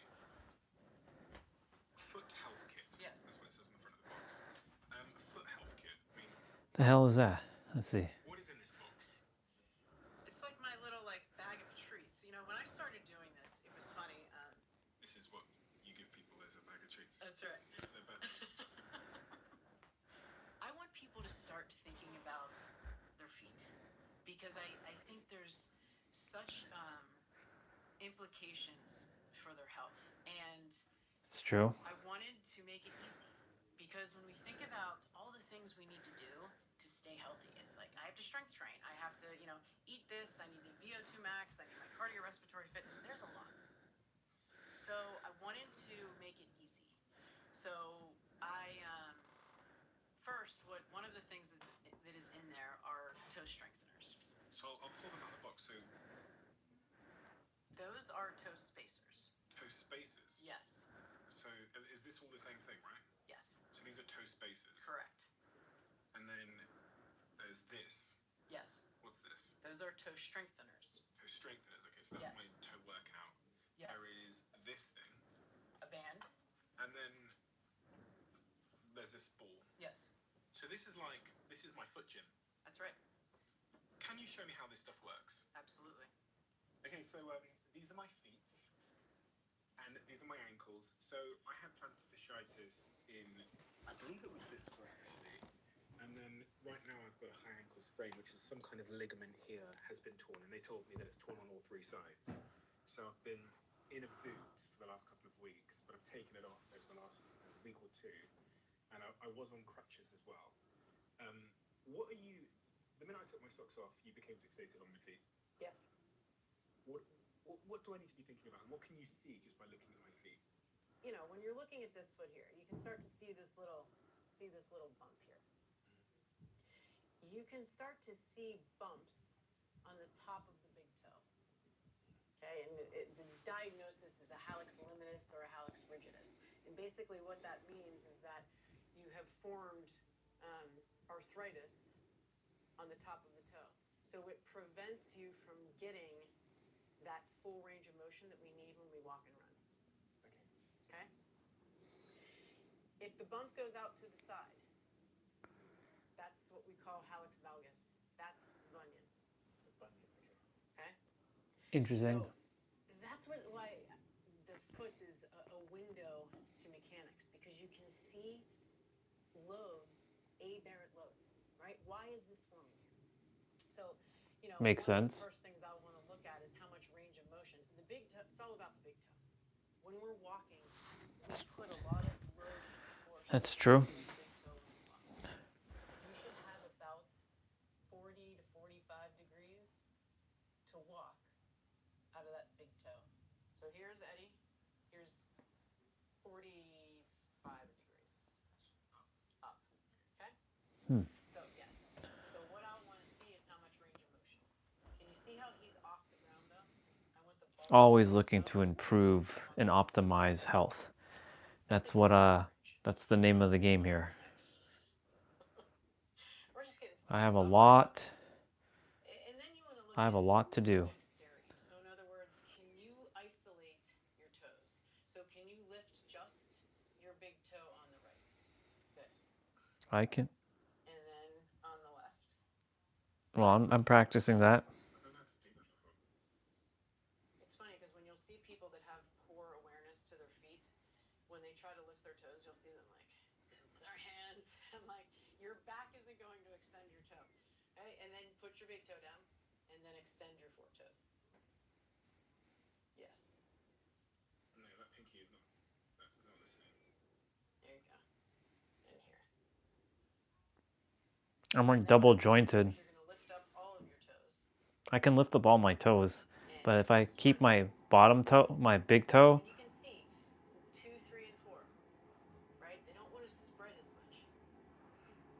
Earlier we talked about those neuromas. The neuromas live within the toes here, right? Right learning about the feet, or remembering about the feet. If we have issues with nerve problems, we've got to be able to splay. Fascia, toes.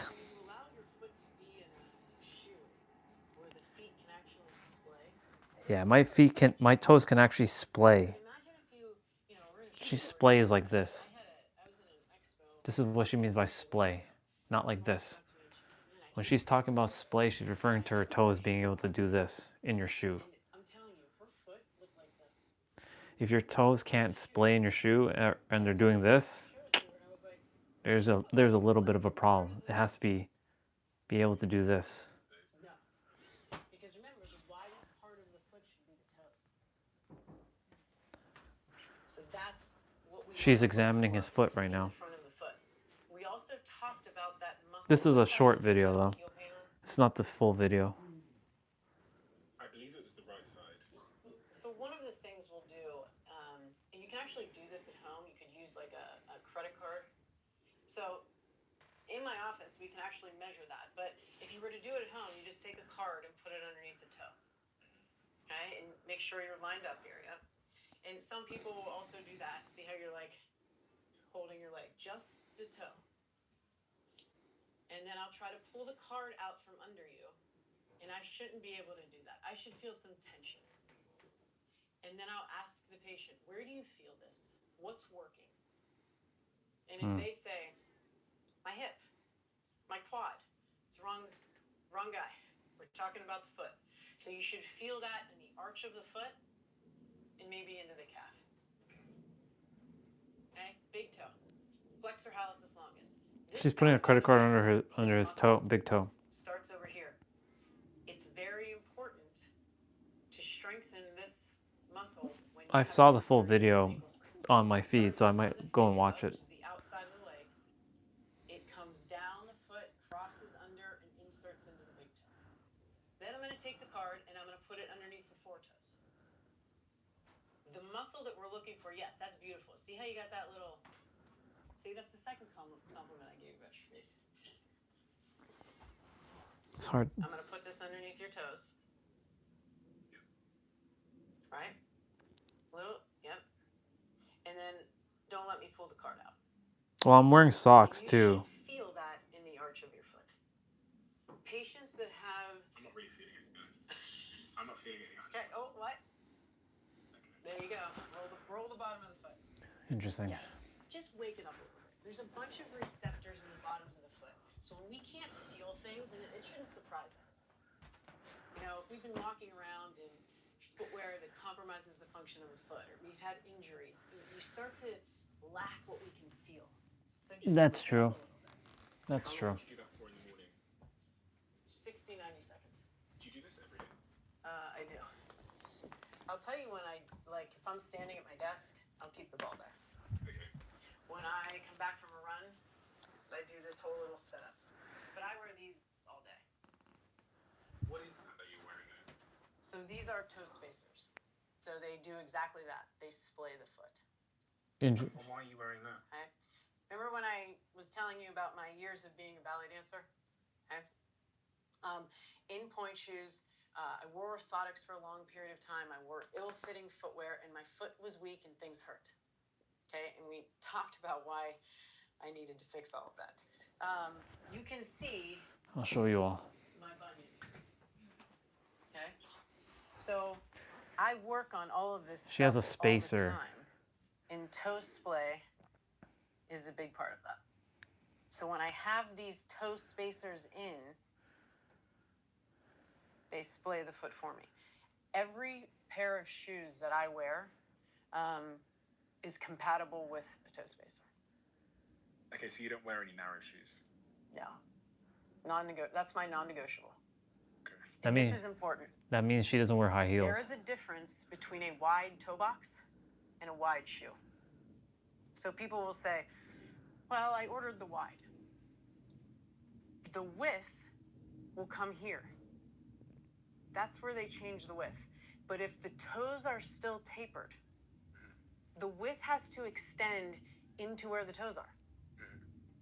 So that's where you got to be careful. It's a wide shoe is not a wide toe box shoe. And if you try to wear these in just a wide shoe, you're not going to be comfortable. So if I wore this for 1 year, what promise could you make me, or what could you tell me the benefit and the upside would be? You would definitely see improvement of display of your foot. Yeah.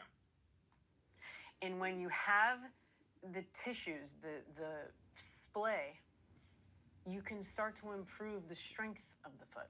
And what's downstream from strong foot? Go up the chain. You have better toe strength. You're going to build a better platform.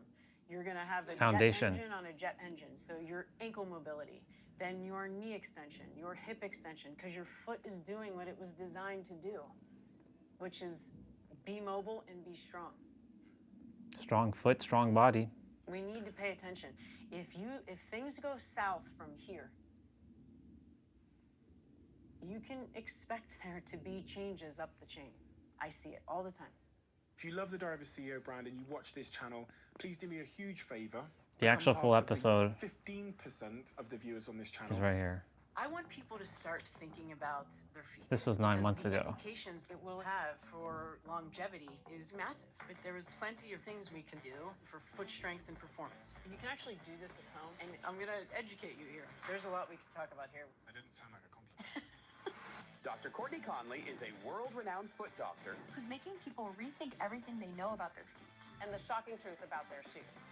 1 in 3 people will experience foot pain, and it really starts to deter your physical health, your emotional health. All right, we're gonna watch this. You can't do most things. And I feel called to watch I this. was a ballet dancer and then a triathlete. I had So all I'll of put the this on. diagnoses, bunions, neuromas, heel pain, and not being How able long to is walk, this? not An being hour able and to 30 move. minutes? You can go to some Okay. pretty dark places. But when you look at the statistics, 5,000 steps a day can reduce the risk of having symptoms. I of do depression. 10,000, Also reduce your yay. risk of all-cause mortality by 15%. Yay, I do all Here's a that. bigger wow. 9,800 steps can reduce the risks of dementia. So it's the most underutilized, easily accessible activity that most of us are. I'm gonna do my stuff in the background while you all watch, and I'm paying attention. Big implication on our function. For example, around 70% of children are wearing shoes that are too narrow. I've got a range of footwear here that most people wear. So what do you think of these shoes? You shorten the muscles in the back of the leg. What is the issue with wearing these?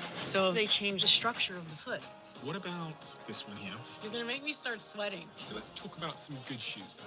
Okay, so these are the things you want to look for in a functional shoe. First, This has always blown my mind a little bit. 53% of you that listen to this show regularly haven't yet subscribed to the show. So could I ask you for a favor before we start? If you like the show and you like what we do here and you want to support us, the free, simple way that you can do just that is by hitting the subscribe button. And my commitment to you is if you do that, then I'll do everything in my power, me and my team, to make sure that this show is better for you every single week. We'll listen to your feedback, we'll find the guests that you want me to speak to, and we'll continue to do what we do. Thank you so much. What are we getting wrong? And at what stage in our life do we get it wrong? It feels like you have a little bit of beef with shoes. a little bit. A little bit of beef. I've got a range of different shoes here, but what is it that we're being sold or told that is fundamentally not aligned with what it is to be a healthy, strong, happy human? I always say that if we started with our children and put them in the right footwear, I'd be out of a job. Because that's when it starts. That's when the foot starts developing. And that's when we start to build strength and, structure to the foot. And from a very young age, we start interfering with what goes on the foot. And when you think about all of the things that the foot can do, it's why I'm obsessed with it. I mean, there's bones and ligaments, and the foot should be it's designed to move. The arch recoils, so it should lengthen, and then it should contract. There's 4 layers of muscles in here. So when we look at the function of the foot, we have to respect that. And I think footwear can deter the function of the foot. So is the biggest risk, just to make sure I'm super clear, that I will fall when I'm older? Is that the key risk? I mean, I think that is one of the sequela of what's going to happen if we don't start paying attention. But when you look at function as a whole, things like walking, 1 in 3 people, and probably over the ages of 45, will experience foot pain. Yeah. So other than low back pain, there's really no other diagnosis that you'll see those types of numbers. And here's the issue with foot pain. You can't do much. You can't go for a walk. You can't go for a hike. You can't do most things. You can't walk to the mailbox when you have severe foot pain. So it really starts to deter your physical health, your emotional health, your mental health. So it's one of those things I'm extremely passionate about, because it's not just about pain. It's about what happens when you can't walk and you can't use your foot. And is the foot connected to the ankle, which is connected to the calf, which is connected to the back? Is there a sort of a whole body holistic issue here? Is it all interconnected? Yes, 100%. Especially when I see, patients that have bilateral symptoms at their feet. So that would be both sides. Okay. So, for example, if I see someone with bilateral bunions, which would be the bump on the inside of the big toe. Yeah. Okay. You have to ask yourself, where is this abnormal load coming from? Let me just check my bunions. Yeah, check. Check. Yeah. Right? Where is it coming from? Is it, something that has to do with the pelvis? Right? Because when I'm standing, if I tilt my pelvis forward, I should feel my arches drop. Mm-hmm. So there's a direct correlation between what's happening at your hips and your pelvis and what happens at your foot. And when I were to tuck my pelvis, you should feel the arches lift. So when we start to see things happen at the foot, it's a window. It's a window to what's going on, not only at the foot, but everywhere else in the kinetic chain. When patients come to you, what kind of symptoms do they have that are connected to the foot? Bunions, neuromas, hammer toes. What's a neuroma and a hammer toe? So a neuroma is a nerve irritation in between the toes. So the most common you will hear of is a Morton's neuroma. And that's typically in between the third and fourth toes. Okay. And it can be very painful. Remember we talked about when you go to push off when you're walking. Yeah. The wider and the stronger the forefoot is, the more stable it is. So if I have a foot that doesn't have splay or that looks like this, and you're trying to push off of it, you can irritate the nerves within the forefoot. Okay. And you can develop these nerve symptoms at the forefoot. Very painful. What are the other types of sort of injuries or symptoms that people come to you with that you then route back to the feet? Hammer toes. Hammer toes, which is? The clawing of the toes. Oh, okay, yeah. Right, and this is what's cool about the foot, because it's the only place in the body where you can see aberrant loads. What does that mean? Abnormal load, dysfunction. Because you can't see it at the knee. You can't see it at the hip unless you were to take imaging, where you'd start to see structural change. But you can see it at the foot. So you should be asking yourself, man, why am I developing hammer toes? And maybe I should pay attention to that. Because bunions and hammer toes also will increase your risk of falling and also decrease balance. That's a problem. I had plantar fasciitis, which meant that I struggled to walk for a couple of weeks a few years ago when I was training for a football match. And that's really what started me on my journey of understanding the foot and trying to understand how to strengthen it so that I could be more active. Because if you've never experienced plantar fasciitis, which I'm sure some of my listeners have, it really is an awful, awful thing. What's the rest of the list of those kinds of injuries that people can get from having a weak foot? Is there anything else that we haven't covered? Well, plantar fasciopathy is probably the most common. That's your heel pain. Okay. And I do think that is a diagnosis that we need to look at a little bit differently. Achilles tendinopathy, also very, very common. Other tendon diagnoses, posterior tibialis tendon. So that's the tendon that runs along the inside of the foot. Mm-hmm. And it's one of the biggest stabilizers of the medial column of the foot. It's a powerhouse. That and the soleus, which is your calf, the calf muscle, powerhouses of the lower leg. And all of these tissues can be strengthened and produce power. And we need to start looking at the foot just like we look at every other part of the body. So what do you do for a living and who are you? Well, I'm a chiropractor by nature. I went to chiropractic school. I knew that I wanted to get into some type of medicine that was proactive, not reactive. I didn't quite have interest in surgeries or pharmaceuticals. Movement has always been a very big part of my life. And so I knew I needed to stay in that arena. So what did you do? When I was younger, I was a dancer. I was a ballet dancer, and then I shifted gears into being a runner and then a triathlete. And I didn't know at the time why movement was a necessity for me. I certainly wasn't thinking, oh, I need to do this because of longevity or because I'm going to have a better VO2 max. And now in hindsight, when I think about it, it was a means of survival. Movement was survival for me. And in my teens and into my 20s, I had some personal demons that I fought. And the one thing that was consistent that I felt I could control was making sure that I stayed moving.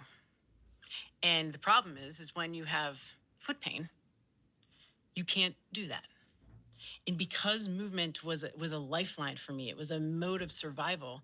There were days where, I was a dancer. I had all of the diagnoses we just talked about, bunions, neuromas, heel pain. And when you tag on day after day of not being able to walk and not being able to move, you can go to some pretty dark places. And so it was a mission of mine to figure this out and figure out how I can personally be able to continue to move, but then also be able to hopefully help other people. It got tough for you, didn't it? I can see it in your face. Yes. Because for this to matter this much to you, then it's personal to say the least. It changed my life. When I think whenever we have a passion, there's always this quest personally behind it. And so I saw what it did for me. And then over the past 20 years, being able to see what it has done for my patients is why I'm even more hard-pressed to get this information out there. Walking. Yes. We don't do much of that these days. It seems to have gone out of fashion with all the Ubers and the other ways to get around and all the sedentary behavior that we do living and working in offices. What should we know about walking and how important it is? Because I'll be honest, I don't walk that much. Yes, it's I always say it's the most underrated, underutilized, easily accessible activity that most of us are not doing. If you look at the research on average step count that most people globally are taking, it's about 4,500 to 4,900. Okay? Which means that there's a lot of us that are taking less than that. So when I'm working with my patients, we always look at baseline numbers. What's your baseline? So for example, if you had a person who was walking 2,500 steps a day, some of us would be like, wow, that's not a lot. But for a lot of us, it is. If you were to walk an additional 500 steps in a day, your baseline's 2,500, you can reduce your risk of cardiovascular mortality by 7%. Wow. Here's a bigger wow. If you have 1,000 step increase, you can reduce your risk of all-cause mortality by 15%. Dying of anything? All-cause mortality. 15%, that's a big number for 1,000 steps. So I have a story for you. This is a patient of mine, and it just, it warms my heart to talk about him because when I saw him, he was 2 years into a diagnosis of heel pain, 27 years old. So he had gone to see a bunch of people, and the last doctor that he had seen told him to limit his step count to 2,500 steps a day. Why? To rest the foot. Now, this is chronic pain now. We're not talking acute heel pain. We are 2 years into this song and dance. And he's being told at 27 years old to take 2,500 steps a day. So he comes into my office, we're talking about all of this, and he's also a quadruplet. So it was one of the first quadruplets I think I've ever treated. So he has, why I think pain is so difficult. It's so complicated because now you have this 27-year-old who's seeing his siblings who are at 27, like enjoy their life and doing all these things. And he's being told he can take 2,500 steps a day. So he's now living in his father's basement. And he's afraid to go above 2,500 steps. And he used to tell me, he's like, I cry a lot. I'm depressed. And wouldn't you be if...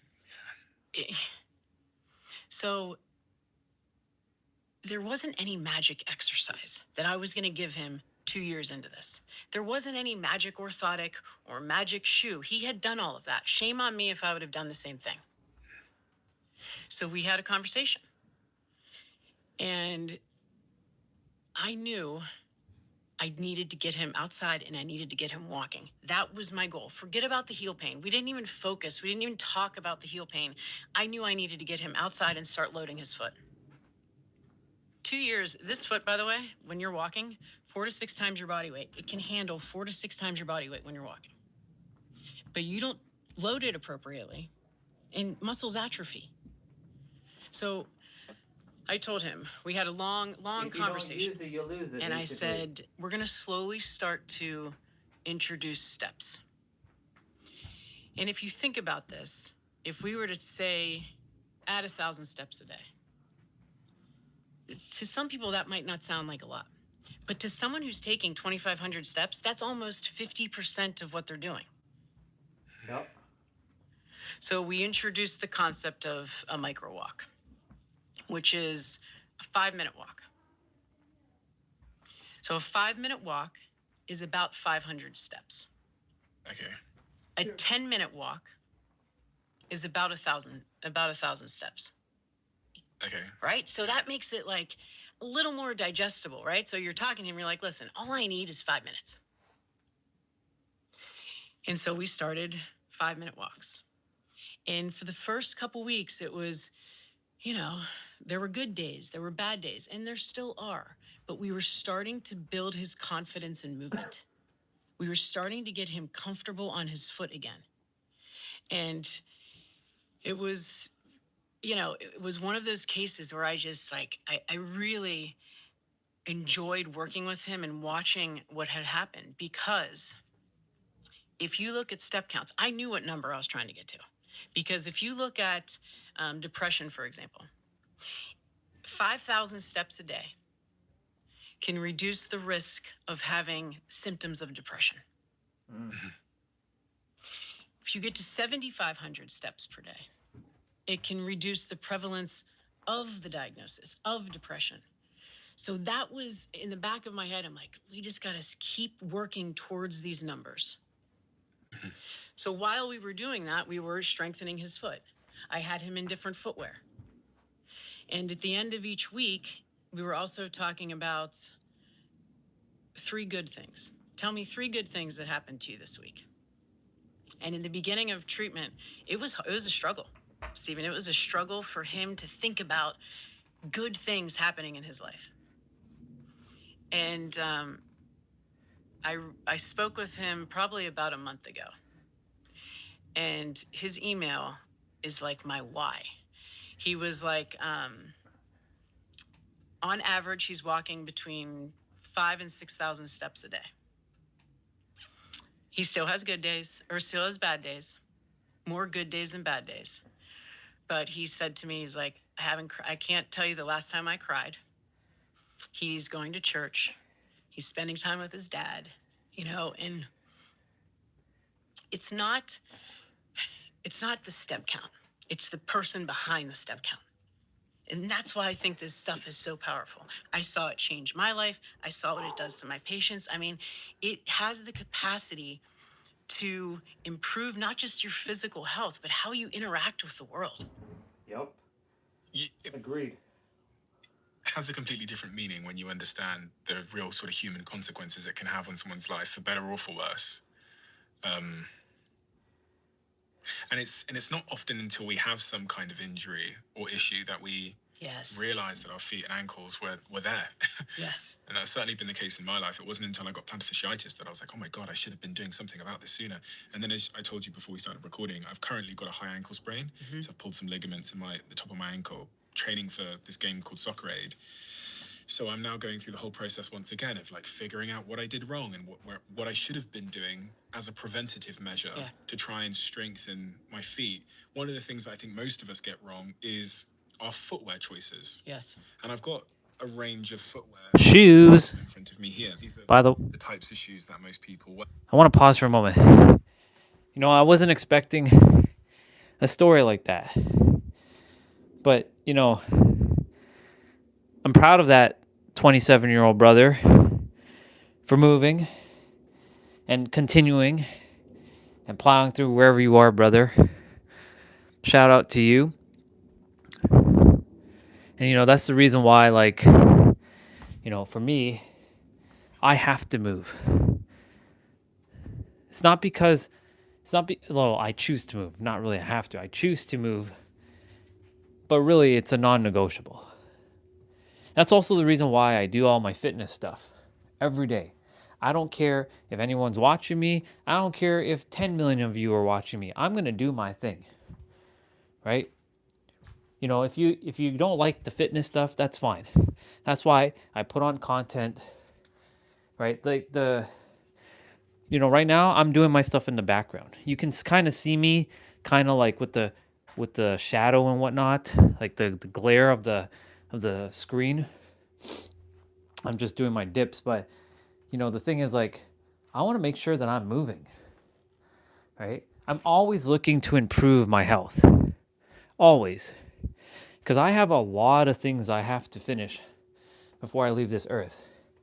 My why is so, just like her why, my why is extremely, extremely large. And the reason why I have to do what I have to do, I cannot be like Maharsh Maradi or whatever his name is, the dude who had all the answers, but he was physically useless. He couldn't move his body. What's the point of being an ascended master if you can't, even though that's just a fucking title, it doesn't really matter. What's the point of knowing all that you know, but you can't really relate it because your body's basically fucking useless? That's why, like, you know, there was a video that popped up on my feed not too long ago that says, you know, step 7 is where most people fall off the bandwagon because they ascend and they leave their body, and then they're like, this is the illusion. But the thing is, you chose to come here to Earth. That's why you chose a body, so that you can master yourself while you're with the body. See, this is the reason why I watch all kinds of different, like, people talking about all kinds of things, just to keep myself in the loop. Psychology, you know, the alien stuff, the Epstein stuff, these podcasts. Like, I'm not doing it because I need more information. I'm doing it simply because it's helping me to remember what's important. So I'm grateful that I ran into this, you know, this. I've never seen her before, by the way. It's the first time I've seen her. And now I'm going to be focusing a lot on my foot, making sure my feet don't end up like that. And it ends up like that. Enjoy, by the way. I'll be in the background. I've got a range of footwear on this table in front of me here. These are the types of shoes that most people wear. From a very young age, I think we all wear shoes like this. Yes. Sort of narrow shoes with a big heel, if anyone can't see our conversation at the moment. It's like the typical trainer. What is the issue with wearing these from an early age? When I was doing research to have this discussion with you, it was fascinating to me when you look at the statistics of, especially with children, with girls, around 70% are wearing shoes that are too narrow. Too narrow, the end part. Yes. Yeah. Remember we talked about the widest part of the foot should be the toes. Mhm. So when you look at a shoe like that, that is not the widest part. It's tapered. See how the toe box looks like it's tapered? Yeah, it's pointed. Correct. Yeah. So when you put your foot in there, it's doing this. It changes the structure of the foot. It's like the lowest hanging fruit for me is just wear a shoe that fits your foot. Because when it's in that position, it changes the structure. If I walked around with my arm in a sling for 10 years, would my bicep get weak? Yeah. You'd lose your mobility as well. Correct. If you don't use it, you're going to lose it. Yep. And so that's why I think footwear has such a big implication on our function. Men's dress shoes. Men's dress shoes. Yeah. I mean, that is crazy. The point on that. Yes, it's funny. My brother lives in New York City, and we have this conversation all the time. And he's like, look at this one. It's wide. I'm like, nope, that's not wide. Okay? And they're stiff, and they're, again, changing the structure of the foot. A lot of those shoes also have a little bit of a heel to toe drop. Yeah. Yes. Yeah. So that is when the heel to toe drop, so the heel and the toes sit in one plane. But when you have a higher heel to toe drop, it's like you have a mini high heel on. Yeah. And what's the problem with that? Well, if my foot is supposed to sit flat, I have tissues in the back of my leg that are in a good length tension relationship. I have even pressures across my foot. Yeah. The second I go and change those things, where I go into a heel, you put additional pressure on the front of the foot, you shorten the muscles in the back of the leg, so you start changing the function and the structure of not only the foot, but everything that sits above it. Your calf, your hamstring, your back. Do you see a lot of back injuries that are relating to things like heels and... Yes. You do? Mm-hmm. It's all, I see mostly people come in for foot pain. And I always say to my patients, I wish it was just about the foot.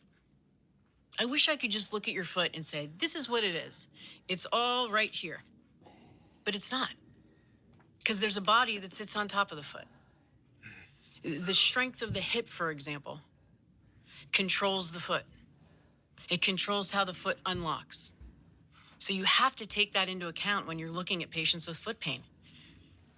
But this is this shape because it's fashionable, right? Yes, it's my biggest, I always tell my daughter, because my daughter, she's like, you make me wear these platypus shoes. And I'm like, listen, it's function over fashion, but I get it. That is my biggest challenge, is making, is looking for shoes, but they've come a long way. They've come a very, very long way. And I think that we're getting there. Is there an issue with the thickness of the heel on these shoes? This big, when I say the thickness of the heel, I really mean the thickness of the sole. So the cushion and the cushion, it's really, really soft and cushiony. And there's about, an inch at the back here of sole. Yeah. The cushion conversation is always very interesting. There's always a trade-off. So there's a lot of popular shoes right now that have a lot of cushion on them. Yeah. And it's hard to argue when someone goes into a store and they're given this shoe that has this pillow on it and they're standing on it for 3 seconds and they're like, man, this feels really good. The problem with cushion is that the more stuff that's between your foot and the ground, the less you feel. So there's a loss of sensory acuity. There's a loss of sensory perception. Remember, imagine the foot's a sensory organ. And it is. Because there's thousands of receptors that are, screaming for information to help keep us upright in a biped. So when we start interfering with how that foot feels, you can expect there to be problems. Now, if you have someone that's standing in place all day long, right, on concrete, on man-made surfaces, there's a time and a place. But my non-negotiable is at least keep the foot in its functional position, which means a wide toe box. So you want to stand on concrete all day long? Fine. Put some cushion underneath your foot. Help yourself out. That's okay. But at least allow those toes to splay so that you can have balance. You can have your foot in a position that can propel you forward. I was just thinking about my foot as you're talking, and I'm pretty sure my pinky toe looks. I'm not going to be able to sell pictures on OnlyFans of my feet because my pinky toe is kind of like crumpled in. It like curls under, right? Yeah, it's like curled under. Right. Kind of looks like a shoe. Like you had a shoe there. Like. Excuse me. No, but you're right. It is. It is like that. It's kind of like been pushed in and underneath, and I guess that's not natural. No, it is not. How does a natural foot look? Like, have you been to see a tribe who don't wear these cushioned shoes? Have you seen what like a uncushioned foot looks like?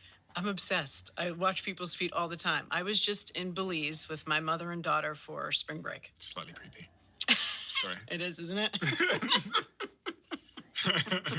And you're looking at people's feet on holiday.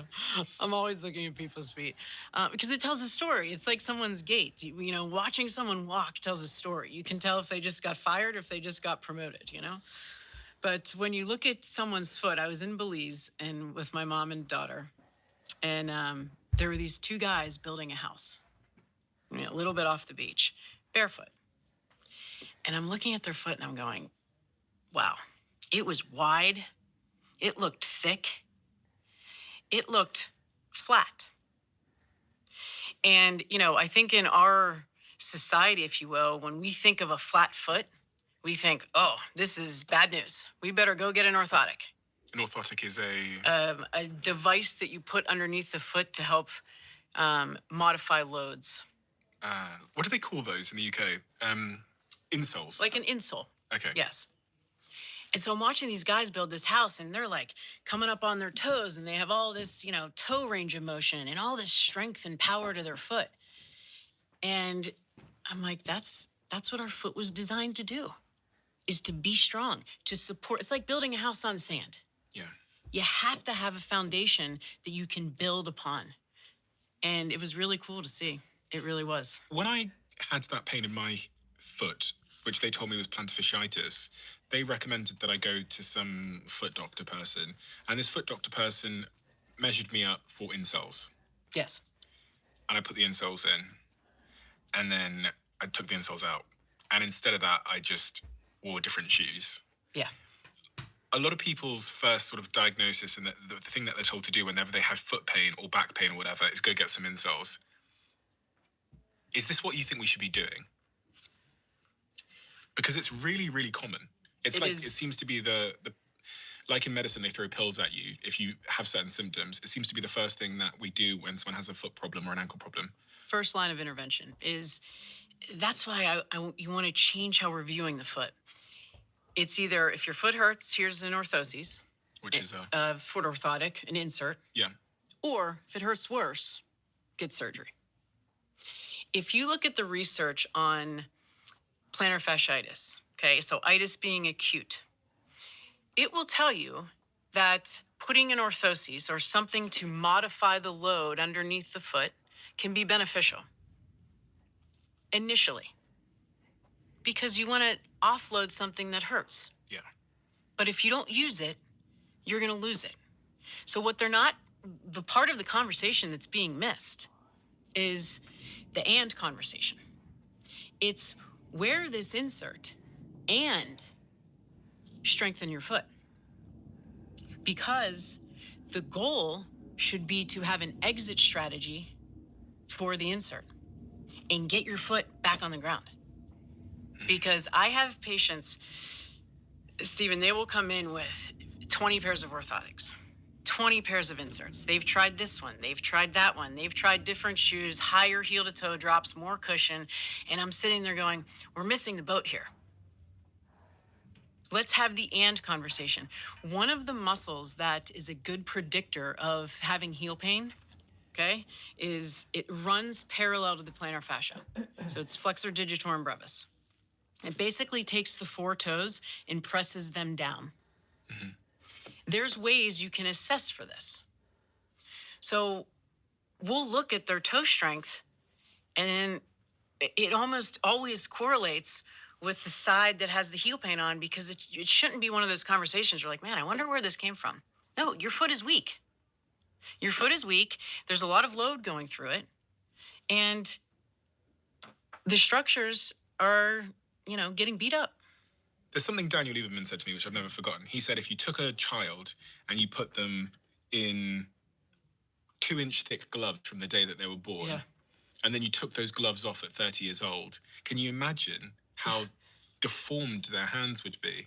Right. And that's like very much the way that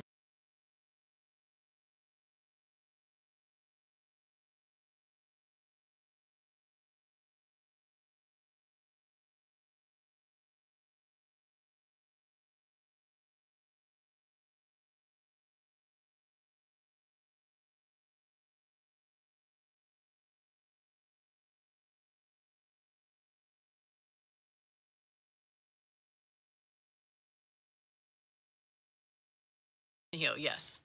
And they've played around with, the terminology, it being at plantar fasciitis, so more of an acute issue, versus plantar fasciopathy, because oftentimes these cases will turn into, having heel pain for very long periods of time. Yeah. So then you have to treat it differently. You don't treat something that's acute the same as you would treat something that's chronic.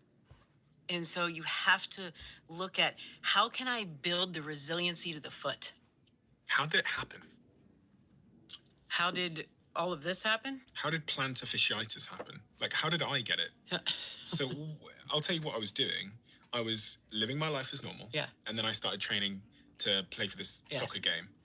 And I started training maybe twice a week. And then maybe by week 4 or 5 or 6, I get this horrific ongoing pain, which lasted throughout the entire day, where I couldn't walk easily. It was especially bad in the mornings. And I thought I'd like broken something or ripped something in my foot. And when they told me that it was plantar fasciitis, I'd never heard that term before. But understanding what I did there, how did I get it? When I hear very similar stories with that diagnosis. There always seems to be some impetus of, I added load too fast, too soon. I went on a longer hike. This was one of my favorites. I went barefoot during COVID around my house, and everybody wanted to blame the fact that, don't ever go barefoot. And I was like, maybe it's just because your foot was weak and you weren't ready to handle these loads. You add loads too fast, too soon, and the foot just says, you know what? You weren't ready to give me this amount of load this quickly. Okay. And that's, when you asked me earlier about why do we need to pay attention to our foot strength? Is it just because, we want to prevent falls when we're 70? This is the why. Because we want to have healthy feet, strong feet, so you can say, hey, I want to go play a soccer game and I don't want to worry about having plantar fasciitis in my 30s. Or, now with this ankle sprain that I have, pulling my ligaments, which takes you out of activity for so long, which is horrific. That's like a big part of this, which is if you get an injury, if you get a bad injury, if you get like an Achilles tendon issue, or you tear a ligament like I have, or even plantar fasciitis, the inactivity that stems from that causes a bunch of downstream issues. So my muscles are going to atrophy. I'm going to lose muscle over this next couple of weeks in my lower half. I'm going to get probably a little bit lopsided because the injury is on my right side. So now my left side's having more of the burden. My lower legs, my upper legs, my lower back is probably susceptible now to some kind of injury as well. And it feels like, this downward spiral of injury just because I didn't strengthen my foot. What do you think of these shoes? These are women's heels, but listen, anyone can wear them. It's 2025. What do you think of these shoes? Well, it doesn't look like a foot. Your foot in that position is not the position it is supposed to be in. Now, with that being said, there is a time and a place. I don't think I'm going to win the battle of, you need to wear, functional footwear 24 hours a day, 7 days a week. Time in those shoes should be limited. Just like with, other things, it's moderation. Do you see a lot of women getting injuries because they spend too long wearing heels? I don't know if acute injury, but a weakening of tissue, yes. Pause for a second. It was a reminder. I took off my shoe. My shoe has a little bit of a heel, but my toes are spleened out. They're not crumpled in. Thank goodness for that. The socks are keeping them sort of in their position though. But she just brought up something about, basically dress shoes. I used to wear dress shoes all day, every day for years. And I still have them. They are narrow, right? I don't have wide shoes because of the style. The cut of them, the taper. And my feet was like closed in. And of course I developed, one of my toe nails developed a fungus, unfortunately. My left toe. It took years for that to actually heal. Until I started to go back outside and, start bare feeding, that's when it started to heal. That's why, during the summertime, I really am focused on, bare feeding as much as I can when I come back from the walk.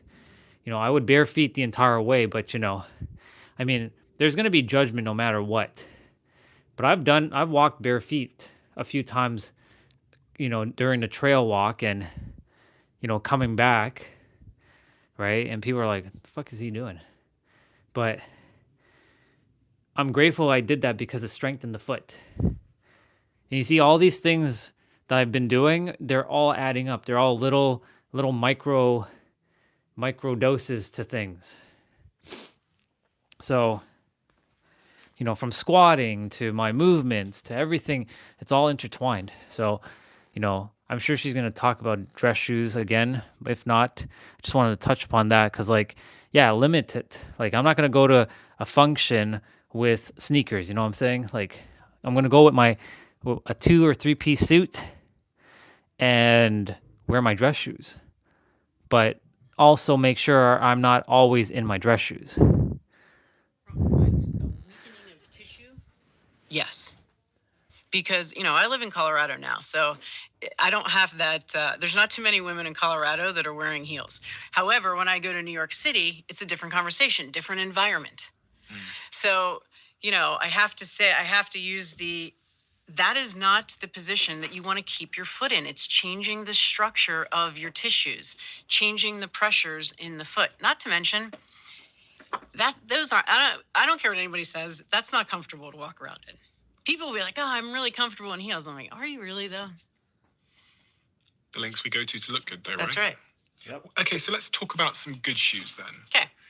I've got 2 pairs of shoes here. Okay. One of them is Vivo Barefoot, yes, who are actually a sponsor of mine ever since I sort of started talking about feet. And then I don't know this brand. What is this brand? That is Ultra Running. So let's talk about the things you want to look for in a functional shoe. My non-negotiable is the wide toe box. The toes have to be able to splay. When you think of all the diagnoses that we talked about, bunions, neuromas, hammer toes, when the forefoot can splay, the foot's going to function better. So that's number 1. Number 2 is having the heel and the toe in the same plane.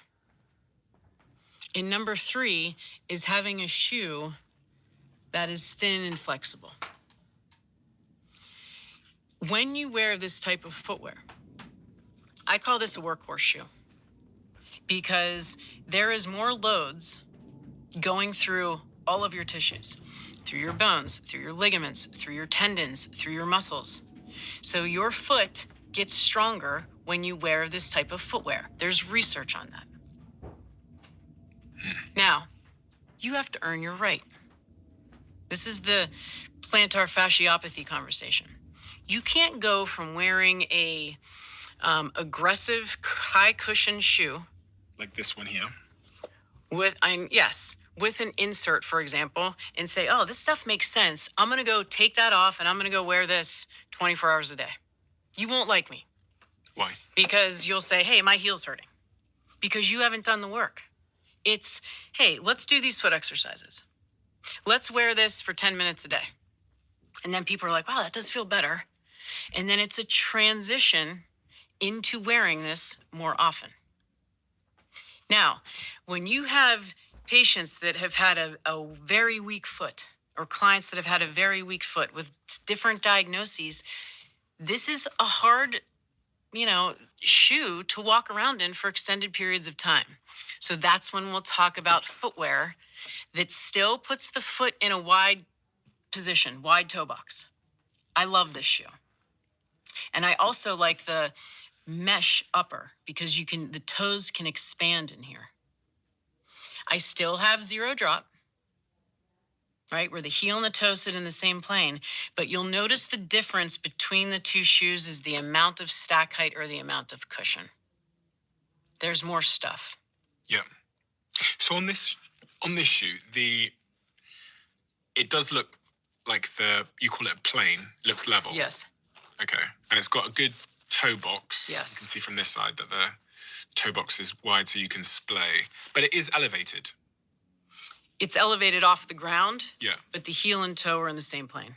Okay, fine. But it's still elevated though. They're still like quite a thick. Yes. That's not too much of a problem because it's still It depends flat. on what your goals are. If I'm running. That is I think a great shoe to run with, right? Mm-hmm. If you're running on concrete, if you're running on asphalt, you want a little something underneath the foot. What about the Nike Alpha Flies, which is You're gonna make me start sweating. Really? This is my current running shoe, and I bought it because it looks great. Yes, I mean, it's. We're watching a podcast about feet, the health of feet and shoes. Right, so here's this shoe. You came too early. I'm not done yet. You're supposed to be coming around like 6:30, bro.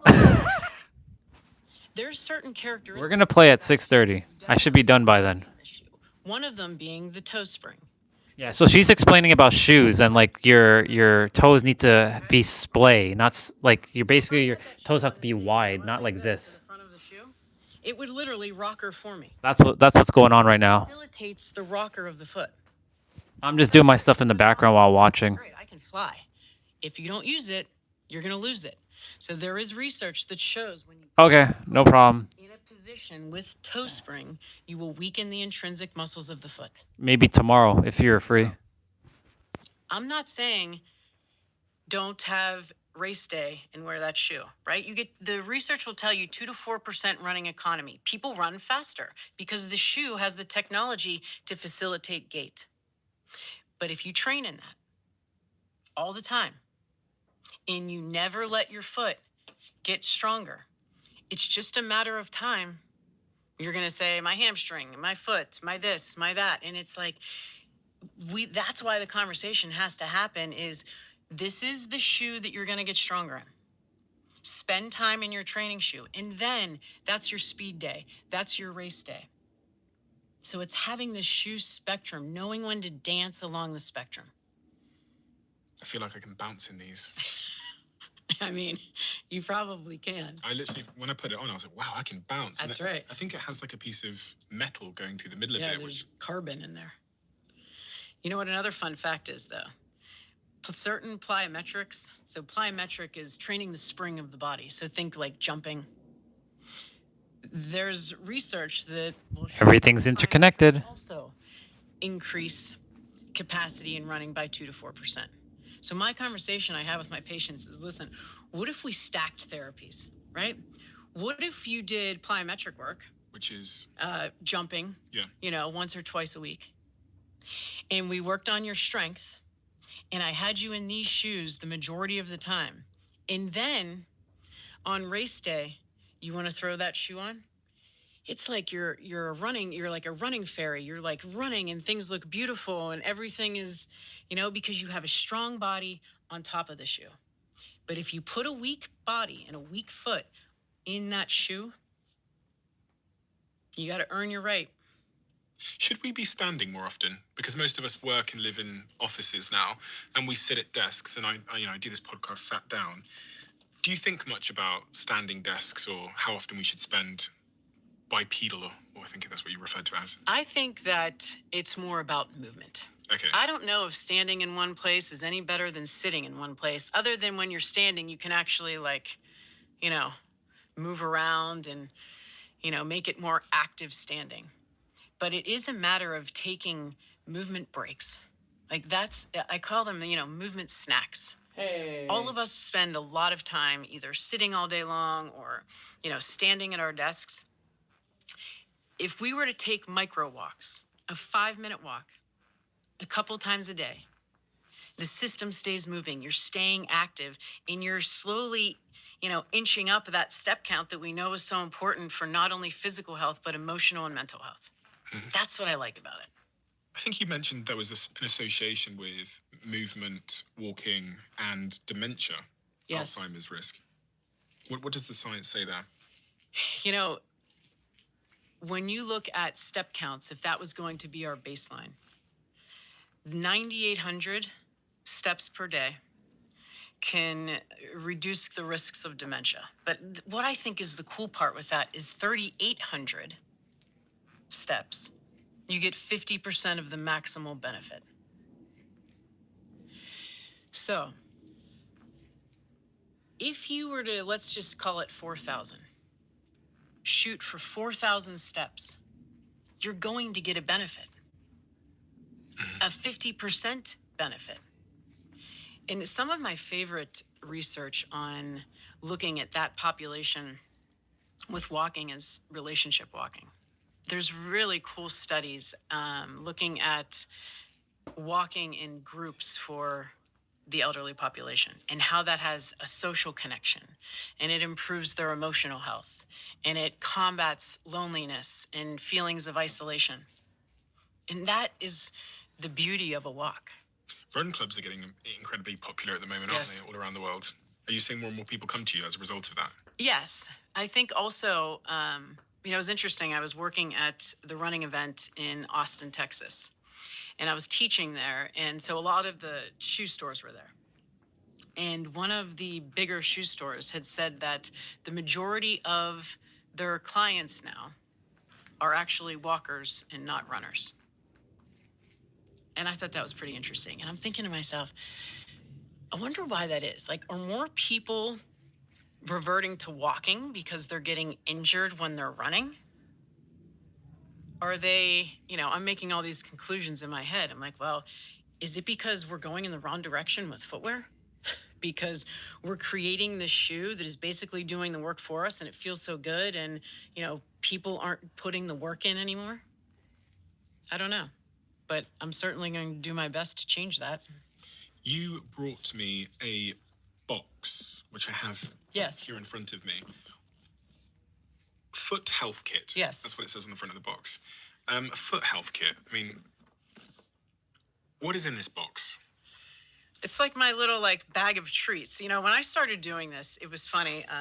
This is what you give people as a bag of treats. That's right. For their birthdays and stuff. I want people to start thinking about their feet because I think there's such implications for their health. And I wanted to make it easy because when we think about all the things we need to do to stay healthy, it's like I have to strength train. I have to, eat this. I need to VO2 max. I need my cardiorespiratory fitness. There's a lot. So I wanted to make it easy. So I first, one of the things that is in there are toe strengtheners. So I'll pull them out of the box. So those are toe spacers. toe spacers. Yes. So is this all the same thing, right? Yes. So these are toe spacers. Correct. And then there's this. Yes. What's this? Those are toe strengtheners. Toe strengtheners. Okay, so that's my Yes. toe workout. Yes. There is this thing. A band. And then there's this ball. Yes, So this is my foot gym. that's right. Can you show me how this stuff works? Absolutely. Okay, so these are my feet. We saw this earlier, but we're going to watch it again. I had plantar fasciitis in, I believe it was this. She's watching his feet. Right now I've got a high ankle sprain, which is some kind of ligament here has been torn, and they told me that it's torn on all three sides.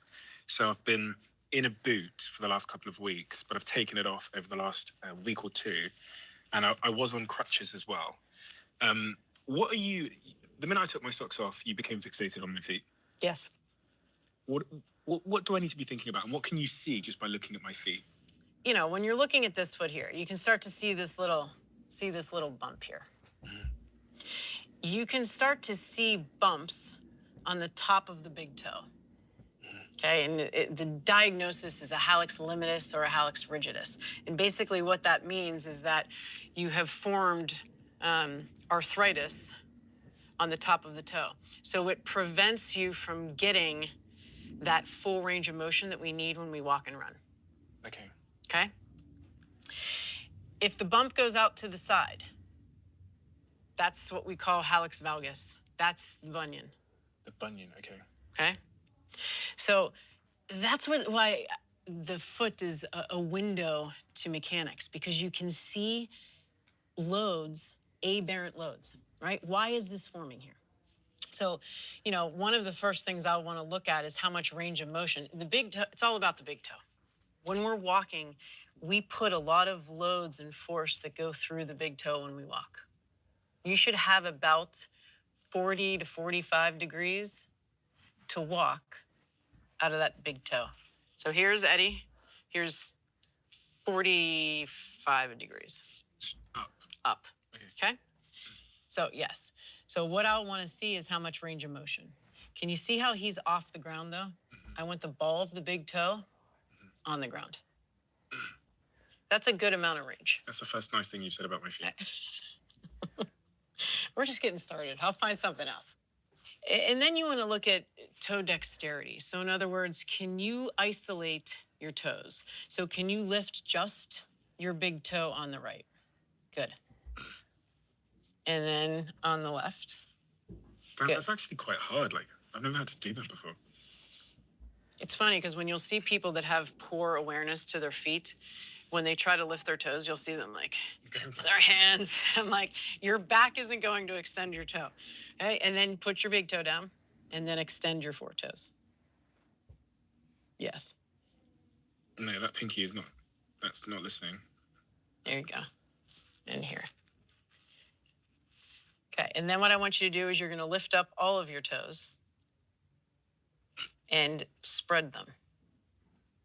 And you can see 2, 3, and 4, right? They don't want to spread as much. Mm-hmm. Earlier, we talked about those neuromas. The neuromas live within the toes here, right? Right in between the toes. Mm-hmm. So if we have issues with nerve problems here, you got to be able to splay. Mm-hmm. So you wear Vivos. You know, when you allow your foot to be in a shoe where the feet can actually splay, you'll start to see changes. Mm-hmm. But imagine if you were in a shoe where your foot, I was at an expo working a couple weeks ago, and this woman came up to me and she's like, man, I can't figure out why my foot hurts. And I took her shoe off, and I'm telling you, her foot looked like this. It looked like a shoe. And I took a picture and I showed it to her, and I was like, does your foot look like a foot, or does it look like a shoe? We don't really know the difference these days. No. Because remember, the widest part of the foot should be the toes. So that's what we want to look for in the front of the foot. We also talked about that muscle. What side did you have the heel pain on? I believe it was the right side. So one of the things we'll do, and you can actually do this at home. You could use like a credit card. So in my office, we can actually measure that. But if you were to do it at home, you just take a card and put it underneath the toe. Mm-hmm. Okay, and make sure you're lined up here, yep. And some people will also do that. See how you're like holding your leg, just the toe. Mm-hmm. And then I'll try to pull the card out from under you. Mm-hmm. And I shouldn't be able to do that. I should feel some tension. Mm-hmm. And then I'll ask the patient, where do you feel this? What's working? And if they say, my hip, my quad, it's wrong guy. We're talking about the foot. So you should feel that in the arch of the foot and maybe into the calf. Okay, big toe, flexor hallucis longus. This guy, by the way, this muscle starts over here. It's very important to strengthen this muscle when you have a history of ankle sprains. Starts on the fibula, which is the outside of the leg. It comes down the foot, crosses under, and inserts into the big toe. Then I'm going to take the card and I'm going to put it underneath the four toes. The muscle that we're looking for, yes, that's beautiful. See how you got that little... See, that's the second compliment I gave you about your feet. I'm going to put this underneath your toes. Yep. Right? Little, yep. And then don't let me pull the card out. And you should feel that in the arch of your foot. Patients that have... I'm not really feeling it, to be honest. I'm not feeling it in the arch. Okay, oh, what? Okay. There you go. Roll the bottom of the foot. Like this? Yes. Just wake it up a little bit. There's a bunch of receptors on the bottoms of the foot. So when we can't feel things, and it shouldn't surprise us. You know, if we've been walking around in footwear that compromises the function of the foot, or we've had injuries, you start to lack what we can feel. So just wake it up a little bit. And how long would you do that for in the morning? 60, 90 seconds. Do you do this every day? I do. I'll tell you when if I'm standing at my desk, I'll keep the ball there. Okay. When I come back from a run, I do this whole little setup. But I wear these all day. What is that you're wearing there? So these are toe spacers. So they do exactly that. They splay the foot. And why are you wearing that? Okay. Remember when I was telling you about my years of being a ballet dancer? Okay. In point shoes, I wore orthotics for a long period of time. I wore ill-fitting footwear, and my foot was weak and things hurt. Okay, and we talked about why I needed to fix all of that. You can see my bunion here. Okay, so I work on all of this stuff all the time, and toe splay is a big part of that. So when I have these toe spacers in, they splay the foot for me. Every pair of shoes that I wear is compatible with a toe spacer. Okay, so you don't wear any narrow shoes? No. That's my non-negotiable. Okay. And this is important. There is a difference between a wide toe box and a wide shoe. So people will say, well, I ordered the wide. The width will come here. That's where they change the width. But if the toes are still tapered, the width has to extend into where the toes are. So that's where you got to be careful. It's a wide shoe is not a wide toe box shoe. And if you try to wear these in just a wide shoe, you're not going to be comfortable. So if I wore this for 1 year, what promise could you make me, or what could you tell me the benefit and the upside would be? You would definitely see improvement of the splay of your foot. Yeah. And when you have the tissues, the splay, you can start to improve the strength of the foot. And what's downstream from strong foot? Go up the chain. You have better toe strength. You're going to build a better platform. You're going to have a jet engine on a jet engine. So your ankle mobility, then your knee extension, your hip extension, because your foot is doing what it was designed to do, which is be mobile and be strong. Okay. We need to pay attention. If things go south from here, you can expect there to be changes up the chain. I see it all the time. This one change has transformed how my team and I move, train, and think about our bodies. When Dr. Daniel Lieberman came on the Diary of a CEO, he explained how modern shoes, with their cushioning and support, are making our feet weaker and less capable of doing what nature intended them to do. We've lost the natural strength and mobility in our feet, and this is leading to issues like back pain and knee pain. I'd already purchased a pair of Viva barefoot shoes, so I showed them to Daniel Lieberman, and he told me that they were exactly the type of shoe that would help helped me restore natural foot movement and rebuild my strength. But I think it was plantar fasciitis that I had, where suddenly my feet started hurting all the time. And after that, I decided to start strengthening my own foot by using the Vivo Barefoot. And research from Liverpool University has backed this up. They've shown that wearing Vivo Barefoot shoes for 6 months can increase foot strength by up to 60%. Visit vivobarefoot.com/DOAC and use code DIARY20 from my sponsor for 20% off. A strong body starts with strong feet. Is there anything else that we need to be aware of? What is this other stuff here? You've got like toe strengtheners as well. So before we get to those, with, you know, the big toe and the four toes, this is when you can use that band. Okay. Right? So you just put your heel on there. Okay? You grab your four toes. Right? It's like you're doing a bicep curl, but you're doing it with your toes. And you press into the band. And you lift up, and you press it into the band. There is research, 4 sets, 12 reps. I mean, these are some of the things that they work on to improve function of the foot that helps with plantar fasciitis. Okay. And then you go around the house, and you grab the big toe. Keep that ball of the big toe on the floor. And then press. Yes.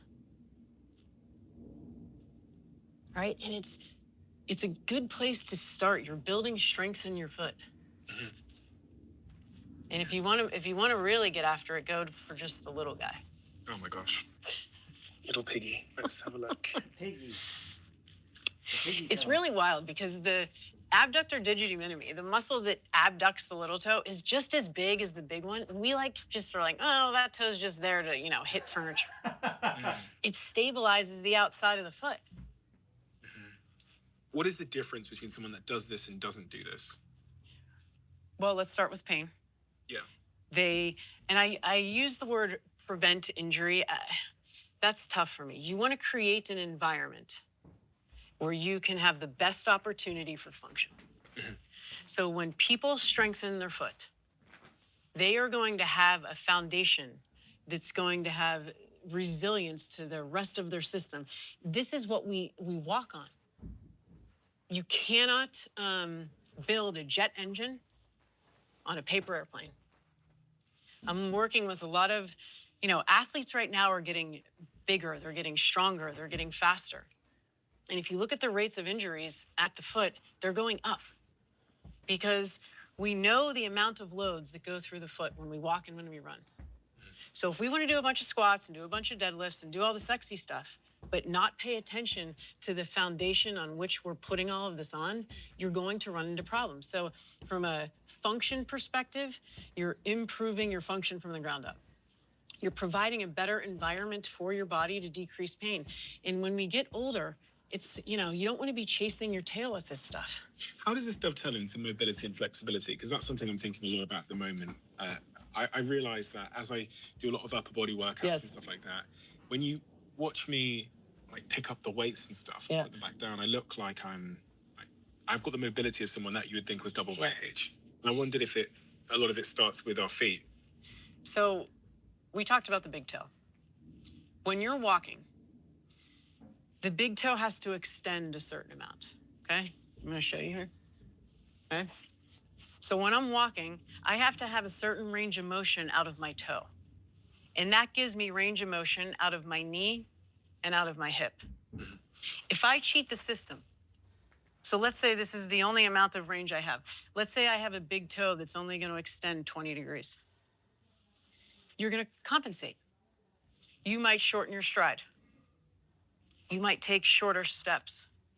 You might not get access to hip extension because your toe isn't going into full extension. So you will see some type of compensation. The other one I think about is ankle mobility. I was listening to one of your podcasts and you were talking about the story of you rafting in Bali, I think. Oh, yeah. And how you were, walking down the stairs and how it's something that you want to be able to do.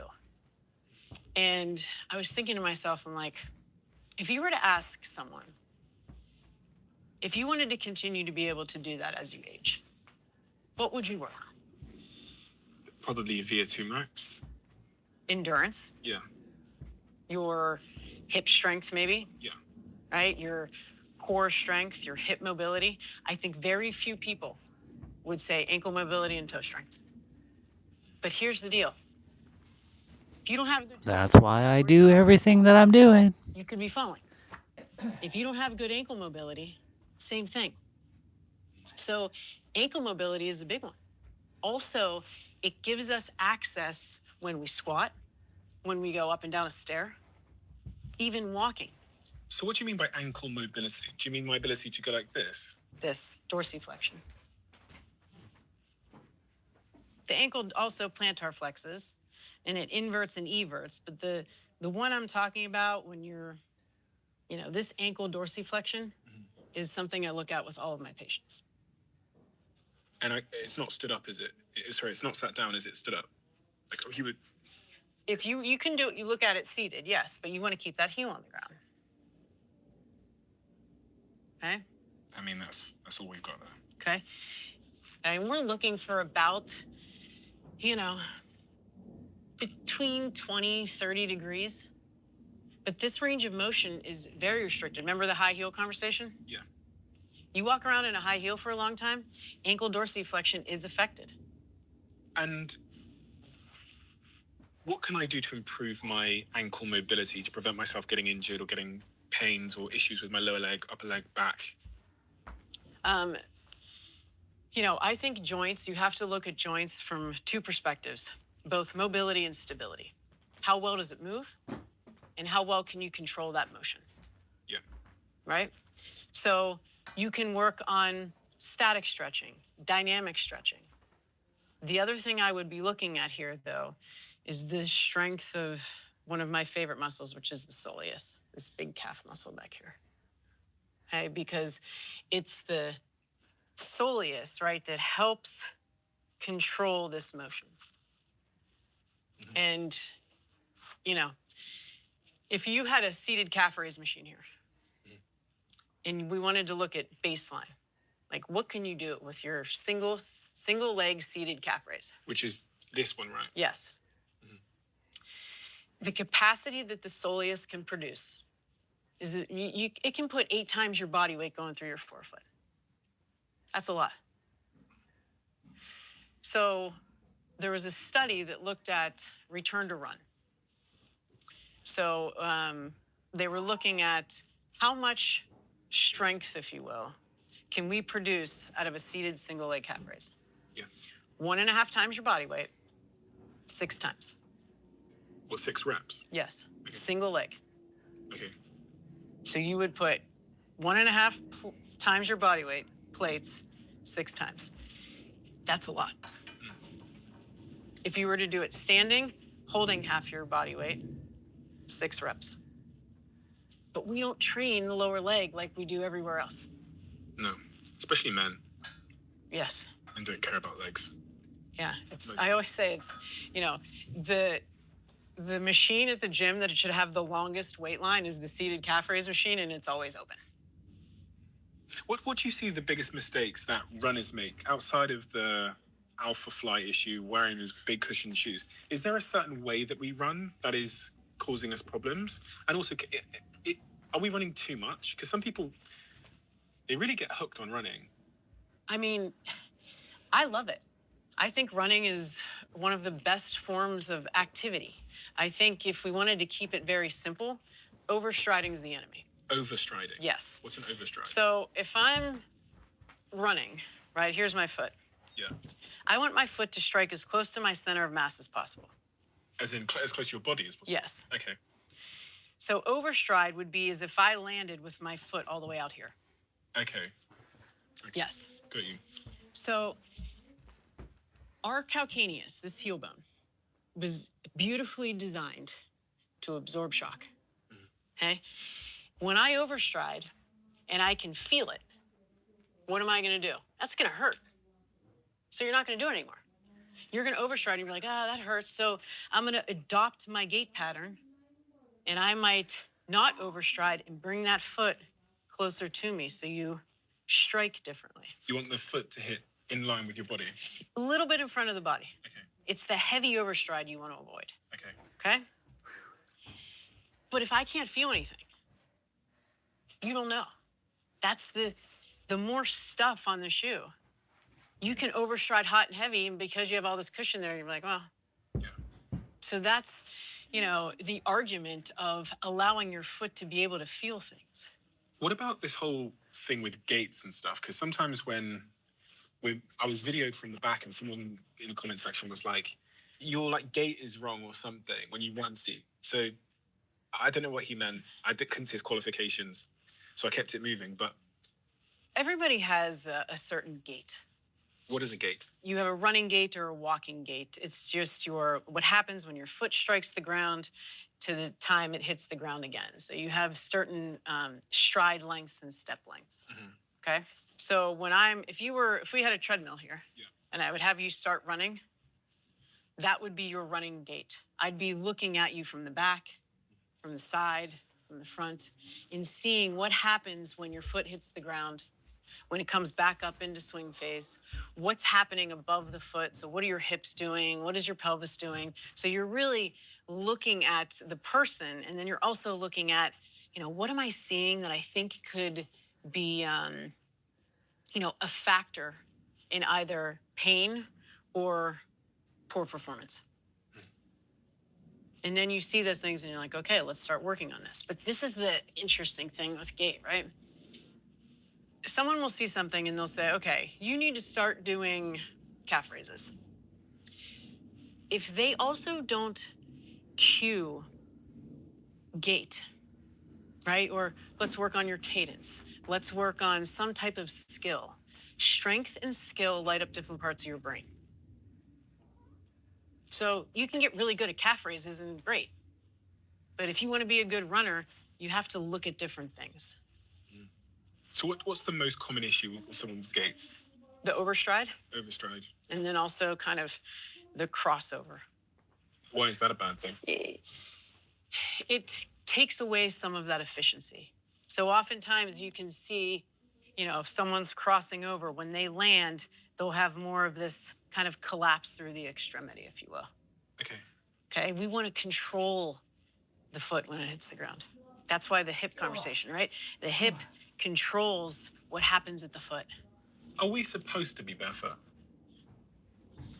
We are supposed to let our foot function how it was designed, and that is letting the foot feel the ground. Now, we live on man-made surfaces and we walk around on concrete. So for me to say, yes, we should all be walking around barefoot, that's a conversation that's difficult to have. But the stronger that your foot becomes and the more resilient that it becomes, you can handle these things a lot better. And it makes interacting with your environment so much more fun and easy. What are these? Okay. My daughter was a rock climber, and she was up in her room one day, and she had the bands around her fingers, and she was like strengthening her hands. And I was looking at it, and I was like, man, I want one of those for the foot. And I'm looking for them, and I couldn't find them. So I said, well, here we go. So I designed these, and they're different resistances. So it's the same concept as you would with your hands. You just put them around your toes. Okay. Okay? Give me the easy one. Which one's easy? That's the easy one. Okay, here we go. Are they all the same size? Would you need different sizes for different size feet? Nope. So when your toes splay, you can slide those on a little easier. My little piggy is completely redundant. It's doing nothing, it feels like. It feels like it's disabled. Well, we're going to change that. Okay? Yeah. So when you lift up all your toes, try to get your big toe to touch my finger. Yes. That's abductor hallucis. That's this muscle right here. So people that have bunions, it's just strengthen that muscle, right? So that guy goes in and you hold right there. So now you're strengthening inside of the foot. You're strengthening the muscles inside the arch of the foot. If you can get that little guy to go out, you're going to strengthen this guy. So you're just going to lift all your toes. Good. And then spread, reach them forward. Try to keep the tripod of the foot, though. Okay, so I'm trying to lift all your toes, but keep that tripod. 1, 2, center of the heel. So lift. Yes. Yes, yes. And spread. Yes. Now press those toes to the ground as you spread them. Lift. Spread. Reach. Yeah. Oh, that's pretty. Thank you. Okay, so, and that gets, you've got ones that get incrementally Yes, harder. so this would be harder, this would be hardest. Okay.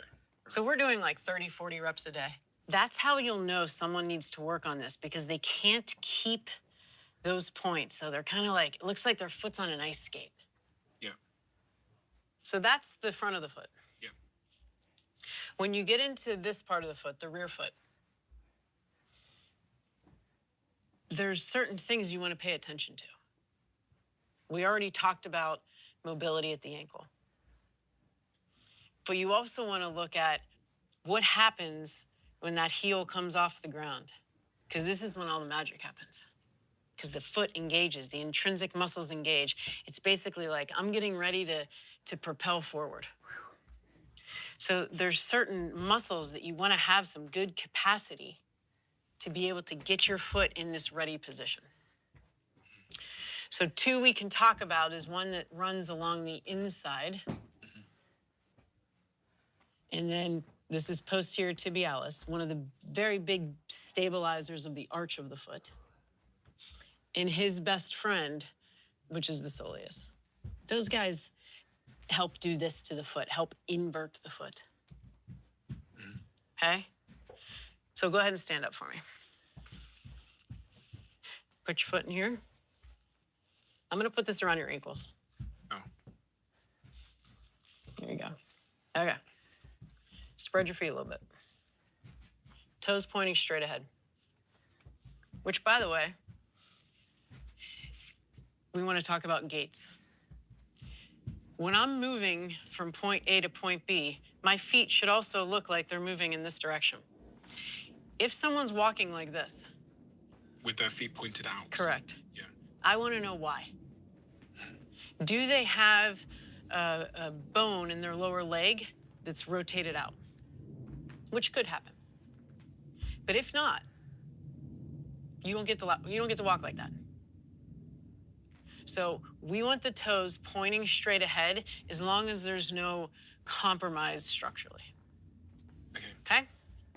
So what I want you to do here is you're going to keep the ball of the foot on the floor. And I want you to drive your ankles almost like you were going to sprain your ankle, right? So you're going to push into that range out. So you're going to take your ankles and drive them into the band. Into the band? Yep, watch me here. Okay, so here, this way. Yes, now keep that big toe on the ground. Yes. Yeah. See, there's your other compliment. That didn't sound like a compliment. But what you should feel here is that when you increase the arch of the foot, you should feel it also in the hips. I feel like I just don't have an arch on my foot. I don't know, it's weird. I don't feel like I can... How about this? Put your hands on your chest.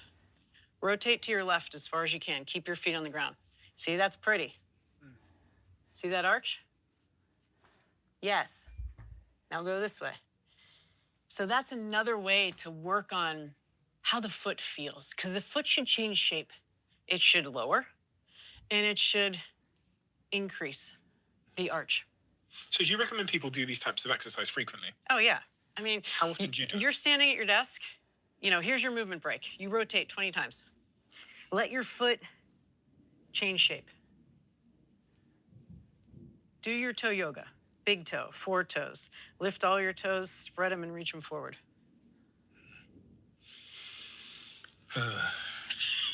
My physio gave me a towel and he put it on the floor and he said I had to like grab it and pull it up and grab it and pull it up as part of my recovery from my injury. Do you ever tell people to do that?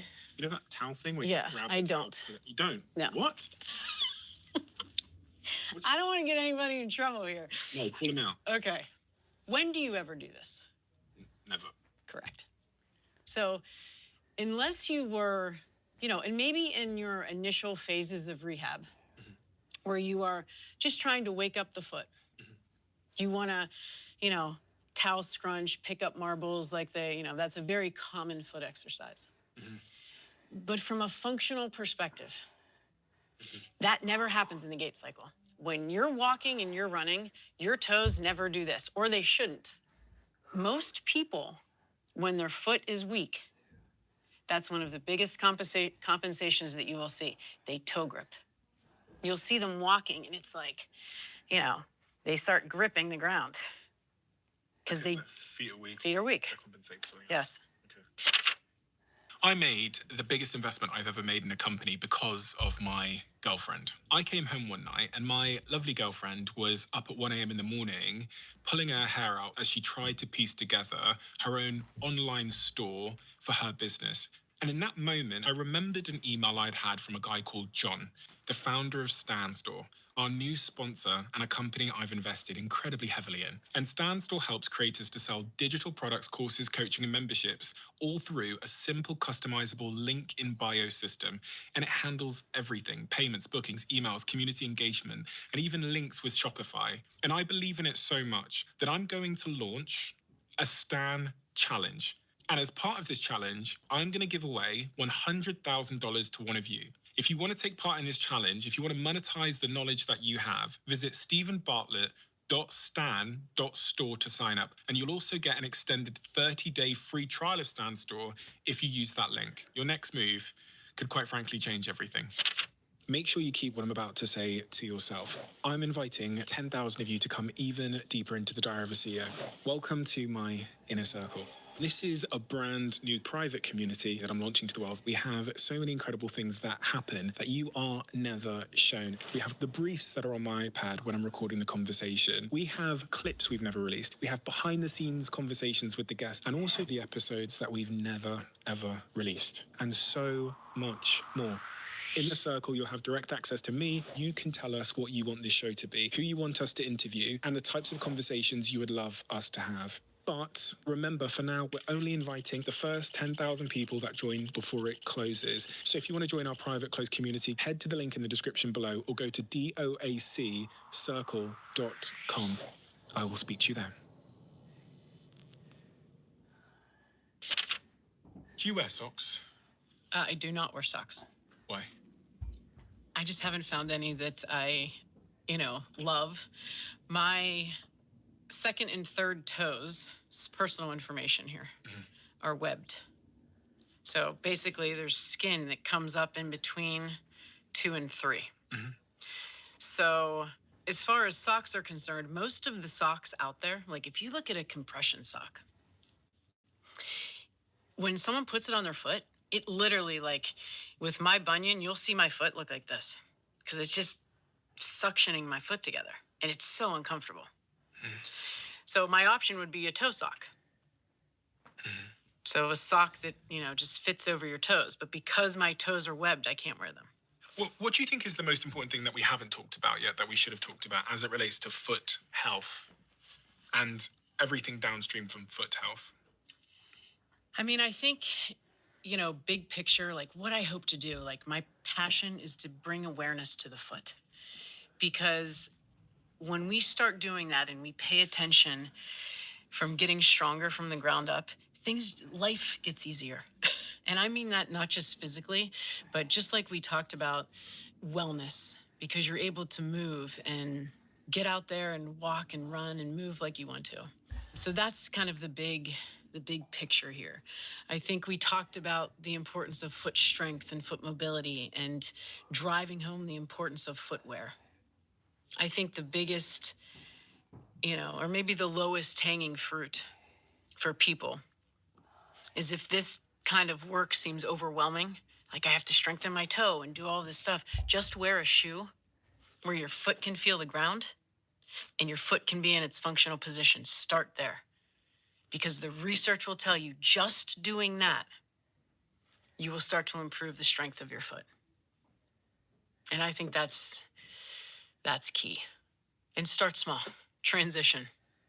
It's so interesting listening to so many of these, the comments on some of your previous work, people of all ages, but often people that are slightly older, talking about how transformative finding out more information about their feet has been and changing their footwear in particular. Reading this one comment here from this guy, it says, he's 65 years old, and when he discovered the zero drop wide box toe shoes, he lost all the pain in his feet, ankles, knees, and hips within a couple of months. I hear it all the time. And it seems so counterintuitive to us because I think we've been, trained to think that our foot needs stuff. It needs support. It needs cushion. It needs spring. And that changes the dynamics of how your foot interfaces with the ground. So when you bring it back to what it was designed to do, those comments you will hear all the time. And it's a wonderful thing. It's literally why I do this. Is there anything else we should have talked about that we didn't? That you think is pertinent to anyone that's trying to get control of their foot health? I mean, I think, I just want to make sure that we highlight the conversation of transition, because I think that's where we lose people. Is this, when people listen to this, there's bells going off in their brains going, man, this makes sense. This makes sense. They want to go home, burn all their shoes, and like go buy a pair of barefoot shoes and call it a day. You got to earn your right. So there has to be that transition. There has to be that I'm going to step, I'm going to build, I'm going to have a shoe spectrum. And that conversation of a shoe spectrum, there's a time and a place. You have your workhorse shoe, you have your cheat shoe, and you know when to wear what. Where am I now? I think I'm in the workhorse shoe. I'm trying not to wear any cushion shoes as much as I possibly can. Well, when you think about it with ankle sprains, this is what I find fascinating, right? When that thing heals, when your ankle heals, and you say, well, I'm going to go into a cushion shoe. Some of these shoes are getting high. Mm-hmm. So you put the sole of your foot on a shoe that has a high cushion. You see the distance you have from your foot to the ground? Yeah. So let's say you step on a rock and you have poor proprioception because your foot can't feel real well because you have a history of ankle sprains, and you step on a rock and you have this far to go. Where do you think that ankle's going? So my ankle sprain patients, I want them close to the ground. I want them to feel. Right? So it's pretty wild when people are like, I want to wear, all this stuff. Hiking boots, another conversation. What's wrong with hiking boots? Well, people will say, I need a hiking boot because I want my ankles to feel stable. And that's not what they do. It might be and there will be research coming out on this. When you wear a hiking boot, it's like a neurological hug. It kind of feels like, I'm going to have this thing around my ankle. It's going to protect me. It's going to protect me. It doesn't. And when you walk down a mountain, this foot has to do, remember we talked about this, ankle dorsiflexion. If you have something that's going to restrict ankle dorsiflexion, you have transfer loads. So you end up transferring load to the knee. Mm-hmm. So, when my patients say to me, I need a hiking boot, I say to them, listen, why don't we just work on getting your ankle more stable, improving your mobility? So then you won't need to feel like you need this thing around your ankle. And that takes time. But in the long run. Is there an issue if I'm wearing the barefoot shoes at the moment and then I start wearing like football boots again, or I think you guys call them cleats? Yeah. Is there a chance of me getting injured because I spent so long in the barefoot shoes? Now I'm sometimes you can't do anything about the environment of the shoe. So think of a cleat, an ice skate, a ski boot. There's certain, sports that require the stiffness. And so when you pay attention to your foot health, and then you put that foot in the cleat, you just make sure that when you get your foot out of the cleat, you do all the stuff. You take that kit, you roll the bottom of the foot. When I get out of my cycling shoes, even though they are wider now, they have wide toe box cycling shoes, I'm always doing stuff for my foot. Because the cleat is an environment for the sport. So, you pay attention before and you pay attention after.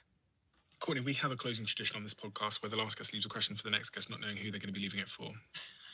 And the question that has been left for you... Oh, this is going to be good, huh? It is a good one. What do you fear you will most likely regret 10 years from now? This is a battle that I have in my head pretty much all the time. I love my work so much. it's just the reason that I feel that, there's so much I want to do. There's so much I want to learn. There's so many ways I want to help people. And I work a lot, but I don't look at it as work. I enjoy it. But I'm also a mother. And I need to find that work-life balance where I don't want to fear in 10 years that I look back and said, man, I worked a lot, but I really wished I would have gone to her soccer game.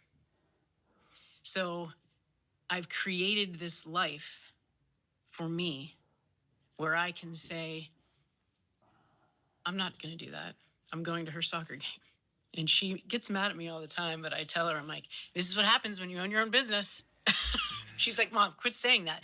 I mean, she knows I work my ass off, but at the same time, she also knows that I can drop anything and go be there for her at any time. And so that's what I really want to work on and make sure that in 10 years, I don't look back and say, gosh, I missed some of that. As I'm often told, you don't get that time back either, do you? So it's not something that's very easy to correct. Yeah. Courtney, thank you so much for doing what you're doing.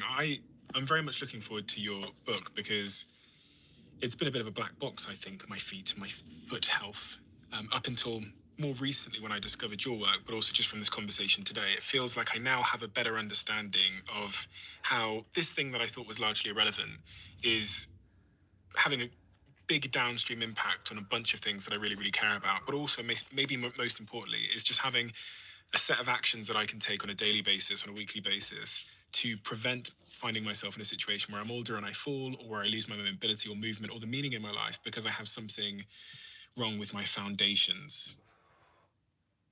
Hopefully next time we see each other, I will have the strongest feet you've ever seen. I was just thinking, the next time we see each other, there's going to be so many more compliments. On my feet? On your feet. Yeah. Oh, one can only hope. Courtney, thank you so much. Thank you so much. An honor. Thank you. This has always blown my mind a little bit. 53% of you that listen to this show regularly haven't yet subscribed to the show. So could I ask you for a favor? If you like the show and you like what we do here and you want to support us, the free, simple way that you can do just that is by hitting the subscribe button. And my commitment to you is if you do that, then I'll do everything in my power, me and my team, to make sure that this show is better for you every single week. We'll listen to your feedback, we'll find the guests that you want me to speak to, and we'll continue to do what we do. Thank you so much.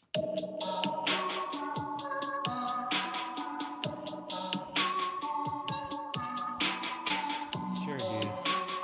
I give you that. There. I subscribe to you. Again.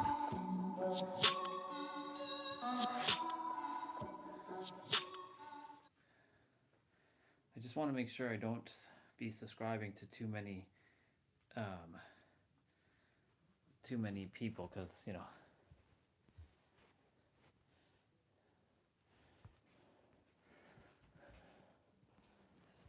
if anyone I'm supposed to subscribe to, it's supposed to be our brother Caesar. Coming up, two households where two dogs mean double the trouble. Hey. A pair of Sholos whose aggressive, destructive behavior causes big problems. We do risk the chance of being evicted. She must take control now. Then, a golden and chocolate lab duo are causing havoc and frustration. They tackle, they jump, they push. This guy's like a bull. We believe the whole world belongs to us. Come on, that's all you got? Come on, give me all you got. Next, on this special episode of Cesar Millan, Better Human, Better Dog. Hi, I'm Erica Navarro. This is my boyfriend, Tony. And these are my dogs, Papi and Chulo. I would say Chulo's more geared to loving me. He's more of a mama's boy. He's definitely a mama's boy. Papi just wants to be around Tony. There was no issues until later on. Then my world turned upside down. They're aggressive. They're chaos. Doesn't matter what it is. If they see a dog, then they try to go for him.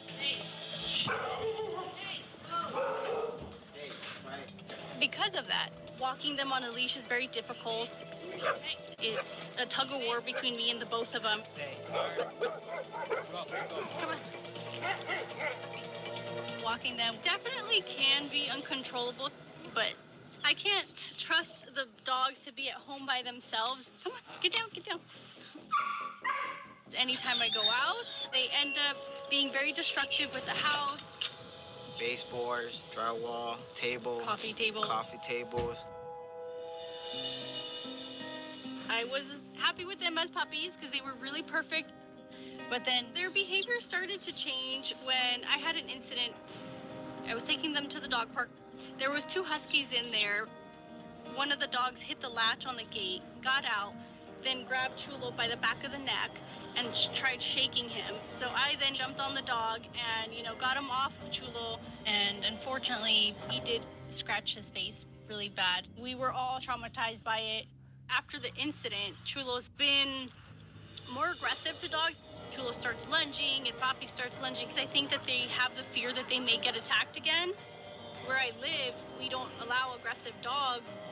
If Caesar's not able to help us, we do risk the chance of being evicted, which is my biggest fear. There they are. Hey, hey! Leave it! Leave it! Come on. Hey, Chulo! Hey! Chulo! Hey! No! Hey guys. Good to see you, baby. How you doing? Not so good. I see it. They've been more aggressive. Hey, leave it. Leave it. Leave it. Leave it. Sometimes it's easier for me to pick him up halfway so he can stop. Right away, I can see that it's Chulo in the blue collar who's initiating aggression, but Poppy in the red collar joins right in. They trigger each other. This is actually really common among litter mates like Papi and Chulo. And Erica and Tony make it worse by holding them back, which just causes them to struggle more. Just to get a better assessment of what I'm doing here, can I put some cameras inside your house so I can see how bad it gets? And Okay, yeah, absolutely. Let's do it. Papi and Chulo are only 11 months old. And they're only going to become stronger. Eric and Tony can barely control the dogs as it is. This problem is just going to get worse. Let me give you some walkies so we can actually have communication to each other. In just a few minutes I spent with them, I seen the dogs acting up on the sidewalk. But Erica tells me they're just as bad inside. So I need to see how Erica handled the dogs behind closed doors.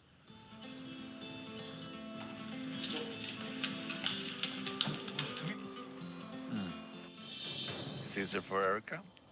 Erica here. The way you open the door and you just let them in like that, that's normal? For the most part, yeah, they charge in. She allowed the dogs to enter the apartment completely wrong. When they are outside, these dogs are in total overdrive. And now she just brought that outdoor energy inside the house. The dog never actually practiced relaxation. She's keeping dogs excited. And one of them just went on a couch. They're both on the couch. And they get a treat. Yes, I gave him a treat on the couch. Well, the couch is another small issue, but she's rewarding unruly behavior by giving them treats when she should be teaching good manners. I'm not saying not to let him go on the couch. I'm just saying ask him to give you distance, wait for calm surrender, then invite them, and then you give affection. She's just keeping it like it's a party everywhere. We're coming downstairs.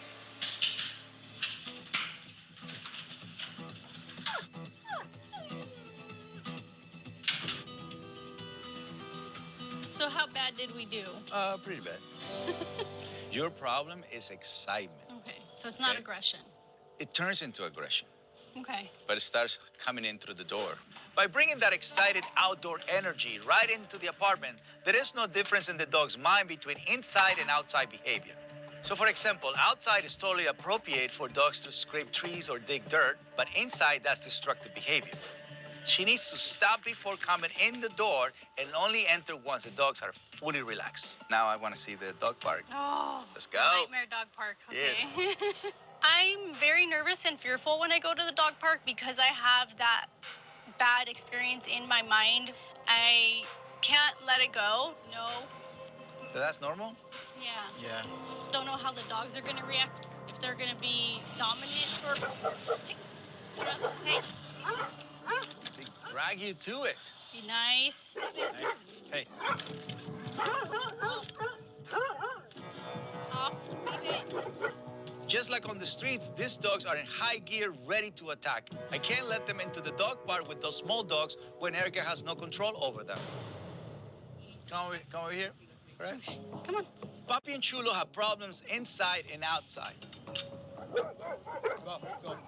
But the dog park is where it all begins. It's where they get the most excited and they take that energy everywhere else, including back home. I have to teach Erica how to calm them down and interrupt their constant high energy, which will solve all their problems indoor and out. So I think it would be great for you guys to come to the Dog Psychology Center to teach you and your dogs a few things. Yes. And just give you a break because you're pretty stressed out. Okay. Let's go. Let's get to my ranch. At the Dog Psychology Center, Caesar wastes no time getting to work with Erica, Tony, and the twin Cholos. Pass it to me. Stay calm. The very first thing we're going to do before I let the Cholos near my pack is interrupt their nonstop high energy mindset. It might be the first time that anyone has ever asked them to calm down. So right now, I want you to take a look at Mr. Lorenzo. He's gonna represent another dog that you will pass on the streets. Let's see if the Cholos can maintain their calm state. This is all good, this is all good. What I'm saying is, just relax in front of whatever is getting you excited. Now I'm just riding the wave on this moment where he gets a little frantic. Okay. Since Chulo's the most aggressive one, it's even more important to get him to sit and surrender before he starts to wind up puppy.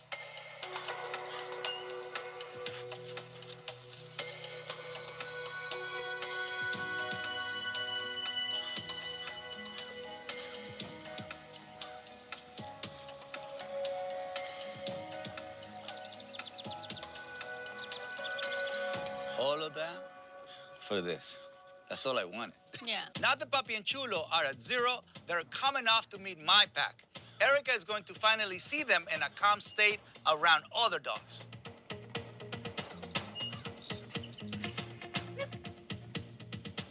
Right now, we're just gonna go straight to the dog park. They're calm now, and I want them to get into the park before they get excited again.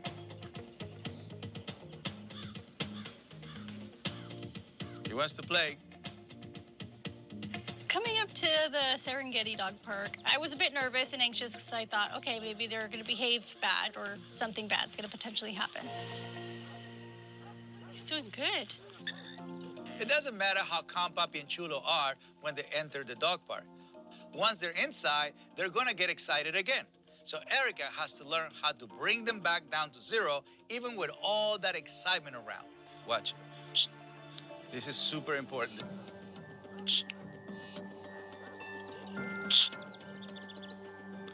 See it? You see it settling? There you go.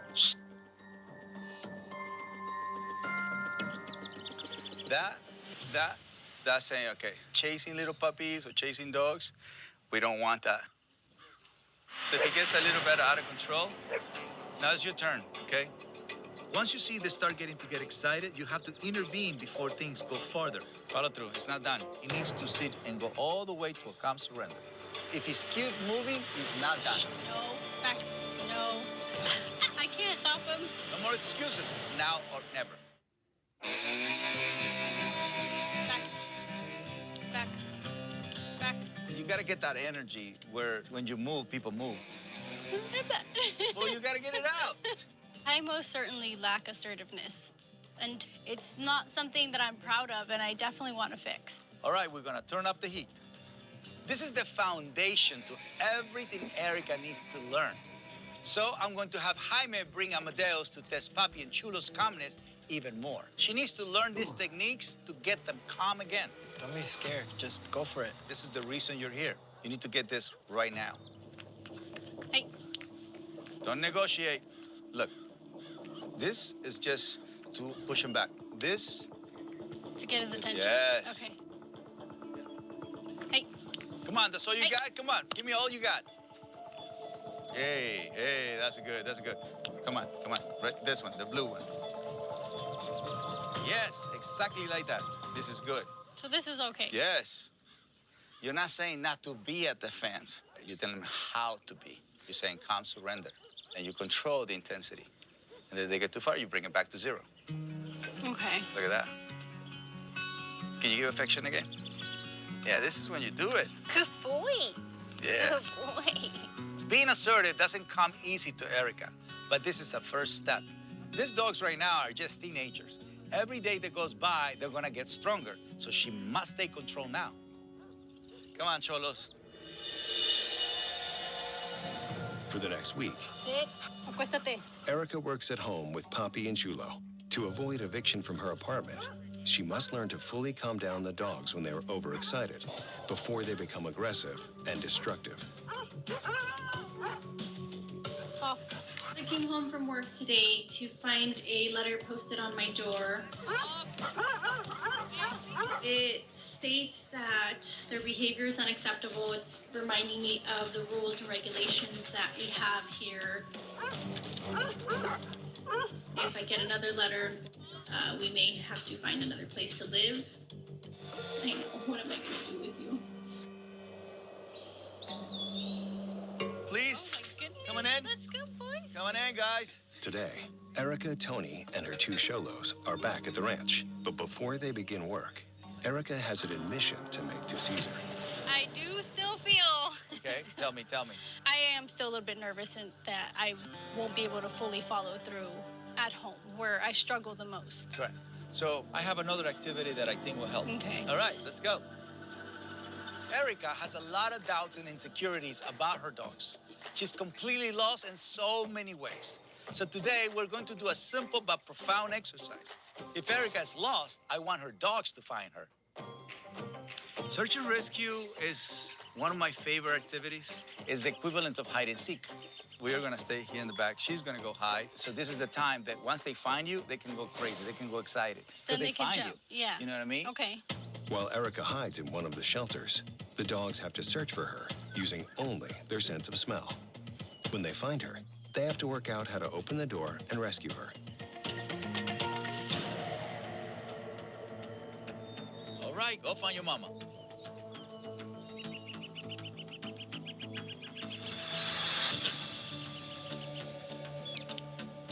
Look at that. See how they're going to hunting?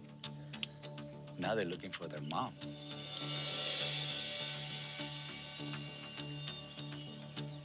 Look how they sweep the mountain like it's nothing.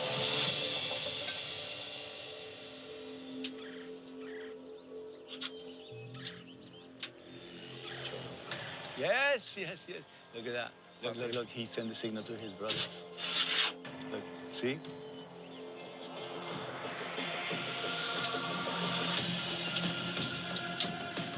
Oh, that's good.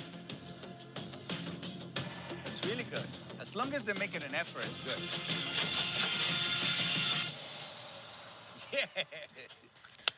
Yes. Hi, baby. Get crazy, go crazy there. You found me. This exercise was not only a good metaphor for Erica to find herself and rediscover joy with her dogs. Look at that tail. Look at it. He's found his mom. There is a real world benefit too. Playing games like this exhausts the dogs physically and mentally. It's another great way to burn off excess energy and bring them back to 0. After a week of work with Caesar, today Erica puts her newly learned skills to the test in a final challenge. Her biggest fear is her apartment complex can tell her to leave because her dogs are not behaving. If we're gonna stop that from happening, we have to go back to where all this first began. We're here at my nightmare dog park. Erica's apartment's dog park is where Chulo was attacked as a puppy. It led to a downward spiral of aggressive and destructive behavior from both the twins, and still causes anxiety for Erica. All right, let's see it. Okay. Put your skills to work, Erica. Skills of calm confidence. For Erica, the dog park is where it all began. but it's also where the dogs get the most excited and aggressive. Then they'll take all that aggression to the sidewalk and back home. If Erica can calm the dogs and stop their overexcitement, that would eliminate not only their problem in the park, but their destructive energy back home. They'll re-enter the apartment in a calmer state, and if they do get worked up inside, she knows exactly how to calm them down again. So am I taking them in? Yeah, come on. Chulo's brother, Poppy, is in a calm state of mind, so he can enter the park. Erica must calm down Chulo before he can join him. Okay. Just sit him down, ask him to sit down. Sit.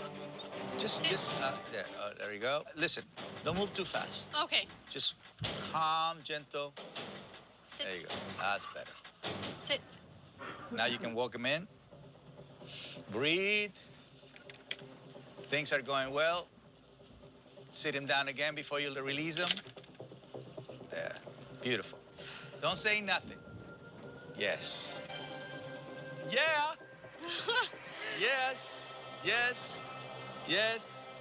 He's not barking or attacking. He's playing with them. It's because you took the time outside, so you send the brain all the way to zero. I'm really in shock and awe that Chulo listened and I was able to actually enter the gates. He's the first one, to the battle zone. He's ready to go and, Poppy follows right behind him. So I felt really empowered and successful at that time. Erica, Chulo start getting too excited. You need to step in and bring him down to zero. Okay. Oh, look out. No. Are you okay? You all right? Yeah. Chulo started playing with too much energy and went from healthy to unhealthy energy in an instant. He ran into Erica and tripped her. Luckily, she was fine, but this is a perfect example of why you must calm your dogs as soon as they get too excited. Grab Chulo again. Okay, bring him out. Put him on the leash. Now Erica's got to get Chulo out of that overexcited state. She needs to remove him from the park and bring him back to zero. Sit him down. Sit. Sit. Breathe. Sit. Sit. There you go. Bring him in. Same thing. As soon as he goes on the other side, you have to sit down as well. So before you release him, you sit him down and you don't say a word. Just release him once he's completely relaxed.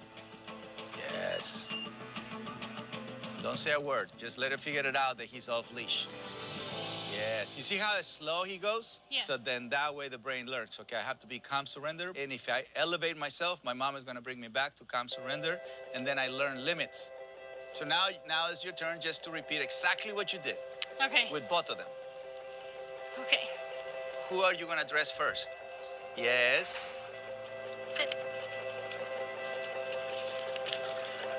Look at the formation.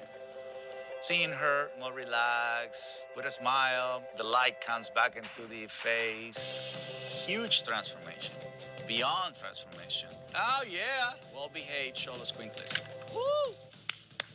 Today was such a great day. This is something I never thought was possible. I'm proud of myself. What do you think? I'm loving this. I'm really happy that this happened, and I'm glad to see the twins enjoying other dogs. And I don't have to feel anxious or nervous that I'm going to get kicked out of where I live or that my house is going to be destroyed. Your smile came back. Yes. I think my job is done here.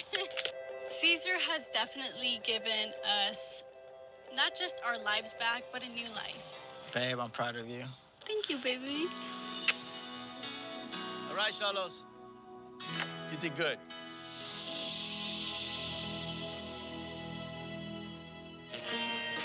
Next, Caesar heads to meet another couple with 2 young dogs that are growing up and acting out. I'm Flor Canales. My name is Brian. I'm a therapist. I work with kids from the ages of 0 to 5 in a nonprofit organization. I'm also a therapist, and I work primarily with young adult and adolescent males. Come on, Lucy. Come on. We have been wanting to get dogs. I always wanted a golden, and then Brian said, I want a chocolate lab. I don't think I want a golden. And we got Bruce and Teddy like that during the pandemic. Bruce just turned 18 months, and he's a chocolate lab. He's very energetic, very sweet. Teddy is 2.5 weeks younger than Bruce. Yeah. Their personalities have brought so much life into the house, and I really enjoy it. I'd say 95% of the time they're wonderful, really special dogs. But that 5%, Okay, guys. they Go bananas. They go bananas. I know. Okay, I know. Teddy. They can get excited from a 1 to 10 really fast. They're rough and they're big. Yeah. And, you know, in our family, it's a lot of small people and older people. It severely limits who we can invite over and when they can come. We had our engagement party here in our backyard, and it was really stressful.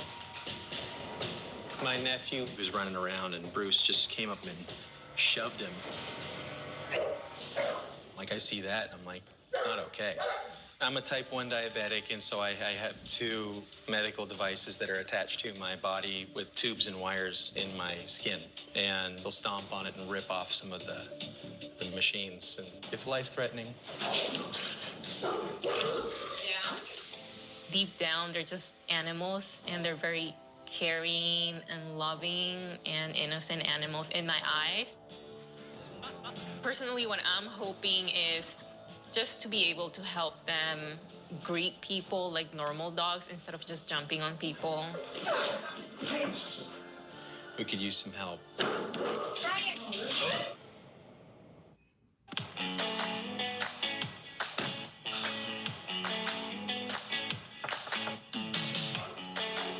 Hi, welcome. So exciting to have you here. Yes? Are you super happy? I'm excited. Very nice to meet you. Yeah. Nice to meet you. Nice to meet you.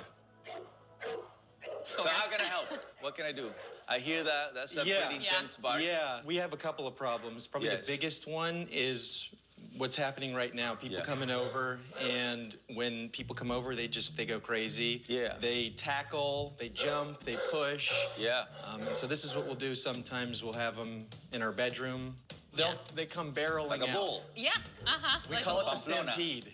Stampede. Even worse. That's what it sounds like. Yeah. It's So intense. that bark is pretty frustrated. So I'm talking with Brian and Flor, and I can hear the dogs getting loud and frustrated in the other room, which makes sense. These are adolescent dogs with a lot of energy, and they're pent up behind closed doors. I'll be frustrated too. Yeah, they get frustrated. When he What doesn't- about you? What about me? Yes. I get frustrated. Yeah. I get frustrated having to contain It's in your them. eyes. I know. I feel it. It's true. Right off the bat, it's clear this house is holding a lot of frustration. I hear frustrated barking from the dogs, and it is obvious that Brian and Flor are feeling it too. So it's time to start releasing some of that frustration. All right, I'm gonna open the door. Yes. Okay, guys.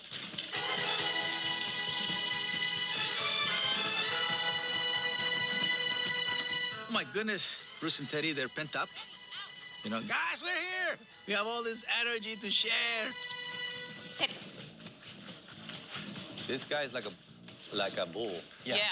We have no rules, boundaries, limitations. We believe the whole world belongs to us. This is the bull right here. Yep. Mm-hmm. This is your stampede energy right here.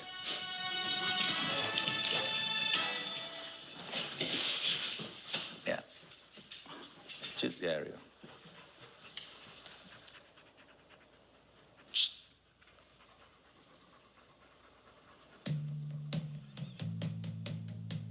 Unleash that Bruce first because he's clearly the more dominant one. He has the higher energy. And once Bruce starts to calm down, I put a leash on Teddy to get him under control too. See, this is calm surrender. Yeah. They have never been as calm as they were. I've never seen them respond like that. So to see this, I was like, wow. Let's do it again. Okay, take them to the room. Yes, and you take off the leash. Okay, come on, guys. No, just take them. Got it. Okay. So when she uses, come on, guys, it creates excitement. Yeah. I feel a little anxious, them acting that way in front of Caesar, being all crazy and jumping, because I don't know what they're gonna do. And it just makes it very stressful for me when they act that way. This excitement is unhealthy. To practice this excitement, he can go somewhere else outside the house. You know, you're not allowed to practice excitement in the house. Inside the house, calm surrender. If it's gonna be some kind of happy-go-lucky, you okay? Yeah, it's just hard.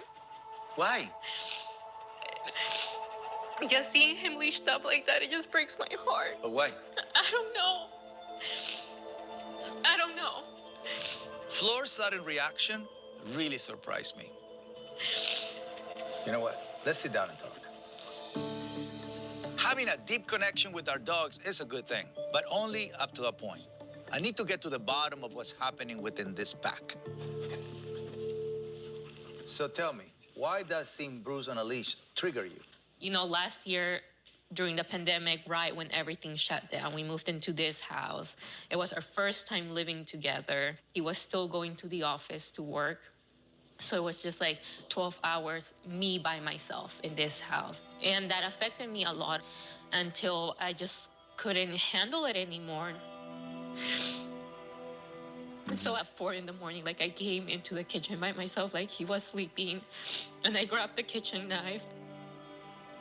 And I went with the emotion of cutting myself, like my hand. And, you know, Brian heard me cry.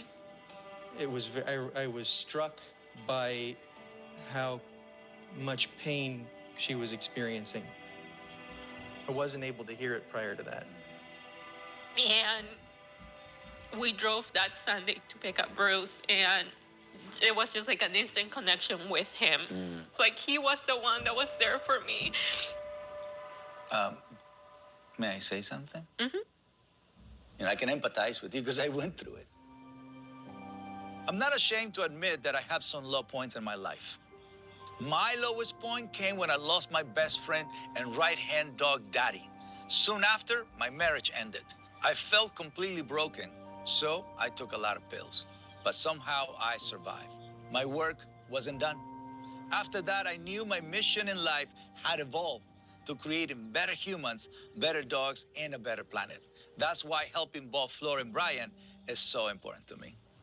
And Brian, I know you have your own challenges.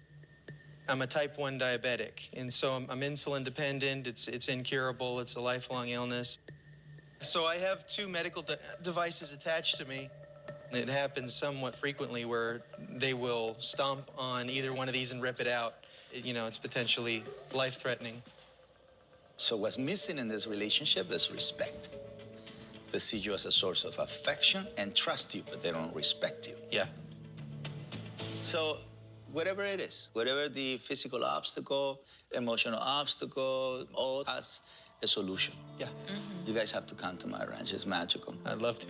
We have to make some adjustments, but I believe in these guys. I think they can learn quick.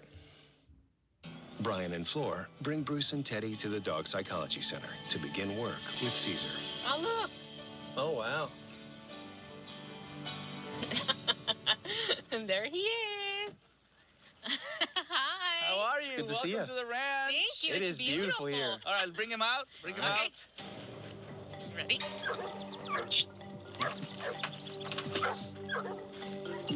No, Don't let him push you.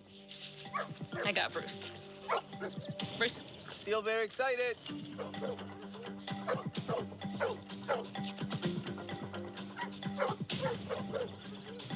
Bruce. Dakar exit was a nightmare from start to finish. Lots of pushing, pulling, too excited. So they're still disrespectful. And again, it's Bruce who's leading the charge. To really put an end to Bruce and Teddy's disrespectful pushing and pulling, we need to teach them to start respecting the space of others. We're starting in the Serengeti because I want to see how Bruce and Teddy behave in a setting where other dogs have the rightful claim. Okay, let's bring King and Dante.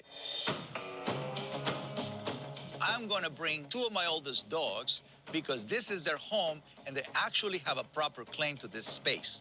I'm going to keep them separate with a fence, but I want to see how Bruce reacts. Oh, here comes a stampede. Yeah? Bruce is growling. That's dominance. Yeah.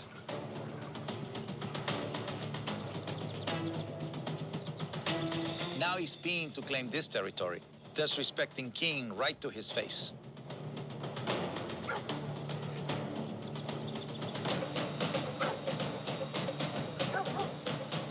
Yeah, this guy wants to fight. Watch my German Shepherd King make him back down. When King stands his ground, your Bruce will learn that's not okay.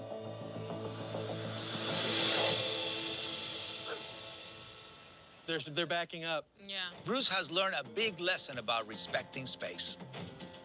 Bruce and Teddy constantly push and crowd their space. This next exercise will show Flora and Brian how to handle them in a way that creates clear personal boundaries and stops all that crowding and jumping. So now, let's go on the A-frame. Let's do Teddy first. Okay. Okay? Just 2 fingers. A loose, light leash held away from the body at a respectful distance. Wow. Very relaxed and very just like... Playful. Yeah, playful. Right, yeah. Yeah. I want you to do it, actually. Okay. Okay? To empower Flor to overcome her codependent relationship with Bruce, I'm actually gonna have her start with Teddy. He's more of a follower, so leading him will be a good start. Yeah. Oh. Okay, that's handling skills. That means he had to stay on it. Okay. Yeah. And I stay right next to him so he doesn't fall. Okay. Wow. See how has the brain already understanding the mechanics? Yeah. Seeing proper technique with the leash. That's something that we have been missing in our household with the dogs. Use your body to claim space. Monkey see, monkey do. Yeah. I want to keep things light so they don't get more stressed. But Bruce's behavior here is no laugh matter. He's not copying Teddy. He's trying to assert his dominance by interfering. It's very disrespectful. So now it's your turn. Pressure's on. Why don't you take Bruce over the balance bridge? Now I want Brian to do the same thing with Bruce on the balance bridge. It is especially important that Brian learns to protect his personal space with strong handling skills. His diabetic equipment can get pulled out of his body by a pushy dog. That could not be allowed. Okay. There you go. Use your arm to claim space. Stay right there. Stay. Relax, relax. Yeah, relax. Relax. Stay right there. Give him some time. There you go. Let him figure it out. No, just... Wait.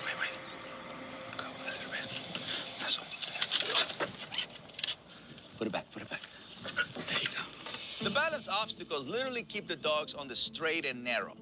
If they still exhibit disrespectful space claiming, gravity teaches them a lesson. But of course, we're there to catch them and begin again. The most important thing to Bruce's success is Brian calming down his tense energy. Look. Yes. Look. I think I'm too tense. That's right. I tighten up whenever I start. Boom. Yeah, wow. Seeing Caesar immediately succeed, my first reaction is to get frustrated because I wish I could do that. But priority number 1 is paying attention to my tension and loosening up a little bit. Brian, just shake it off.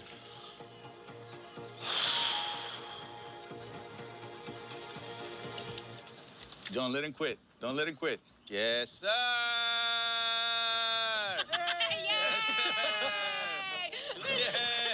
So Brian takes a deep breath, which relaxes his tension and gets him into a calm, confident headspace. Then Bruce goes over the obstacle, no problem. That is not a coincidence. So now, Flor, let's go on the treadmill. Okay. these adolescent dogs need to burn off energy, but Brian's diabetes often prevents him from taking them on long walks. The treadmill is the perfect solution because it provides safe exercise. And a tired dog is a respectful dog. All right, breathe. Very good. He's afraid. Well, the floor is moving. Makes no sense. Yeah. So only in the beginning they struggle. He's just... Yeah. Okay. Really strong. Let me help you right here. Thank you. Yeah. There you go. Yep. There he goes. So this is a moment where he's quiet, but it's not calm surrender yet. Mm-hmm. Right now, he's still kind of alert and focused. That's right. Look at that little panic moment. That's Yes, good. yes. So when people see a struggle, I see a dog figuring things out. Because you're supposed to see fight, flight, avoidance. Yeah. And then you're supposed to see calm surrender. Yeah. Turn it off. Yeah. And he has to stay there.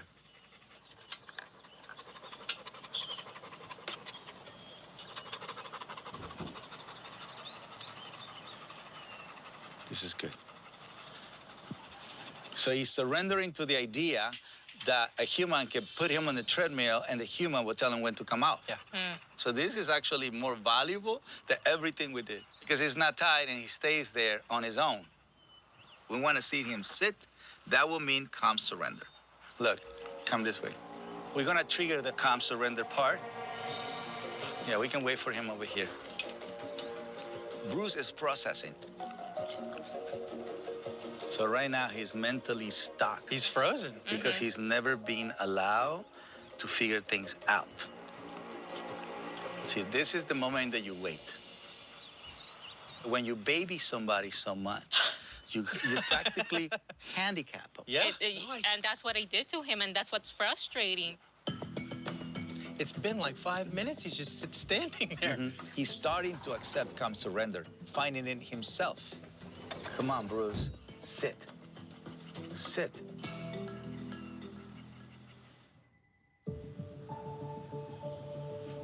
I'm scared, I'm anxious, I'm a little tense, and just ready to see what's gonna happen. If Bruce can sit down on the treadmill, that will be a pivotal moment. A promising step toward him, not only learning his lessons on boundaries, but surrendering to it.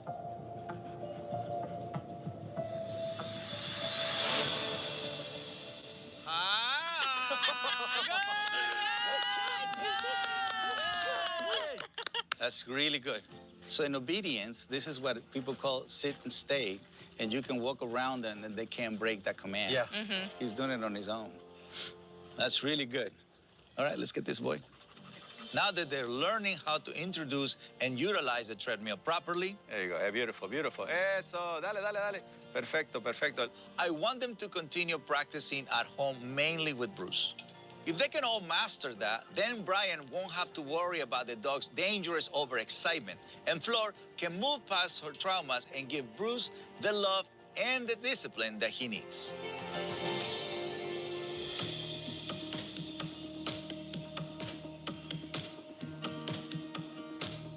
Well, it's been about a week, so I want to visit Brian and Flor to see what kind of progress they made. Stay.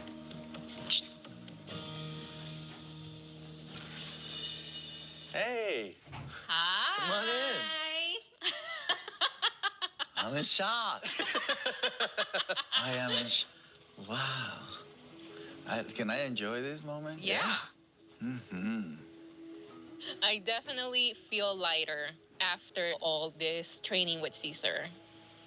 Because, you know, Bruce was there for me on my hardest times, and being able to give that back to him and being the person that he needs me to be in order to help him have good behavior. We're still attached, but I think we were attached in an unhealthy manner before. And I think now we're getting healthier. Yay! So for Brian and Flor's final challenge, I want to do a redo of their engagement party last year. The test for Bruce and Teddy will be whether they can meet the guests in a calm, respectful way.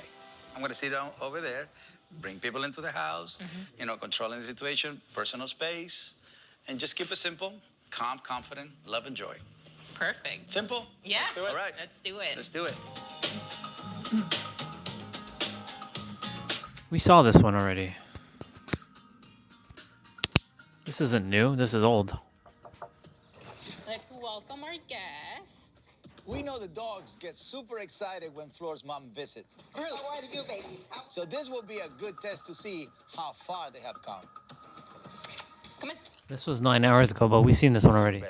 Come on in. Yeah, good to see you. Hi, Brian. Recuérdate bloquearlos a la ayuda de mi mamá. ¿Cómo estás? Permiso, señor. ¿Qué? Eso. Pero mire. Hola, eso. Hola, amor. Eso. Oh, my Lord. Hi, bebé. I miss my mom. Yeah, with my mom, she was the one that pushed her against the wall because they got so excited. So excited. It's nice to have them behave now better. A little bit. Yeah, a little better, so my parents can come in without being scared. Yeah. Hey, come on in. Come on in. Okay. Grab it because of the baby. Hey, Max, you want to grab Teddy? Sure. Yeah, there you go. Good job, Brian, on that one. I like it. Safety first, and then it's affection.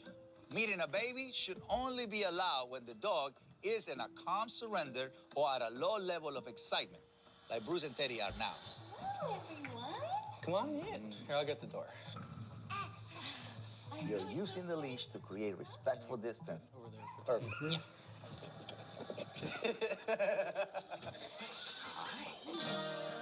The dogs did great. They're able to greet people without jumping on them. Hey.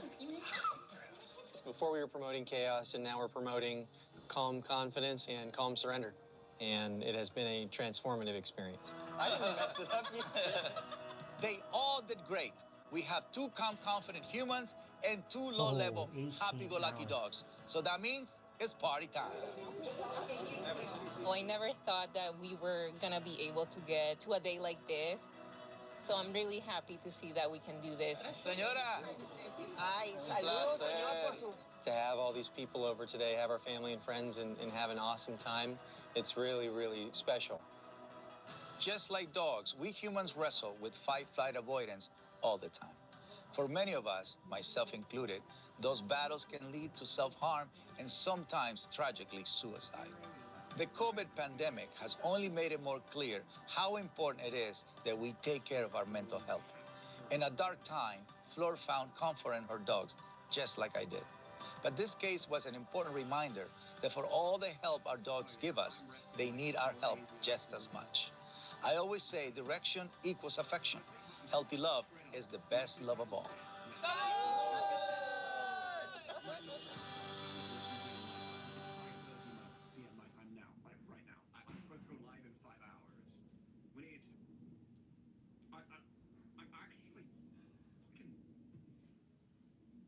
You know how often I see videos of people being like, oh, look, I'm shaking. And I'm like, yeah, you're clearly just faking that. No, apparently this can happen to you. Apparently this is real. Oh, man. You know what we need to do, for old time's sake? We've got to play our old Starting Soon screen song. The old Starting Soon screen song. We'll go there automatically. Don't worry about a link. We will end up there automatically. I've got this. Using the raid system, okay? Now, this is someone that, you know how, remember the email we wrote, right? Our application for partner, right? We are going to try and create a JRPG community on this platform. This guy, he's one of us. Let's recruit this guy. Let's get to know him. Let's, like, enjoy hanging out with this guy, and maybe he'll hang out with us, and, you know, we'll start actually building a community here for real. His name is Astro Tibbs. He is English speaking, which is obviously very useful. Everybody, I can only say thank you so many times. What a fucking wild day it's been. Get that role on Discord. It would be very much appreciated. I will see you live in maybe two days, something like that. I gotta fix my sleep pattern. And yeah. I'll see you in a couple of days, guys. Let's freak the crap out of Astro Tibbs with 157 viewers. Peace.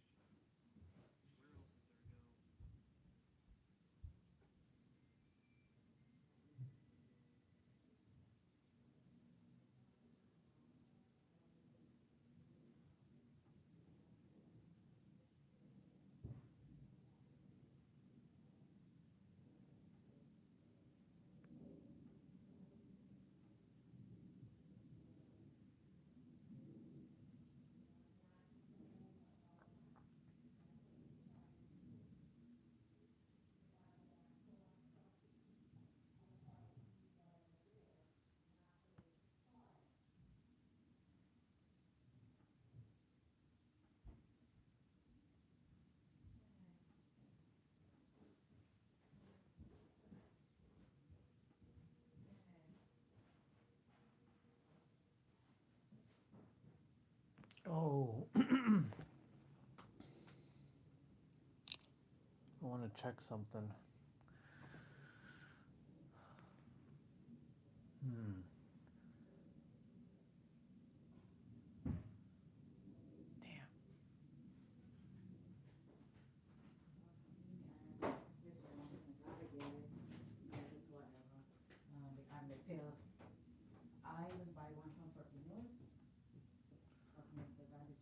I'm completely like full on my.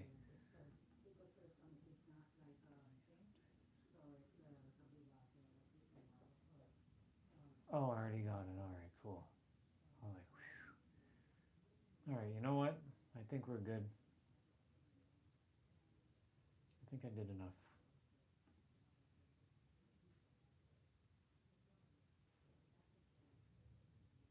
Yay!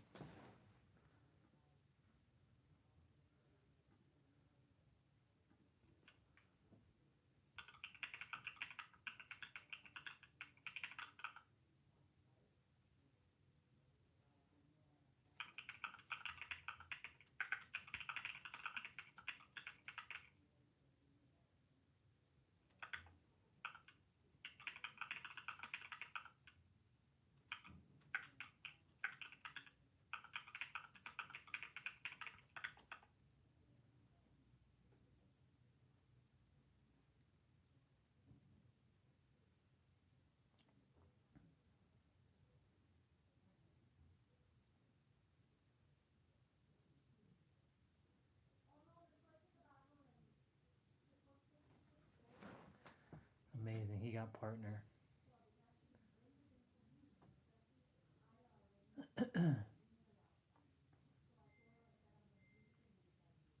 That's amazing.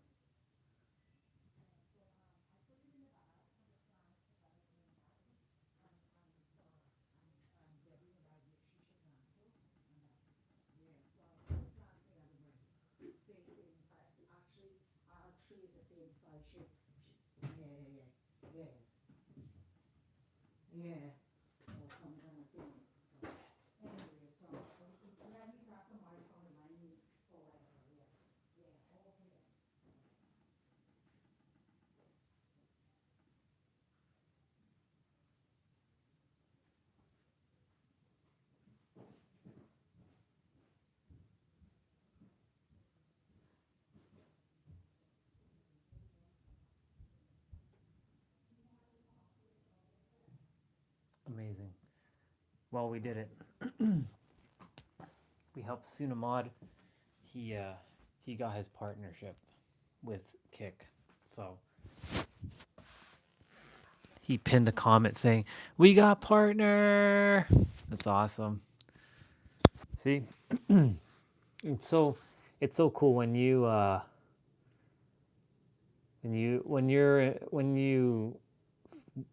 where there's a will, there's a way. I wanted Final Fantasy IX's mod to be done. Now he's just gotta, just finish it and he's done.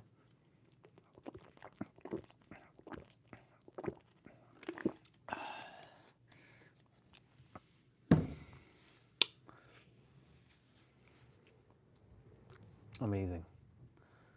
We did the thing, y'all. We did the thing. He live streamed for 18 hours straight. I've done that. I know what that feels like. Good on him. Proud of him.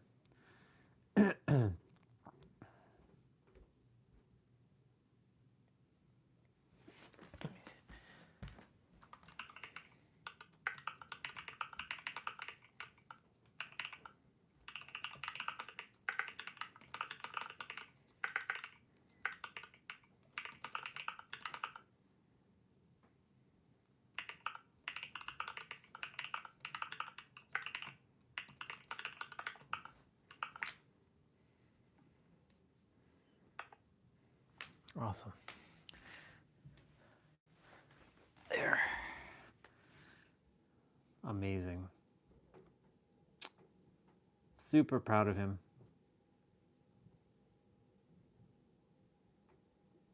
Super proud of him. He's asleep. You know, he's gonna get partner now. And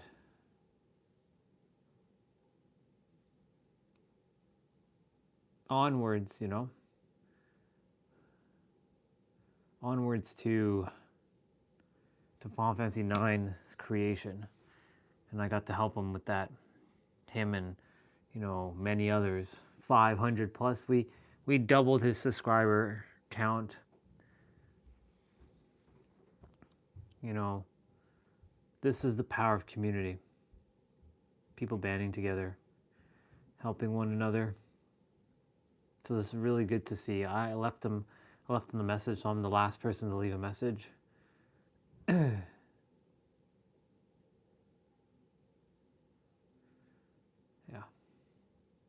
It's good, man. Last live 5 hours ago. So he finished at 147-ish. It's crazy. It's wild. What a ride, man. What a ride. So amazing. Thank you, universe, for helping him. I'm glad that I was able to contribute whatever I could.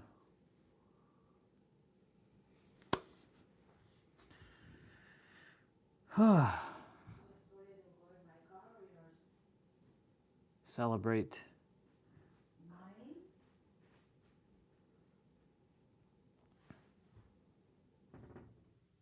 I don't know what I want to do.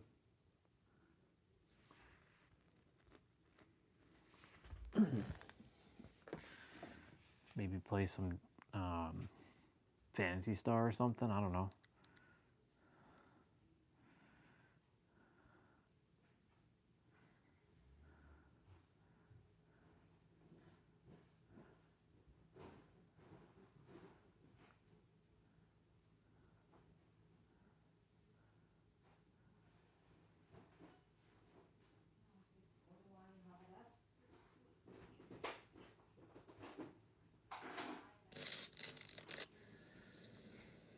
Is it safe in here?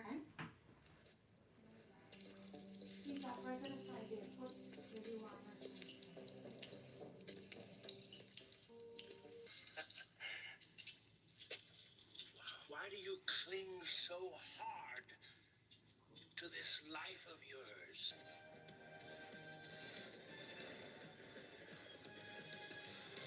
Suck my old shred. There's no such thing as failure until you give up. That is when you fail. There's definitely not enough cheese on this pizza. That's wild.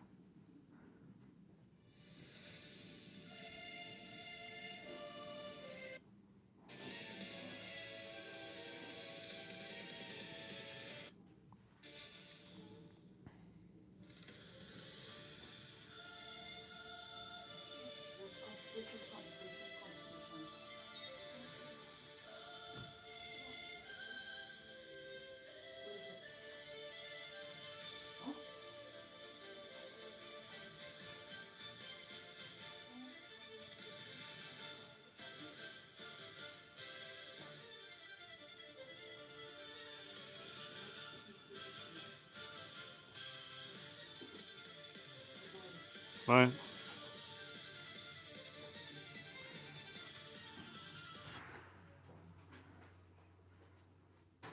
Guys, it's time to stop the slop. That's it. Shut off the shart pipes. No, don't get too close to it, you fools. Oh, another one bites the slop. Oh, hi there. I'm Sam Tucker.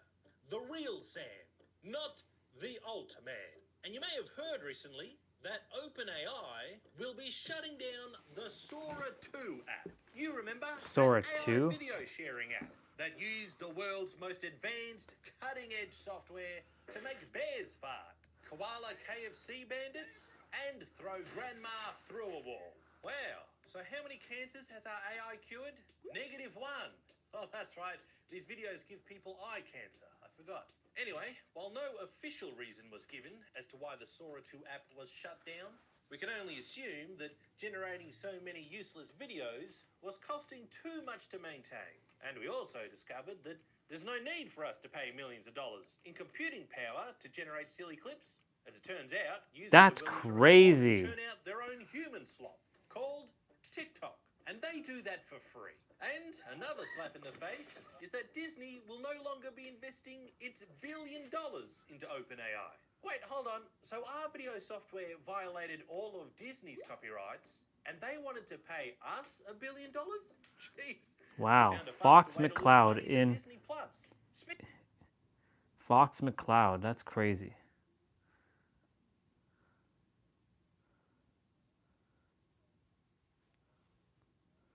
Everywhere I go, you are.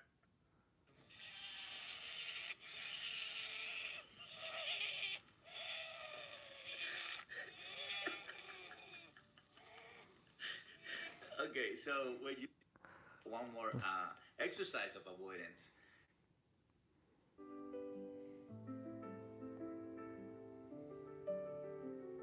Final Fantasy IX. Mm-hmm. Is this always on?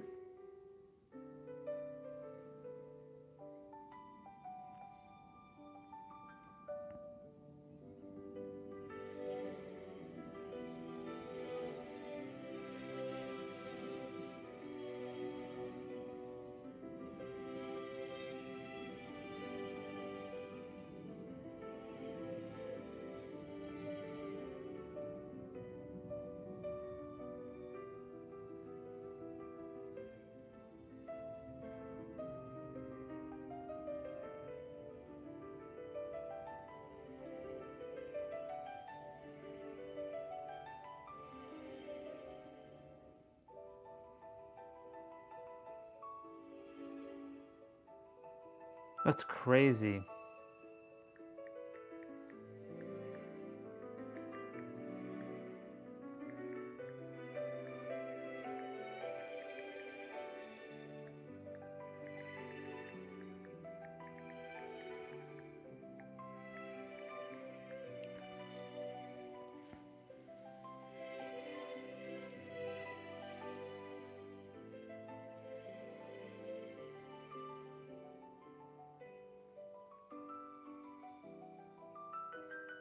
That's not true. That's not real. What is this place?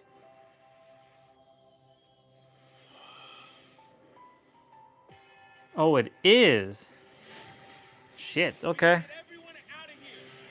So Fox is in this movie.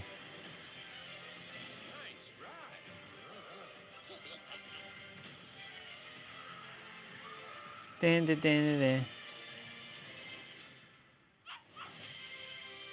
a huge universe out there with a lot of galaxies. Together,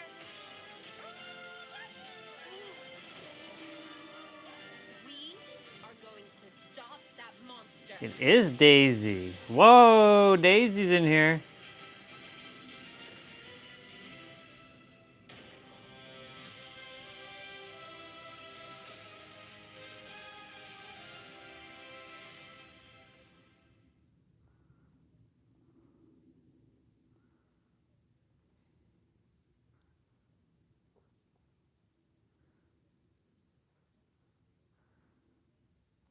Damn, I swear, if they bring all the Smash characters in, holy moly, it's gonna be one hell of a time with this movie.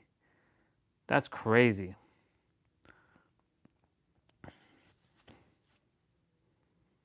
You mentioned that I'm running now. Yes, you are. Thank you for noticing. I could never mention it. And a million others are supposed to join you, I noticed. Yes, Yeah. we're going to try and get 1 million people running. That's great. You're going to save a lot of lives. Oh, thank you. But much of it's because of the work that people like you do and that come on my show and inspire me to think about things like my VO2 max. And I've definitely been just weight training for the last couple of years, not really thinking about my bones or my VO2 max. So this has been quite a big shift for me. It means to me that I felt like two people.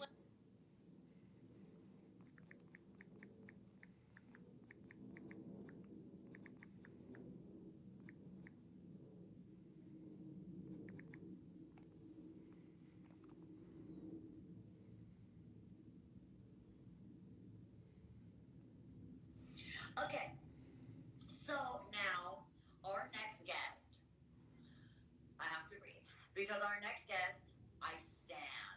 Like, I stand. Like, I stand, pre-stand, stand. So, okay, I gotta cool it. The guest on this is, okay, the next guest is on the list of reasons why I wanted to become a singer and an actress. So basically, like, my list is Joan Jett, Debbie Harry, Stevie Nicks, and Hillary Duff, which I have tried to become some sort of mosaic of. So before I bring on the queen of my universe, the apple of my eye, the ruler of my heart, I want to, before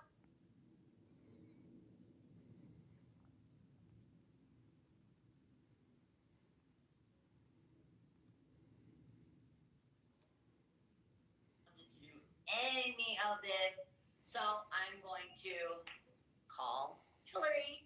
I can't believe I'm saying that. It's pretty awesome.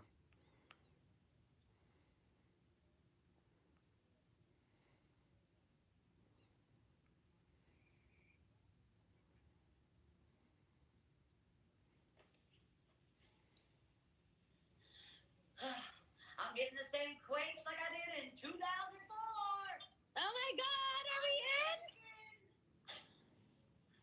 I'm staking. Hold on, is this working? It's working perfect. Wow, I'm so tech challenged. I can't believe that this is real. Hi, lady. That makes two of us. I can't believe this is real. I feel like you're making mountains move to make this show. That's pretty awesome.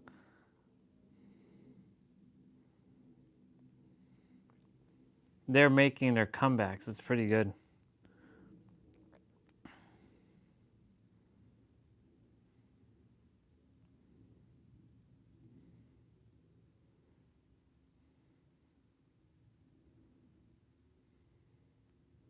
For 35 years, X-Men Arcade has lived in a very think around it. The character designs, the costumes, the proportions, the color palettes, the specific lineup of mutants. X-Men Arcade, we need to stop and appreciate something extraordinary because the cabinets that housed X-Men Arcade, Kitty Pryde, had been kidnapped. Anti-mutant robots patrol the streets, doing it in the early 90s. The backgrounds were detailed and layered in a way that gave each stage a sense of real place. The city street of Konami's landmark arcade soundtracks from this era active for a very long time. Meanwhile, the game continued to run in arcades, continued to be loved, continued to exist I kind of wish they put Switch and PC, and at the heart of it is X-Men Arcade, a proper feature-complete, officially supported release with a physical edition you can put on your shelf and keep. And what they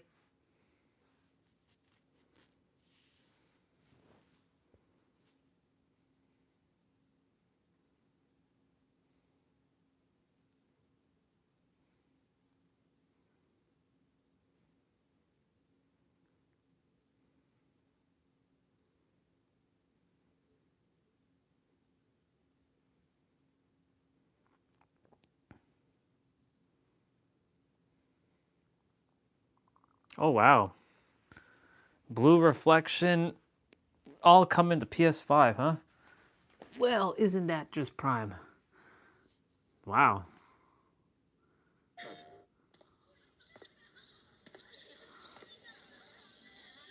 These were rare games. みんなのことを見つけてみせるよ。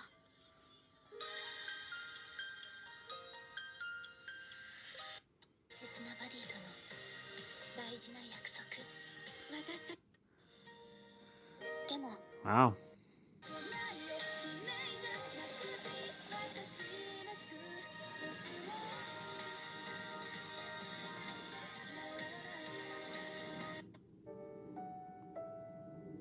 Only available digitally. Interesting.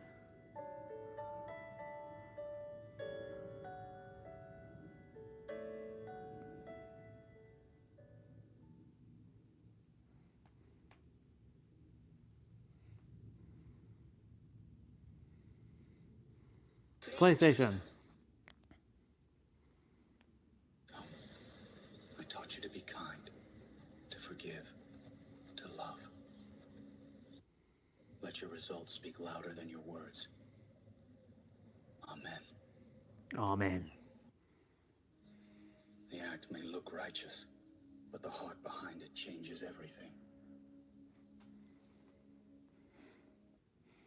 Until your wound.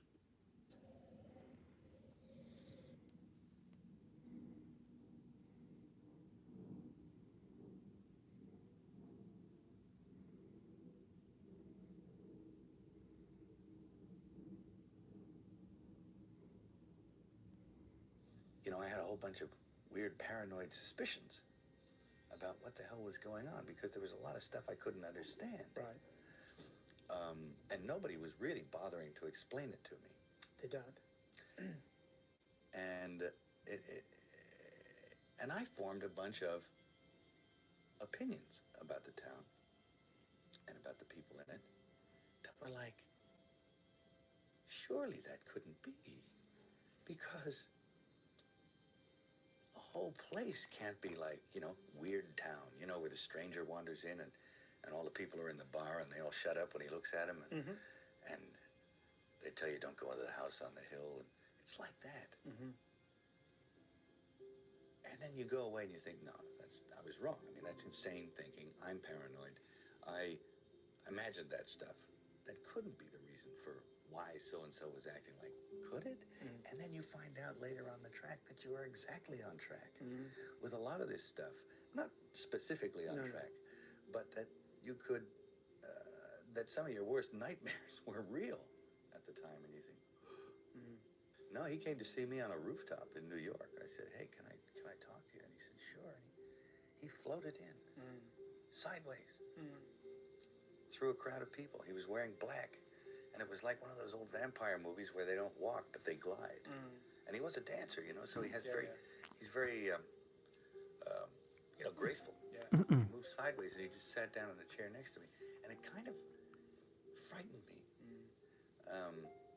And he's a very smart guy. And we started talking, and I didn't, you know, say much of anything about reading the script, nothing. I just started talking about the Middle Ages. And he began to talk tortures. And we swapped tortures because I'd read this book on torture. And I tried to recall some of the most heinous things I'd ever read in this book. And it's crazy. And he was like, and My feed is pretty interesting.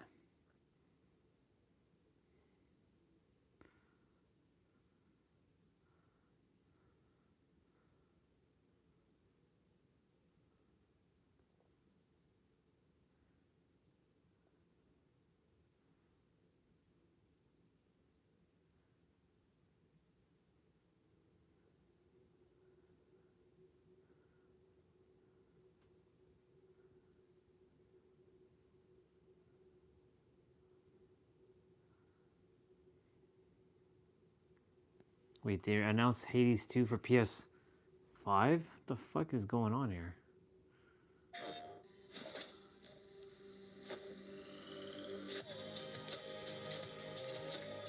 Into Nikki. Tour de France.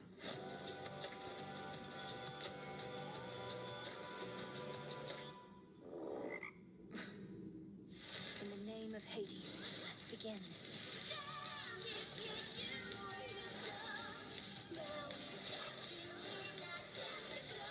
Let's see how strong you really are. Gotta pay attention to that. I cannot stop Kronos on my own. Will you aid me? Our power now is yours. They're going to love this. It will shine so bright it hurts.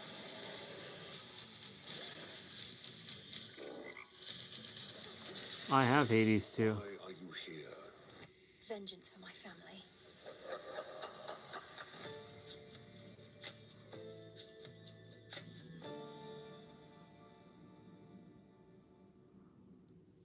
PlayStation. PlayStation.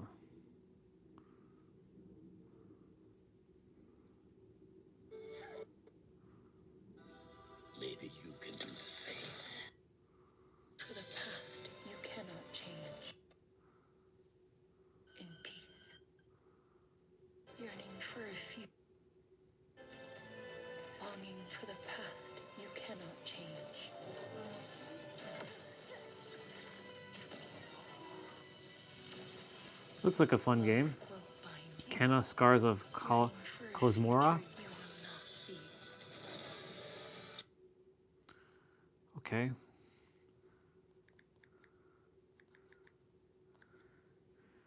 Nintendo. So that's their Switch 2. Switch 2, Switch 2, Switch 2.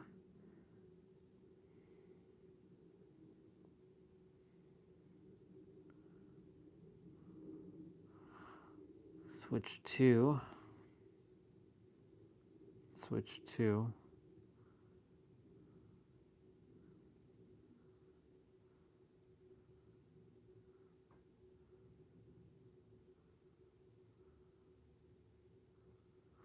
All right.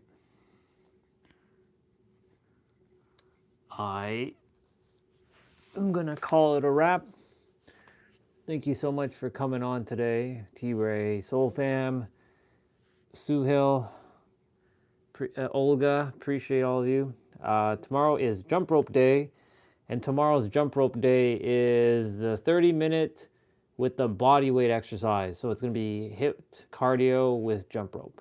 So it's gonna be 3 sets, 3 rounds, 3 different exercises, lower body first, upper body, and then core. So it'll be 30 seconds to jump, 10-second pause, 20-second body weight, 10-second pause, and then we do another body weight, or we do another skip, another body weight, and then we repeat for 3 rounds, and then we finish the set, and then we go on to the next set. All right, y'all.